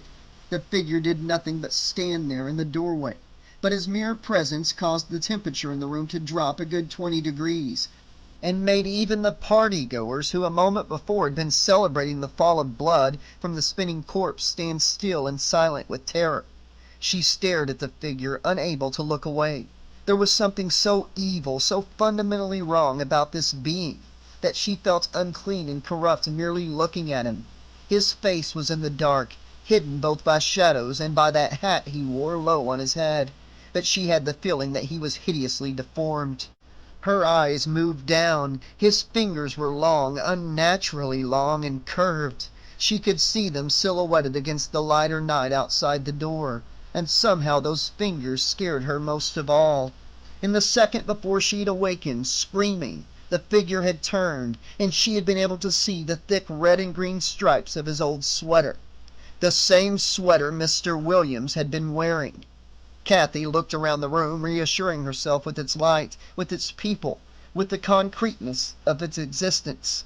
How could she let herself be so scared by a dream? So scared that she was frightened of a sweater worn by a man she'd known since she was a baby. Maybe she needed help. Psychiatric help. Did teenagers go to psychiatrists? She shook her head. She wanted to put the nightmare behind her, to forget about it the way she usually did when she had a bad dream, but she didn't seem to be able to do so, because it seemed more like the remembrance of a real event than the memory of a dream. That was stupid, she told herself. She was behaving like a little child. But the thought would not go away, and she spent the rest of the day moving carefully between classes, avoiding Mr. Williams. A kid puked in the cafeteria, and though he quickly mopped it up with the soap and water that was already in his bucket, Ed knew he'd have to go back later with some heavy-duty Lysol and really scrub the spot clean. It was a busy day. In addition to his regular duties, he had to take over the work of Rudy Martinez, the other day janitor, because Rudy had called in sick, and it was after the bell rang and fifth period began before he finally had a chance to head over to the supply office. The way things were going, he'd probably be here until 6 tonight. The Lysol was not where it was supposed to be, on the floor next to the desk. He'd have to talk to the night workers about that. So he moved back into the stock shelves to look for it. Walking past the tools, he scanned the middle cleaning shelf for the familiar bottle, and his eyes alighted on the strange, half-hidden object he had found last week. A leather glove fitted with long, steel razor fingers. He stepped back as though shocked. He had forgotten all about the glove. He had come across it in the basement, buried amongst a pile of old rags near the corner of the incinerator, and he remembered now that he'd intended to talk to the principal about his discovery, to ask what should be done with the object. But somehow he had forgotten. He picked up the glove, holding it gingerly. The razor fingers, hanging limp, clicked together, making a satisfyingly martial sound. This, no doubt, had been the inspiration for his dream of long fingers, his dream of potency. He pulled on the glove. The fit was tight, but it was comfortable, and the long, still fingers did indeed make him feel more strong, more manly somehow, more powerful. From somewhere he heard the sound of a child humming, a vaguely familiar nursery rhyme tune which seemed at once innocent and chilling. He slashed the fingers once through the air, and the humming disappeared, replaced by a gratifying silence. He tapped the razors on the metal shelf. They clicked loudly and pleasantly, making a drum roll sound. He looked around, saw a sealed box on the top shelf above him. He reached up, and the fingers, long enough to reach the box, sliced cleanly and easily through the cardboard, causing a flood of pencils to spill out and onto his head. Ed smiled and took off the glove. The steel fingers, which had been extensions of his own shorter flesh and blood fingers, drooped impotently down as he replaced the glove on the shelf. The smile faded from his face. The happiness he had felt seconds before fled, replaced by an unsettling, empty feeling. He stared at the glove, at the brown-lined leather, and the faded brilliance of the razors. The glove had fit him. But it was wrong somehow.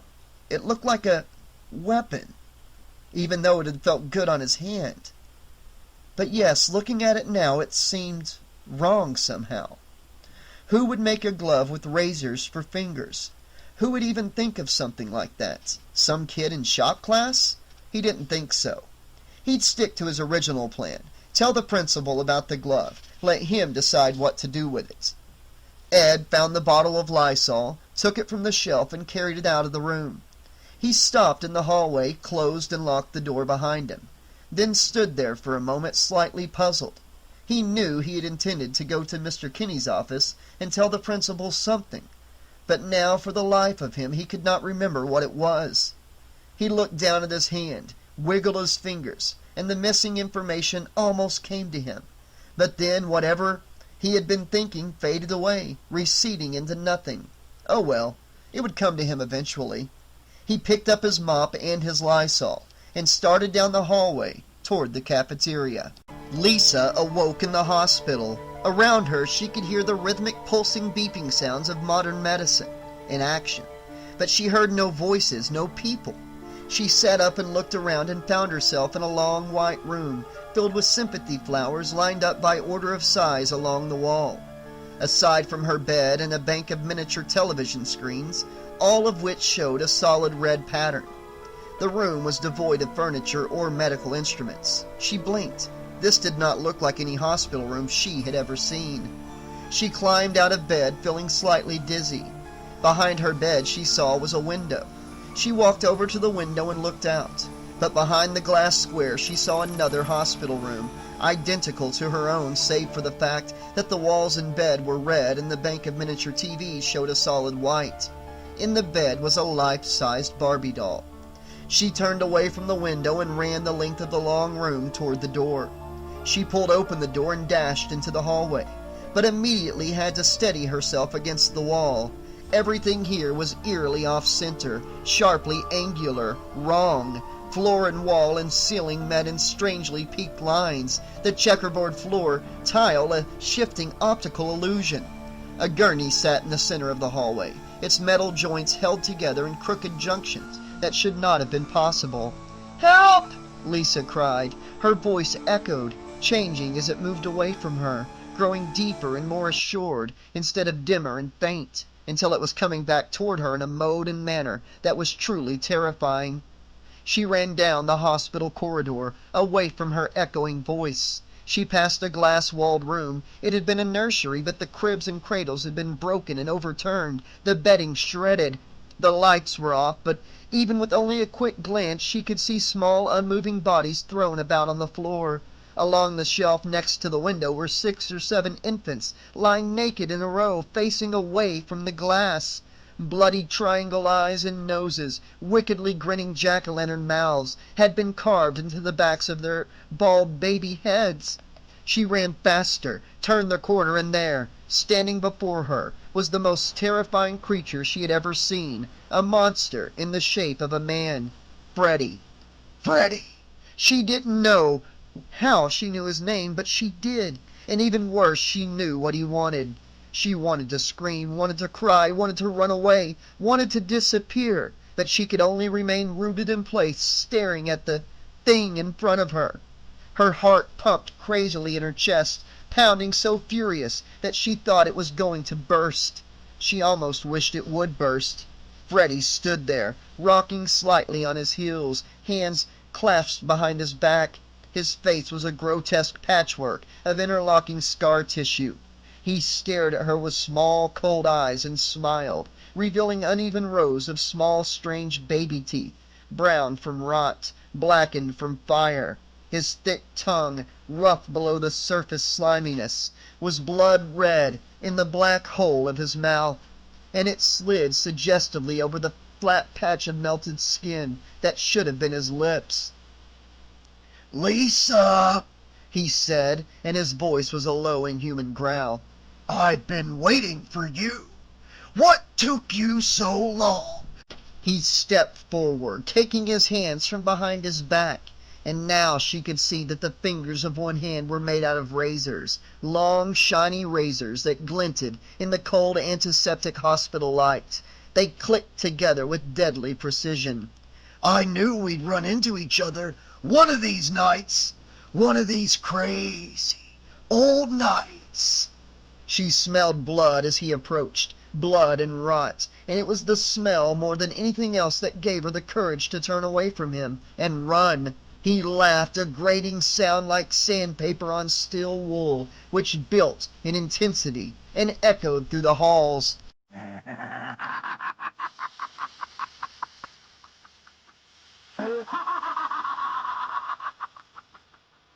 She ran down one corridor, then another, turned right, turned left. She sped around a blind corner and found herself in a huge room filled with metal pipes and rusty tanks and staggered rows of industrial machinery. She stopped running. The air was cold, damp, filled with a heavily oppressive atmosphere that owed nothing to the physical elements of its surroundings.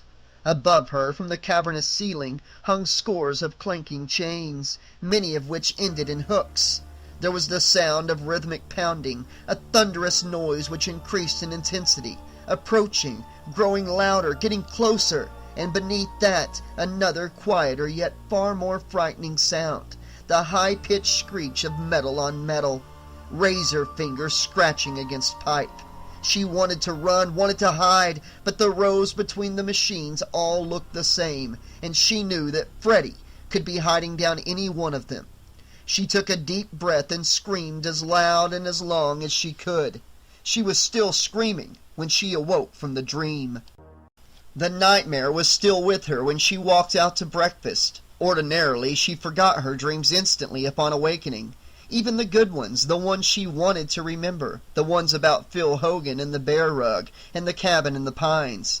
She could not seem to recall except in the vaguest possible way. But this nightmare was lodged in her consciousness and could not be displaced. She had even felt it returning last night as she'd started to drift back into sleep, and she'd forced herself to stay awake for the rest of the night to make sure she would not dream it again. Freddy.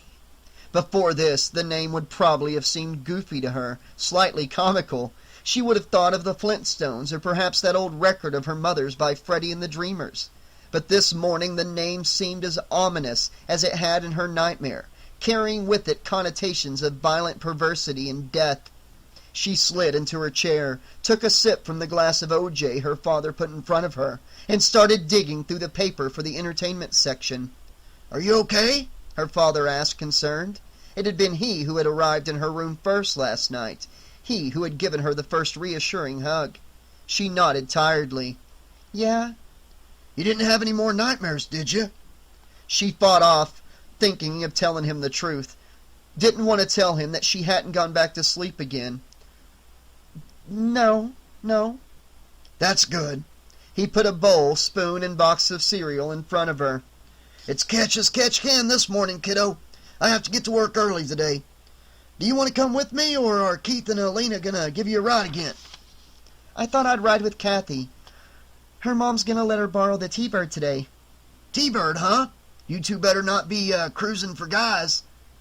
"At 7 in the morning. Be serious, Daddy." He grinned. "I'll still be timing you." Lisa poured herself some cereal, doused it with Sweet and Low, and added some milk. Her father left the kitchen, and she found herself listening to the news on the radio. There was another flare-up in the Mideast, a failed coup in Latin America. Locally, 6 infants had died overnight at Lutheran General Hospital. She stopped chewing, remembering her dream. Jack-o'-lantern faces carved on round baby heads. The kitchen felt suddenly cold. She sat still, listening. The babies had died from what was being diagnosed as SIDS. However, the odds of 6 infants dying in one night from this mysterious killer were so astronomical as to be suspicious, and an investigation was being conducted. Lisa looked up and saw her father standing in the doorway. His face was pale, and his mouth was hanging open as if in shock. The way in which he was standing, his posture, reminded her of something or someone, though she couldn't quite... Freddy! Her breath caught in her throat. She looked up at her father's face. Their eyes met, and she saw something in his glance that didn't look familiar and that she didn't like. She suddenly felt uncomfortable being alone with him in the kitchen, and was grateful when her mother walked in a moment later. She excused herself as quickly as possible, and after putting on her shoes and makeup and brushing her teeth, she hurried over to Kathy's house. Ed sat in the maintenance office and stared at the blank wall before him. He was worried. He had heard the story about the infants on the news, and while he didn't honestly think that crib deaths in a hospital on the other side of town had anything to do with him, he could not help thinking about the dream he had had last night. He recalled with sickening clarity the details of his dream, the way he had fingers, long fingers, sharp fingers, and the way he'd happily demolished a hospital, joyously carving pumpkin faces on plump baby flesh. In the dream it had seemed fun, exciting, but he had been disgusted with himself upon awakening, frightened at the gruesomely morbid potential of his own imagination. It was as if he had been another person in the dream, not himself, although perhaps that was just his attempt to rationalize the brutality of his subconscious thoughts. He wondered what a psychiatrist would say about it. He continued to stare at the wall. There was something else, too, something that had to do with the dream, something that was eluding the grasp of his waking mind. A girl! One of the high school students? He couldn't recall, but there was a nagging note in the back of his brain, a feeling that the information he had forgotten was more important than what he had remembered. He thought of the expression he had seen on Lisa's face as they both listened to the news report, and that, more than anything else, worried and concerned him. She had looked at him as if she was afraid of him, as if she knew what he had dreamed and somehow blamed him for the deaths of those babies. But that was stupid, wasn't it? Wasn't it? There was a beep and a hiss of static as the intercom above the desk clicked into life. It was Nora Hallman, the principal's secretary. "Ed," she said, "are you there?" He pushed the speak button. "I'm here, Nora." "There's been some vandalism in Mr. Kinney's office. Someone, I assume it was kids, threw a rock through his window last night. I already called the district, and they'll send someone out to replace the window sometime this morning. But I was wondering if you or Rudy would come in and clean up a little before the principal gets here. There's glass everywhere, all over the floor, all over the desk, and the rock is lying in one of the chairs. You know how Mr. Kinney is." Ed smiled. He knew how Mr. Kinney was, and he knew that if that office wasn't in perfect shape before he arrived, or as near perfect as possible under the circumstances, he would take it out on Nora and whomever else he came into contact with during the day. "Don't worry, Nora. I'll be there in a minute." "Thanks, Ed." He stood up, pushed from his mind all thoughts of last night, and grabbed his broom. After work, he found himself driving through the industrial section of town, maneuvering easily through the maze of rutted railroad-cross streets as though he knew the area, as though he had been here before. He had not been here before, had never really seen this area at all except as a dirty series of blocks to the right of the freeway. But now he traveled down the roads and alleys between the massive buildings, driving back and forth and back, looking for something. He did not know what he was looking for, but he knew he'd recognize it when he came to it.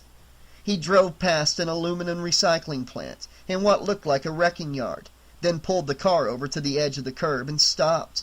He stared out the window at the building next to him. It was new, recently constructed, not yet in use, but the contours of its form against the gradually setting sun seemed somehow familiar and friendly. He got out of the car, stretched his legs. There was something welcoming about the structure, something that made him feel warm and good. And he found himself walking up the unfinished and partially paved walkway toward the entrance. The front doors, smoked glass with the factory stickers still on them, were locked, but he'd expected that, and he walked through the small side parking lot, turned the corner of the building, and found what he was looking for, a small metal door deep set in the concrete wall. He tried the door, and it opened. Inside, the building was dark, but his feet propelled him forward, moving instinctively through the huge open room and down a short flight of stairs. He walked through an empty room with white walls, through another, smaller room piled high with unopened crates, past a working air conditioning unit bolted to the floor, then up a series of metal steps where he stopped. Here. Ed looked around. He was in a boiler room, a cavernous chamber filled with hissing steam and rumbling equipment. Everything about him was familiar.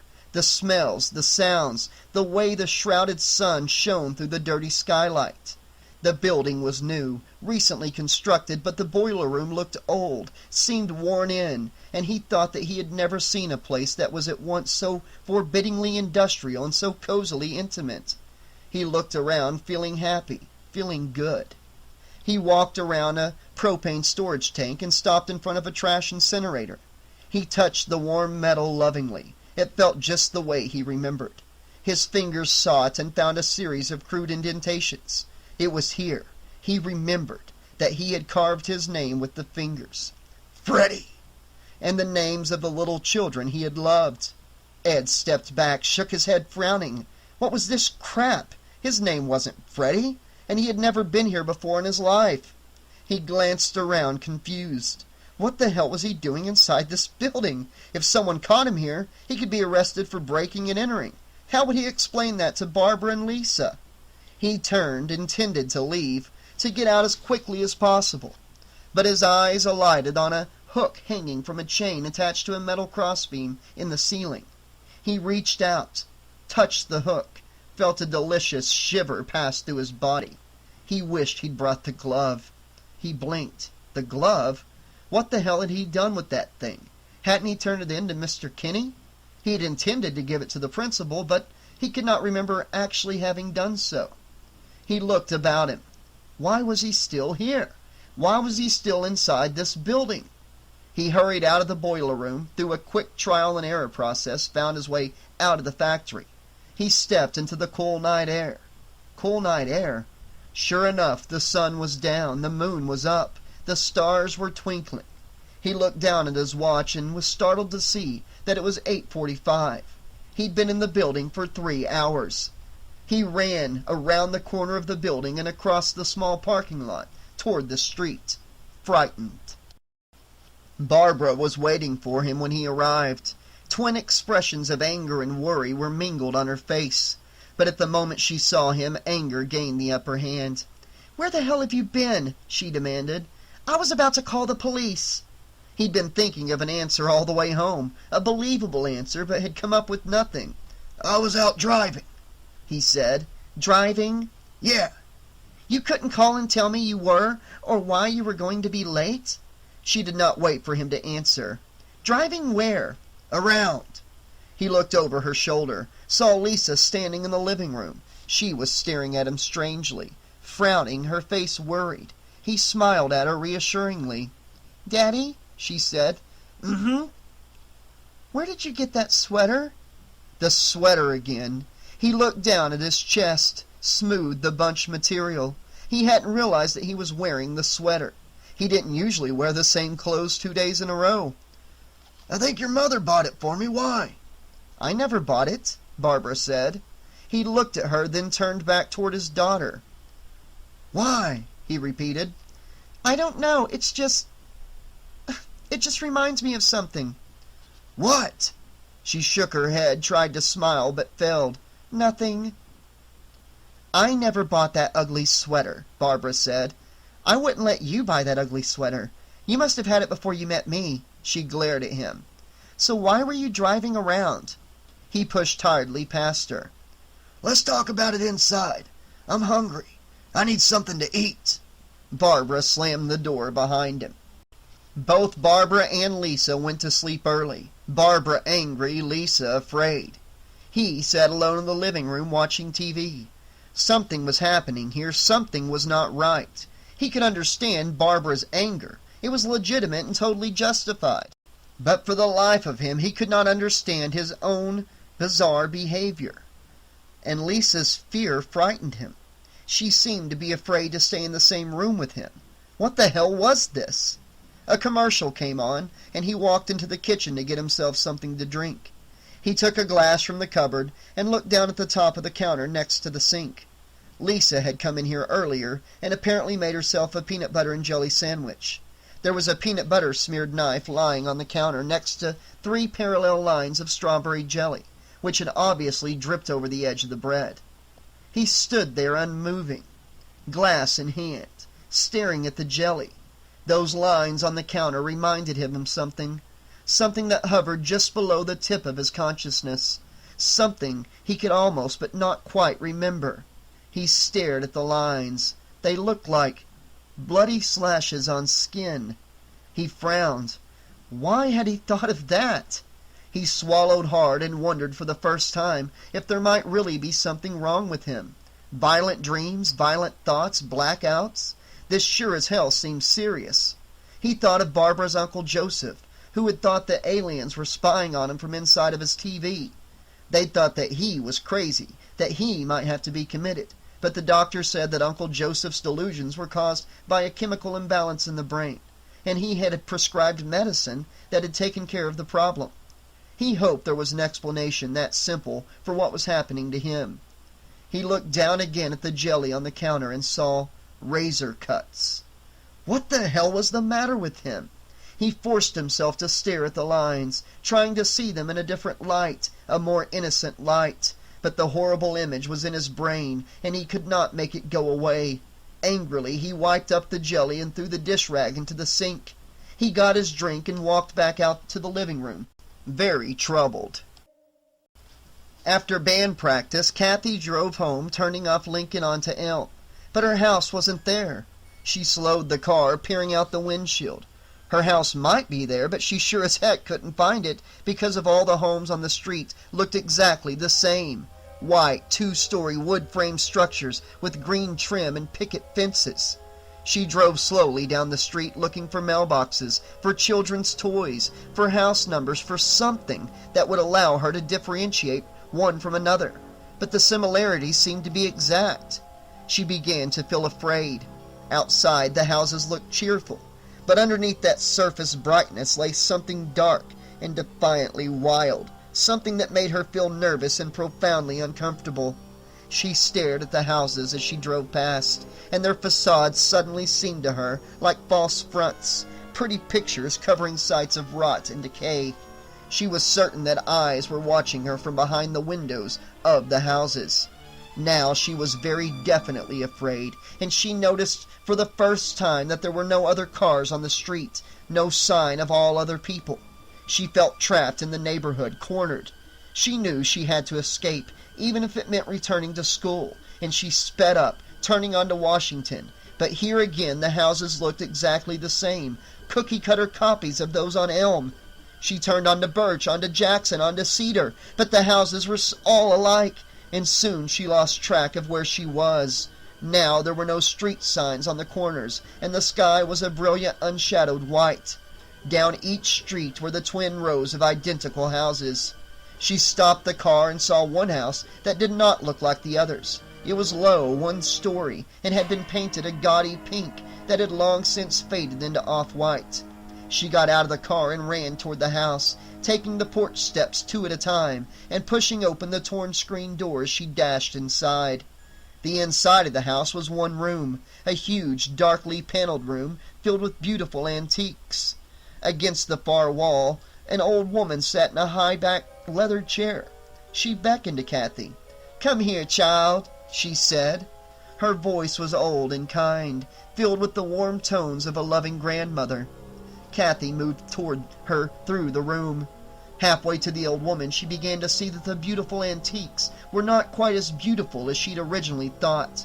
The framed prints on the wall detailed acts of torture and perversity.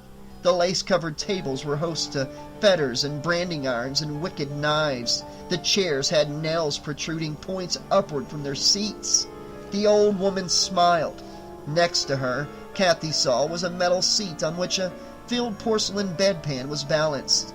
The bedpan was dripping slowly onto the floor. "Hi," Kathy said tentatively. "Hello," the old woman said. This close, she no longer looked so grandmotherly. Her voice no longer seemed so kind. "Would you like a doll?" She gestured to the right, and Kathy saw a young girl wearing a white dress seated on the carpet. The girl giggled, a corrupt, knowing giggle. She smiled slyly.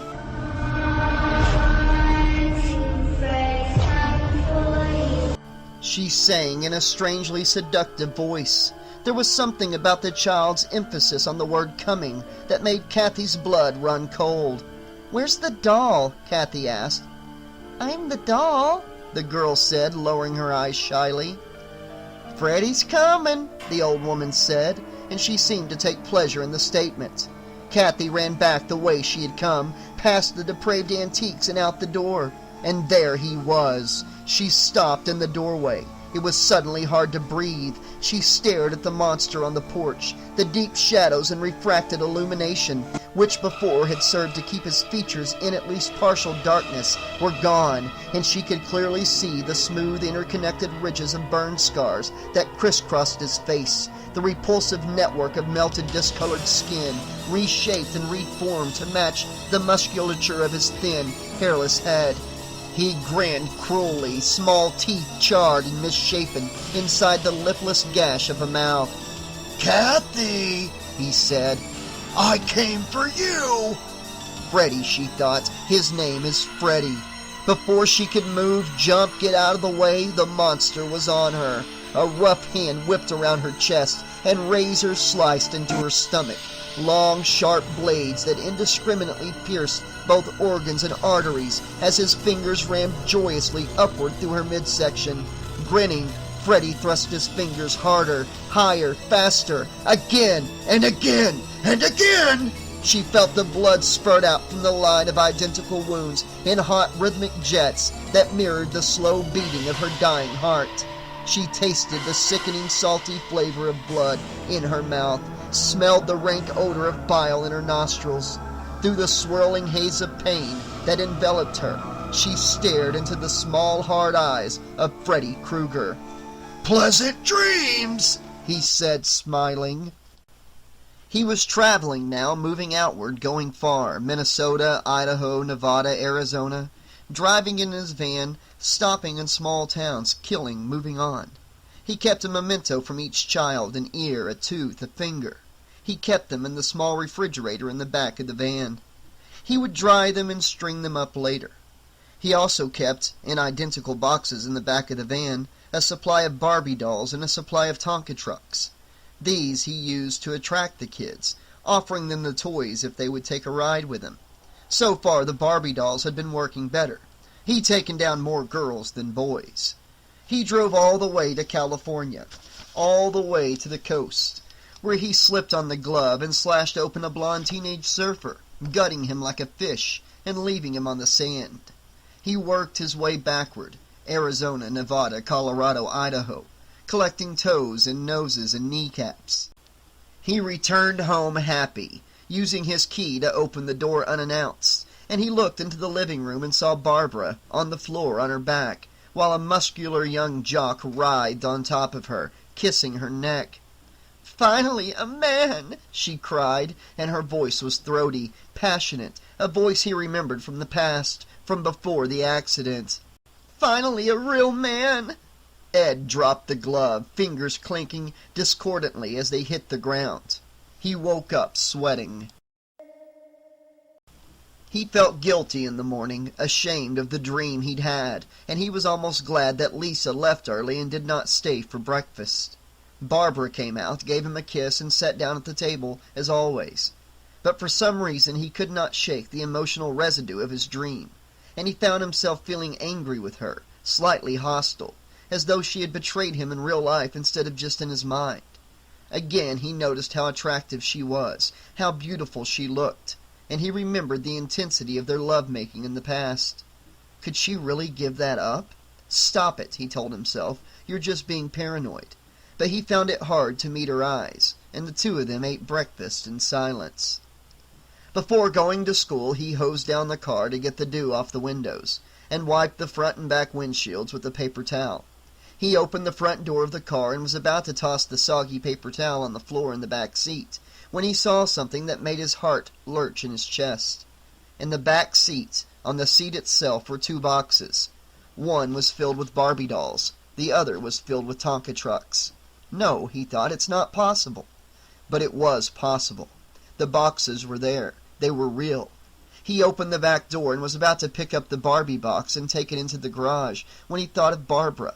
What if she saw the box? How would he explain that? How could he explain that? He thought for a moment, then slammed the back door shut. He got into the car, pulled out of the driveway, and headed down the street towards school. He tried to ignore the boxes, tried not to think of them, tried to pretend that they had nothing to do with his dream. but he saw the brown cardboard and the piled toys each time he looked in the rearview mirror. The Barbie dolls appeared to be smiling at him. The mood at school was different than usual. The kids, when they came in, were more subdued, quieter, and many of them seemed cowed, somehow scared. The normal hallway horseplay was absent, replaced by a quiet solemnity. Something had happened, and he soon found out from one of the teachers what it was. Kathy Epstein had died in her sleep last night. Ed's first thought was for Lisa. Had his daughter been planning to ride with Kathy this morning? He wasn't sure, but he didn't think so. He would have heard by now. She would have run back home. "It's always a shock when someone dies this young," the teacher said. "It's especially shocking to students who don't think that something like this can happen to them. It's always sobering." "Yeah," Ed admitted. He felt a tap on his shoulder, and he turned around to see Lisa standing behind him. Her eyes were red and puffy, tears rolling down her cheeks. "Oh, Daddy," she said, and the tense awkwardness that existed between them for the past few days was gone. "Kathy's dead." He put his arm around her, hugged her. "I know, sweetie." "She was only 16. He patted her back. "I know." A group of football players walked by. One of them, the biggest, Hogan? Was that his name? Grinned. "Incest," he said. His buddies laughed. Lisa cried even harder, burying her face in his shoulder, and Ed felt like smacking the kid across his stupid face. Damn punk. He glared at the kid, who looked quickly away. He found himself thinking of Kathy, of the last time he'd seen her. "Where did you get that sweater?" And he suddenly remembered that he had dreamed about Kathy last night, that he had dreamed of stalking her, wearing the fingers and stalking her. He had dreamed of killing her. He swallowed hard, feeling cold. Lisa continued to cry against him, but his reassurances were on autopilot now, automatic, unthinking. He found himself wondering if other kids had died last night in their sleep. Kids in Minnesota, Idaho, Arizona. Lisa had not slept well since Kathy's funeral. Her nights had been taken up with snatches of sleep caught between portions of old movies. Her days with dozing in the classroom. Her parents had been concerned but understanding. She had simply said that she was too disturbed to sleep, that the TV helped soothe her mind, made her feel better, and they had allowed her some slack. She did not dare tell them the truth. She did not dare tell them that she was afraid to fall asleep, that she was afraid to dream. A month ago, 2 weeks ago even, she would have shared everything with her parents, or at least with her father. She had always been closer to him than to her mother. But something had happened, something had changed, and she now found herself spending more and more time alone. Other people, she noticed, other students at school, had been avoiding her father as well. He had always been one of the more popular staff members, one of the few adults who didn't talk down to students in a condescending manner. But lately he'd been working alone without his usual group of admirers. That worried her a lot. What worried her more was the fact that she'd heard her father talking in his sleep the other night. His voice had sounded different, lower, rougher than normal. It had reminded her of Freddy. She shivered. Several times during the past week she had considered discussing her dreams with her friends, Keith and Elena, as well as several other students. Had looked tired lately, as though they weren't getting enough sleep. But she'd felt too embarrassed, had not known how to bring up the subject. "Lisa?"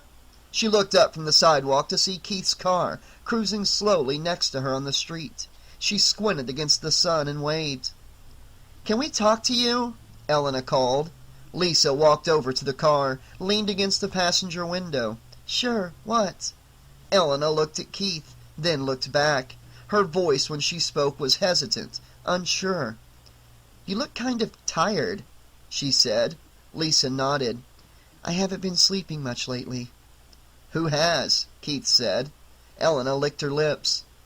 "I don't know how to say this," she said. "It sounds so stupid." Lisa's pulse quickened. "Just say it, Elena." "Keith and I have talked about this, and, well, we both have been having nightmares. I know that doesn't sound like anything, but, well, we've both been dreaming about the same thing." "Freddy?" Lisa said. Keith and Elena looked at each other. I told you. Keith nodded. Get in the car, he told Lisa. We have something to show you. Does it have anything to do with this? Get in the car, please. 15 minutes later, Keith's Honda pulled in front of a large empty factory in the middle of the industrial section of town. We're here, he said. The three of them got out of the car. Lisa shivered, cold, though the temperature this afternoon was well into the 80s. She stared at the newly built structure before them. She had never seen the building before, knew nothing about it, but there was something about the place that frightened her, that made her feel dirty and unclean and desperately in need of a bath. It was an almost physical sensation, and she had to force herself to look at it and not turn away. Okay, she said. We're here. What's all this about? This was where he was killed, Elena said. Who? Keith looked at her. Freddy.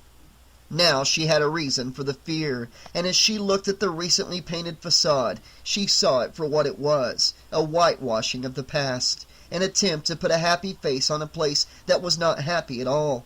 The building might be merely brick and mortar, glass and metal, construction materials, but there was something of him in there too.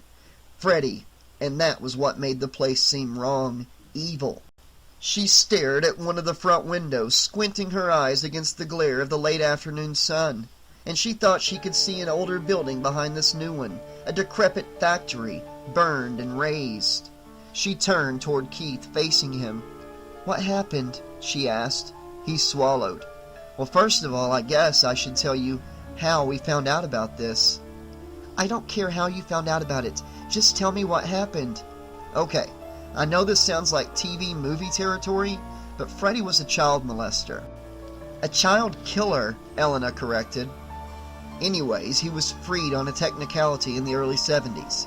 The kid's parents must have seen too many Charles Bronson flicks or something, because after he was released, they followed him. They followed him here.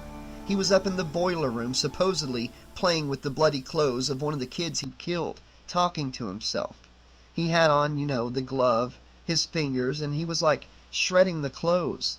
The parents, well, they'd brought along some gasoline. He cleared his throat. They burned down the building. They killed him. Oh my God, Lisa breathed. The scary part is that he didn't seem to care. He didn't fight back or anything. I don't know if this part is true or not, but his last words were supposed to be, I have promises to keep and miles to go before I sleep. Keith took a deep breath. He said this while he was on fire, while he was burning up. Jesus Christ. And then he started laughing. Why here? Why did he come here? This was where he took all his victims. This was where he killed them. Yeah, but I mean, why did he take them here? He had the keys. Listen, he was a janitor.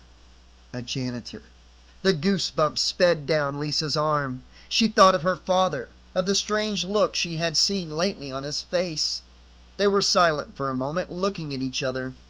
And though none of them said anything, they each felt scared and suddenly very vulnerable. Can we go inside? Lisa asked. I want to see something. Elena nodded. You want to see if it looks like your dream? Yes, me too. Keith walked across the unlandscaped ground and picked up a chunk of concrete that was lying amidst the detritus of leftover construction materials. That's why we're here, he said. He started walking toward the side of the building. Come on, there has to be a back door or a window or something. We'll break in. They didn't have to break in. One of the side doors was unlocked, and they opened it easily, checking to make sure they weren't seen, then darted inside. There were no lights in the building, but a diffused illumination came from somewhere. Windows, skylights, and they wandered through a series of empty rooms. Wait a minute, Lisa said, cocking her head. I hear something. I don't. Shh! Now they all heard it. A pumping or pounding, a rhythmic mechanical sound coming from the floor above them. Upstairs, Keith said. They followed his lead, down a series of steps, then up, and then they were in the boiler room.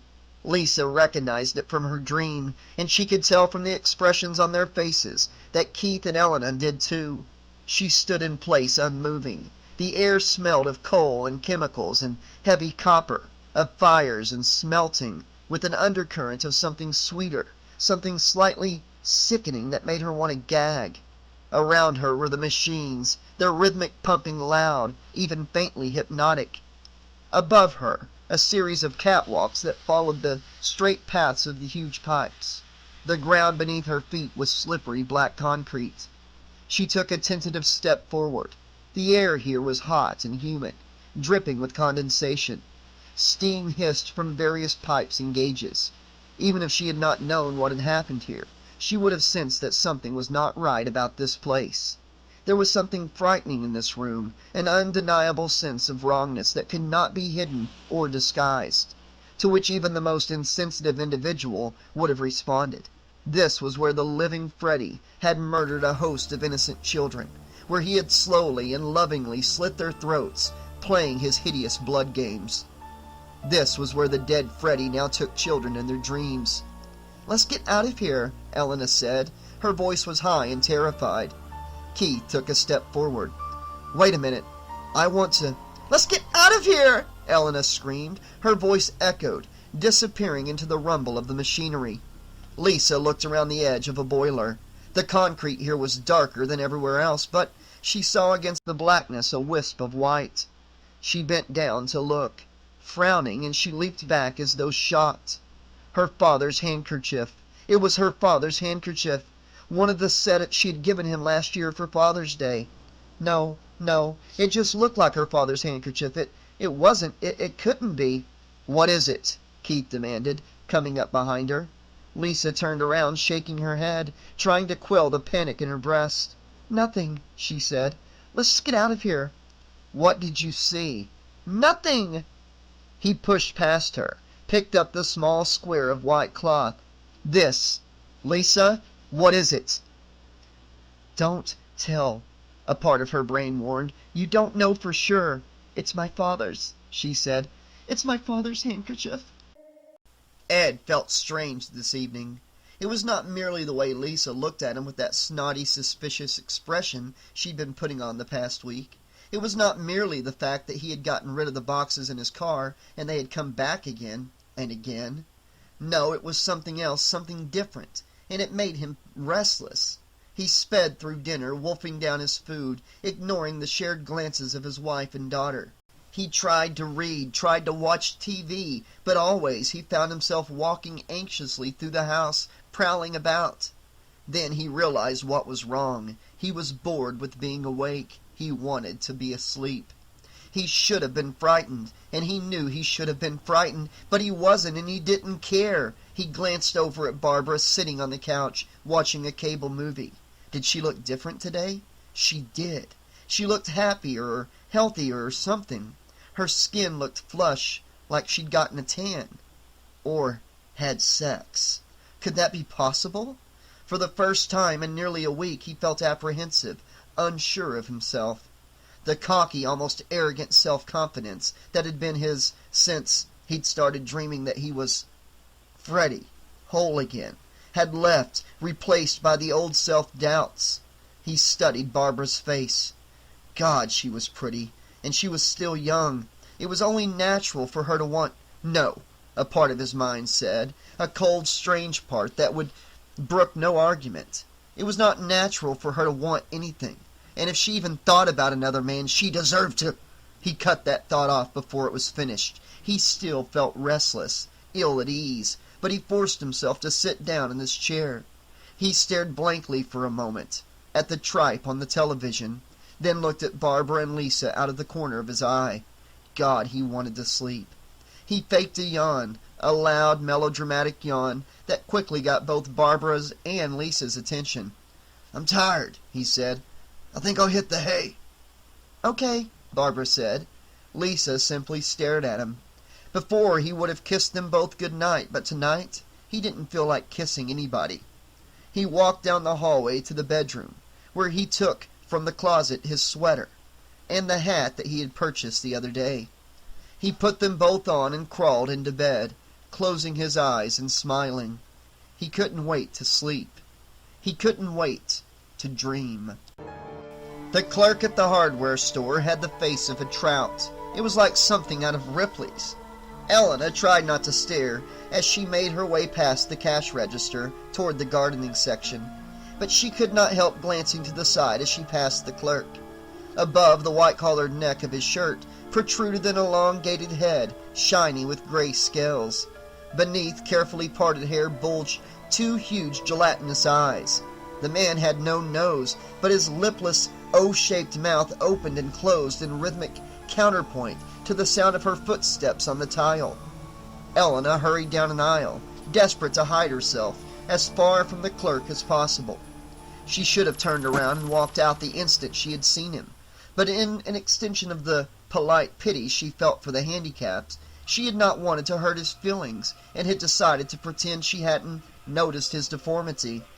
It was a decision she now regretted. The hardware store was quiet, apparently empty of customers save for her, and there was no way she could walk back outside without attracting the clerk's attention. She stared at the shelves before her, but where there should have been nuts and bolts, pipes, and plumbing fixtures, she saw only row after row of different-sized Barbie dolls. Her heart started pounding. She was suddenly afraid of something much worse than the fish-headed clerk. She ran back down the aisle the way she had come. Her footsteps were loud, but they were not loud enough to cover the heavy, awkward thud of the work boots behind her. She was being chased by Freddy. She did not dare turn around. If she saw him, her legs would turn to jelly, and she would not be able to run. The aisle opened out. She could see the doorway up ahead, and Freddy was standing behind the cash register. Impaled on his razor fingers was the bloody trout head of the sales clerk. The metal clicked loudly in the silent store. "I like all kinds of fish," he said. And then he was standing next to her, and then his arms were around her, and then she was screaming. Keith was at a Mexican restaurant with Hogan and his buddies from the football team. That was weird. Ordinarily, Hogan, the most popular and successful jock at school, would not give him the time of day. But now they were seated at the biggest table in the restaurant, talking like old buddies. It must have been the holiday season, for a Christmas tree was prominently displayed in the center of the room. The tree was lit by multicolored lights and decorated with rodent heads and dried beetles. Rodent heads? Beetles? Keith frowned. There was something wrong with that, but he could not quite put his finger on what made it seem out of place. He turned his head to look at the booth behind him, and he saw one man, naked, lying flat on the table, while two seated men used steak knives to carve pieces out of his flesh. "But something's different about him," Hogan was saying. "He doesn't seem like Mr. Williams. I passed by him the other day in the hall, and just looking at him gave me the creeps." The waiter arrived and placed before them large plates on which were perched Tonka trucks. "Be careful," the waiter said. "The plates are hot." Keith looked down at the truck on his plate, then looked up. And he was then in the bathroom, near the boys' locker room at school. Hogan and the other football players were standing around him, but they were all silent. He realized that they were scared. There was a low rumble, a deep, sin surround sound, and the door to the bathroom flew open with a loud crash. "It's the coach," Hogan said. His face was bleached white. Keith turned to face the door, and it was Freddy. "Today we learn about hygiene," Freddy said. Grinning, he held up a toothbrush. Only instead of bristles, hundreds of tiny pins and needles were embedded in the red plastic of the handle. He pointed toward Jimmy Heath, the smallest football player on the team. "Take it," he said.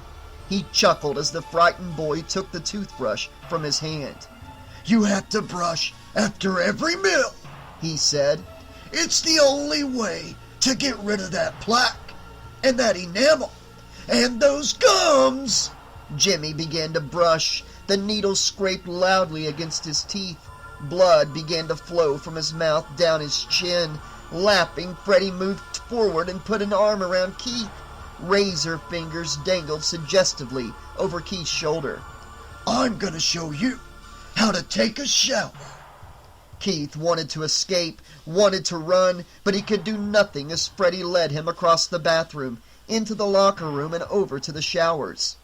He felt his clothes being ripped off, felt himself pushed into the tile, and then painful jets of scalding water were hitting him in the face. He screamed in agony. "Scrub good!" Freddy said. He speared a bar of soap with one of his razor fingers and began scraping the soap and the fingers across Keith's chest. The blood flowed thickly onto the tile and slowly, swirlingly, down the drain. "Ed!" Louder. "Ed!" He awoke, jerking and opening his eyes at the sound of the voice.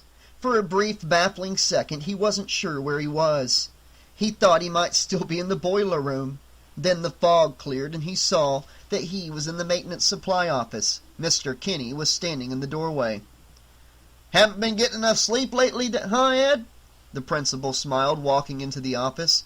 "Listen, Ed, I'd like to talk to you about—" His voice trailed off, and a look of stern hardness came over his features.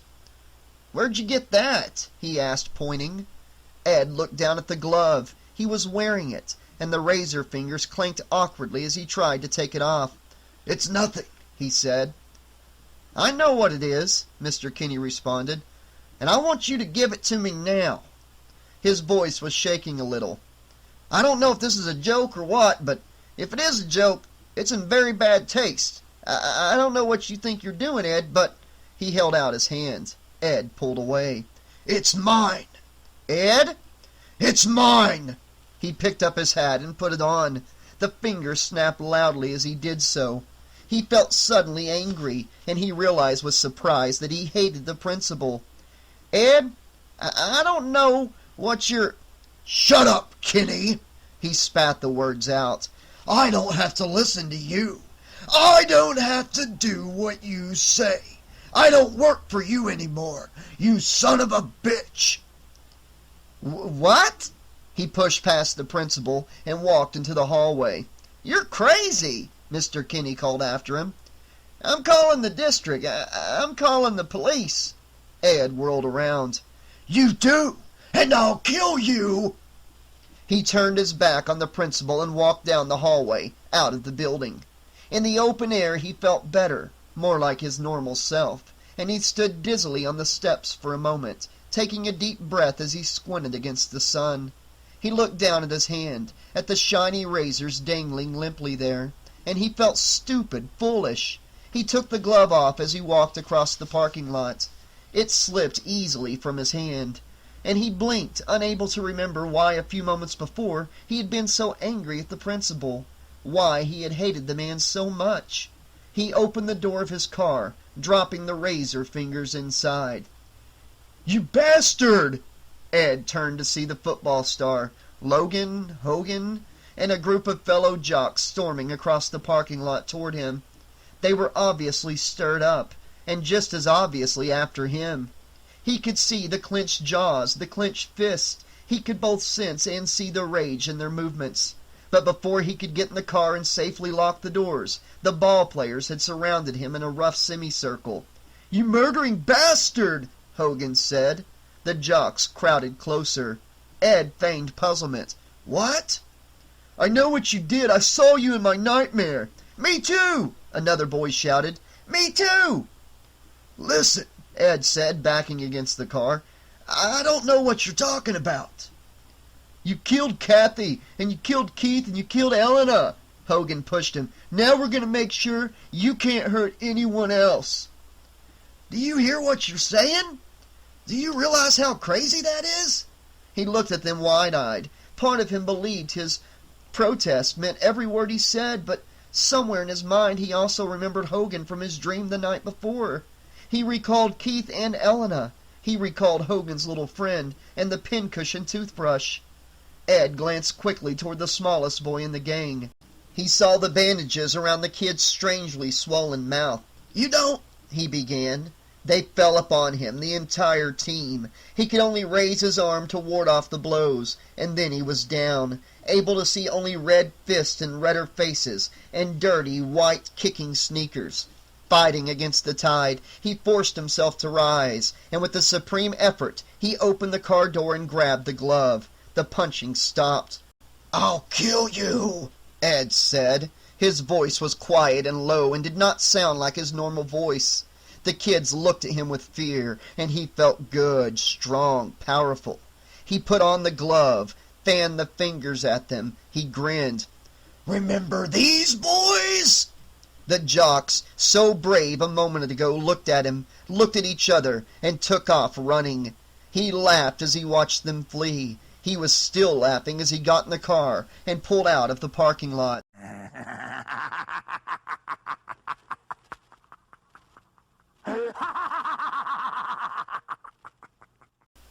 Lisa tapped her foot nervously against the floor of the phone booth.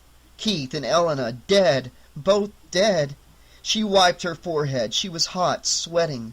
Her top stuck to her body. Her bra felt too tight, and she could smell the sour stench of her own sweat.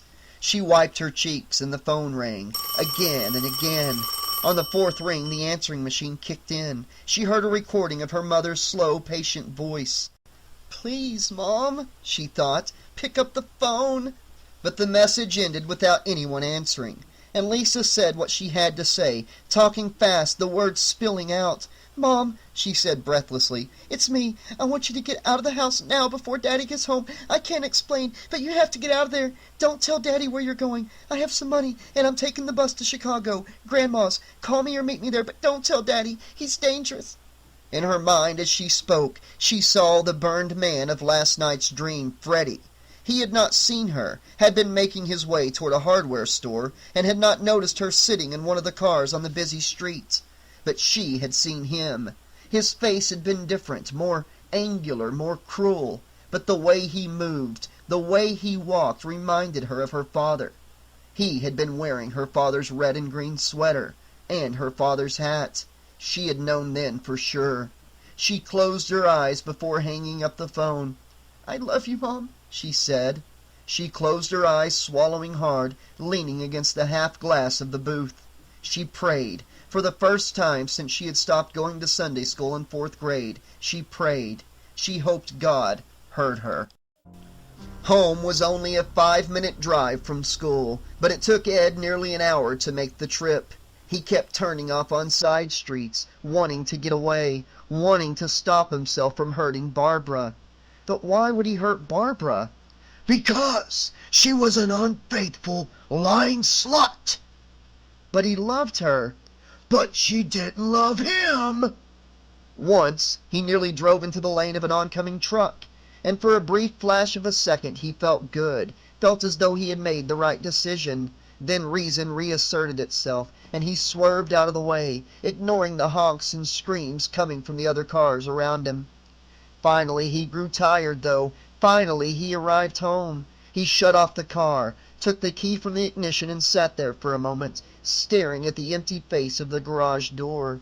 He looked down at the seat next to him. He saw the glove. He saw the hat. Slowly he put them on. He got out of the car.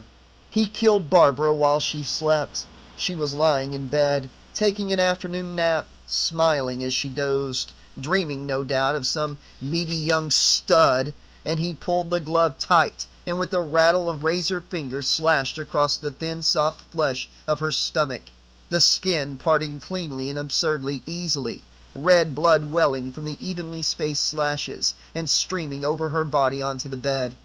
She tried to scream, opening her eyes and mouth in shock, terrorized tandem, but he cut off her face, and then the blood was everywhere. He backed out, closed the bedroom door, then walked calmly into the kitchen, where he washed off his razor fingers in the sink, the red blood turning pink as it dissipated in the water. He took a bottle of sleeping pills from the medicine cabinet next to the spice rack and put it in his pocket for later. Returning to the bedroom, he withdrew his battered hat and his red and green sweater from the closet. He put them both on, then again pulled on his glove. He saw the red light flashing on the answering machine, and with one pointed razor tip punched the message play button. He heard the frightened voice of his daughter, and he couldn't help chuckling. The sound so damn scared. But he was wasting time. They would be after him soon, searching for him. He knew that. It always happened that way. He walked outside and got into the car.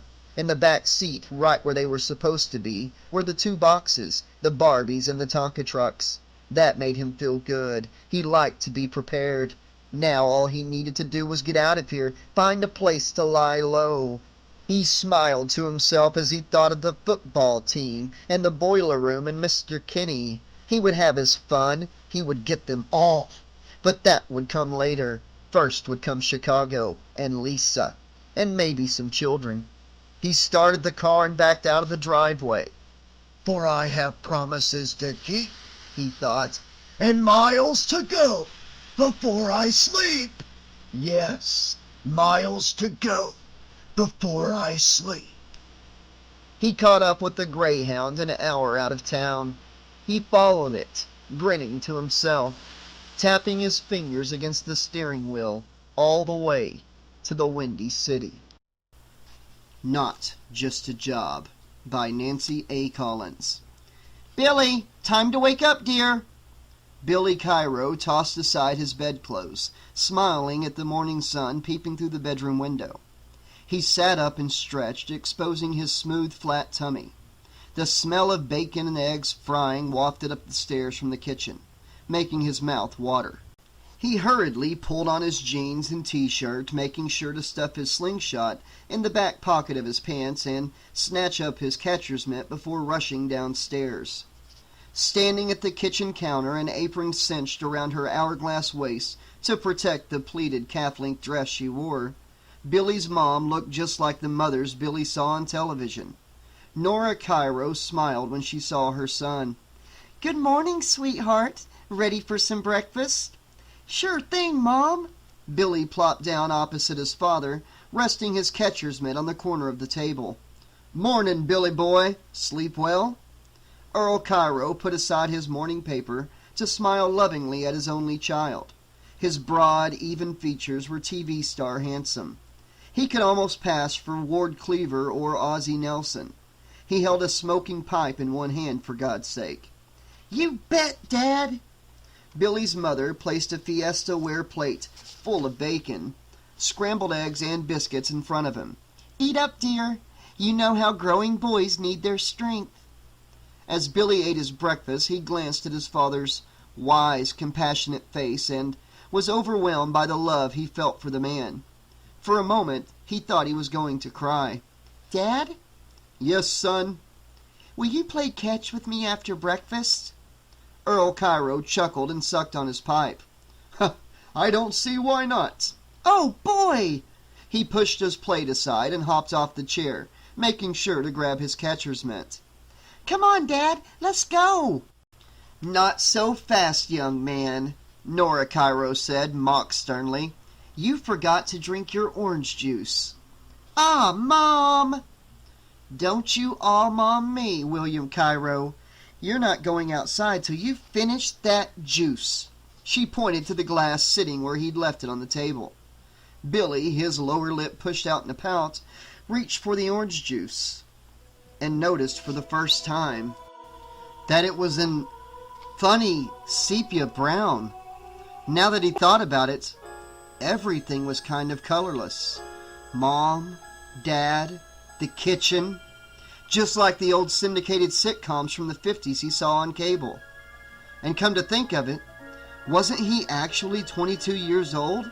And he was pretty sure his name wasn't Billy Cairo anymore. "Didn't you hear your mother? Drink your juice, son." Billy stared at his father's grinning face.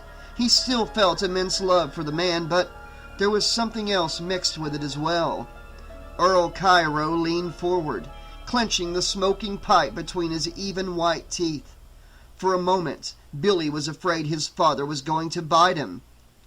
"What's the matter, Billy?" Earl Cairo's smile grew wider, showing more and more teeth as his voice changed. You're dead, Dad." "Now that you mention it, so I am." Mr. Cairo laughed and his face fell away, revealing the grinning skull beneath.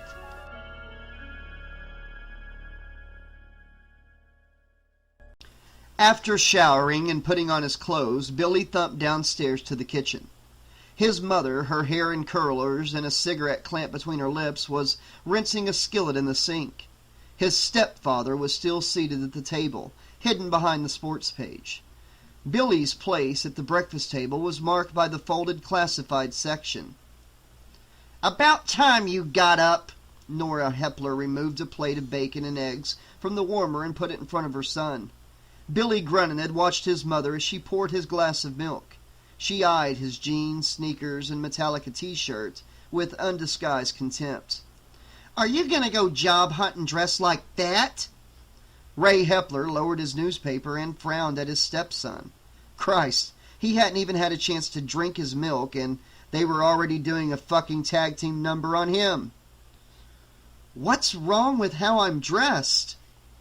"Nothing, if all you want to be is a janitor." "What's wrong with me being a janitor? You fucked my dad, and he wasn't nothing but a goddamn grease monkey." The words boiled up behind his larynx, warning to leap from his tongue. "You want me to be a brown-nosed executive like your dickless second husband here, don't you? You want me to be just like Ray, so I'll have lots of money and a nice house and credit cards and a brain the size of a walnut. Is that it, bitch?" Even as he thought these things, he felt ashamed. His mother loved him. She could have easily left him after his father's sudden death to the apathetic care of the state's foster home system. But instead, she'd married a man she didn't really love because she thought he would make a good provider for her son. "Okay, I'll put on a good shirt before I leave, okay, Mom?" Nora Hepler smiled, pleased with having won her small victory. "And a tie." Billy rolled his eyes and groaned. "Mom, you know I only want what's right for you." "Gracious, look at the time. I better skedaddle. If I don't want to be late to the office, you know." Ray put aside his newspaper and picked up his briefcase. Billy looked away as his mother pecked his stepfather's cheek. Jesus, what a wimp. Ray was, in Billy's opinion, a serious drip, always seeing shit like skedaddle and groovy. The guy wore socks with clocks on them. For crying out loud, socks with clocks on them. And Mom chewed him out for wearing a Metallica shirt. Really? His parents were constantly riding his ass about being a lazy good-for-nothing. Actually, his mom did most of the bitching. His stepfather didn't approve of him, but if he had any opinions on the subject, he kept them to himself. Ray Hepler didn't have to waste his breath, since his wife did enough complaining for two people. Not that it did any good. The more she nagged, the more Billy resisted her suggestions. If his mother said white, Billy said black. Billy saw no need in accommodating his mother's expectations, although he loved her in the same dim way he felt affection for his old moth-eaten teddy bear, Squeezer. Billy took the classified section back upstairs while his mother cleared the breakfast plates. He tossed the paper onto his unmade bed and changed into a dress shirt and the tie his mother had bought for his high school graduation 4 years ago. As he stood in front of the full-length mirror, fronting his closet door, sweating over a Windsor knot, he caught a flicker of movement behind him, reflected in the glass. Frowning, he turned to stare at the newspaper resting on his bed. That's funny. I could have sworn it was folded. The paper lay open at the Help Wanted section. Billy's gaze drifted over the cramped columns of tiny print. Employers advertising for jobs either too specialized or too shitty for a 22-year-old with a degree in general studies from good old Springwood Community College. But then he noticed an ad that was larger and oblong with a heavy black border. It read, "Position open. Looking for a motivated self-starter interested in getting ahead? Tired of taking orders? Want to be your own boss? Well-defined career advancement opportunities based on performances and skills attainment await for the right candidate. This is a once-in-a-lifetime chance to get in on the ground floor. Set your own hours. Learn on the job. Comprehensive retirement plan. This is your big chance at landing that dream job. Contact Mr. Krueger at 555-4673 for an appointment today." Billy studied the ad carefully, trying to find a street address. "Funny, I didn't see this the first time," he muttered, refolding the newspaper. He headed back downstairs. His mother looked up from her soap opera digest. A filtered cigarette smoldered in the saucer at her elbow. Well, at least you're dressed properly this time. Can I have the car? You know today's my afternoon for bridge over at Ellen's. You can take the bus. It won't kill you. Billy jerked the refrigerator door open and poured himself a glass of orange juice. He had the glass halfway to his lips when he remembered his dream. He felt dizzy and set the tumbler back on the counter with a loud thump. Something wrong, honey? Billy stared at the yellowish liquid and felt his forebrain throb. I'm all right. It's just something made me think of this dream I had. Her frown deepened. You haven't been having dreams about your father again, have you? Billy wished his mother would come and put her arms around him like she used to do, but she remained seated, her face set in a harsh mask. She looked like she'd just taken a bite out of a lemon. He didn't like the way she stared at him, as if searching his face for some telltale flaw. I don't mind dreaming about Dad, it's just the nightmares I don't like. She turned her face away from his. That's all dead and gone. It's better that you forget. Raise your father now, honey. In a pig's eye, he thought. What's that, dear? I better fly if I don't want to be late, he said, doing his best imitation of his stepfather. When he left, she was still seated at the kitchen table, studiously poring over the traumas and heartbreaks of fictional strangers. Hey, Billy, wait up! Billy turned to watch Marcy Sims hurry after him. Hey, Marcy. Hi, Billy. I haven't seen you for a while. Yeah, well, you know how it goes. Billy shrugged and started walking again. Marcy fell in step beside him. Are you working? No, I'm going job hunting today at my mom's command. I've got a job working part-time at the public library. Is that so? Billy tried to hide the boredom in his voice, but not very hard. He'd met Marcy at the community college. They'd shared a couple of classes, and their after-lecture chats had evolved into dates. He even fucked her once, but Billy's interest in Marcy had waned soon after that. He'd been trying to avoid her since graduation. She wasn't particularly bad-looking, although she favored dumpy clothes and wore cat's eyes harlequin glasses.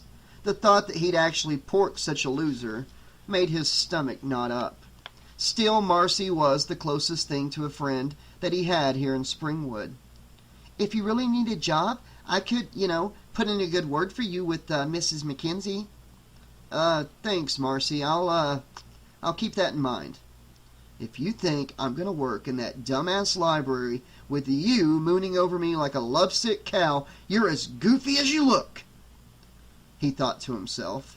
Marcy seemed to take his feigned interest at face value and smiled.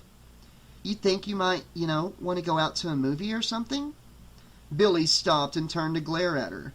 Marcy. Yeah? She squinted up at him from behind her harlequin glasses. She reminded him of a puppy, uncertain whether it would be rewarded with a pat or punished with a kick. Never mind. He glanced at his watch. Look, I gotta hurry if I'm gonna catch the bus downtown and make these interviews. Catch you later! He trotted toward the stop on the corner just as the bus pulled to the curb.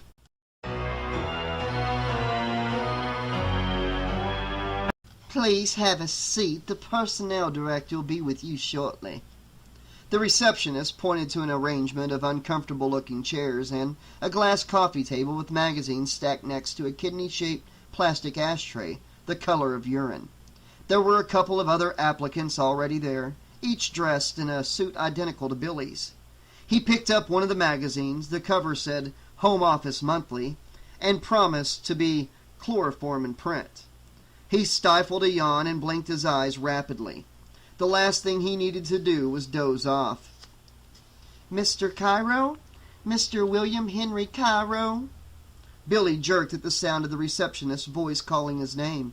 He was still gripping the copy of Home Office Monthly in his hands, but everything else about the waiting room had changed.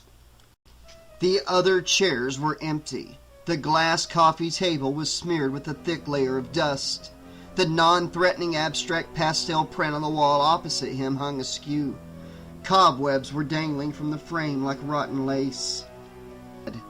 Billy turned to ask the receptionist what it was this Krueger recruited, but she was gone. Come in, Billy! Come on, I've been waiting for you. The door opened inward without his having to touch it. Billy stepped over the threshold and stared at the man behind the desk. He wore a ratty red and green striped sweater, a pair of grimy pants, and a dirty brown felt hat. He was also horribly burned.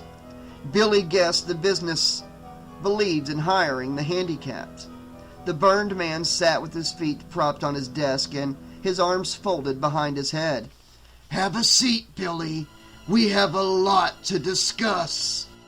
Billy sat in a chair leaking foam rubber from its seams. He folded his hands in his lap and tried to look at the strange man behind the desk without staring at his scars. It wasn't easy. My name's Krueger, Fred Krueger, but you can call me Freddy. He brought his feet off the desk and shifted in his swivel chair.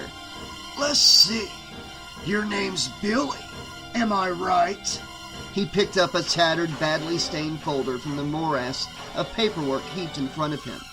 At first, Billy thought Krueger had really long fingernails, but then he realized they were razors. Billy Cairo, is that it? Billy nodded. Yes, sir. He frowned. No, wait a minute. My name's Hepler. Billy Hepler. Wasn't your father Earl Henry Cairo? Yes, sir, but my mother remarried a couple of years after he died, and her second husband adopted me. Changed my name to Hepler, you see. Krueger nodded as if this explained something, produced a pencil stub from behind his ruined ear, and scribbled a note in the folder. Good, good. For a moment I thought I'd made a mistake. Sir? Krueger grinned and stood up, walking around the desk in order to perch on the corner nearest Billy. Billy stared at the razor-thin slivers of stainless steel fitted into the worn leather gloves. There were a few splotches of reddish-brown on the razors. Billy, I used to be good friends with your father. Billy blinked and stared into Krueger's warped, raw-meat face. In the 16 years since his untimely death, little had been said about Earl Cairo in his son's presence. His mother seldom mentioned her first husband. The only member of this family who ever spoke about his father, and always negatively, was his Aunt Lucille, his mother's older sister. Billy was only 7 years old when his father died, and his memories were those of early childhood, growing dimmer with every passing year. The idea that this disfigured stranger might possibly be able to tell him something about the father he barely knew made him giddy. Really? You knew my dad? Yeah, me and Earl went way back. We grew up in the same orphanage. What's the matter? Didn't know your old man was an orphan? Billy shook his head, trying not to look too surprised. No, I never knew. I don't even remember what he looked like, really. Mom, my mother, didn't keep any pictures of him. Actually, Earl wasn't a complete orphan. He was 4 years old when his old lady left him with the nuns. She was a hooker, and having a kid around queered it with the Johns. Billy felt his stomach tighten. A whore? His grandmother was a whore? His father a bastard? The scars twisting Krueger's face made it hard to tell if his smile was cruel or conciliatory. Hey, don't take it too hard, kid. It happens even in the best of families. Your dad and me became friends. We knew what it was like to have mothers who didn't want us around.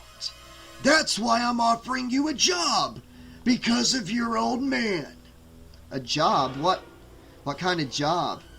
Let's just say it's a fast-growing franchise. I can tell you've got a lot of your father in you. More than you realize. Since he's not around to get you started in business, I thought it was only right. What, with me being practically your uncle, that I should step into the gap. You see, son, your dad and I were in the same line of work. My father? He was a mechanic, though. Krueger shook his head, amused by Billy's ignorance. That was his job. I'm talking about his profession. I don't understand. Don't worry. We have an excellent on-the-job training program. And if you play your cards right, you'll find the retirement package worth all the hassles. Remember, Billy, it's not just a job. It's a uniquely American folk tradition. Billy jerked away. When the receptionist shook his shoulder, that is. She no longer had spiders in her hair and frowned at him disapprovingly. Mr. Caldone will see you now. Huh? What? Billy ran a hand through his hair, staring at his surroundings. Everything was neat and tidy again, the surfaces clean of dust. I'm sorry, I must have dozed off for a minute. Indeed, she sniffed before returning to her desk. The job interview didn't go well. Not that it mattered if he got the stupid job or not. He was only going through the motions to satisfy his mother and keep her off his back. Still, as he rode the bus back into the suburbs, Billy could not help but mull over the things the burned man had said about his father. And another thing, who was this Krueger? The rational side of his brain wanted to believe that the dream figure was an arbitrarily generated fiction that his unconscious mind had named after the guy who'd placed the weird ad in the paper. Remembering the help wanted notice he'd seen earlier, Billy unfolded the classifieds again. No matter how hard he looked, he could not find the black-bordered box. It was as if it had never. Nora Hepler lay stretched out on the couch, a bourbon and coke in one hand, watching the afternoon soaps. Mom, I'm home. How'd the job hunt go? She didn't take her eyes from the images flickering across the 20-inch cathode tube. Billy grunted and shrugged. Hard to tell. I guess I'll find out in a day or two, Ma. I fixed you some tuna salad for lunch. It's in the fridge. Billy hesitated at the doors of the living room, looking from his mother to the TV and back again. Mom? Yeah? Was my father... was he an orphan? Nora Hepler propped herself on one elbow, fixing her son with a hard gaze. Why did you ask me that? It's just, Come on, asshole. Come up with some logical reason besides some deformed weirdo you saw in a dream told you about it. Come on, think. It's just that, what with all this time, I just thought it was weird I've never heard from or seen anyone from his side of the family. Nora sighed. Well, you guessed right. Your father was an orphan. All I know was that he was raised in a Catholic orphanage and that he ran away whenever he was 17. That's all I know, honey. He didn't like talking about it. Oh. Billy, do you remember anything about your father? Billy shrugged, suddenly embarrassed by the bluntness of his mother's inquiry. Not much, really. I remember him teaching me how to play catch and letting me ride in the tow truck, but that's about it. Nora nodded, her eyes clouded by memory. That's all you need to remember, son. Go on and eat your lunch before the tuna salad dries out. Billy lay on his bed, headphones insulating him from the rest of the Hepler household. He stared at the Linnea Quigley and Frazetta posters papering the bedroom walls without really seeing them. You've got a lot of your father in you, more than you realize. Did he? Was there anything left of Earl Henry Cairo in him? There was no way of telling if his features reflected those of his father, since his mother had destroyed all the photos ever taken of her first husband. All Billy had to go on were a handful of threadbare facts. His father had been a mechanic. He'd been an orphan. He was born in 42 and died in 75 in a freak accident while driving his tow truck. Earl Cairo had been 33 at the time of his death, his wife 22 and his son 7. Do you remember anything about your father? Billy did remember his father. He at least remembered enough to love and miss him. He could recall playing catch with his father on the front lawn, but the only other memory he had of his father of riding in the tow truck, the one that was far less distinct. He'd read in one of his textbooks that once something is experienced, it can never be truly forgotten. The conscious mind might misplace it, even cover it up, should it prove too painful to deal with, but it could never lose it.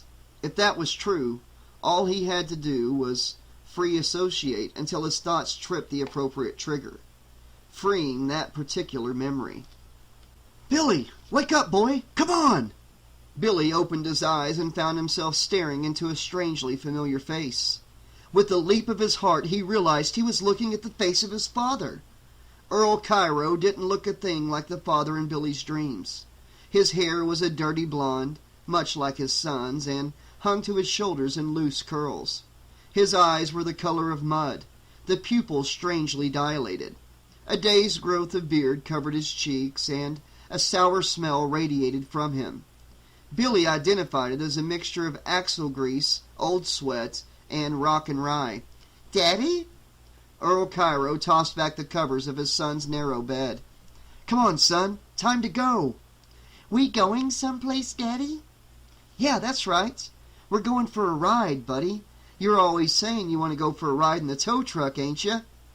Billy nodded, his sleepiness replaced by excitement, although this was a rather strange time for his father to plan an outing. Billy didn't think anything about it.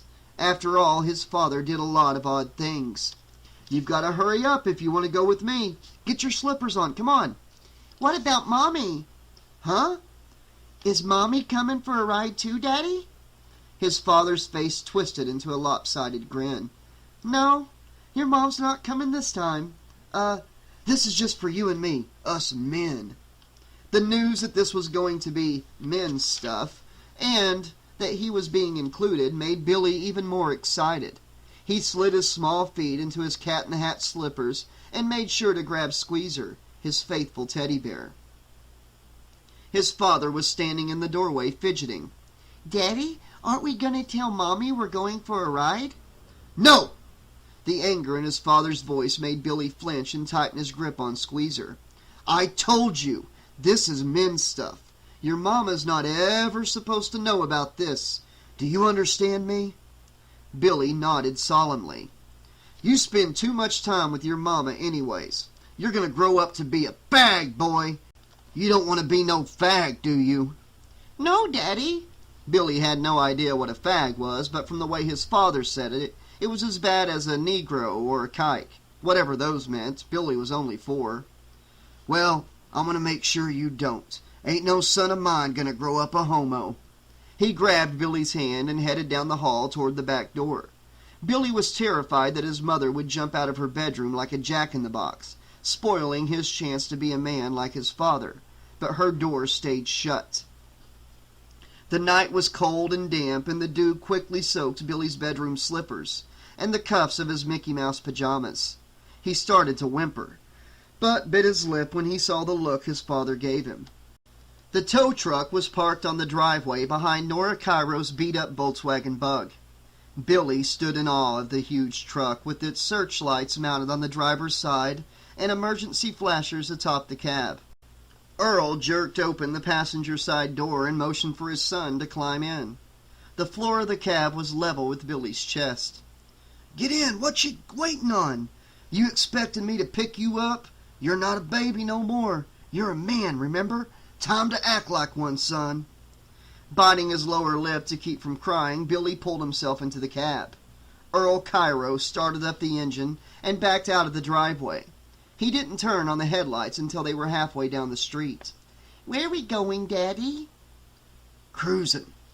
"What's cruising, Daddy?" Earl scowled. "You're full of questions tonight, ain't you? You keep on pestering me with questions and I'll take you home. Is that what you want?" "No, Daddy." "You keep your mouth shut and your eyes open, understand?" "Yes, Daddy." Billy drew his knees up to his chin and watched his father drive. Billy thought he looked hungry. Dry, hot air blew from the heater, gradually warming the cab. Street lights flashed by the windshield. He must have fallen asleep, because the next thing Billy knew, the tow truck was rolling to a stop. Billy sat up and rubbed his eyes, frowning in confusion at how dark it was outside the truck. He guessed they must be out in the countryside. "Daddy?" Earl Cairo slid out from behind the wheel of the tow truck. Billy saw a small car like his mom's VW pulled over on the side of the road. There were two people standing beside the disabled car, a man and a woman. They turned to face Billy's father as he made his way along the gravel shoulder. Billy could see they looked relieved. It was a cold night and a lonely road, and they were pleased to see Earl Cairo and his tow truck. Billy felt a surge of pride for his father. His daddy was a hero, saving people just like Superman. Earl Cairo lifted his right hand, and the strange man jerked violently, and something dark jumped from his skull. The woman lifted her hands to her face, but Billy could not hear her scream. She turned to run, but his father was faster, hitting her with the butt of the gun.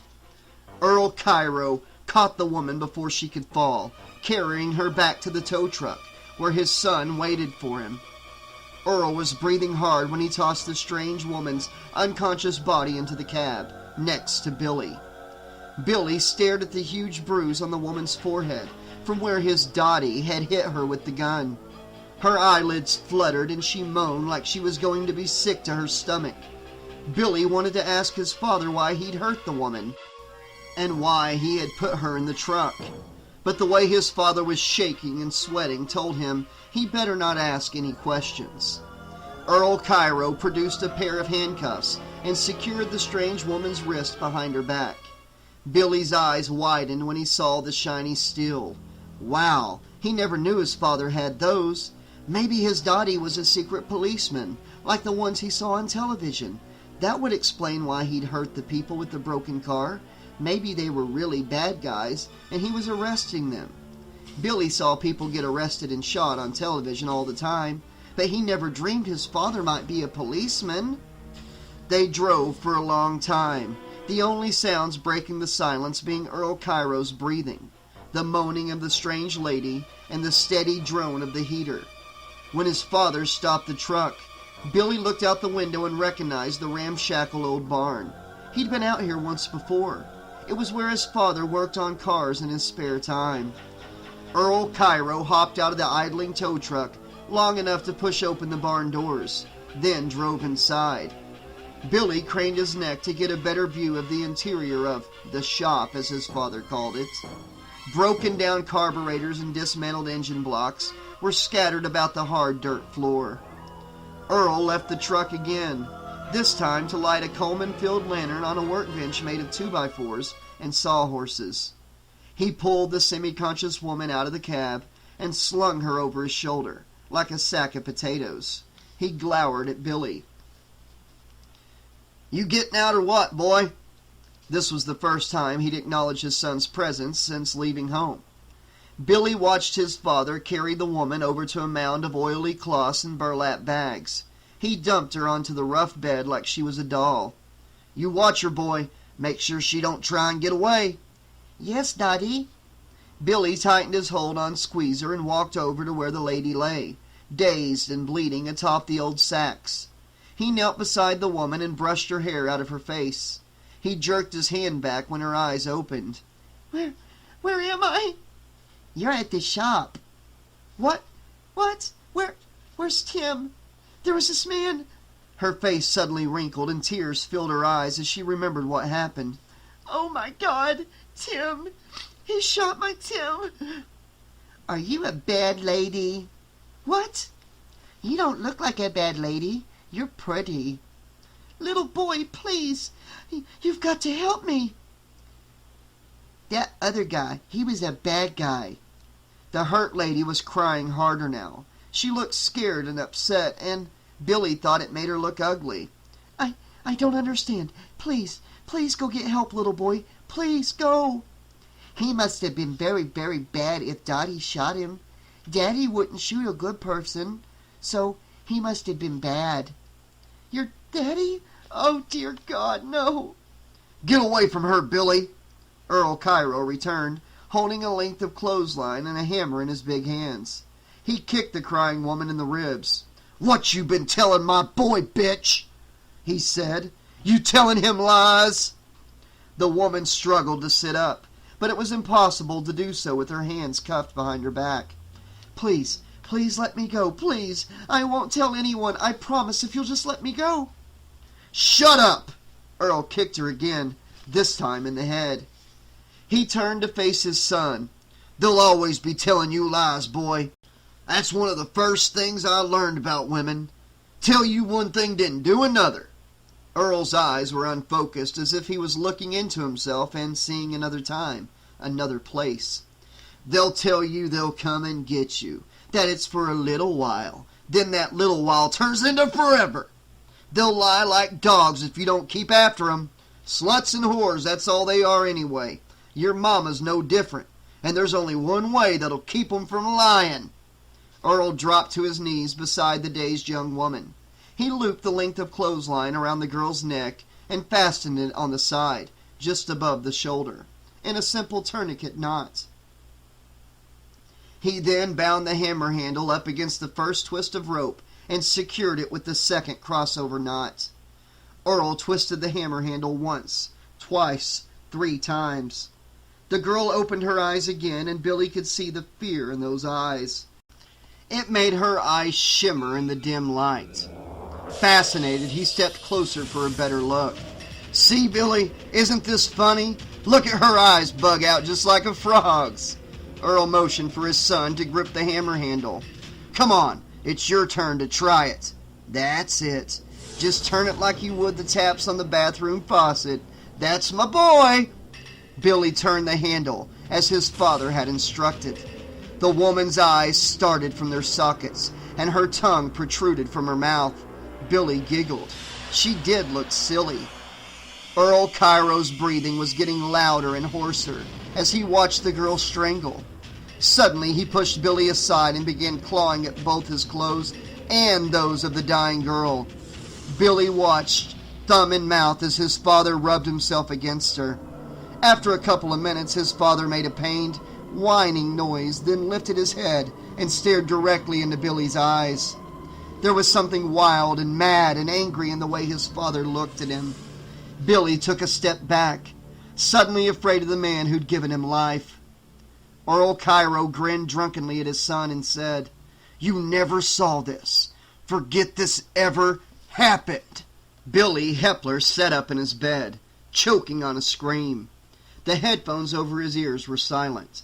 His heart slammed against his ribs, sweat trickled down his back, and his penis was harder than pig steel. The image of his father strangling the nameless woman was still crisp and clear in his mind. Billy needed to puke. He pulled off the headphones and staggered to the bathroom down the hall. He was shaking so bad he wondered if he might have a fever. He gripped the sink basin and splashed cold water on his face. After a few moments, the nausea relented. Billy sighed his relief and turned to leave the bathroom. Freddy Krueger was standing in the door. "What's the matter, Billy? Family reunion didn't go as you thought it would?" Billy shook his head, trying to make the scarred man in the dirty sweater and razored glove disappear. None of this is happening." "Just like what your old man did. Never happened, right?" That was just a dream." Krueger shrugged. "So is this." Billy was relieved to hear he was still dreaming. He'd have a hard time explaining to his mother what this horribly burned man in his battered slouch hat and strange glove was doing in their house. Freddy leaned closer until his melted face was inches from Billy's own. The smell of open wounds and scorched meat clung to him. "How did your father die, Billy?" He was out in the tow truck answering a call. There was ice on the bridge, and the truck went out of control and plunged over the side and into the river. Billy spoke the words as if he was trying to convince himself. "Are you sure?" That's what my mother told me." Krueger's warped lips twisted into a wretched grin, revealing brownish, jagged teeth. It was a predator's smile. From his mouth came Earl Cairo's voice, the words distorted as if coming from a great distance.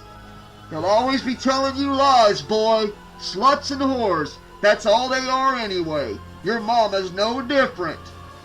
Billy swung at the leering, ruined face, and suddenly he wasn't in the Hepler household anymore.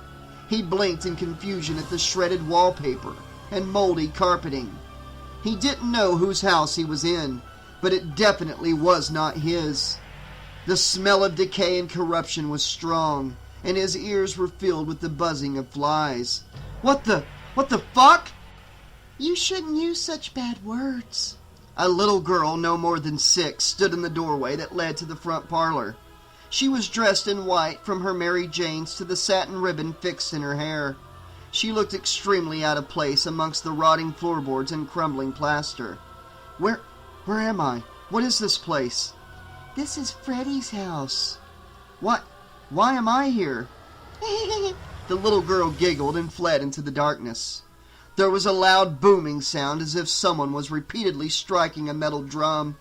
The noise seemed to be coming from behind a door set under the stairwell. The basement door yawned open, and a reddish light seeped out. The sound of boilers hissing and thundering to themselves grew more intense. Beyond the sound of live steam and heavy machinery, Billy heard the wailing of children. A rickety metal staircase spiraled downward into the scarlet-lit gloom. Krueger's laughter echoed in his ears.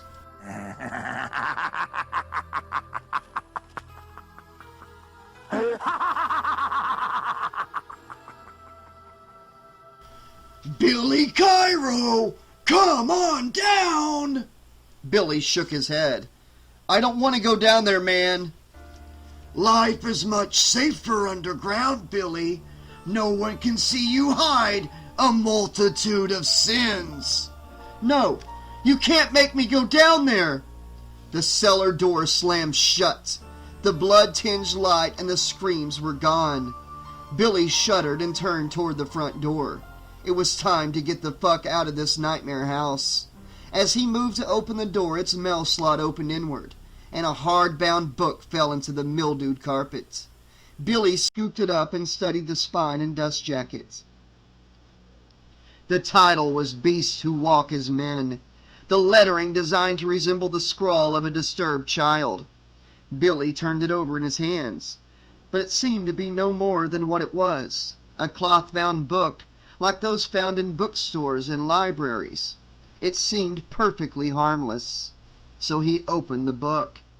A torrent of gore erupted from its pages, striking Billy full in the face.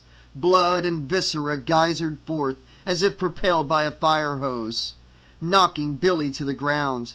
He gagged and struggled in the Icarus cascade as it swirled him down the hall toward the cellar door, now yawning wide open. Billy grabbed the door jamb, desperate to keep from being sluiced down the stairs into the boiler room below. Krueger's voice seemed to come from everywhere and nowhere at the same time. You can fight it all you like, Billy, but it won't do any good. When the time comes, you'll be happy to go in the cellar. No! Billy sat straight up in bed, shaking and sweating like a malaria victim. He tore off the headphones and threw them across the room. He was gasping as if he'd just finished a 100-yard dash. He pressed the hills of his palms into his eyes, trying to shake the images from his sleep. Was he going crazy? How could he find out if the things he'd learned in his dreams were the truth or not? He sure as hell wasn't and couldn't ask his mother. Then he remembered the book, the one that had appeared in the dream. It had seemed so real. Maybe there was a way of discovering the truth after all. He glanced at the digital clock beside his bed. It was just after 7 o'clock. The library stayed open until 10. Marcy Sims looked up from her desk, obviously surprised and pleased by Billy's unexpected appearance. Billy, have you come to see about a job? Actually, no, I'm looking for a book. Oh, I see. Maybe I can help you find it. What's its title? Billy closed his eyes for a second, summoning a mental picture of the dust jacket. I think it was called Beasts Who Walk as Men, or something like that. Do you know who wrote it? No. Marcy sighed as she studied the desktop terminal. Sounds like a horror novel. You know, like the kind Stephen King writes? She tapped the information into the keyboard. A few moments later, she smiled and looked up from the monitor. Bingo! I found it. It's nonfiction, and it's by C.C. Simpson. Billy wasn't sure if he should be pleased or not to find that a book he'd seen in a nightmare actually existed. Following Marcy's instructions, he managed to find it within 2 minutes. He took the book to one of the reading tables provided by the library and sat down. It looked just like the book in his dream, except that the Waking World copy had a protective jacket and property of the Springwood Municipal Library stamped on the flyleaf. He also saw, for the first time, the book's subtitle, Case Histories of America's Vilest Serial Killers. Billy scanned the table of contents. The author featured some of the more renowned killers, such as the infamous John Wayne Gacy, Ted Bundy, and Henry Lee Lucas, as well as such less well-known deviants as Michael Myers, Jason Voorhees, the Sawyer family of Texas, and others. Each murderer was profiled in his or own chapter. He read Krueger's entry first. Frederick Krueger was Springwood's own personal Jack the Ripper.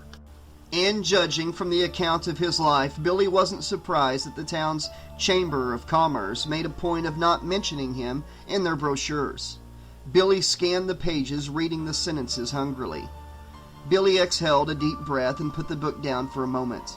It had to be the same guy. There was no way he could have known any of this beforehand, especially the stuff about the razored glove. His parents had moved to Springwood 2 years ago, and he wouldn't have been here at all if he hadn't flunked out at State and been forced to attend Springwood's rinky-dink community college. Krueger had died, and for some reason Billy was certain that the missing child killer was indeed very dead, the year after Billy was born. He flipped to the middle of the book where photographs of the assembled maniacs were reproduced on slick paper. Freddy Krueger glowered at Billy from an old AP file photo. Flanked by stern-faced state troopers, his hands bound by handcuffs. The killer's face was smooth and deceptively boyish, with curly hair spilling out from under his battered slouch-brim hat. Krueger's features had yet to blister and melt, but there was no mistaking the sharp, beak-like nose and jutting chin. This was the same man who had appeared in his dreams. Directly below Krueger's picture was another photograph, this one enlarged from an already blurry snapshot. But there was no mistaking either. The man staring out at the readers. Billy stared at his father's face for a long time. His hands trembled as he turned to the chapter detailing his father's crimes. The first thing he learned was that Earl Henry Cairo was better known, at least by criminologists, as the roadside strangler. The second thing he learned was that from early 1970 until his death in 1975, his father was responsible for the rape murders of 15 women and the shooting deaths of at least 6 men. The third thing he learned was that his father had met his death not on an ice-covered bridge, but at the hands of his wife, Billy's mother. His ears began to ring. His lungs felt as if they were filled with cotton wool, while sweat trickled down his brow and between his shoulder blades. So he read. If Earl Cairo had not died at his wife's hands, chances are he would have continued his murder spree, undetected for years to come. The only reason he was identified as the roadside strangler was his father-in-law's chance discovery of the body of Cairo's last victim in the ramshackle barn he used as a workshop. Shortly after the charges of manslaughter against her were dropped, Nora Cairo disappeared from public scrutiny, along with their young son, William. It is believed they changed their names and are attempting to forget the nightmare years that are now behind them. Billy? Billy jumped at the sound of his name, slamming the book shut. Marcy was standing next to him, staring at him like he'd just grown another head. Are you all right? I'm okay. Are you sure? I said I was okay, didn't I? What is it? Oh, I'm sorry. The library's closing in a couple of minutes. Just thought I'd tell you, that's all. Are you still interested in getting a job? I can talk to my superior. I gotta leave. Sorry about yelling. Billy, Billy shoved past her and trotted for the entrance. He did not want anyone, especially Marcy, to see the tears that were burning in his eyes. He meant to confront her with it right away, but somehow it didn't end up working out like that. He found himself walking along the park fronting the river, staring out at the dark water and trying to find a way to accuse his mother of lying to him. By the time he got back to the house, everything was dark, and his mother and her husband had gone to bed. Billy helped himself to his mother's bourbon. At least her alcoholism finally began to make sense. By his fourth shot, Billy began to see the allure the stuff had for her. After a few stiff ones, the dull pain associated with being alive became more bearable. He staggered upstairs and collapsed across his bed. "Hello, Billy. Ready to start your on-the-job training?" Freddy Krueger was seated on the end of Billy's bed. "What the fuck are you talking about?" Billy slurred. He was too drunk to be worried about finding the disfigured child killer in his bedroom. "For that matter, why am I even bothering to talk to you? I know who you are, Kruegers. I know that you killed a bunch of little kids back before I was born. So what the fuck do you want from me?" he slurred, asking Krueger. "I'm just doing an old friend's son a favor. That's all. I'd hate to see a family business die out. It'd be a pity to let your talent go to waste, Billy. You've got it in you to be even greater than your dad. You could write your own ticket, kid." Ah, ha, ha, ha, ha. "What?" "I'm talking dividends and retirement plans, bonuses and profit sharing. Don't you want to be in on that? Do you want to be a nameless, faceless schmuck for the rest of your life, Billy?" "Who you calling a schmuck?" "I call him as I see him, Billy boy. And right now, I'm looking at a grade A loser." "Leave me alone. I don't want your lousy job, whatever it is." Krueger shook his head. "Billy, Billy, Billy, I'm not offering you a job. I'm offering you a career. A chance to never be a loser again. To carve your name in letters 10 feet high. Any asshole can get a job. Something you resent every minute you're working. In fact, most of the cattle do just that. Working jobs they hate.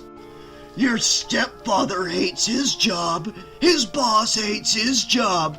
They're all stupid, soulless food tubes tied to jobs they hate in order to provide money for families they hate, living lifestyles they fucking hate. After 30, 40 years, they're so full of cancers and tumors from swallowing their rage and frustration, they die. Just like hamsters running in a squirrel cage until they die of exhaustion. They don't have the vision or the courage to live their dreams or their nightmares.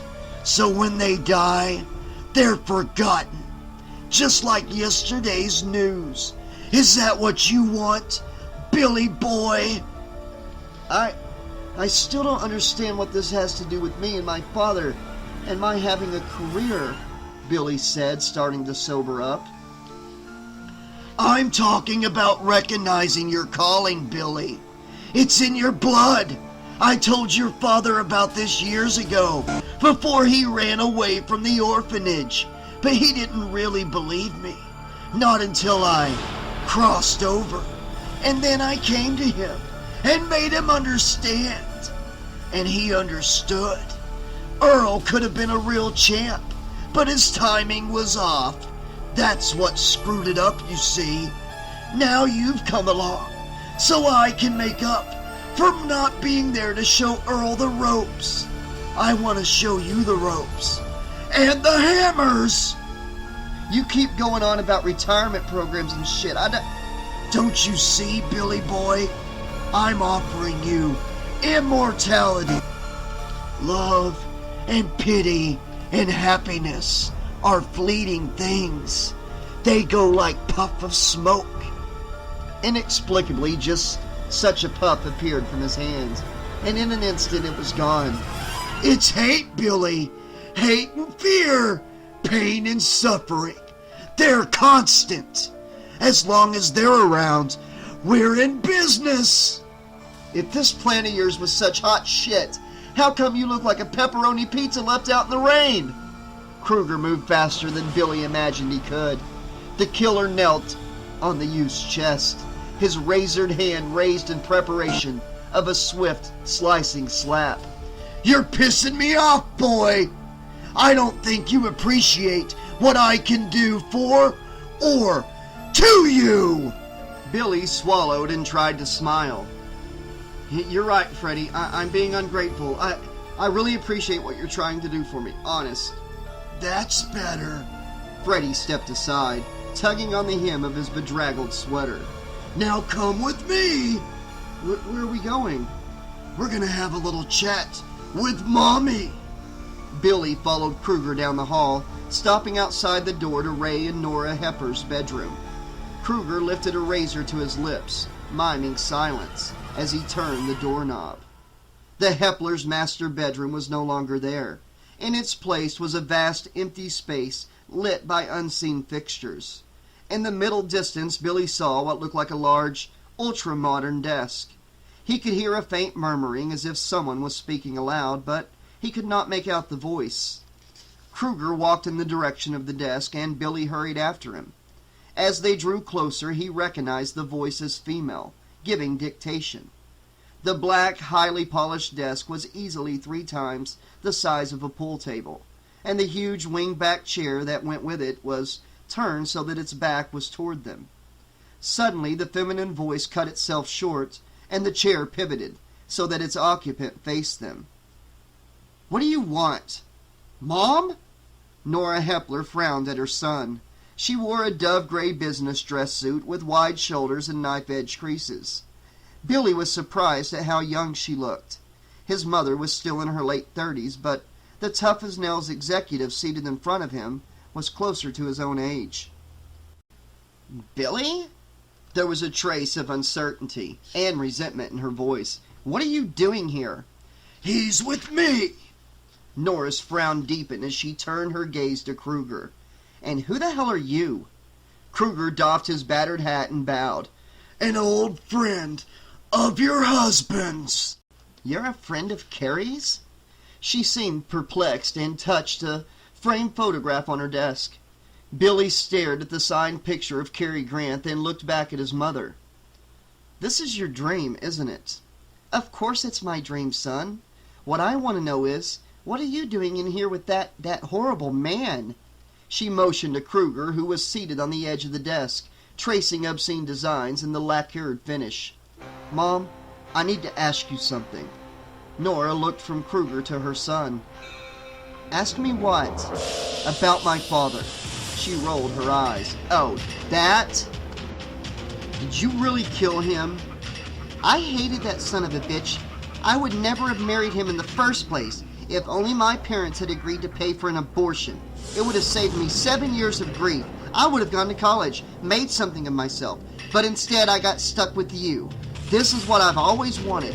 To be powerful, rich, glamorous, married to a man I truly love. But now you're ruining it. Go away, Billy. I don't want you here. Isn't it enough that you ruined my real life?" Billy felt her words like a barbed whip. She thought he was a part of her dream, so she'd spoken her heart's truth. Billy had wanted the truth from her, but not these bitter, stinging words. "Why did you lie? Why?" Nora turned her back on her son. "I told you to go away, Billy." "Answer me, bitch!" Billy grabbed the chair and spun it around. "Billy, stop that!" "Liar! Lying bitch! Daddy was right! You're just like the rest! Nothing but a lying bitch!" Nora looked genuinely surprised when her son's hands clamped on her neck. Even more so when he began to squeeze. "Billy, Stop! I'm your mother! Don't lie to me! You don't care about me! You never cared about my father! It's all lies! Nothing but lies! By this time, Nora's eyes were starting from their sockets, and for a minute Billy was reminded of the girl he'd helped strangle years ago. Or had there been more than one? Mom? Mom, are you all right? Krueger placed his hand on Billy's shoulder. They say killing your parents is the worst thing you could do. That's the biggest crock there is, isn't it? Believe me, I would know. The first time's the best, Billy. Let me tell you about my first one.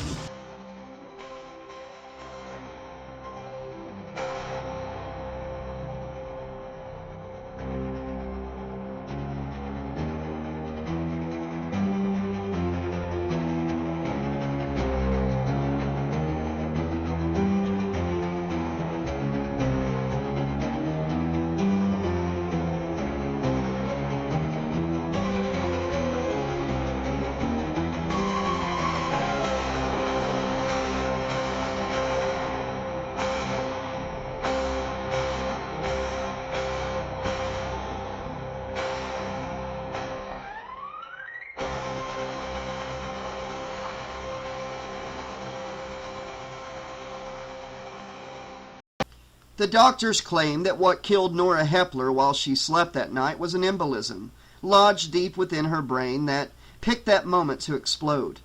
But none of the scientific hocus-pocus fooled Billy. His mother died in her sleep because he'd killed her in her dreams. Billy was not pleased to see his aunt at the funeral. Nora and Lucille had broken off communication with one another over 10 years ago.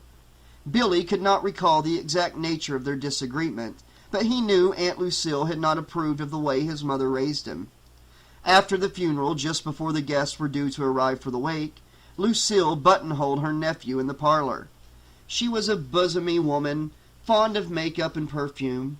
Being around her was like being overwhelmed by a 5-and-dime cosmetic counter. "Billy, honey, I know you're going through hard times right now. You and your mother, God rest her soul, were very close. But there were some things your mother saw fit not to tell you about your father." "Are you trying to tell me about my dad being the roadside strangler? Is that what you're trying to get at, Aunt Lucille?" Lucille sighed. "So you know. Did she tell you?" "No, she never did. I had to find out from someone else." "I'm sorry you had to find out about your own father that way, Billy. I really am. Your mother and I didn't exactly see eye to eye about a lot of things. We had a falling out about whether or not she should tell you about your father. I thought she should, but she refused. I guess she wanted you to remember your father as normal. I guess she wanted you to have something you could be proud of, even if it was a lie." "Cut the shit, Lucille. You know she didn't care about me. She didn't want me. She didn't want my father either. She was stuck with me because she didn't have a choice. She killed my father just like she would have aborted me given the chance." Lucille's painted lips formed into a tight line. "Of all the ungrateful little... Do you realize what she did for you? What she went through? That woman faced going to prison for you, just to protect you." "What do you mean?" "I always thought she coddled you too much. I told her so to her face. Let him deal with the truth, I told her. He's old enough now to know what really happened." But she wouldn't hear of it. She was afraid of scarring you even more than you were already. Well, she's dead now, and you're well past being old enough to know the truth when you hear it. I'm here to tell you, William Henry Hepler, your mother wasn't the one who killed your father. You were."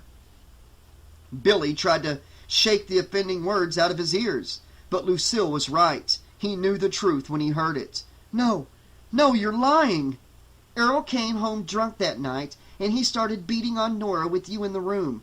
He must have been so crazy by then. He couldn't tell the difference between his own wife and one of them poor girls. He started strangling Nora right there on the Lies! They're nothing but lies!" "Nora was screaming for someone to help her. That's when you ran into the kitchen and got the knife out of the drain rack and you..."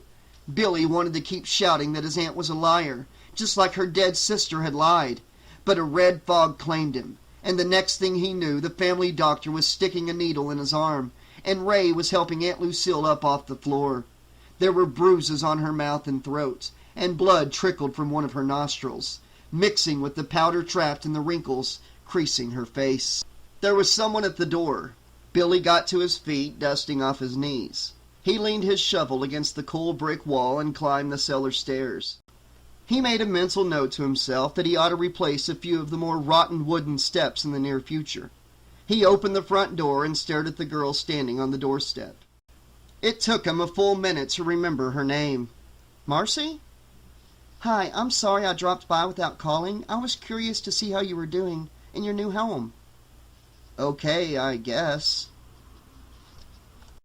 Well, aren't you going to invite me in? Billy grudgingly stood aside and allowed her to cross the threshold.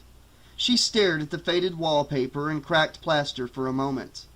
Billy realized she was waiting for him to invite her to sit down.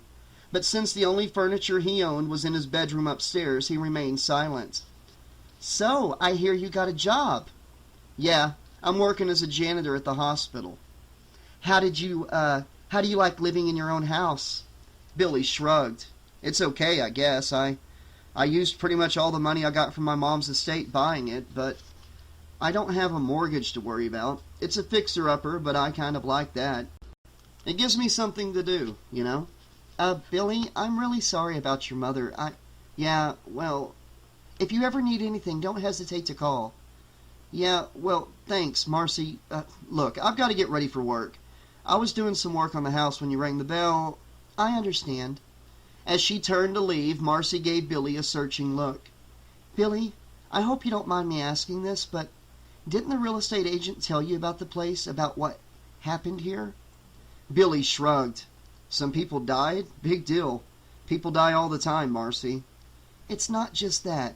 You didn't grow up in Springwood, Billy. You don't know the stories about Elm Street. They're just stories, Marcy. I know the house has been left empty for a long time. That's how I got it so cheap. I like it here. But Billy... Goodbye, Marcy. He doubted if Marcy would return. Billy didn't care if he never saw her again. She was part of his past. Billy Hepler's past. She had no place in Billy Cairo's present. He checked his wristwatch. He hadn't been lying when he told Marcy he had to get ready for work. He hated his job as janitor. The doctors and nurses and administrators at the hospital treated him like shit. They thought they were better than him because they were professionals. But the joke was on them. He and his Uncle Freddy laughed about that a lot. Krueger was waiting for him in the cellar. You're coming along really well, Billy boy. I'm proud of the progress you've made in such a short time.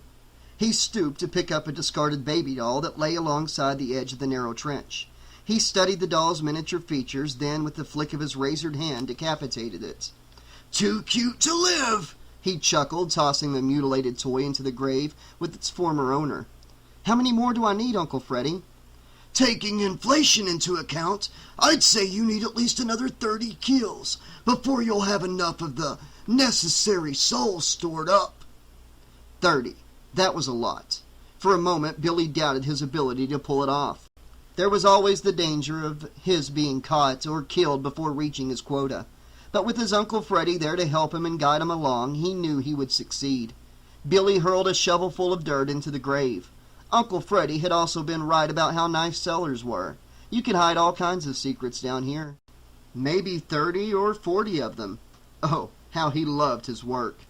Dead Highways, Lost Roads. A fairy tale written in blood on a dead man's back. By Philip Nutman, for Graham Humphreys.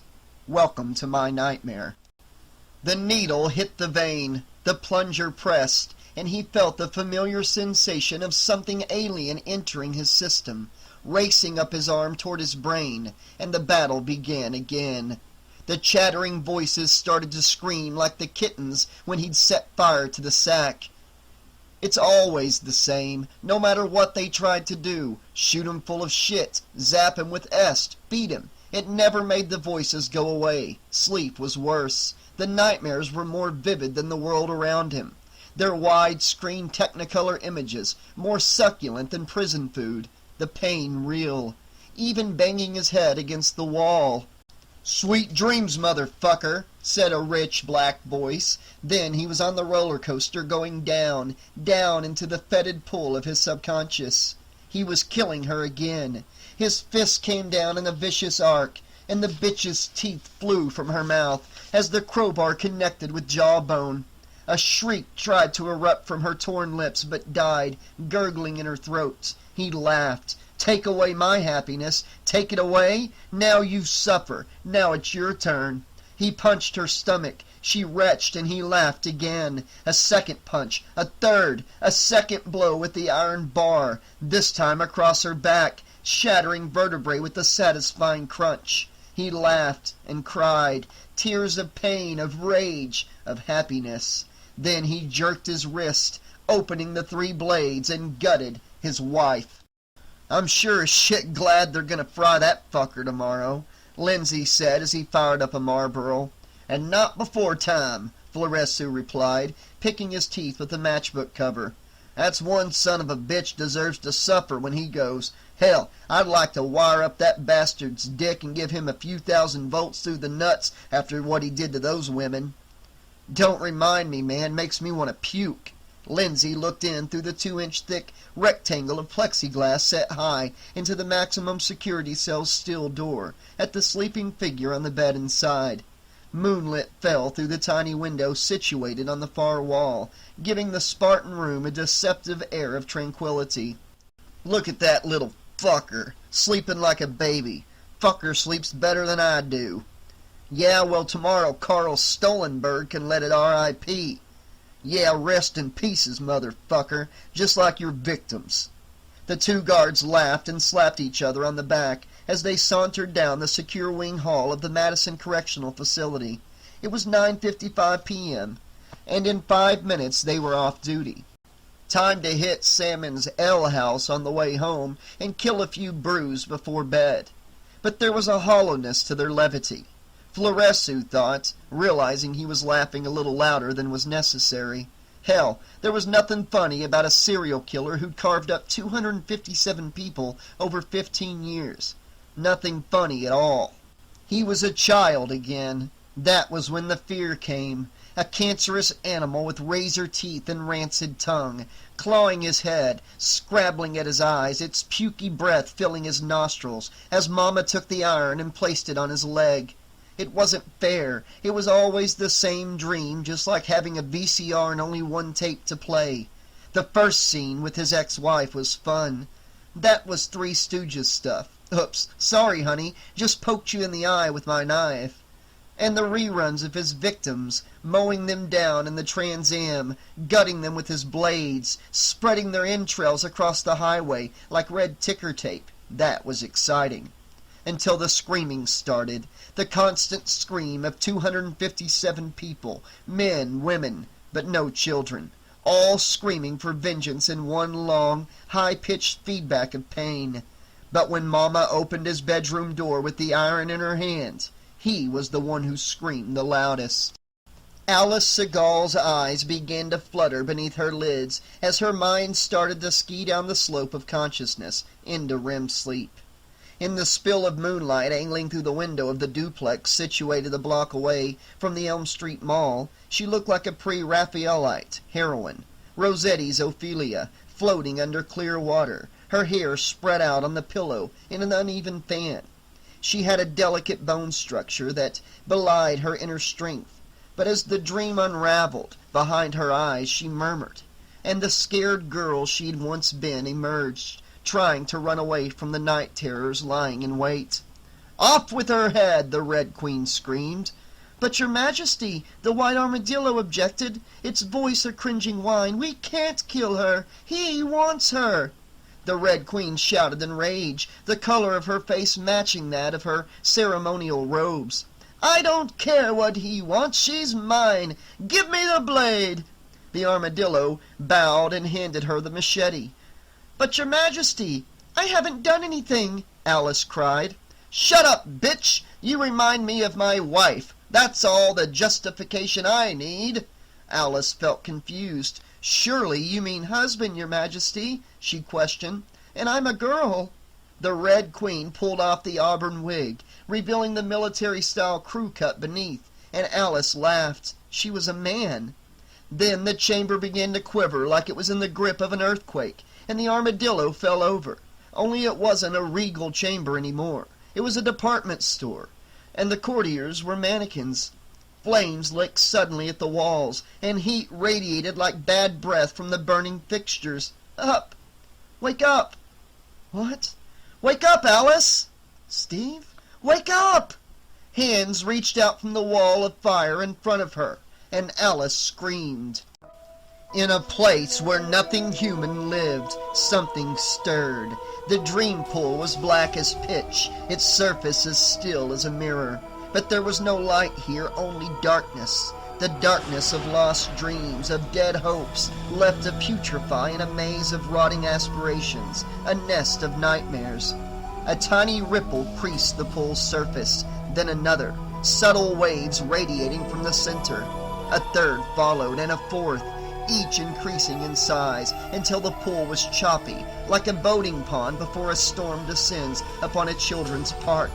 A head broke the surface, whispering a name. "Alice," it crooned. "It ain't over till the red bitch sings." The voice gave a wet chuckle, and the head, a furrowed bald cranium crisscrossed with scar tissue, sank below the surface of the dream pool. A thin trail of bubbles marking its descent into the Stygian blackness. Mama placed the burning metal on his leg, and he wet himself as the pain lanced his fragile sanity. Only it wasn't Mama anymore. It was the ugly man, the man with the pizza face. "Come to Uncle Frederick, Carl," Pizza Face said. "Come to me." In his cell in Madison Correctional Facility, Carl Stolenberg, a.k.a. Roadkill, opened his eyes and bit his tongue to stifle the shriek in his throat. Drugs or no drugs, Interstate 35's Angel of Death was not going to sleep tonight. "I was heading for the bathroom when I heard you scream," Steve said, but Alice wasn't listening. Her attention was on the fluorescent glow of the Elm Street Mall down the block, its postmodern angles and a front to the quiet, restrained suburban architecture of what remained of the old neighborhood. From the windows she could see where her old house had once stood, the place where her nightmares had started 7 years ago. At the turn of the century all this was farmland, she thought hazily, the tattered shroud of the dream still clinging to her shoulders.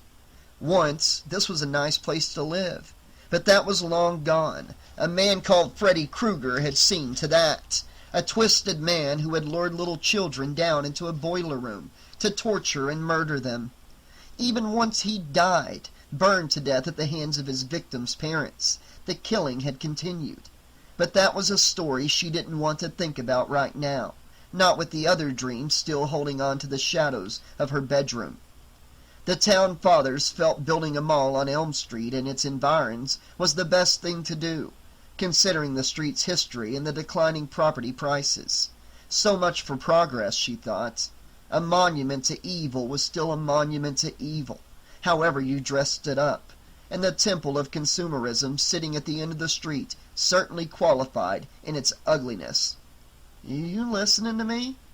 "Sorry." She turned to face her husband. "Poor Steve. He'll never understand." "I said, what were you dreaming about?" He rubbed his tired blue eyes and replaced his wire-frame glasses, his biceps bulging against the fabric of his t-shirt. He'd been working out for 6 months now, and lifting weights 3 times a week was paying off. Was it really that short of a space of time? It seemed longer. One really strange morning she'd woken up and rolled over to hug him, and in the first blur of sleepy thought, she'd done a double take, thinking she was beside Dan. Dear Dan. She still missed her high school sweetheart. A cold, hard fact. Steve sensed it. She knew, even if he never voiced the feeling. Perhaps that's why he'd started working out. But trying to compete with a dead man was a losing game. "Shit, Alice, I give up. Either tell me or don't. I'm going back to sleep." Steve pulled back the sheets as he looked away from her, not wanting to show the mixture of hurt and frustration ingraining itself into his face. He rolled into bed, turning his back toward her. "Are you coming?" "In a while." "Okay." He switched off the bedside lamp, and shadows raced across the carpet toward her feet, like faithful pets that followed her wherever she went. Even on the sunniest days, the darkness was never far away, which was why she could never leave Elm Street. She turned back to the window and the view of the mall. Her situation reminded her of a horror movie she'd once seen. In it, a New York brownstone was the gateway to hell, and there was this old blind priest who was a guardian to ensure that evil never escaped. He'd been played by some old actor whose name she could never remember, John something or other, and the movie had really creeped her out.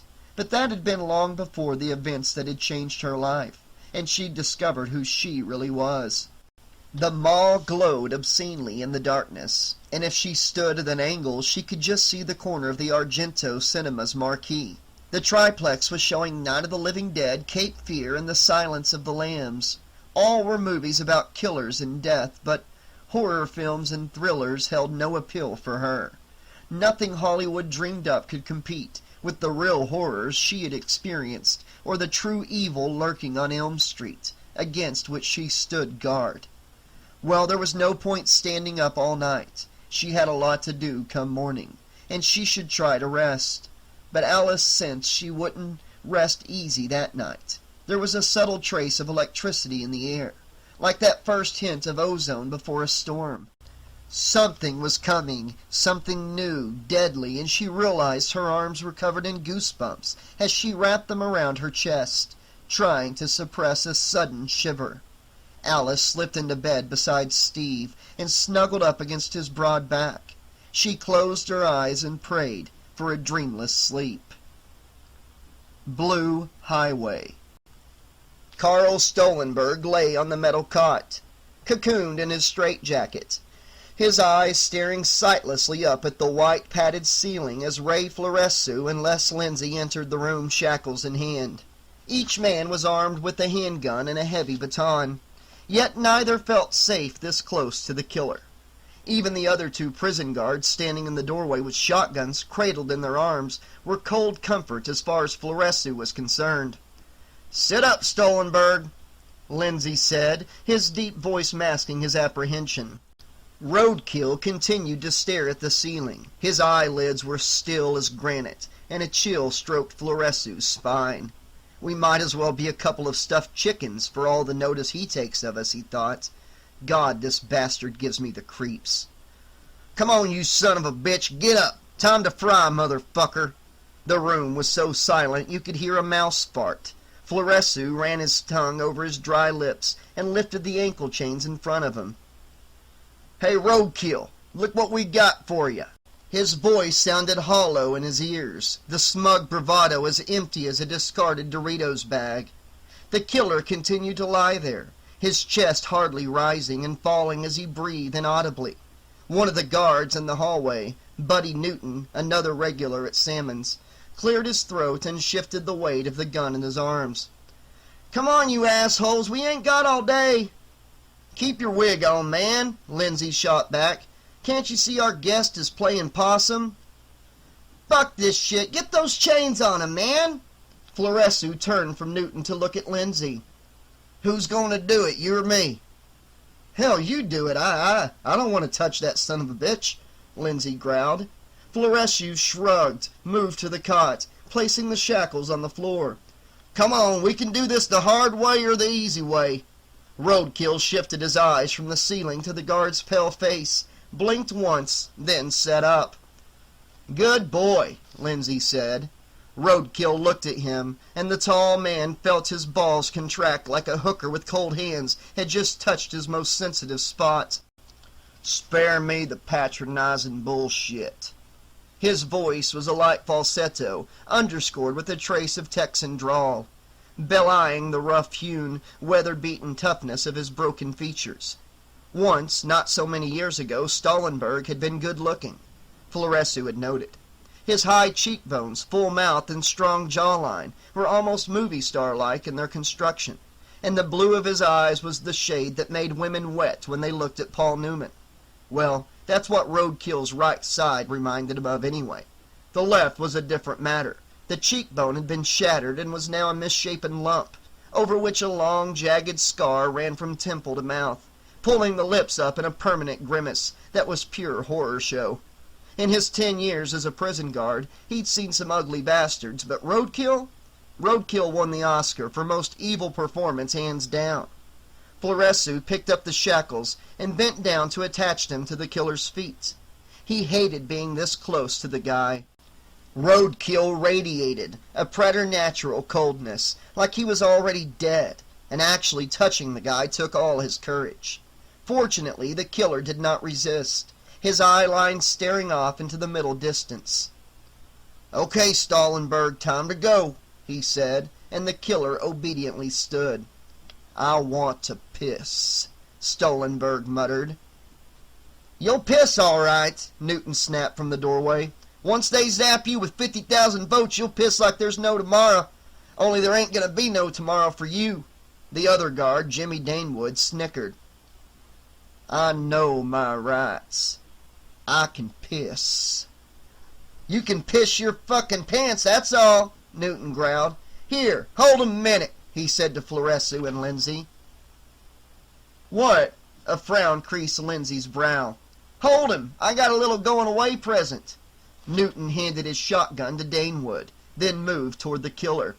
"Hold him or he's—" Newton brought the ham-hock of his right fist up in a vicious uppercut, belting Roadkill in the sternum. "Gonna fall!" The killer dropped to his knees as air rushed from his lungs.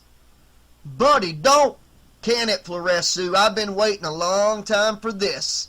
Newton swung his right foot into the downed man's stomach, and Roadkill folded up, hitting the padded floor with a satisfying whack, a wet patch appearing at the crotch of his prison overalls. Alice Segal sipped her second cup of coffee of the day and looked across the kitchen table at Steve, who was engrossed in the newspaper. The shadows beneath her eyes indicated she hadn't slept well. Although she'd not been plagued by other dreams, her sleep had been fitful and restless, so much so she'd gotten up at around 4 a.m. to lie on the couch so as not to disturb Steve, who had a meeting with some financial bigwigs this morning. Regardless of the fact neither usually said much in the mornings, even when her son Jacob was present. The silence between them indicated Steve was still annoyed about last night. Judging by his manner, he was more than annoyed. Royally pissed was the phrase that came to mind. "Could you pass the butter?" she said, picking up a slice of whole wheat toast. Steve complied silently, not looking up from the paper. "Thanks." After 3 years of marriage, she was starting to resent his immature moodiness and lack of respect for her feelings. He was a good man, a kind, hard-working husband, and a decent father to Jacob, even if the boy was not his own flesh and blood.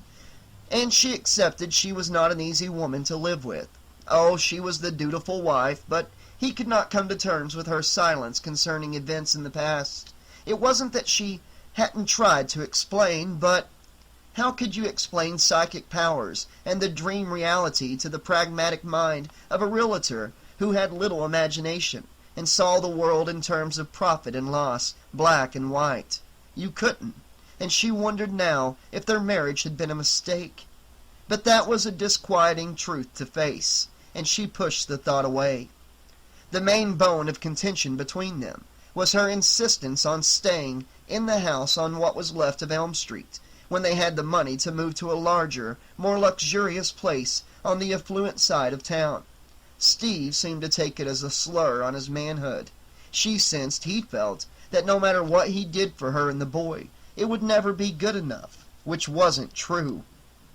She loved him and appreciated the security he'd brought into their lives. God, she needed it after Dan's horrible death and the trauma of a cesarean birth, being an unwed mother at age 19, with only an alcoholic father to look after her and the baby. But the simple fact was, he would never understand, couldn't understand, even if he tried. She looked at the clock. It was 8:35. She'd better get moving if she was going to get to the rehabilitation clinic on time.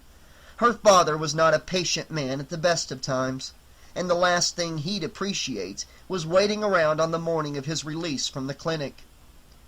"You'll be late, darling," she said, considering the toast and deciding she had no appetite. Steve put down the paper and shrugged. "There's no hurry. The meeting's not until 10. "Well, I've got to get moving." "How long is he going to be here?" "Wednesday." "Oh, come on. I thought he was just going to stay until Monday morning." Steve was now wearing his exasperated expression. Since Jacob had gone to stay with Yvonne in Wisconsin, and the time alone they had been looking forward to for so long had soured because of the weird dream she'd been having, he seemed to have three expressions: concerned, exasperated, and pissed. Mr. Romantic Lover Man appeared to have gone on permanent vacation, which made Alice even less inclined to let him get close. "What's 5 days?" she said. "He's my father, and I haven't seen him in a month. We've seen your family twice in the last 3 weeks." "Well, my parents aren't alcoholics and don't keep checking themselves into Springwood's equivalent of the Betty Ford Clinic every goddamn 5 minutes. Alice slammed her cup down. "That's not fair. At least he's trying." Steve scowled, and for an instant she felt like throwing coffee dregs all over his blue and white Brooks Brothers shirt. All right, I'm sorry." That was below the belt. Dad, sadly, was another area that made Steve uncomfortable. They'd tried to get along, and Dennis Johnson had made friendly overtures to him. But Steve had a hard time respecting Dad because of his alcoholism. She could understand. Steve came from a solid, functional family in which the only crisis was making a decision on where they were going for vacation each year. Having a lush for a father-in-law was not something he knew how to deal with. "You really... Oh!" She threw up her hands in frustration. "Honey, I'm sorry. I don't. Just... If you can't be nice... She sighed. Steve's face dropped, and he switched to concerned mode. "Well, I guess that's an improvement. Expression number 3, the concerned husband," she thought. Forget it, Steve. I'm tired." He frowned, one eyebrow raised like a lopsided question mark. She put down her coffee cup, pulled the sash tighter on her robe, and stood up. "Sulk if you want," she thought, "but I don't have to deal with it," and headed upstairs to the shower. The vehicle looked like a truncated school bus, only it was painted slate gray instead of regulation yellow, and was armor-plated with thick steel mesh covering the windows. But at least we're outside, Ray Floresu thought, as he and the other guards exited the main block in a 2x2 formation, with Stallenberg limping between them. "All aboard for the Electric Chair Express! Have your tickets ready and have a nice day." Spending 8 hours a day cooped up in the prison with 200 rapists, psychos, junkies, and assorted scumbags took its toll on your nerves after a while. Like Lindsay was fond of saying, "We're the real prisoners here, not these assholes. They've got TVs, drugs, sex, and never have to cook. This place is a fucking hotel compared to living in a one-room apartment and eating TV dinners. Shit, most of them don't even have to do their own laundry." He saw Alessa's point, but had no desire to suck dick or have his asshole stretched to the size of a baseball by some bull of a cellmate. Give me liberty or give me death. Right on, Patrick, he thought, and death was the next step for jolly old Carl Stollenberg, all right. The guard standing by the rear of the bus opened the heavy door as they drew near, a big shit-eating grin on his face. It was a sentiment shared by all of them. Roadkill was going to fry, and that was one less sick son of a bitch to worry about. Still, it was cold comfort if you believed the FBI's estimation that there were 350 serial killers running rampant across America. "What's the matter, piss your pants?" the door guard chuckled.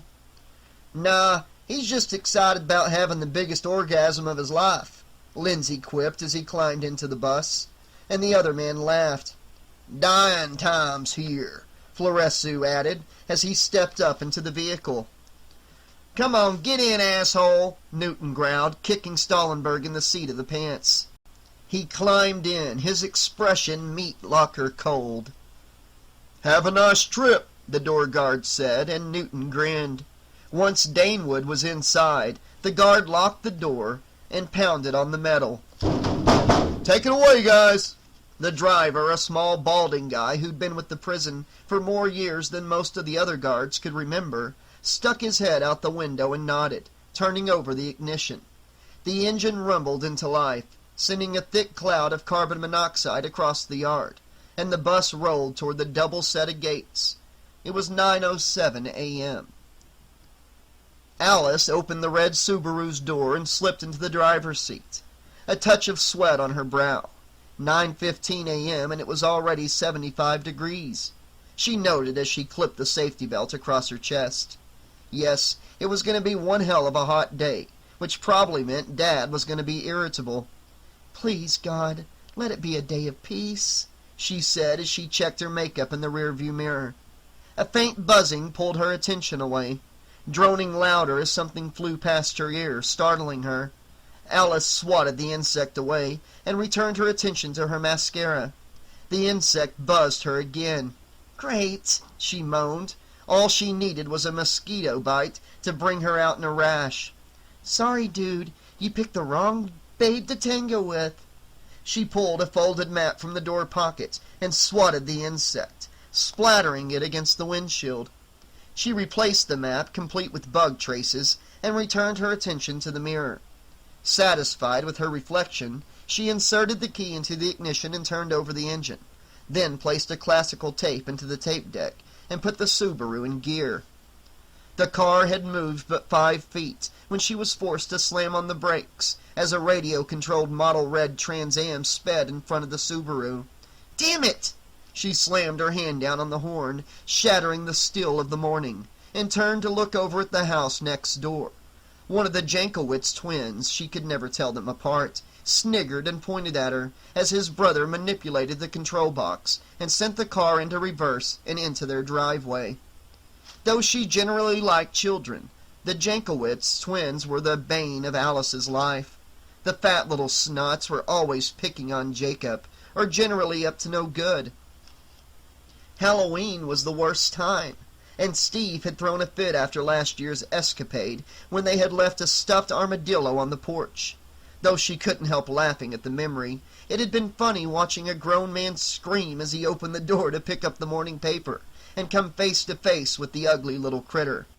"You brats deserve a good spanking, and if your parents weren't such a pain in the ass, I'd be tempted to give you one," she said and grimaced, with neighbors like the Jankowitzes who needed enemies. The boys, identically dressed in blue surfing shorts, red Life's a Beach tees, and white Reeboks, snickered at Alice, and one of them discreetly gave her the finger. Such charming manners for a 10-year-old, she thought, and engaged the clutch, pulling out of the drive to head down the street and past the mall. Van Buren Highway encircled the city of Springwood from west to east in a smooth curve. Since the Madison Correctional Facility was situated on one side and the state prison 50 miles away on the other, the bus and its passengers had a 90-minute journey ahead of them. Or at least it should have been, were it not for a detour at exit 7. Due to a bad batch of concrete, a long section of the route was closed to eastbound traffic, and all vehicles had to take the off-ramp onto Junction Avenue, so named because it ran north to south through Springwood, connecting most of the main thoroughfares that bisected the city. Marty Ballin, the old balding driver, cursed under his breath as he swung the bus off the highway and onto Junction. Damn it, the detour was going to add at least 20 minutes to the journey, judging by the traffic conditions. Still, you look at it as it comes. "Where are we going?" Newton called out from the vehicle's rear. "Detour. Gotta bypass the exit." Lindsay jabbed the killer in the ribs. "Looks like you might just be late for your own funeral." Danewood burst out laughing. Floresu and Newton smiled. Roadkill ignored them, his mind elsewhere as he looked out the window. The bus headed down Junction Avenue toward Van Sant, and the route that would take them back to the highway. The route that would take them past the Springwood Clinic, the last stop for travelers on the lost roads of addiction. It was now 9:23 a.m. The Subaru eased to a halt at the stoplight on the corner of Fairfax and Junction. Alice looked at the dash clock. 9:24. Neat. Despite heavy traffic, she was actually making good time. Chopin's Nocturne played softly on the stereo, and the plaintive piano music soothed her. Meanwhile, Marty Ballin rolled the bus down Junction and swore under his breath. Most of the cross streets were one way and headed in the wrong direction. At this rate, they were going to be an hour late at least, which meant he was going to be late over at the Peaks Diner to pick up Maybelle Rice, a fact that wouldn't endear him to the buxom waitress. No nookie for me today, he thought, resigning himself to the likelihood she wouldn't put out his punishment, even if he did have a legitimate excuse. While Ballin was thinking about emptying his balls, Buddy Newton was contemplating watching other people kick balls over the line. As coach for the Springwood Flags, Tuesday night was training time, and with his boys slipping in the Pop Warner League about their disastrous performance last season, he'd been riding their asses hard. As a young man with a promising NFL career ahead of him, he had trained religiously every day, refining his offensive moves until his 250 pounds of muscle and bone had been poetry in motion. Until that fateful day in 1963, 2 days before Kennedy died, wouldn't you know, when his dream had been as shattered as cleanly as the cartilage in his right knee, a gift from a nose tackle named Big Stump Rogers. 28 years later, he could still hear the sound of his leg breaking as his knee flared with a sunburst of pain. Feel the air rush from his lungs as Rogers, all 300 pounds of him, landed on his chest, cracking 3 ribs, putting him in the hospital for 10 days. Years of alcohol-fueled bitterness had royally fucked with his life, lost him his high school sweetheart, and wrecked a desperate marriage. Only the game had pulled him back from the brink of self-destruction. That, and a desire to see others achieve, even if he'd been denied the opportunity to show the world what he was made of. Those boys are going to get into shape one fucking way or another, he said to himself. He looked over at Floresu and Lindsay. Both of them were lost in their respective thoughts, as was the sick fuck they were going to fry, if they ever got back on the highway. Well, he guessed it didn't matter a whole lot if Razorblade Nuts clocked an extra hour of life. There was no way that sucker was going to see another sunset. Ray Floresu had his own guilty secret, and at that moment it was gnawing at his conscience like a mouse chowing on a tasty wedge of cheddar. His old man was slowly rotting away in an old folks' home upstate. Reeves Floresu's memory, bleeding out of his life as senile dementia erased his gray cells. Ray hadn't had the courage to go see him, because coming face to face with someone you loved who no longer recognized you scared the living shit out of him, and he'd had terrible nightmares after the last time he'd visited the home. The smell of incontinence and disinfectant permeating his dreams. It was the smell of old people, old hopes, hanging in tatters like torn net curtains, old memories fading like sepia-tinted photographs. But most of all, it was the smell of death. Meanwhile, 9:26 a.m. clicked up on the dash clock as Alice put the car into gear and turned right onto Junction Avenue. There was a big, brightly colored poster decorating the bus stop, proclaiming that Walt Disney's classic animated version of Alice in Wonderland was coming soon to a theater near you, and the vivid imagery distracted her attention for a beat. Good. At least there was something decent she could take Jacob to see. "Welcome to Wonderland, Alice!" Rather than argue with him over why she wouldn't let him see the remake of Night of the Living Dead. "Rick, you little meatball." "Shut up," she said to herself, as memory traces broke the surface of consciousness like the tips of icebergs. It happened like this from time to time, and there was nothing she could do about it, even when awake. His evil voice would suddenly echo in her head, and she sometimes had to suppress the desire to scream. She assumed it was like having acid flashbacks, only these weren't hallucinations, these were real, and they hurt. "Shut up, Freddy's dead. Curtis Mayfield told me." She managed a nervous laugh as she tried to concentrate on the traffic conditions, but deep in her heart, she knew it wasn't true. Man, this sucks, Lindsay thought as he looked at his watch. 9:27 already, and the bald fart was leading them farther away from the highway. Hey, Ballin, get this thing heading in the other direction. What do you think this is, a frickin' Sunday outing? Keep your hair on, pal, the old driver snapped. It ain't my fault. Shit, he was dying for a cigarette, but prison regulations prohibited smoking on the bus.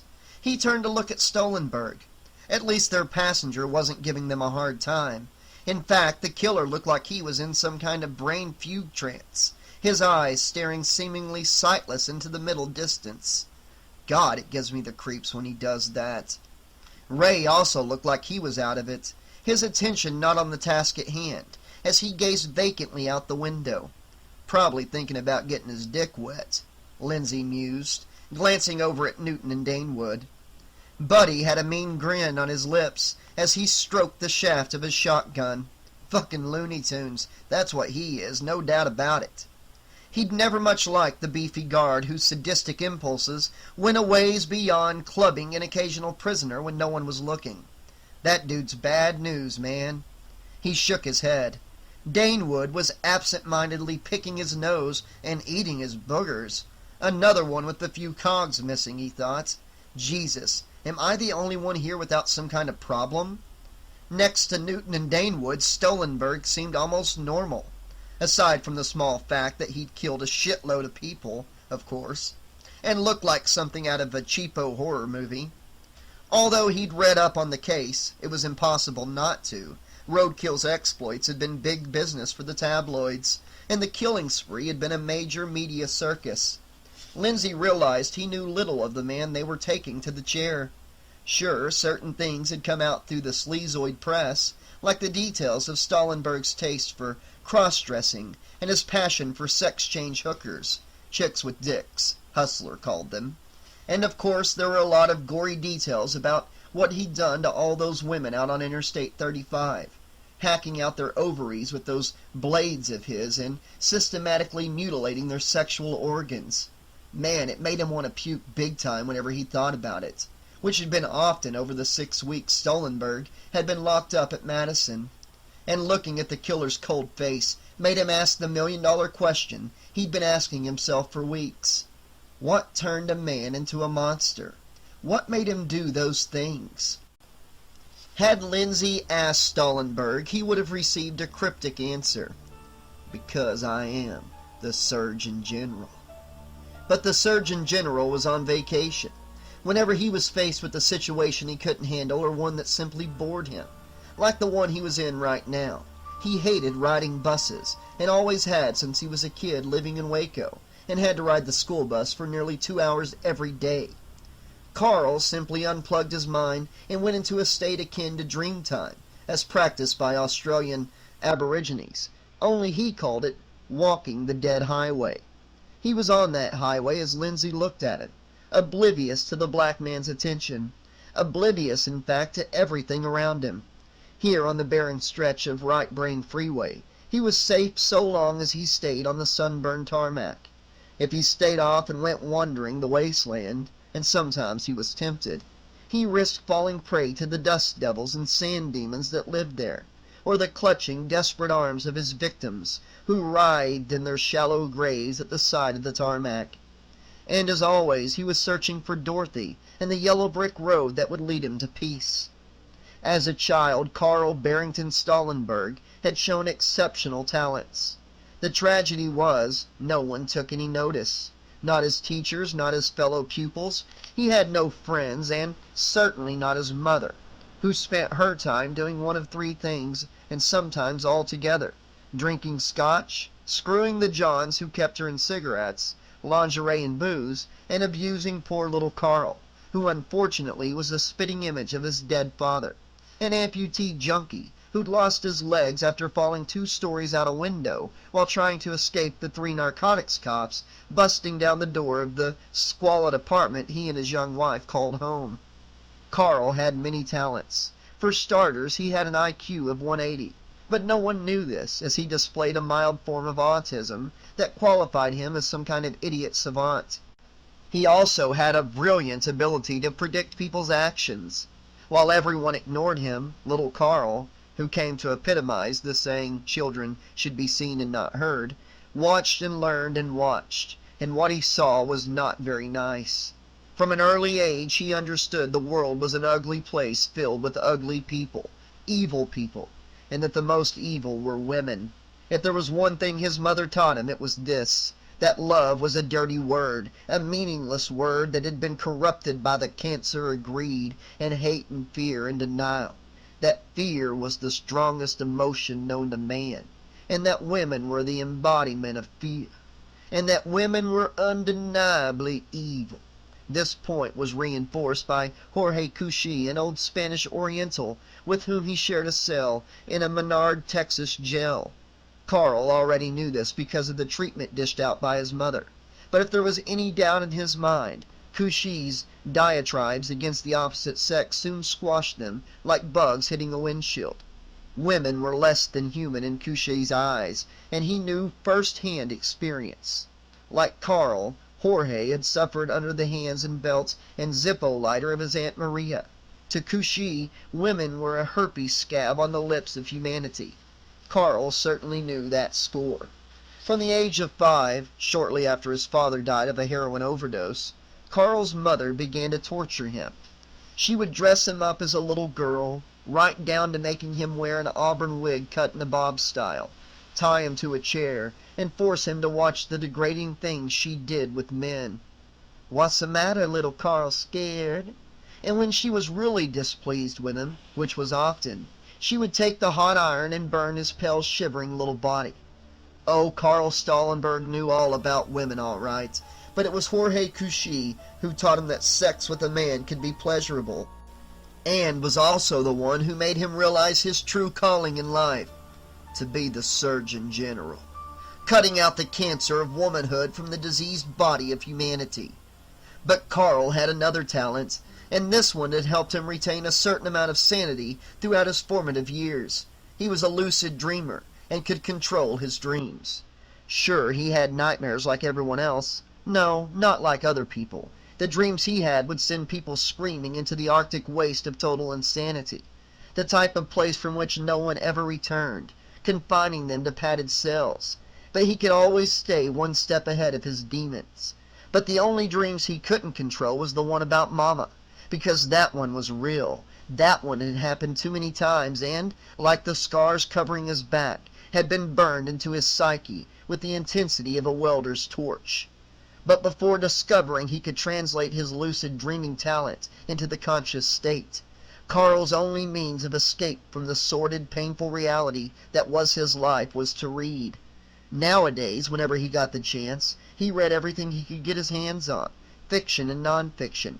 He was an information junkie, pure and simple, and he now hungered for non-fiction more than make-believe. But in his childhood, fiction had exerted an irresistible gravitational pull over his imagination, especially works of fantasy like the Narnia Chronicles, the Lord of the Rings, John Carter of Mars, and particularly L. Frank Baum's Oz books, of which The Wonderful Wizard of Oz was his undisputed favorite novel of all time. In his skewed world view, Dorothy symbolized everything that was good and pure. He knew goodness existed. He'd seen it once or twice in his 35 years. That religious woman who saved all the children in poor countries, Mother Teresa, was definitely an angel. But he himself had found none on his endless journey across America, which was why he was still searching for Dorothy and the yellow brick road. He knew deep in his heart both she and it existed, and that if he could find them, he would be saved if she would let him join her on the way to the Emerald City. One day he would find them and his life's work would be done. That was one thing neither his mama nor these simpletons could take away from him. But Mama had tried, oh yes, she had. Mama forbid him to read in the house, and while other kids were trying to smuggle copies of Playboy into their bedroom, he devised elaborate ways to hide his collection of well-thumbed paperbacks. No sneaking a peek at Miss December. Diseased bitches, all of them strippers and whores, and succubi every one. Or Miss April for him. Oh no, he was looking for Dorothy, his dear sweet Dorothy, in her red slippers. And as the prison bus moved farther away from the real highway, Carl Stallenberg was walking the dead highway, which was more real to him than the stretch of Van Buren the bus had traversed since leaving Madison Correctional Facility, still searching for the little girl who would grant him absolution. But something was wrong. The highway should be dead straight, stretching endlessly toward the horizon. Yet he'd come across a sudden fork in the road, and now hesitated in rare confusion. Then it came to him. This was one of those crossroads where deals were made. Deals with the devil, as folklore had it. There was an inevitability about this stage of the journey that he had been trying to deny for days, and in doing so the nightmares had gained intensity. But now there was no going back. It was time for him to meet the Pizza Man.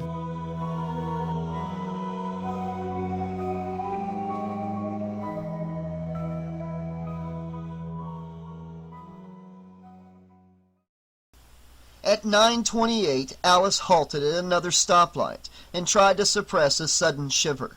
She switched off the air conditioning, feeling her stomach churn. Now what? The sensation was all too familiar. The world around her became unnaturally bright, every detail standing out in stark clarity. Time slowed for an instant, and the smell of the car's upholstery was overwhelming. Then she became aware someone was sitting beside her. It was Jacob. Her son turned to face her, and she noticed an ice cream stain on his Bart Simpson t-shirt. Ben and Jerry's Chunky Monkey, she thought absurdly.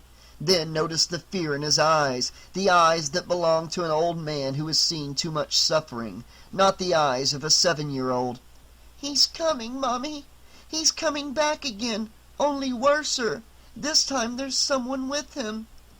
"What do you—" A siren blasted behind the Subaru, distracting her, and then Jacob was gone. The black pool's surface began to churn, small waves dancing from the center. Then 4 blades sliced up through the brackish liquid, followed by a glove, a dark parody of the Lady of the Lake holding Excalibur. The arm to which the gloved hand belonged was clad in a dirty, torn red and green striped sweater. Then the bald, flaking head thrust forth from the choppy water, and Freddy Krueger cried out in jubilation, "Come on down, Alice! Let's have a party!" He strode toward the shore of souls and laughed, scratching his head with the blades. A large flake of skin came away like a fish scale, and he paused, looking at it. "Must get some, head and shoulders," he muttered, then gave a dry chuckle, popping the slice of skin in his mouth. "Yummy! Nothing like a little brain food as an appetizer." He walked toward the boiler room, chewing. Time to lay the table for the dinner guest, he thought, and laughed again.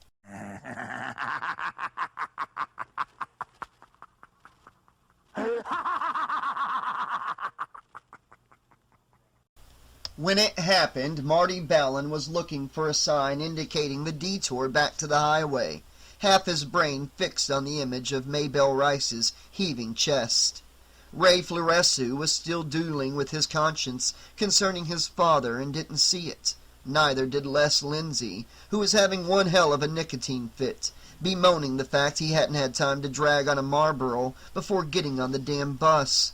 Jimmy Danewood was still mining for gold up his left nostril and thinking about buying his wife Sally Ann a complete set of lacy underwear from Fredericks of Hollywood, while looking at the back of Buddy Newton's head, half aware that the fat guard had a real bad snow frosting of dandruff on his shoulders. He didn't see it either. Buddy was thinking about the L.A. Raiders and the way they'd slaughtered the Miami Dolphins in last season's AFC divisional playoff. His gaze absently focused on a Haagen-Dazs shop on the right corner of Lang Street. Only Carl saw the Domino's pizza truck as it sped through the stoplight. He braced himself for the impact, clenching his teeth as the vehicle broadsided the bus on the driver's side, instantaneously pulping metal and flesh, twisting Marty Ballin into the dashboard and steering column, forcing the bus into the oncoming traffic. Then the bus rolled with an almighty screeching, thunderous crash as it tumbled to its side before the oncoming royal blue Ford Econoline van that collided head-on with the trashed cab, and Carl was flying across the aisle, landing heavily on Buddy Newton, and the lights went out. Alice glanced up from the dash clock and screamed as the blue van hit the bus, slamming on the brakes, spinning the wheel in an attempt to bypass its rear end, but failing. The Subaru's front offside clipped the van, flipping the car, and darkness exploded behind her eyes as her head hit the door frame, and reality winked out like a dead TV screen. Flesh for fantasy. Marty Ballin's eyes were gone, but he could still see. He didn't know they had exploded in a rush of aqueous humor during the impact, but that didn't matter. His legs were no longer attached to his spinal column, and he was unaware of that fact as well. All he knew was that he was suddenly in the Peaks Diner, and Mabel was walking toward him. "You're early," she said, her voice surprisingly masculine, her large chest quivering tantalizingly as she walked over from the counter like some angel of mercy in her white uniform. He didn't know what to say. He didn't know anything. "Look at you. You're bleeding all over my nice clean floor." He noticed the blood leaking from his sternum. Whose blood? "Don't worry. Aunt Mabel'll take care of you." She reached out, hugging him to her heaving bosom. She was taller than usual. Maybe she was wearing heels, but that was dumb. Mabel hated wearing heels. He didn't care. He felt indescribably tired, and forgetting about the blood, lay his head on her pillows. But it was no longer Mabel holding him. He looked up into a man's face, a horribly scarred, burnt face, and opened his mouth to scream. "Wanna kiss, sweetie?" Freddy crooned, and he plunged his blades into the dying driver's back. Marty Ballin came apart like a ripe tomato. "I see you had a real soft spot for her." Freddy laughed long and loud, dropping the driver's torn body to the ground.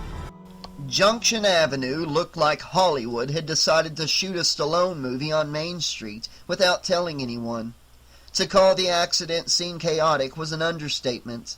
Onlookers and store owners crowded the street, held back from the carnage by lines of blue police barriers.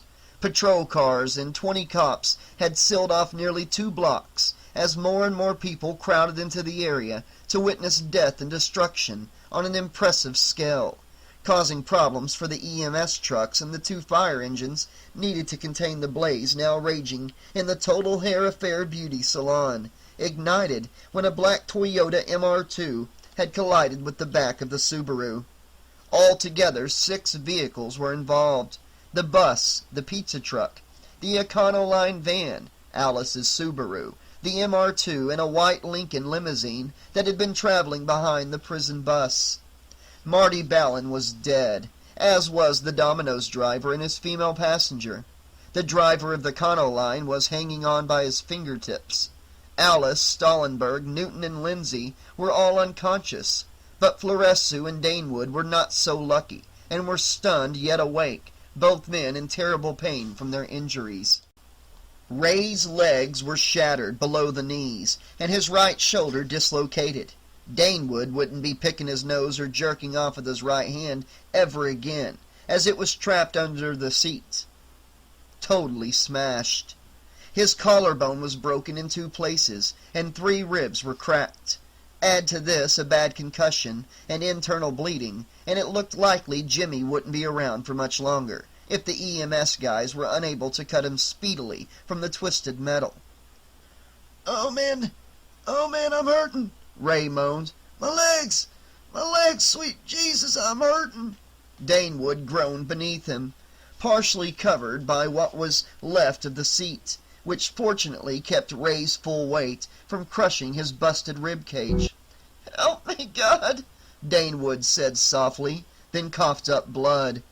"Jesus, sweet Jesus, please." Ray's mind was screaming in pain as his pain skyrocketed up his legs, lancing his nerve endings with a small supernova of pain.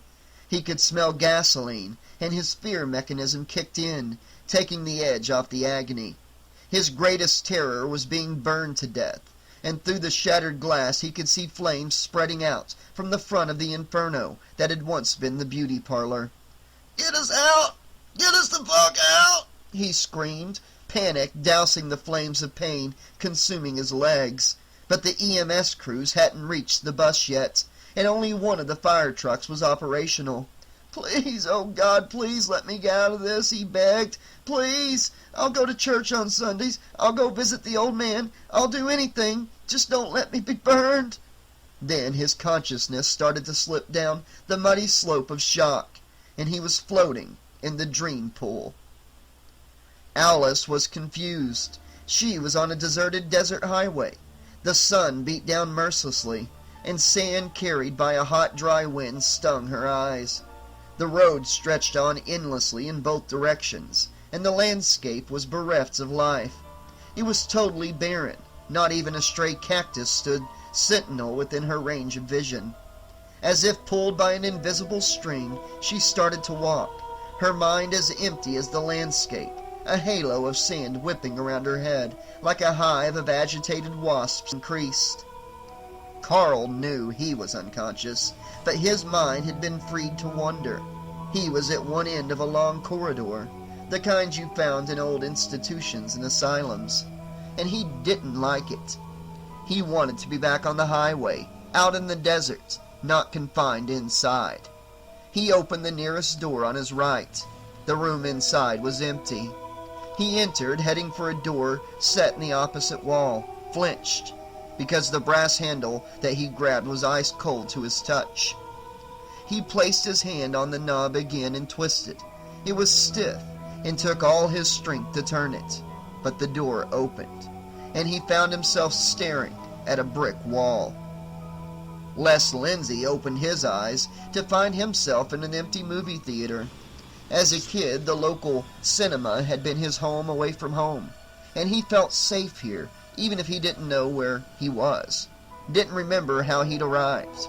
But sure as the Pope was Catholic, this wasn't your typical Cineplex Odeon.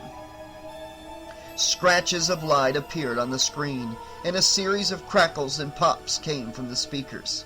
Red letters set against a black background appeared, and discordant music filled the stagnant air. Too much treble, he thought, as the words, "Krueger International Pictures Present," appeared, replaced by a Fredericks of Hell production. The names meant nothing to him, and he frowned. Les knew every cheapo production and distribution outfit by rote, AIP, Hammer, Amicus, Independent International, and more. Another title appeared. I Was a Teenage Nicotine Addict. He laughed softly. Well, that was a new one. Maybe it was one of those campy takeoffs like Curse of the Queer Wolf or I Was a Zombie for the FBI. There was so much shit out there on video these days, it was difficult to keep up with each month's releases. Well, let's see what we have here, he thought, fumbling in his pockets for a...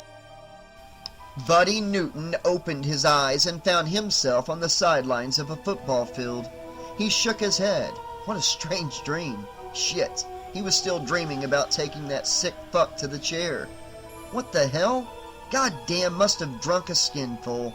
He had no idea what time it was or how long he'd been waiting for practice to start, but the boys were late. The lights were on, flooding the field with fluorescence, keeping the dark night at bay. He stood up, suddenly aware he was still wearing his uniform. Boy, you are fucking up real good. Then, before he could take stock of his surroundings, a red and green ball landed at his feet. Carl, meanwhile, tried the door on the left, suspecting it too would be empty. It was.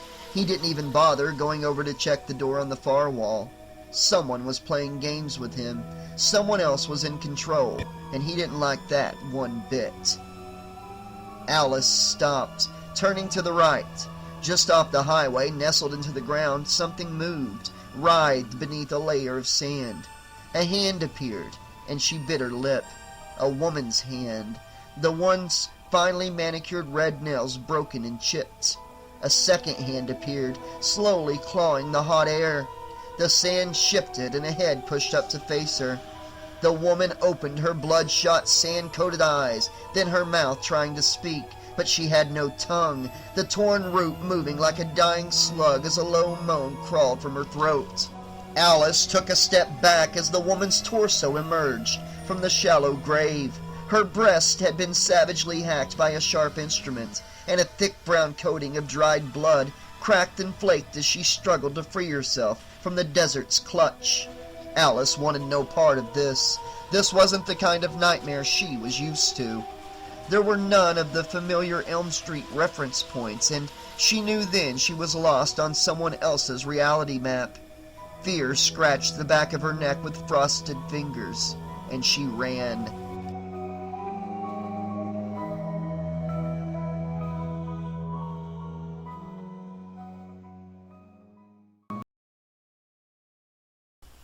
In his 10 years on the Springwood force, Sergeant Will McDonnell had seen some terrible auto accidents. But this one bit the biscuit clean in two. The Domino's pizza truck was so heavily impacted into the front of the prison bus, it was going to take the EMS guys at least 4 hours to cut the drivers' bodies out of the wreckage. Both were as dead as a duck in a skeet chute, and so was the teenage girl who had been riding in the cab. They'd managed to identify her as Marie Berganza, the 17-year-old daughter of the driver, who died on impact, her head cracking open like an egg when it hit the sidewalk. Poor baby, what a way to go at such a young age. As far as the EMS guys could tell, there were 4 other men trapped in the bus, one of whom was alive, hysterical, and kept asking God to save him from being burned as he slipped in and out of consciousness. Well, that sure wasn't going to happen now. The fire at the beauty parlor was under control, and once they got the other goddamn fire truck pumping water, it should be out within minutes.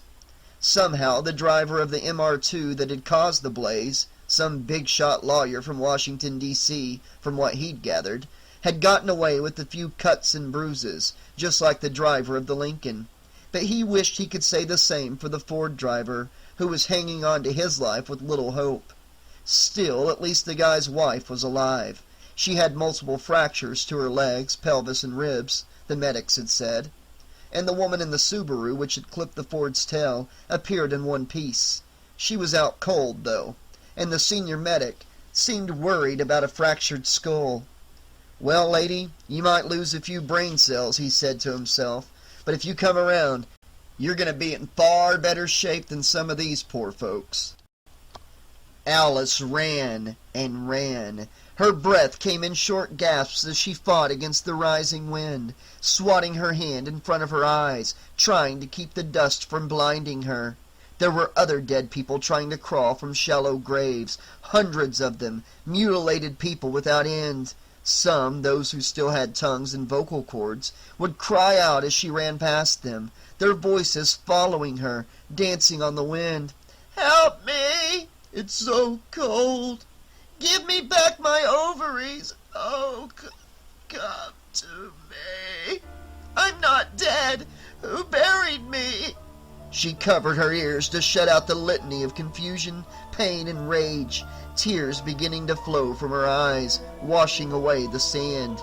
She thought her battles with Freddy had been bad, but this was worse, far worse. She felt a silent scream building inside of her head, and for the first time in her life, Alice, who had witnessed the deaths, no murders, of friends and loved ones, fought the evil that was Freddy Krueger in one, felt the boat of her sanity start to come loose at its moorings as a sandstorm of madness washed over her in a hot, dry tsunami of death and blood and mutilation as she ran a marathon down the highway of the dead. Les Lindsay was too tired to take any notice of his instincts, which kept flashing a warning sign inside his head that something was wrong about the theater and the movie. The only thing bugging him was the cigarette pack was empty, and he was dying for a smoke. He wondered vaguely if there'd be a cigarette machine over by the concession stand, just like there used to be before all the multiplexes banned puffing in the auditorium. But the movie was riveting, and he couldn't leave the show. Gary Conway from I Was a Teenage Frankenstein was playing a sadistic prison guard who reminded him of Buddy Newton, but without the fat. who liked to systematically beat a prisoner who looked remarkably like Anthony Perkins in Psycho, but who was named Carl. Stallenberg? Wait, who's Stallenberg? And kept protesting his innocence. He couldn't make head nor tail of the plot. It was like one of those Jess Franco women in prison flicks, only with men, and William Shatner, yep, good old Captain Kirk himself, played the warden. A racist son of a bitch, just like the one he played in I Hate Your Guts. Gary Conway kept beating Anthony Perkins, who was now starting to look like Ray Floresu, and then Shatner informed him it was time to go to the chair. The dialogue was exceptionally bad, but it was certainly more fun than watching reruns of Star Trek any day. Carl decided to open every door just in case. Whoever was playing games with him didn't appear to have much imagination, and he was starting to grow tired of this bullshit. He tried the 5th door down on the right. Same shit, empty as a student's refrigerator. Then, as he turned back into the corridor, he saw the white armadillo and did a double take. On his frequent journeys down the dead highway, Carl had seen some strange things. Once he'd seen a perfect pink daffodil growing on top of a rock. Another time he'd seen a small blue rabbit dressed in a red waistcoat hopping over the sand dunes. And strangest of all, he'd once had a conversation with the talking skull that said it had been Charlie McCarthy in another life, which was obviously a crock of shit because Charlie McCarthy had been Edgar Bergen's ventriloquist dummy and was as wooden as they came. Still, it wasn't often he had the chance to discuss the implications of Cartesian dualism with anyone, as truckers, his fellow interstate travelers, couldn't manage to get their retarded brains around anything more complicated than a woman's measurements or how to replace a busted fan belt. But the conversation with the skull had come to an abrupt end when the chunk of bone had coughed an attitude after he called it Yorick. Geez, some folks just had no sense of damn humor. But the white armadillo, now that was interesting. He was sure he'd seen it run from one doorway to another. At least it looked like an armadillo, but then he'd never seen an armadillo running upright on its hind legs before. Well, turd on a roll, son. Check it out, he said to himself, and headed down the hallway.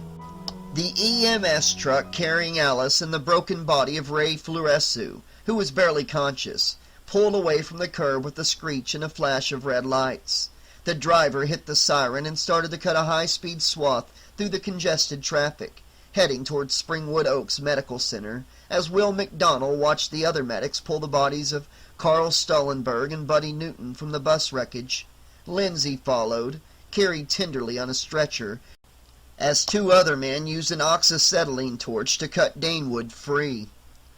"What a goddamn mess," he said to the chief medic. "Yeah, but we're lucky most of these fellas are alive. If you can call being smashed to smithereens alive," he added. "There's a good chance they'll pull through, just so long as a couple of them can come out of their comas." "I don't know, Hoss. If I was smashed up like that," McDonnell shrugged. "Sometimes I think dead is better." The movie was starting to get real interesting, but Lindsay felt stuck between a rock and a hard place. He didn't want to miss a second, but he was having the worst nicotine fit of his life. Everyone in the movie smoked incessantly, and it was making his lungs itch. Now the plot was starting to make even less sense than before. Half the cast of High School Confidential, including Russ Tamblyn, Jackie Coogan, and Mammy Van Doren, were wandering in and out of scenes like the projectionist had got the reels out of order. Maybe he had got the movies mixed up. No, he couldn't have. The scenes were shifting too fast to correspond to reel changes. And by God, wasn't that Bruce Dern as the drug-crazed hippie brother of Susan Strasberg from Psych Out, standing behind William Shatner, chain-smoking Marlboros? Yes, it certainly was. Weird fucking movie, man. It was no good, though. He was going to have to locate a pack of butts. Fighting his tiredness, Les forced himself up out of his seat and stumbled up the aisle toward the theater's rear. Flash of the blade. Jimmy Danewood was a happy man. Sally Ann stood before him wearing a red and black lacy bustier. garters and red fishnets, black high-heeled pumps, and black micro panties. As usual, the bedroom was a mess, which meant she'd been sitting around all day watching General Hospital, The Guiding Light, and all those other shitty soaps she was addicted to. But for once he didn't care. Somehow she'd read his mind and gone and got that Fredericks of Hollywood's outfit he'd been thinking of buying her.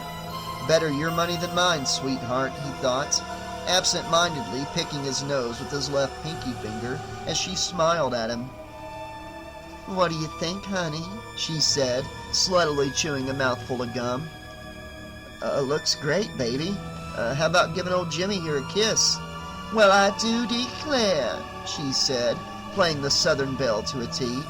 "I hardly know Mr. Jimmy." She placed one hand on her hip and beckoned him with a slender, long, red-nailed finger. "Let's see what kind of gentleman Mr. Jimmy really is. I'm tired and I don't think I can make it to the bed." Jimmy stood up from the clothes-strewn chair, sneaking another pick of his nostril as he played bashful and looked at his feet. "Well, Miss Sally Ann, let's see how that old bed feels. Mr. Jimmy's kind of tired too, you know." "Not too tired," she said, her voice dropping an octave. Must be coming down with another sore throat, he thought as he sauntered over and swept his glamorous wife up into his arms, putting on a little weight there too, he added, straining as he lifted her up over to the bed. He put her down and hopped on beside her, kicking off his unlaced boots. "Get rid of the gum, Sally Ann, and give me a soul kiss," he crooned. "But it's your favorite," she said, wrapping her arms tightly around his chest. "What, grape?" "No." She chewed and chewed. "Boogers!" she added, her voice suddenly deepening. Jimmy blinked and went red. "Think I like watching you sit in front of the TV set, snacking on your snot?" Her voice was deeper still, unmistakably masculine, her fine bone structure seeming to crawl beneath her skin. "You're a disgusting booger eater, Jimmy Danewood, and you deserve to be punished."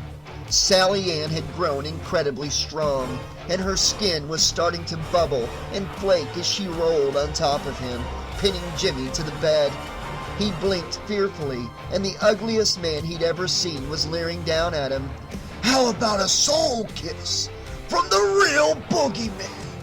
And the ugly man with the burned face plucked thick green and gray bolos of chewy snot from his mouth and popped it into Jimmy's. He started to gag, to struggle against the man's arms and body weight. His mouth was filled with oozing, gummy mucus, and he gagged again. "Wanna dig for gold?" Freddy growled. Krueger raised his gloved hand, the blade splashing in the light before the hand descended, to hover an inch away from Jimmy's face. "You know what they say! You can pick your friends, and you can pick your nose, but you can't pick your friends' noses," he said, slipping a blade up the left nostril and straight into Jimmy's brain.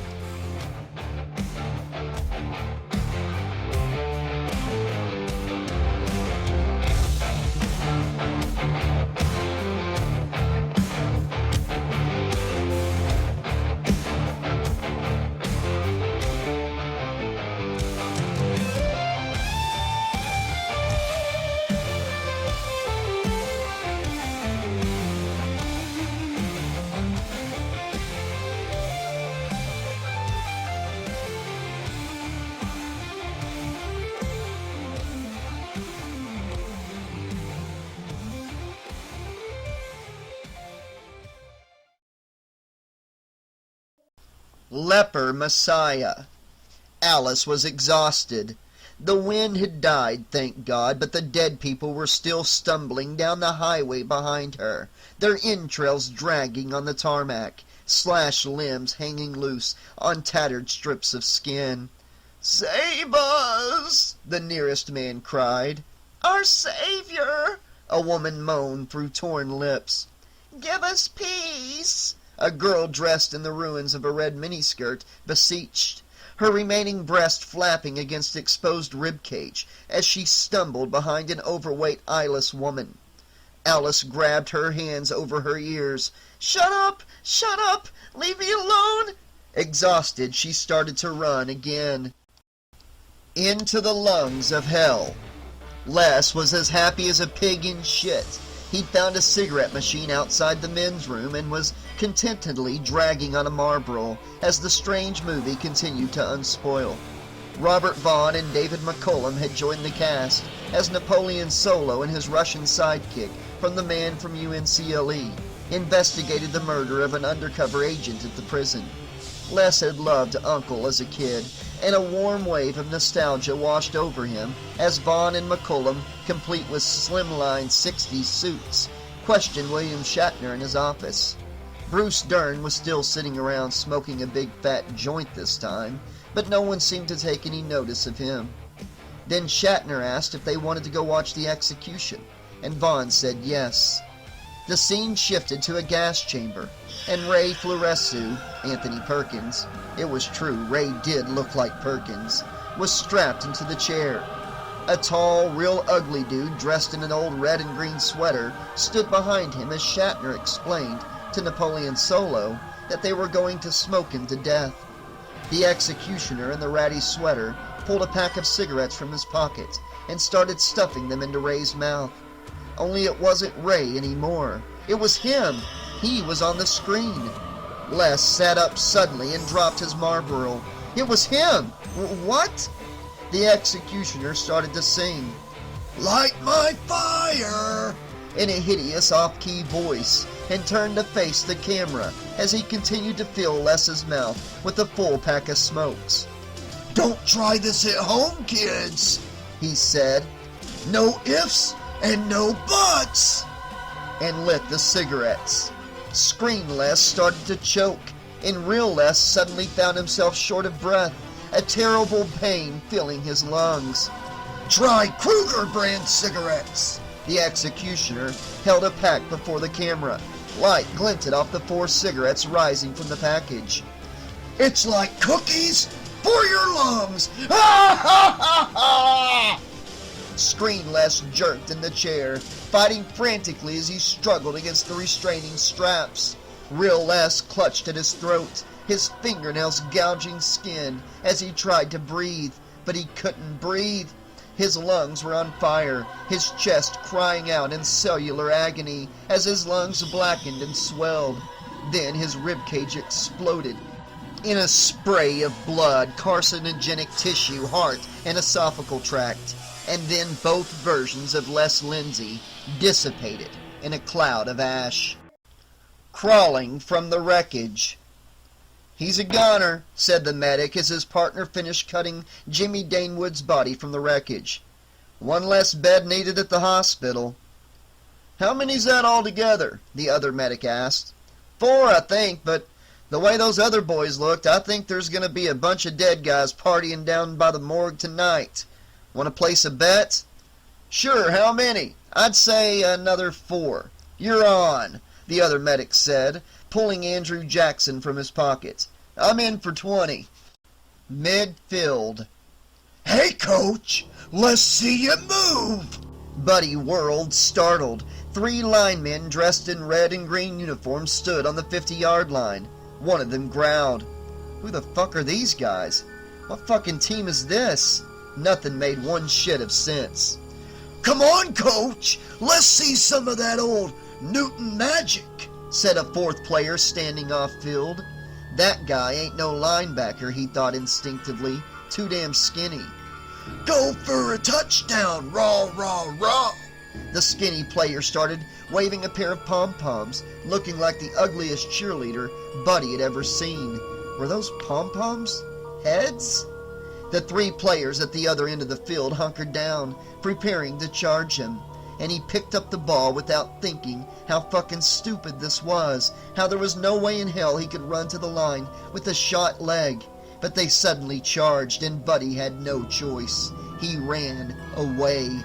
Pain lanced his leg from ankle to hip, and Buddy grimaced. Then he was down, kissing AstroTurf, his body hurting like a shitstorm as the players piled on.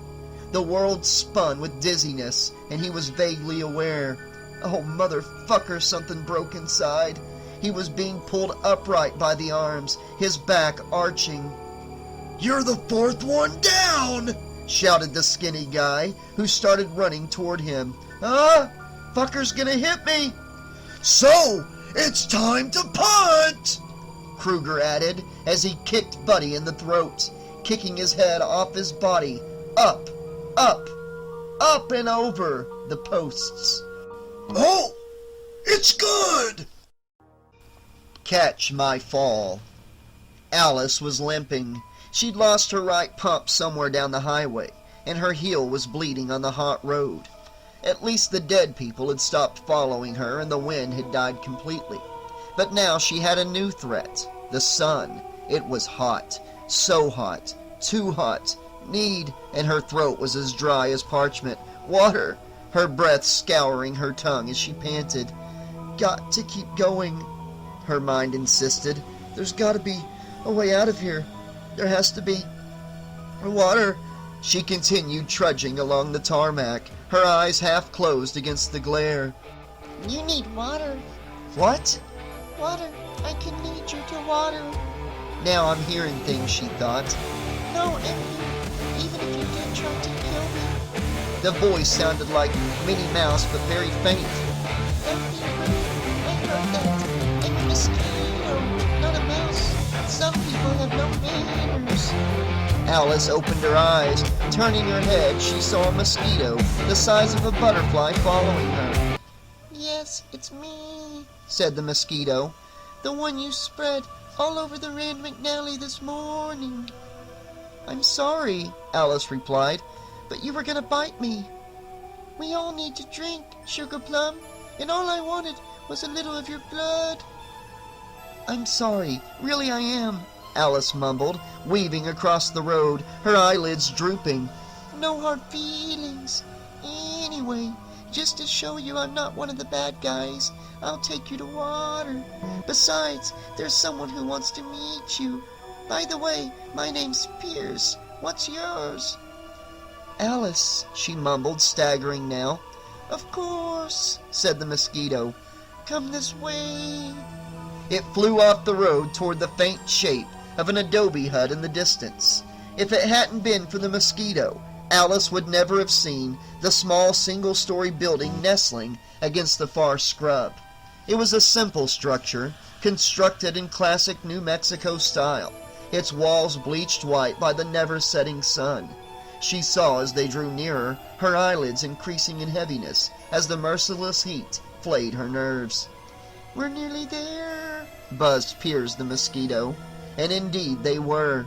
One thing she'd learned on her desert marathon was that distance and perspective had no meaning here in this god-forsaken place. What seemed far was actually near. What was near far. This played havoc with her already fragmented consciousness, but Alice was past caring. All she wanted was to float in a clear swimming pool. She opened her eyes. They were there. She leaned against the door frame, pushed against the rough wood, and collapsed inside.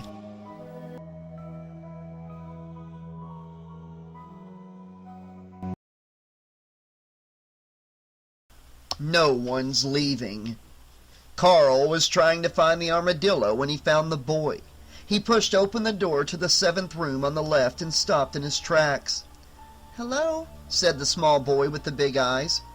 "Are you a bad man or a good man?"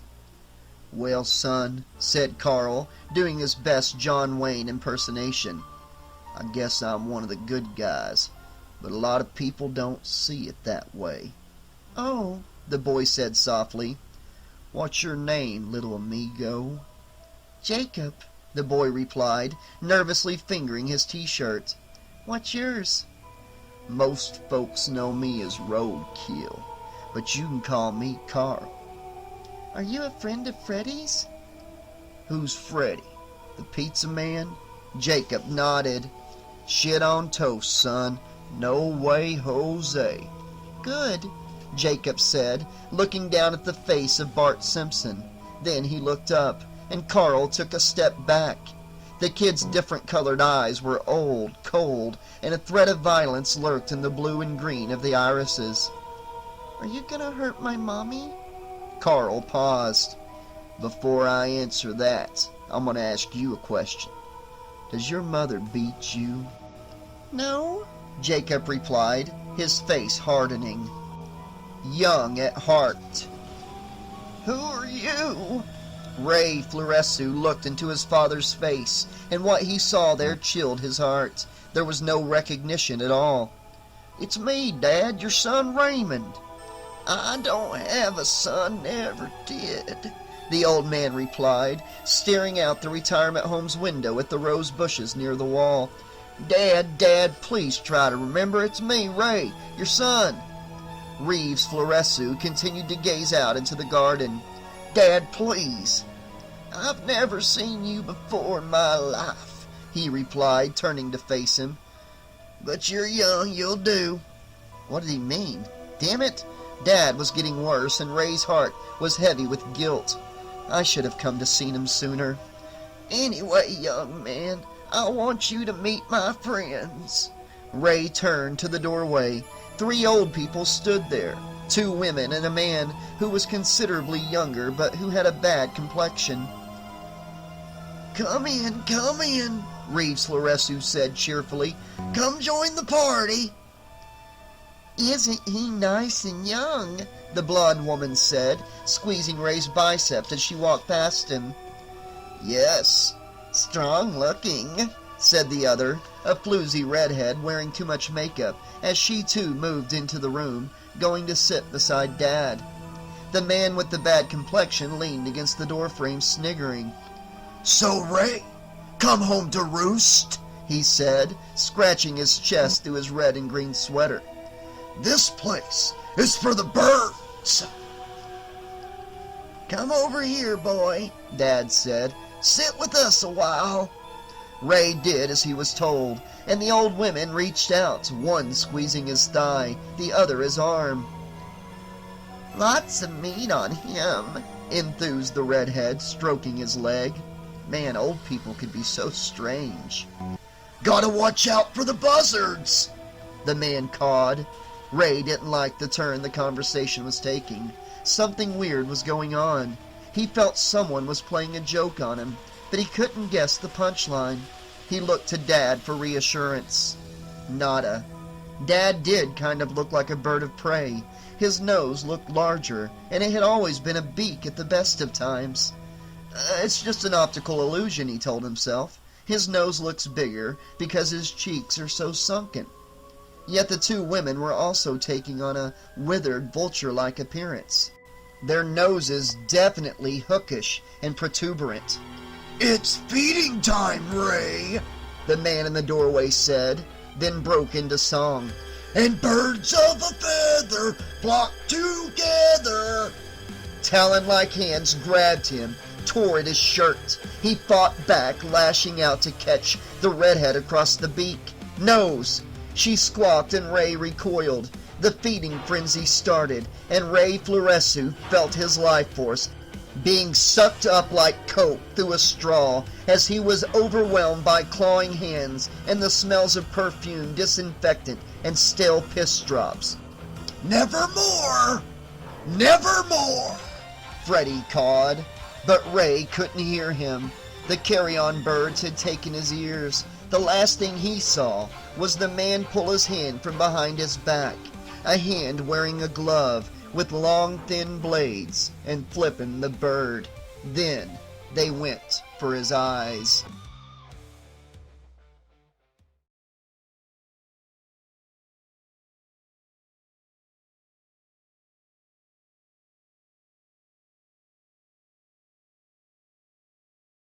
Cry for love.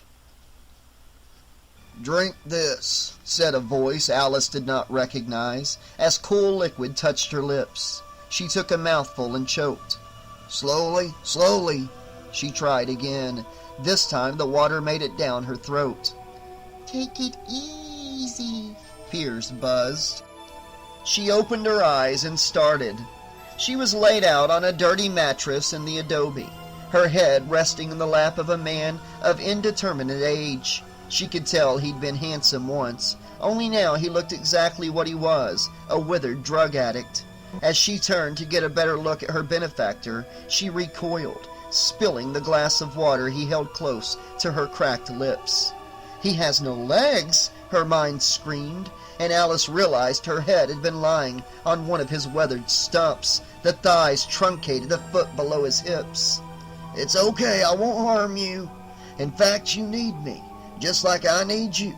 Look, I bathed your feet, bandaged your wounds." "And he's giving you these nice red slippers," the mosquito interjected. Alice saw the shoes beside the soiled mattress. Yes, they were nice. They reminded her of someone, a girl from Kansas with a little dog. Only she was from Wisconsin, and it appeared she had a pet mosquito instead of a dog. "There's work to be done," Jerry Stallenberg said. "But do you mind if I shoot up before I explain?" He stuck the syringe in a pockmarked vein and sighed before she could say anything. "Time's short and I've got a lot to tell you, but I find a fix clears the mind." Then he told her about his son, and he cried as he did so.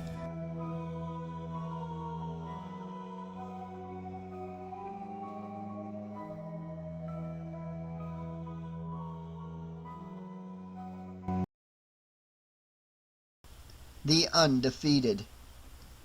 "We've lost another one, Doctor," the nurse lamented as Ray Floressu's life signs flatlined on the visual display. "We're not doing too well tonight, are we?" The nurse shook her head. "Let's see if we can at least keep our two dreamers alive." "There's no reason why they shouldn't. Aside from whiplash, the girl's in good shape, and Stallenberg hardly has a scratch on him. Still, if they don't come out of their comas..." She let the rest trail off. Dr. Locke knew the score. The patients could be kept alive indefinitely if the next of kin so desired. It was expensive, and she saw no point in it herself, but some people lived in the vain hope their loved ones would revive from vegetable land and wake up like Sleeping Beauty. Yet as days turned to weeks to months and the seasons changed, hope usually dried up like an Oklahoma dust bowl, blown away on a wind of escalating medical bills. "Keep your eyes on them at all times," Dr. Locke said as they walked down the corridor toward the room in which Alice and Carl lay. "Beat me at the first signs of life, if any," he added. "Can't hardly wait." The dinner table was laid for 7, and most of the guests were already there. Freddy, however, was pissed. The 2 VIPs were late. "Tea for 2, 3, he said to what remained of Buddy Newton's decapitated corpse. "But no crumpet for the strumpet!" "Alice, you're late. You're late for a most important date." He chuckled and took off his hat, placing it on Marty Ballin's head. "Who's gonna be the Mad Hatter? You?" Marty, of course, said nothing. "Nope, not mad enough. You?" he said, pointing a blade at Jimmy Danewood's vacant face. "No," he added, lifting the cranial plate he'd opened like a tin can, peering inside to look at the empty space. "Not enough brains! What about you? Or you?" He pointed to Ray and Les, then shook his head. "No heart, no courage. So that just leaves me." Waiting for the man. Jacob led Carl to the last room, leading off the corridor. "I think he's here," the boy said earnestly as he peered up at Carl as he opened the door. "About time, too," the white armadillo snapped. "I was wondering how long it'd take you." He looked at his pocket watch. "Late. Much later than I expected." Stallenberg stood in the doorway dumbfounded, a feeling he rarely experienced. There before him sat a large, white, honest-to-God armadillo, wearing a Stetson, cowboy boots, and a brown leather holster, swinging its tail behind it. "Well, aren't you gonna say hello to your old buddy?" the mammal said. "Joe Bob? That really you?" Carl had astonishment writ large across his uneven face. "Who do I look like? Mae West? Yeah, it's me. Only I've changed since you last saw me. Years before, Carl couldn't recall how many. He'd kept a pet armadillo when he and Karen had set up a home outside Austin. But the damn thing had gotten itself creamed by a truck one day, and he buried it in the backyard. Since he loved the damn thing more than the bitch he'd married, Joe Bob, the Dillo's passing, had grieved him deeply. What happened to you? How'd you get so big? How can he talk, you mean? Jacob added. Toxic waste, Joe Bob replied, like them Ninja Turtles. Carl looked at him like the Dillo had just spoken in Japanese. I forgot. You don't read comic books. Not intellectual enough for you. Jacob smiled at the joke. I see you've made friends with my buddy here, Jake, the Dillo said, and pointed his tail at Jacob. Good. Then we're all set, Pilgrim. He waddled over to the door on the far wall. Except for one thing, he added, pulling something from his holster and tossing it to Carl. You'll be needing these. Stallenberg reached out quick as lightning, plucking the arm strap from the air. His blades! God damn, he had missed them. Tool up, pardner. It's time to meet the Wicked Wizard of the Id. Joe Bob opened the door and stepped through, into the asylum. If you want blood, you got it. Jerry Stallenberg told Alice everything. How at age 14, Carl finally ran away from his mama and joined a carnival, apprenticing himself to Zorro the Great, a master knife thrower. How when he was 17, he returned home to kill Mama with the deadly wrist blades he'd fashioned from 3 razor-sharp stilettos attached to a spring-loaded device connected to a leather arm guard of the sort worn by metalheads. And how, after gutting the bitch, who had tortured him for years, he became a nomad, wandering the length and breadth of America in search of peace and goodness. How down on his luck and starving, he held up a grocery store and ended up spending 2 years in jail for armed robbery. How in Council Bluffs, Iowa, he met a girl called Karen, who said her name was Dorothy and that she was from Kansas. That she was really an ex-hooker from Reno, Nevada, on the run for fleecing a mafia boss out of $50,000, most of which she lost in a succession of sleazy bars and cheap motels. Carl, he informed her, was so sure he'd found his true love that he trusted her with his soul and believed every word she said, until the day he caught her with her sugar daddy, an obese 70-year-old carpet millionaire from New York City, who'd met her on his way to Palm Springs, via Houston, and decided to live out the last days in Austin, with her ministering to his needs during the day while Carl worked 12-hour shifts in a computer factory. How his son had gutted Karen, chopped her up in small pieces, burnt the remains, and then shot the millionaire in the head, and made it look like suicide. How Carl Stallenberg heeded the words of a prison friend called Jorge Cushi, had a religious experience in the middle of the Arizona desert after consuming a large dose of mescaline, and had been reborn as Roadkill, a motorized angel of death, who scoured the highways of the Southwest like a surgeon, slicing the organs of women from their bodies, and generally having a fine old time. Then he continued, when the police in Texas got wise to his activities along Interstate 35, Carl headed north to Seattle, Washington, where he changed his modus operandi, put his blades into temporary retirement, and continued to kill over 40 hookers and runaways, dumping their bodies in such a way that he became known as the Green River Killer. Then returned to Texas in late 1983. Here, Jerry said, Carl met 2 drifters named Henry Lee Lucas and Otis Toole, who also killed a bunch of people, and how he got royally pissed when Henry, arrested on a weapons charge, later confessed to dozens of Roadkill's murders and was rewarded with a strawberry milkshake every time he successfully identified a crime site.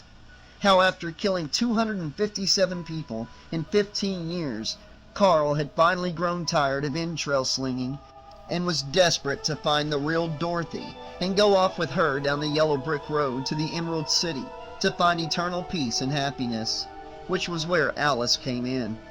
"You see, you are the real Dorothy, Alice," Jerry deadpanned as he heated up another fix of smack with something extra.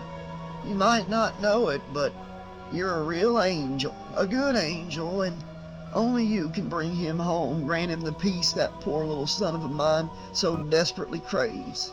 He knows he's done wrong, and he's ready to make amends, deep down in his heart, and if you want to send that scumbag Krueger back into the depths of hell where he belongs, and get yourself a life, then my Carl's your boy." He sighed. "I wish I'd been a better father, but hey, there's a price you pay for everything you do. This is my penance, sitting out in a God-forsaken desert until the end of time shooting horse." He paused, refilling the syringe. "You don't think I enjoy this, do you?" Alice shook her head no. No, she didn't believe Jerry did, but she was starting to wonder if she was ready for a rubber room. She felt a million light years away from Springwood, as if she'd woken up one morning to find herself cast in a Z-grade version of a David Lynch movie, written and directed by Larry Buchanan, the Poverty Row movie maker responsible for Zontar, The Thing from Venus, a stupid movie Steve revered with juvenile glee. "Don't feel badly toward my Carl.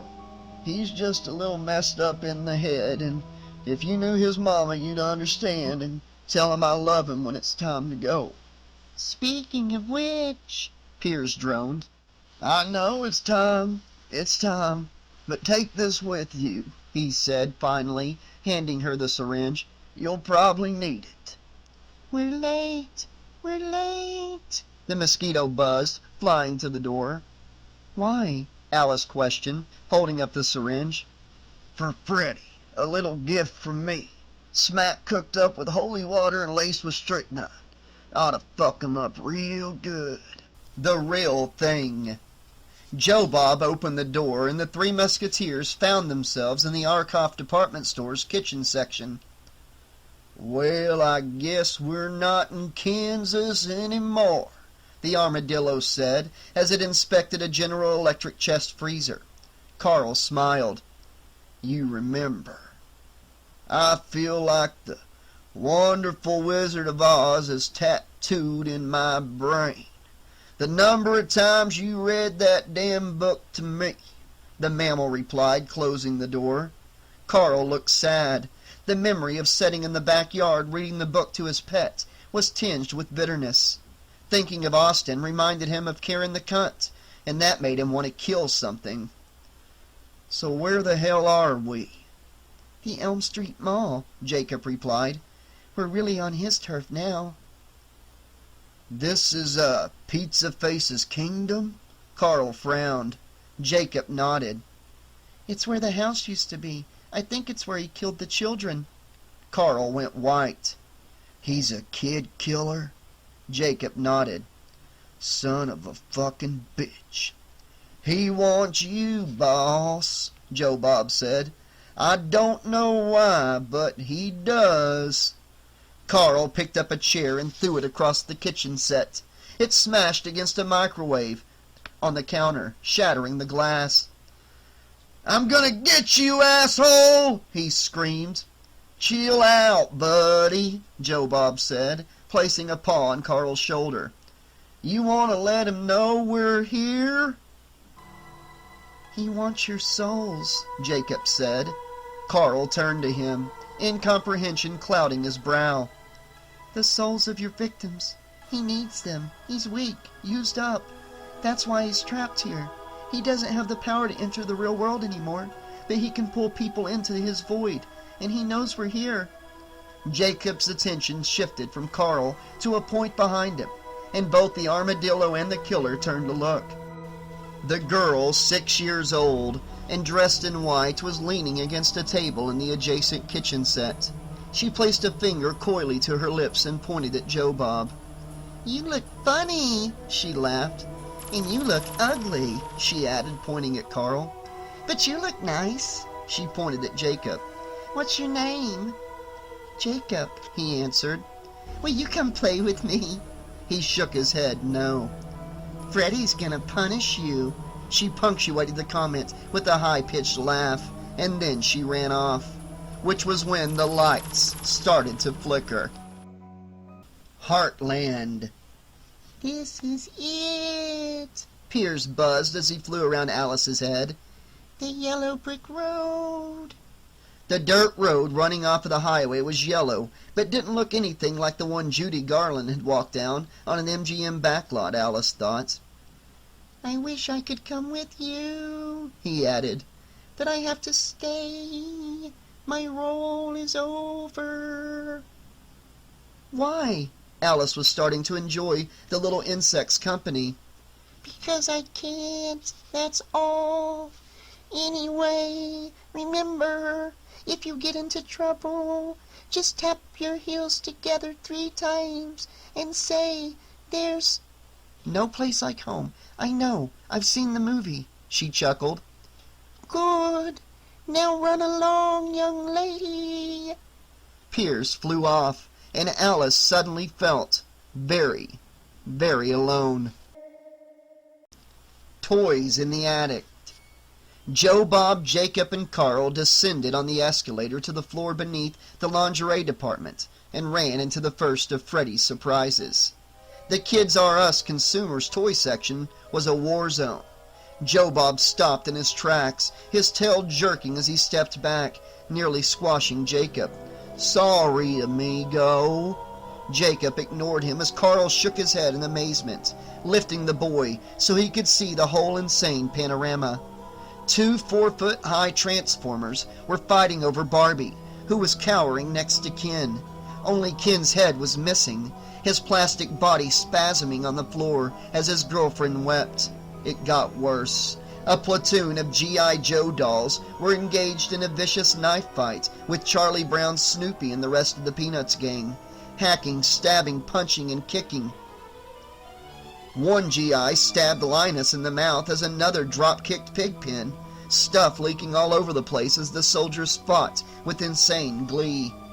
Over toward the climbing frames and slides, a certain well-known mouse was doing something obscene to a large pink hippopotamus. Shit on whole wheat, Carl exclaimed, covering Jacob's eyes. You sick son of a bitch. Innocence had been corrupted, and he felt as mad as a bull facing a red flag. Don't you look, son, he said as he set Jacob down, turning him away from the disgusting display of interspecies lust. He flexed his wrist, popping open his blades. Isolation. It seemed like she'd been walking for days, but she honestly had no idea how long it had been since she first set foot on the yellow brick road, or how far she had traveled, the endless bright daylight disorienting. But one thing was certain, the landscape was changing. Flat, dry scrub gave way to imposing mesas and deep arroyos, and the mountains that had seemed so far were suddenly so near, and she felt very small. In fact, she knew how Frodo had felt as he entered the Ash Mountains of Mordor in The Lord of the Rings, but she kept going and going. Later, though how much later she had no idea, she realized the sky was darkening. When you reach the Black Sierras, Piers had told her as they went back over the desert toward the dead highway. you'll know you're nearly there. Where? In his territory. And it won't be very nice. Whatever you see by the roadside, remember, stay on the road.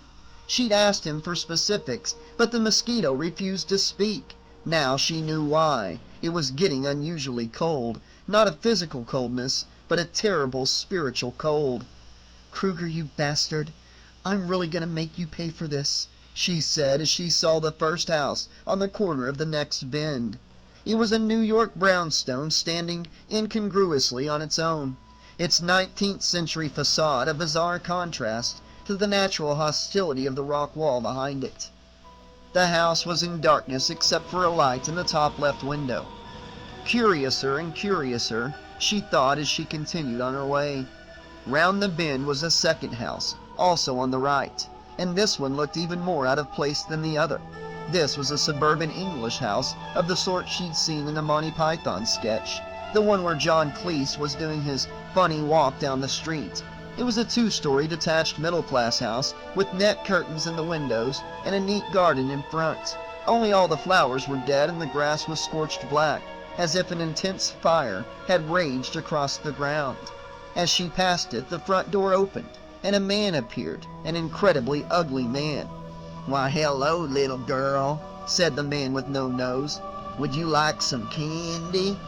His face was as red as a lobster, and was pockmarked with angry yellow pustulating boils which oozed viscous fluid. He had a nasty accent, a charcoal gray suit, and a slightly stooped manner that made him look like a subservient office worker. "My name's Peter Curtin. What's yours?" "Alice?" she said before she could stop herself. "Alice, sweet Alice, would you like a drink? I have some fine blood, type O, from a virgin girl." He grinned and she saw his teeth were filed into points. "No," she snapped, walking away. The man's smile shattered. "Come back, you bitch! Come back, I want you! You come back!" Alice covered her ears with her hands, walking at a brisk pace. It was getting colder and darker. Alice stopped dead. "This sow is mine!" the fat boy shrieked. "No, she's mine!" squealed his twin, and Alice grimaced. The Jankowitz twins, Tweedledum and Tweedledee, stood before her clad in red and green sweaters with matching caps. To prove his point, the first one that had spoken pulled a knife from his back pocket, a red and white Swiss Army penknife, and fumbled trying to open it. "That's really tough, Brian," she said. "Or is it Neil? Doesn't matter." The fat kid, acting mean, went as red as his sweater as he frantically tried to open the multi-instrument. "You're both a couple of overweight snots." "You got it wrong, lady," exclaimed the other twin, a .44 Magnum in his hand. Vet for the insane.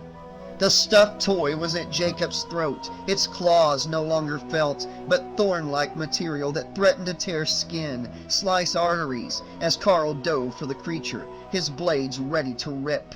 Only Carl was gone and roadkill was in his place, ready to protect the innocent, ready to operate, and he did. The blades took the bear in the back, penetrating synthetic fur, soft stuffing, ripping out cuddly toy viscera in a snowstorm of fluff and guts.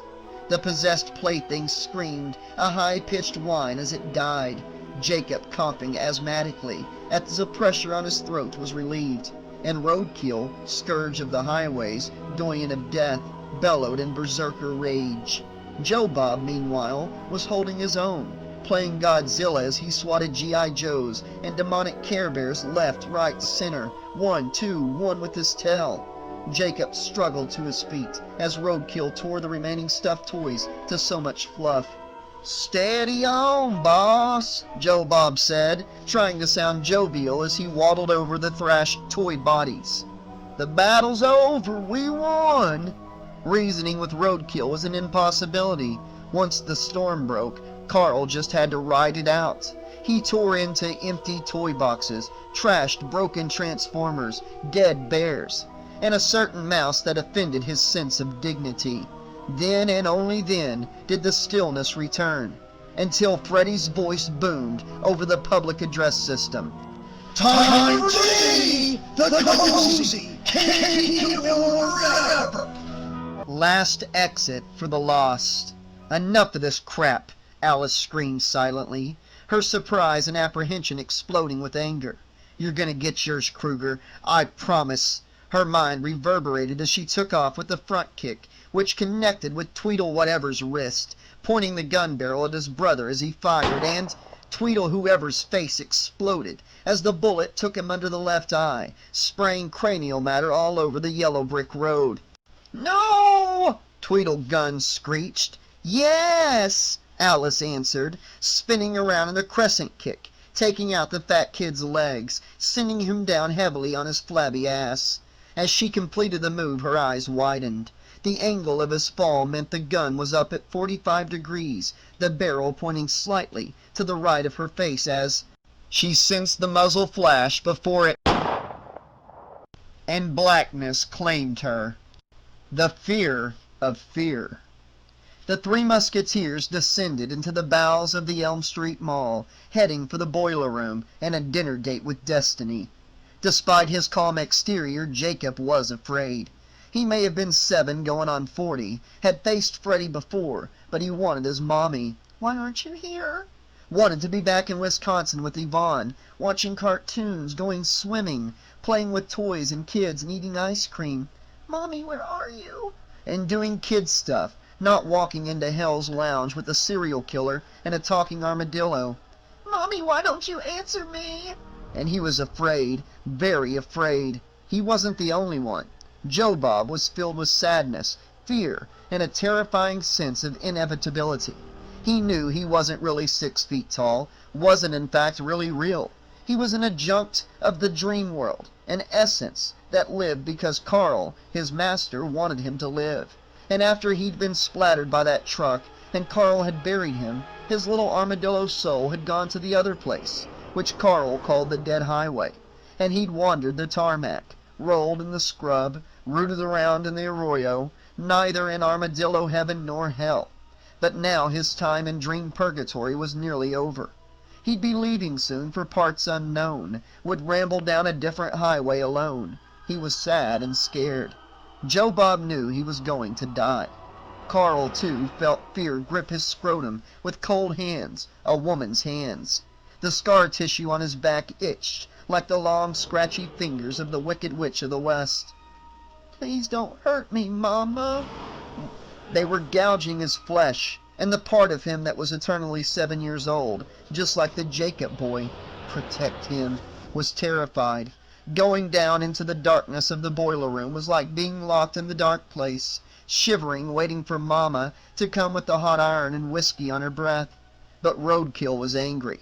His dark half wanted blood, and that made Carl dangerous. Near death. Steve arrived at the hospital as, on her bed, Alice spasmed, her EEG reading jumping frantically, hitting 9.5 on the Richter scale of brainwaves, sending Nurse Swabby and Dr. Locke into a panic. "Hold her down," he said, as the two of them tried to keep Alice's jerking body from rolling off the bed as she had a seizure. "We're losing her," the nurse cried, seeing Alice's readings drop to flatline status. Her heart rate slowed to an imperceptible level, the line approaching horizontal. "We can't be," Locke snapped back. "There's too much brain activity." Alice's body convulsed, her right arm moving spastically, pulling the IV feed from her vein. Rose Garden Funeral of Sores. Freddy leaned against the dinner table, on which Jimmy Danewood's brain lay on a silver platter, like an Arab delicacy, and welcomed his guests. Well, well, the gang's nearly all here. Would you like a spot of tea? He gestured to the silver pot, standing next to the brain. Or an appetizer? He raised his right forefinger, the blade catching light from the flaming boiler, then sank it into the pile of cranial matter, scooping up a moist morsel. My new diet. No brain, no gain, he muttered. Or shall we wait for the Death Day girl to get here? Save the shit, pizza man, Carl drawled. Let's do it. Just me and you, mano a mano. Look who crawled off the highway. I've been waiting a long time for you. He shifted his attention to the boy as he walked around the table. Come and give your Uncle Freddy a kiss. Jacob stepped back behind Carl. Oh, no? What's the matter? Miss your mommy? But you... Freddy turned suddenly to Joe Bob, pointing his glove at the armadillo. You're not welcome. No dog meat. As his echoing voice faded, Ray Florescu's desiccated corpse stood up, knocking over his chair, his sightless eyes making him look like an old man lost in senility. Les Lindsay also stood, the remains of his exploded lungs hanging open on his chest like an accordion, his stomach and part of his small intestine curling out over his crotch like a fat woman's bulging uterus. cooking, boys! Let the games begin!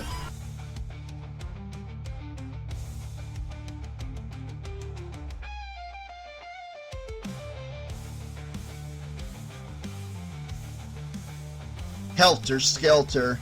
Alice spiraled down through endless dark, a pure white light blast of pain ricocheting behind her eyes, and then she landed hard.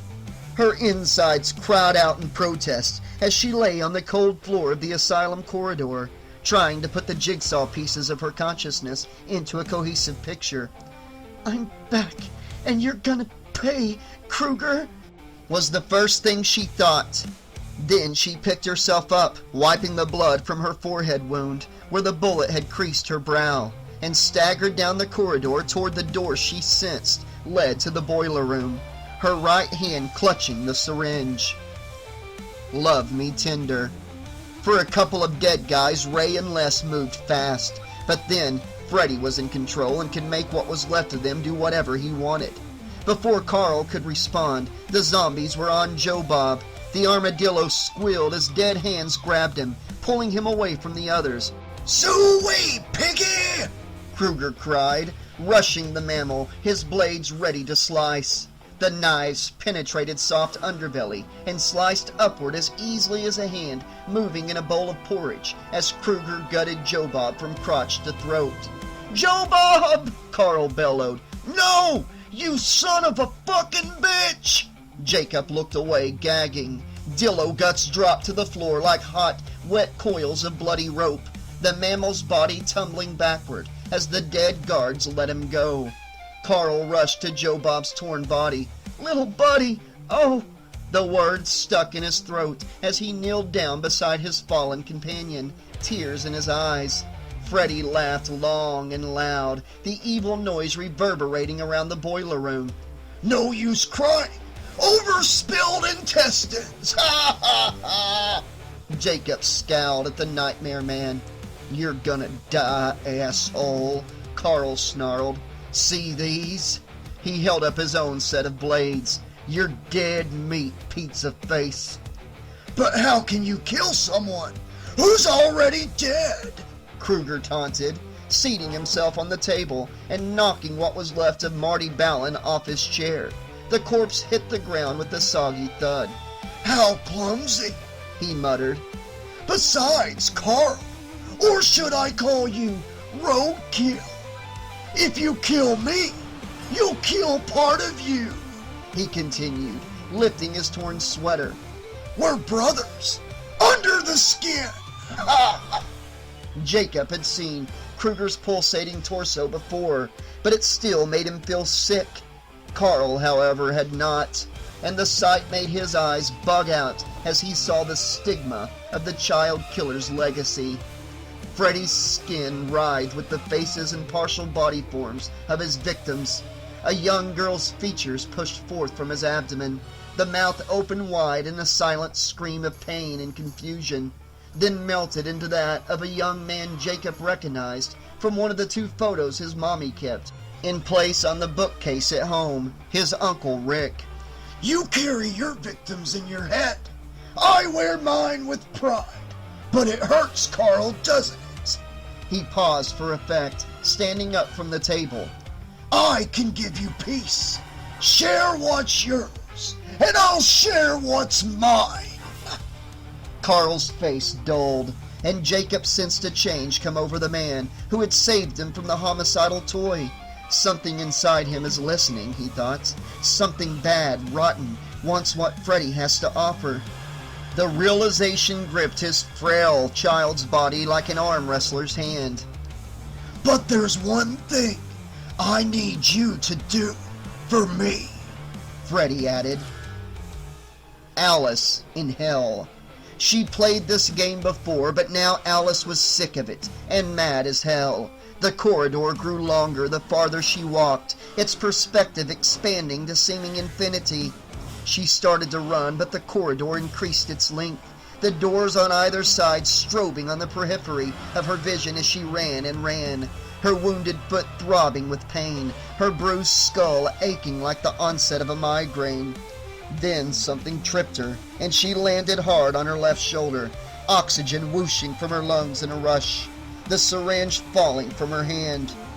Looking up, she saw dozens of Krueger's fathers emerging from the cells, and her mind wanted to shut down. Not again. No, not this again. She'd been through Amanda Krueger's rape at the hands of 100 maniacs once before, and the sense of being torn apart had permanently affected her ability to relax during sex, another stress area in her relationship with Steve. The maniacs advanced, eyes glazed with insanity and lust, hands reaching to caress the air in front of them, fingers desperate to touch flesh. "Get out!" her mind screamed. "Get up, girl, run!" She scrabbled for the syringe while looking at the advancing maniacs. Her fingers found it as the first of the lunatics touched her, tearing her blouse as he grinned mindlessly.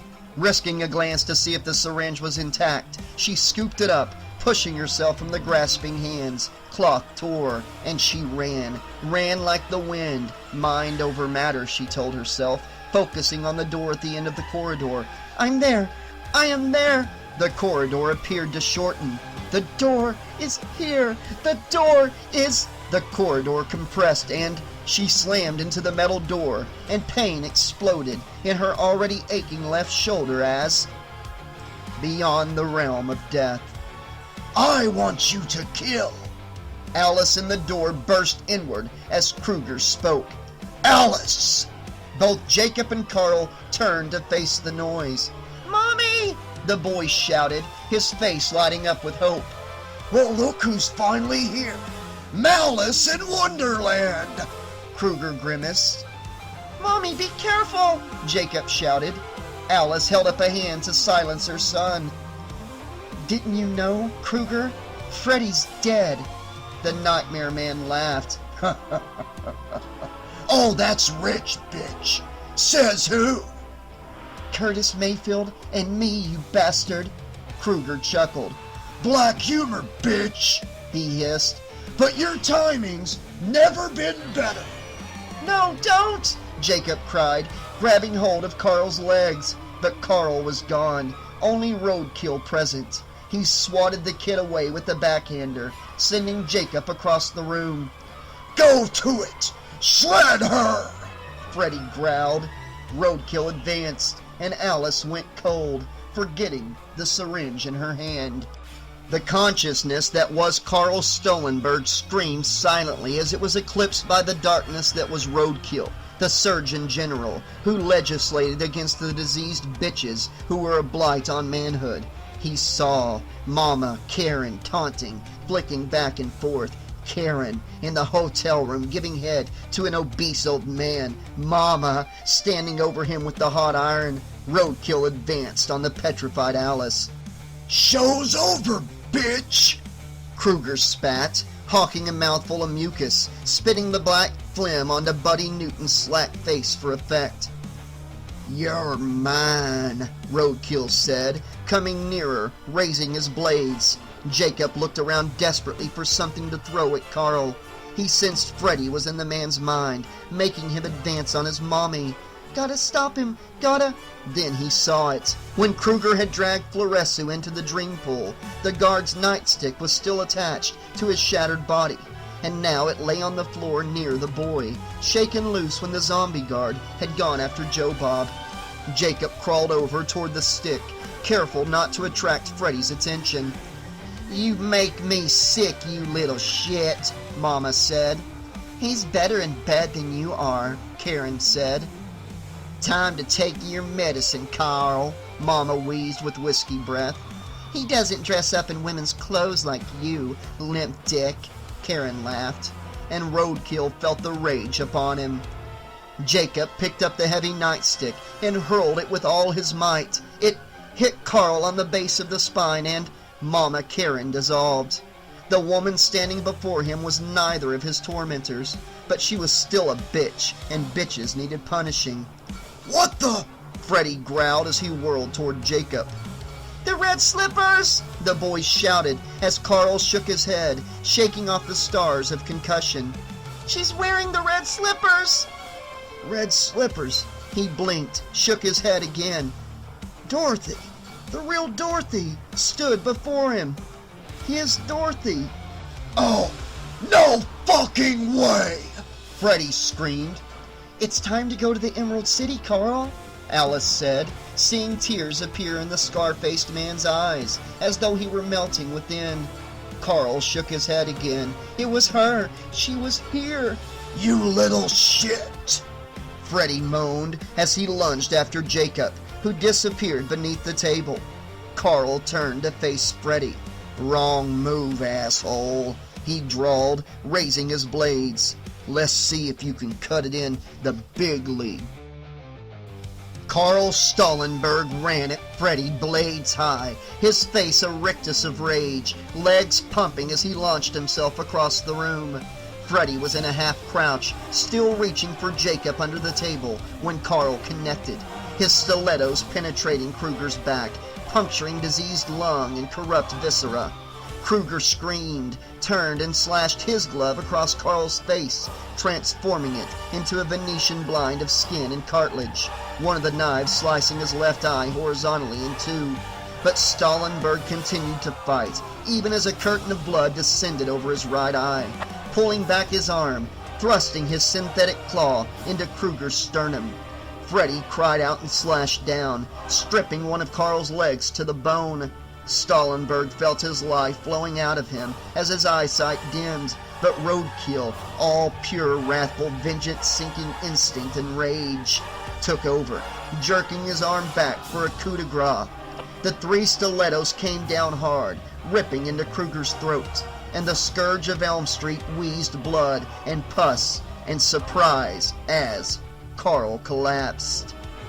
Alice removed her hands from her eyes, the syringe still held tightly in one fist as she heard the body hit the floor. She could see poor Jacob curled up under the table, eyes shut, hands over his ears, as Carl's body twitched on the ground as if in the grip of an epileptic seizure recorded at half speed. Freddy was jerking around next to him, an inhuman noise escaping his punctured body. Alice ran toward him and drove the syringe into one of his eyeballs. Freddy screamed, "Oh, no!" and screamed fit to wake the dead of 2,000 years, screamed like nothing Alice had ever heard, and she felt the fight, all trace of energy to stand leave her, felt herself falling to the floor. "Hold on," her mind cried. "Press the plunger." She did. Her legs folded, putting her down beside the bloodied body of Carl Stallenberg. Krueger jerked, bucked, twitched, convulsed, and went still. She could hear Jacob weeping as Carl's hand found hers. "Dorothy," he groaned through ripped lips, partially severed vocal cords. "I love you. Take me home." With the last of her strength, she lifted her head toward what remained of his face. Kiss me."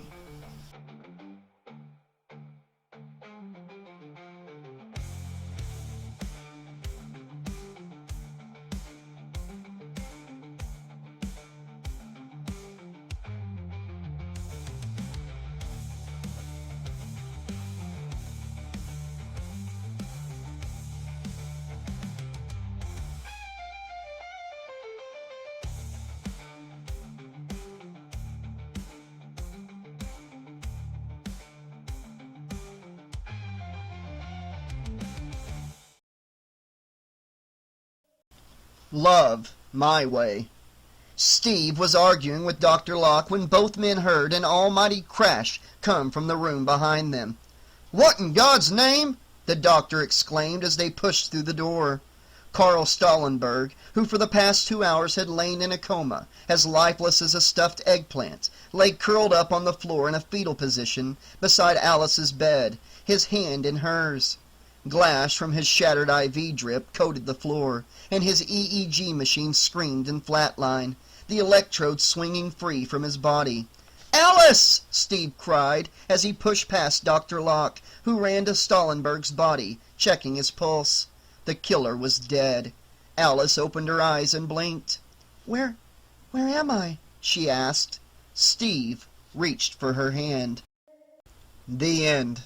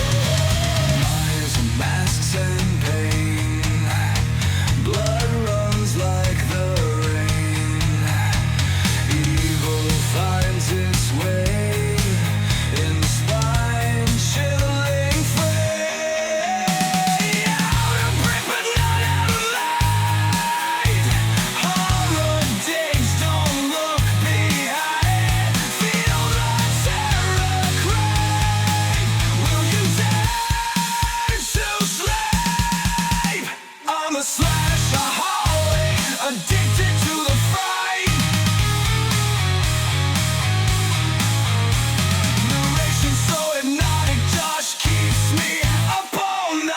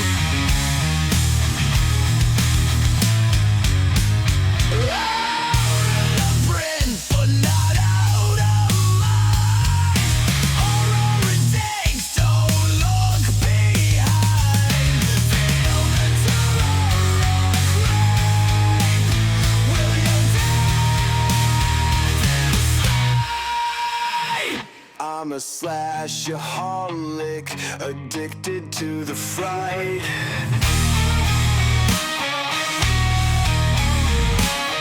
Narration so hypnotic, Josh keeps me up all night.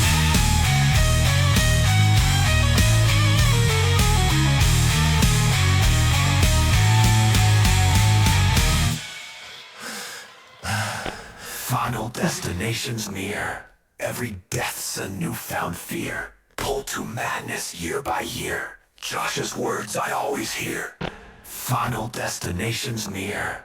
Every death's a newfound fear. Pulled to madness year by year. Josh's words I always hear.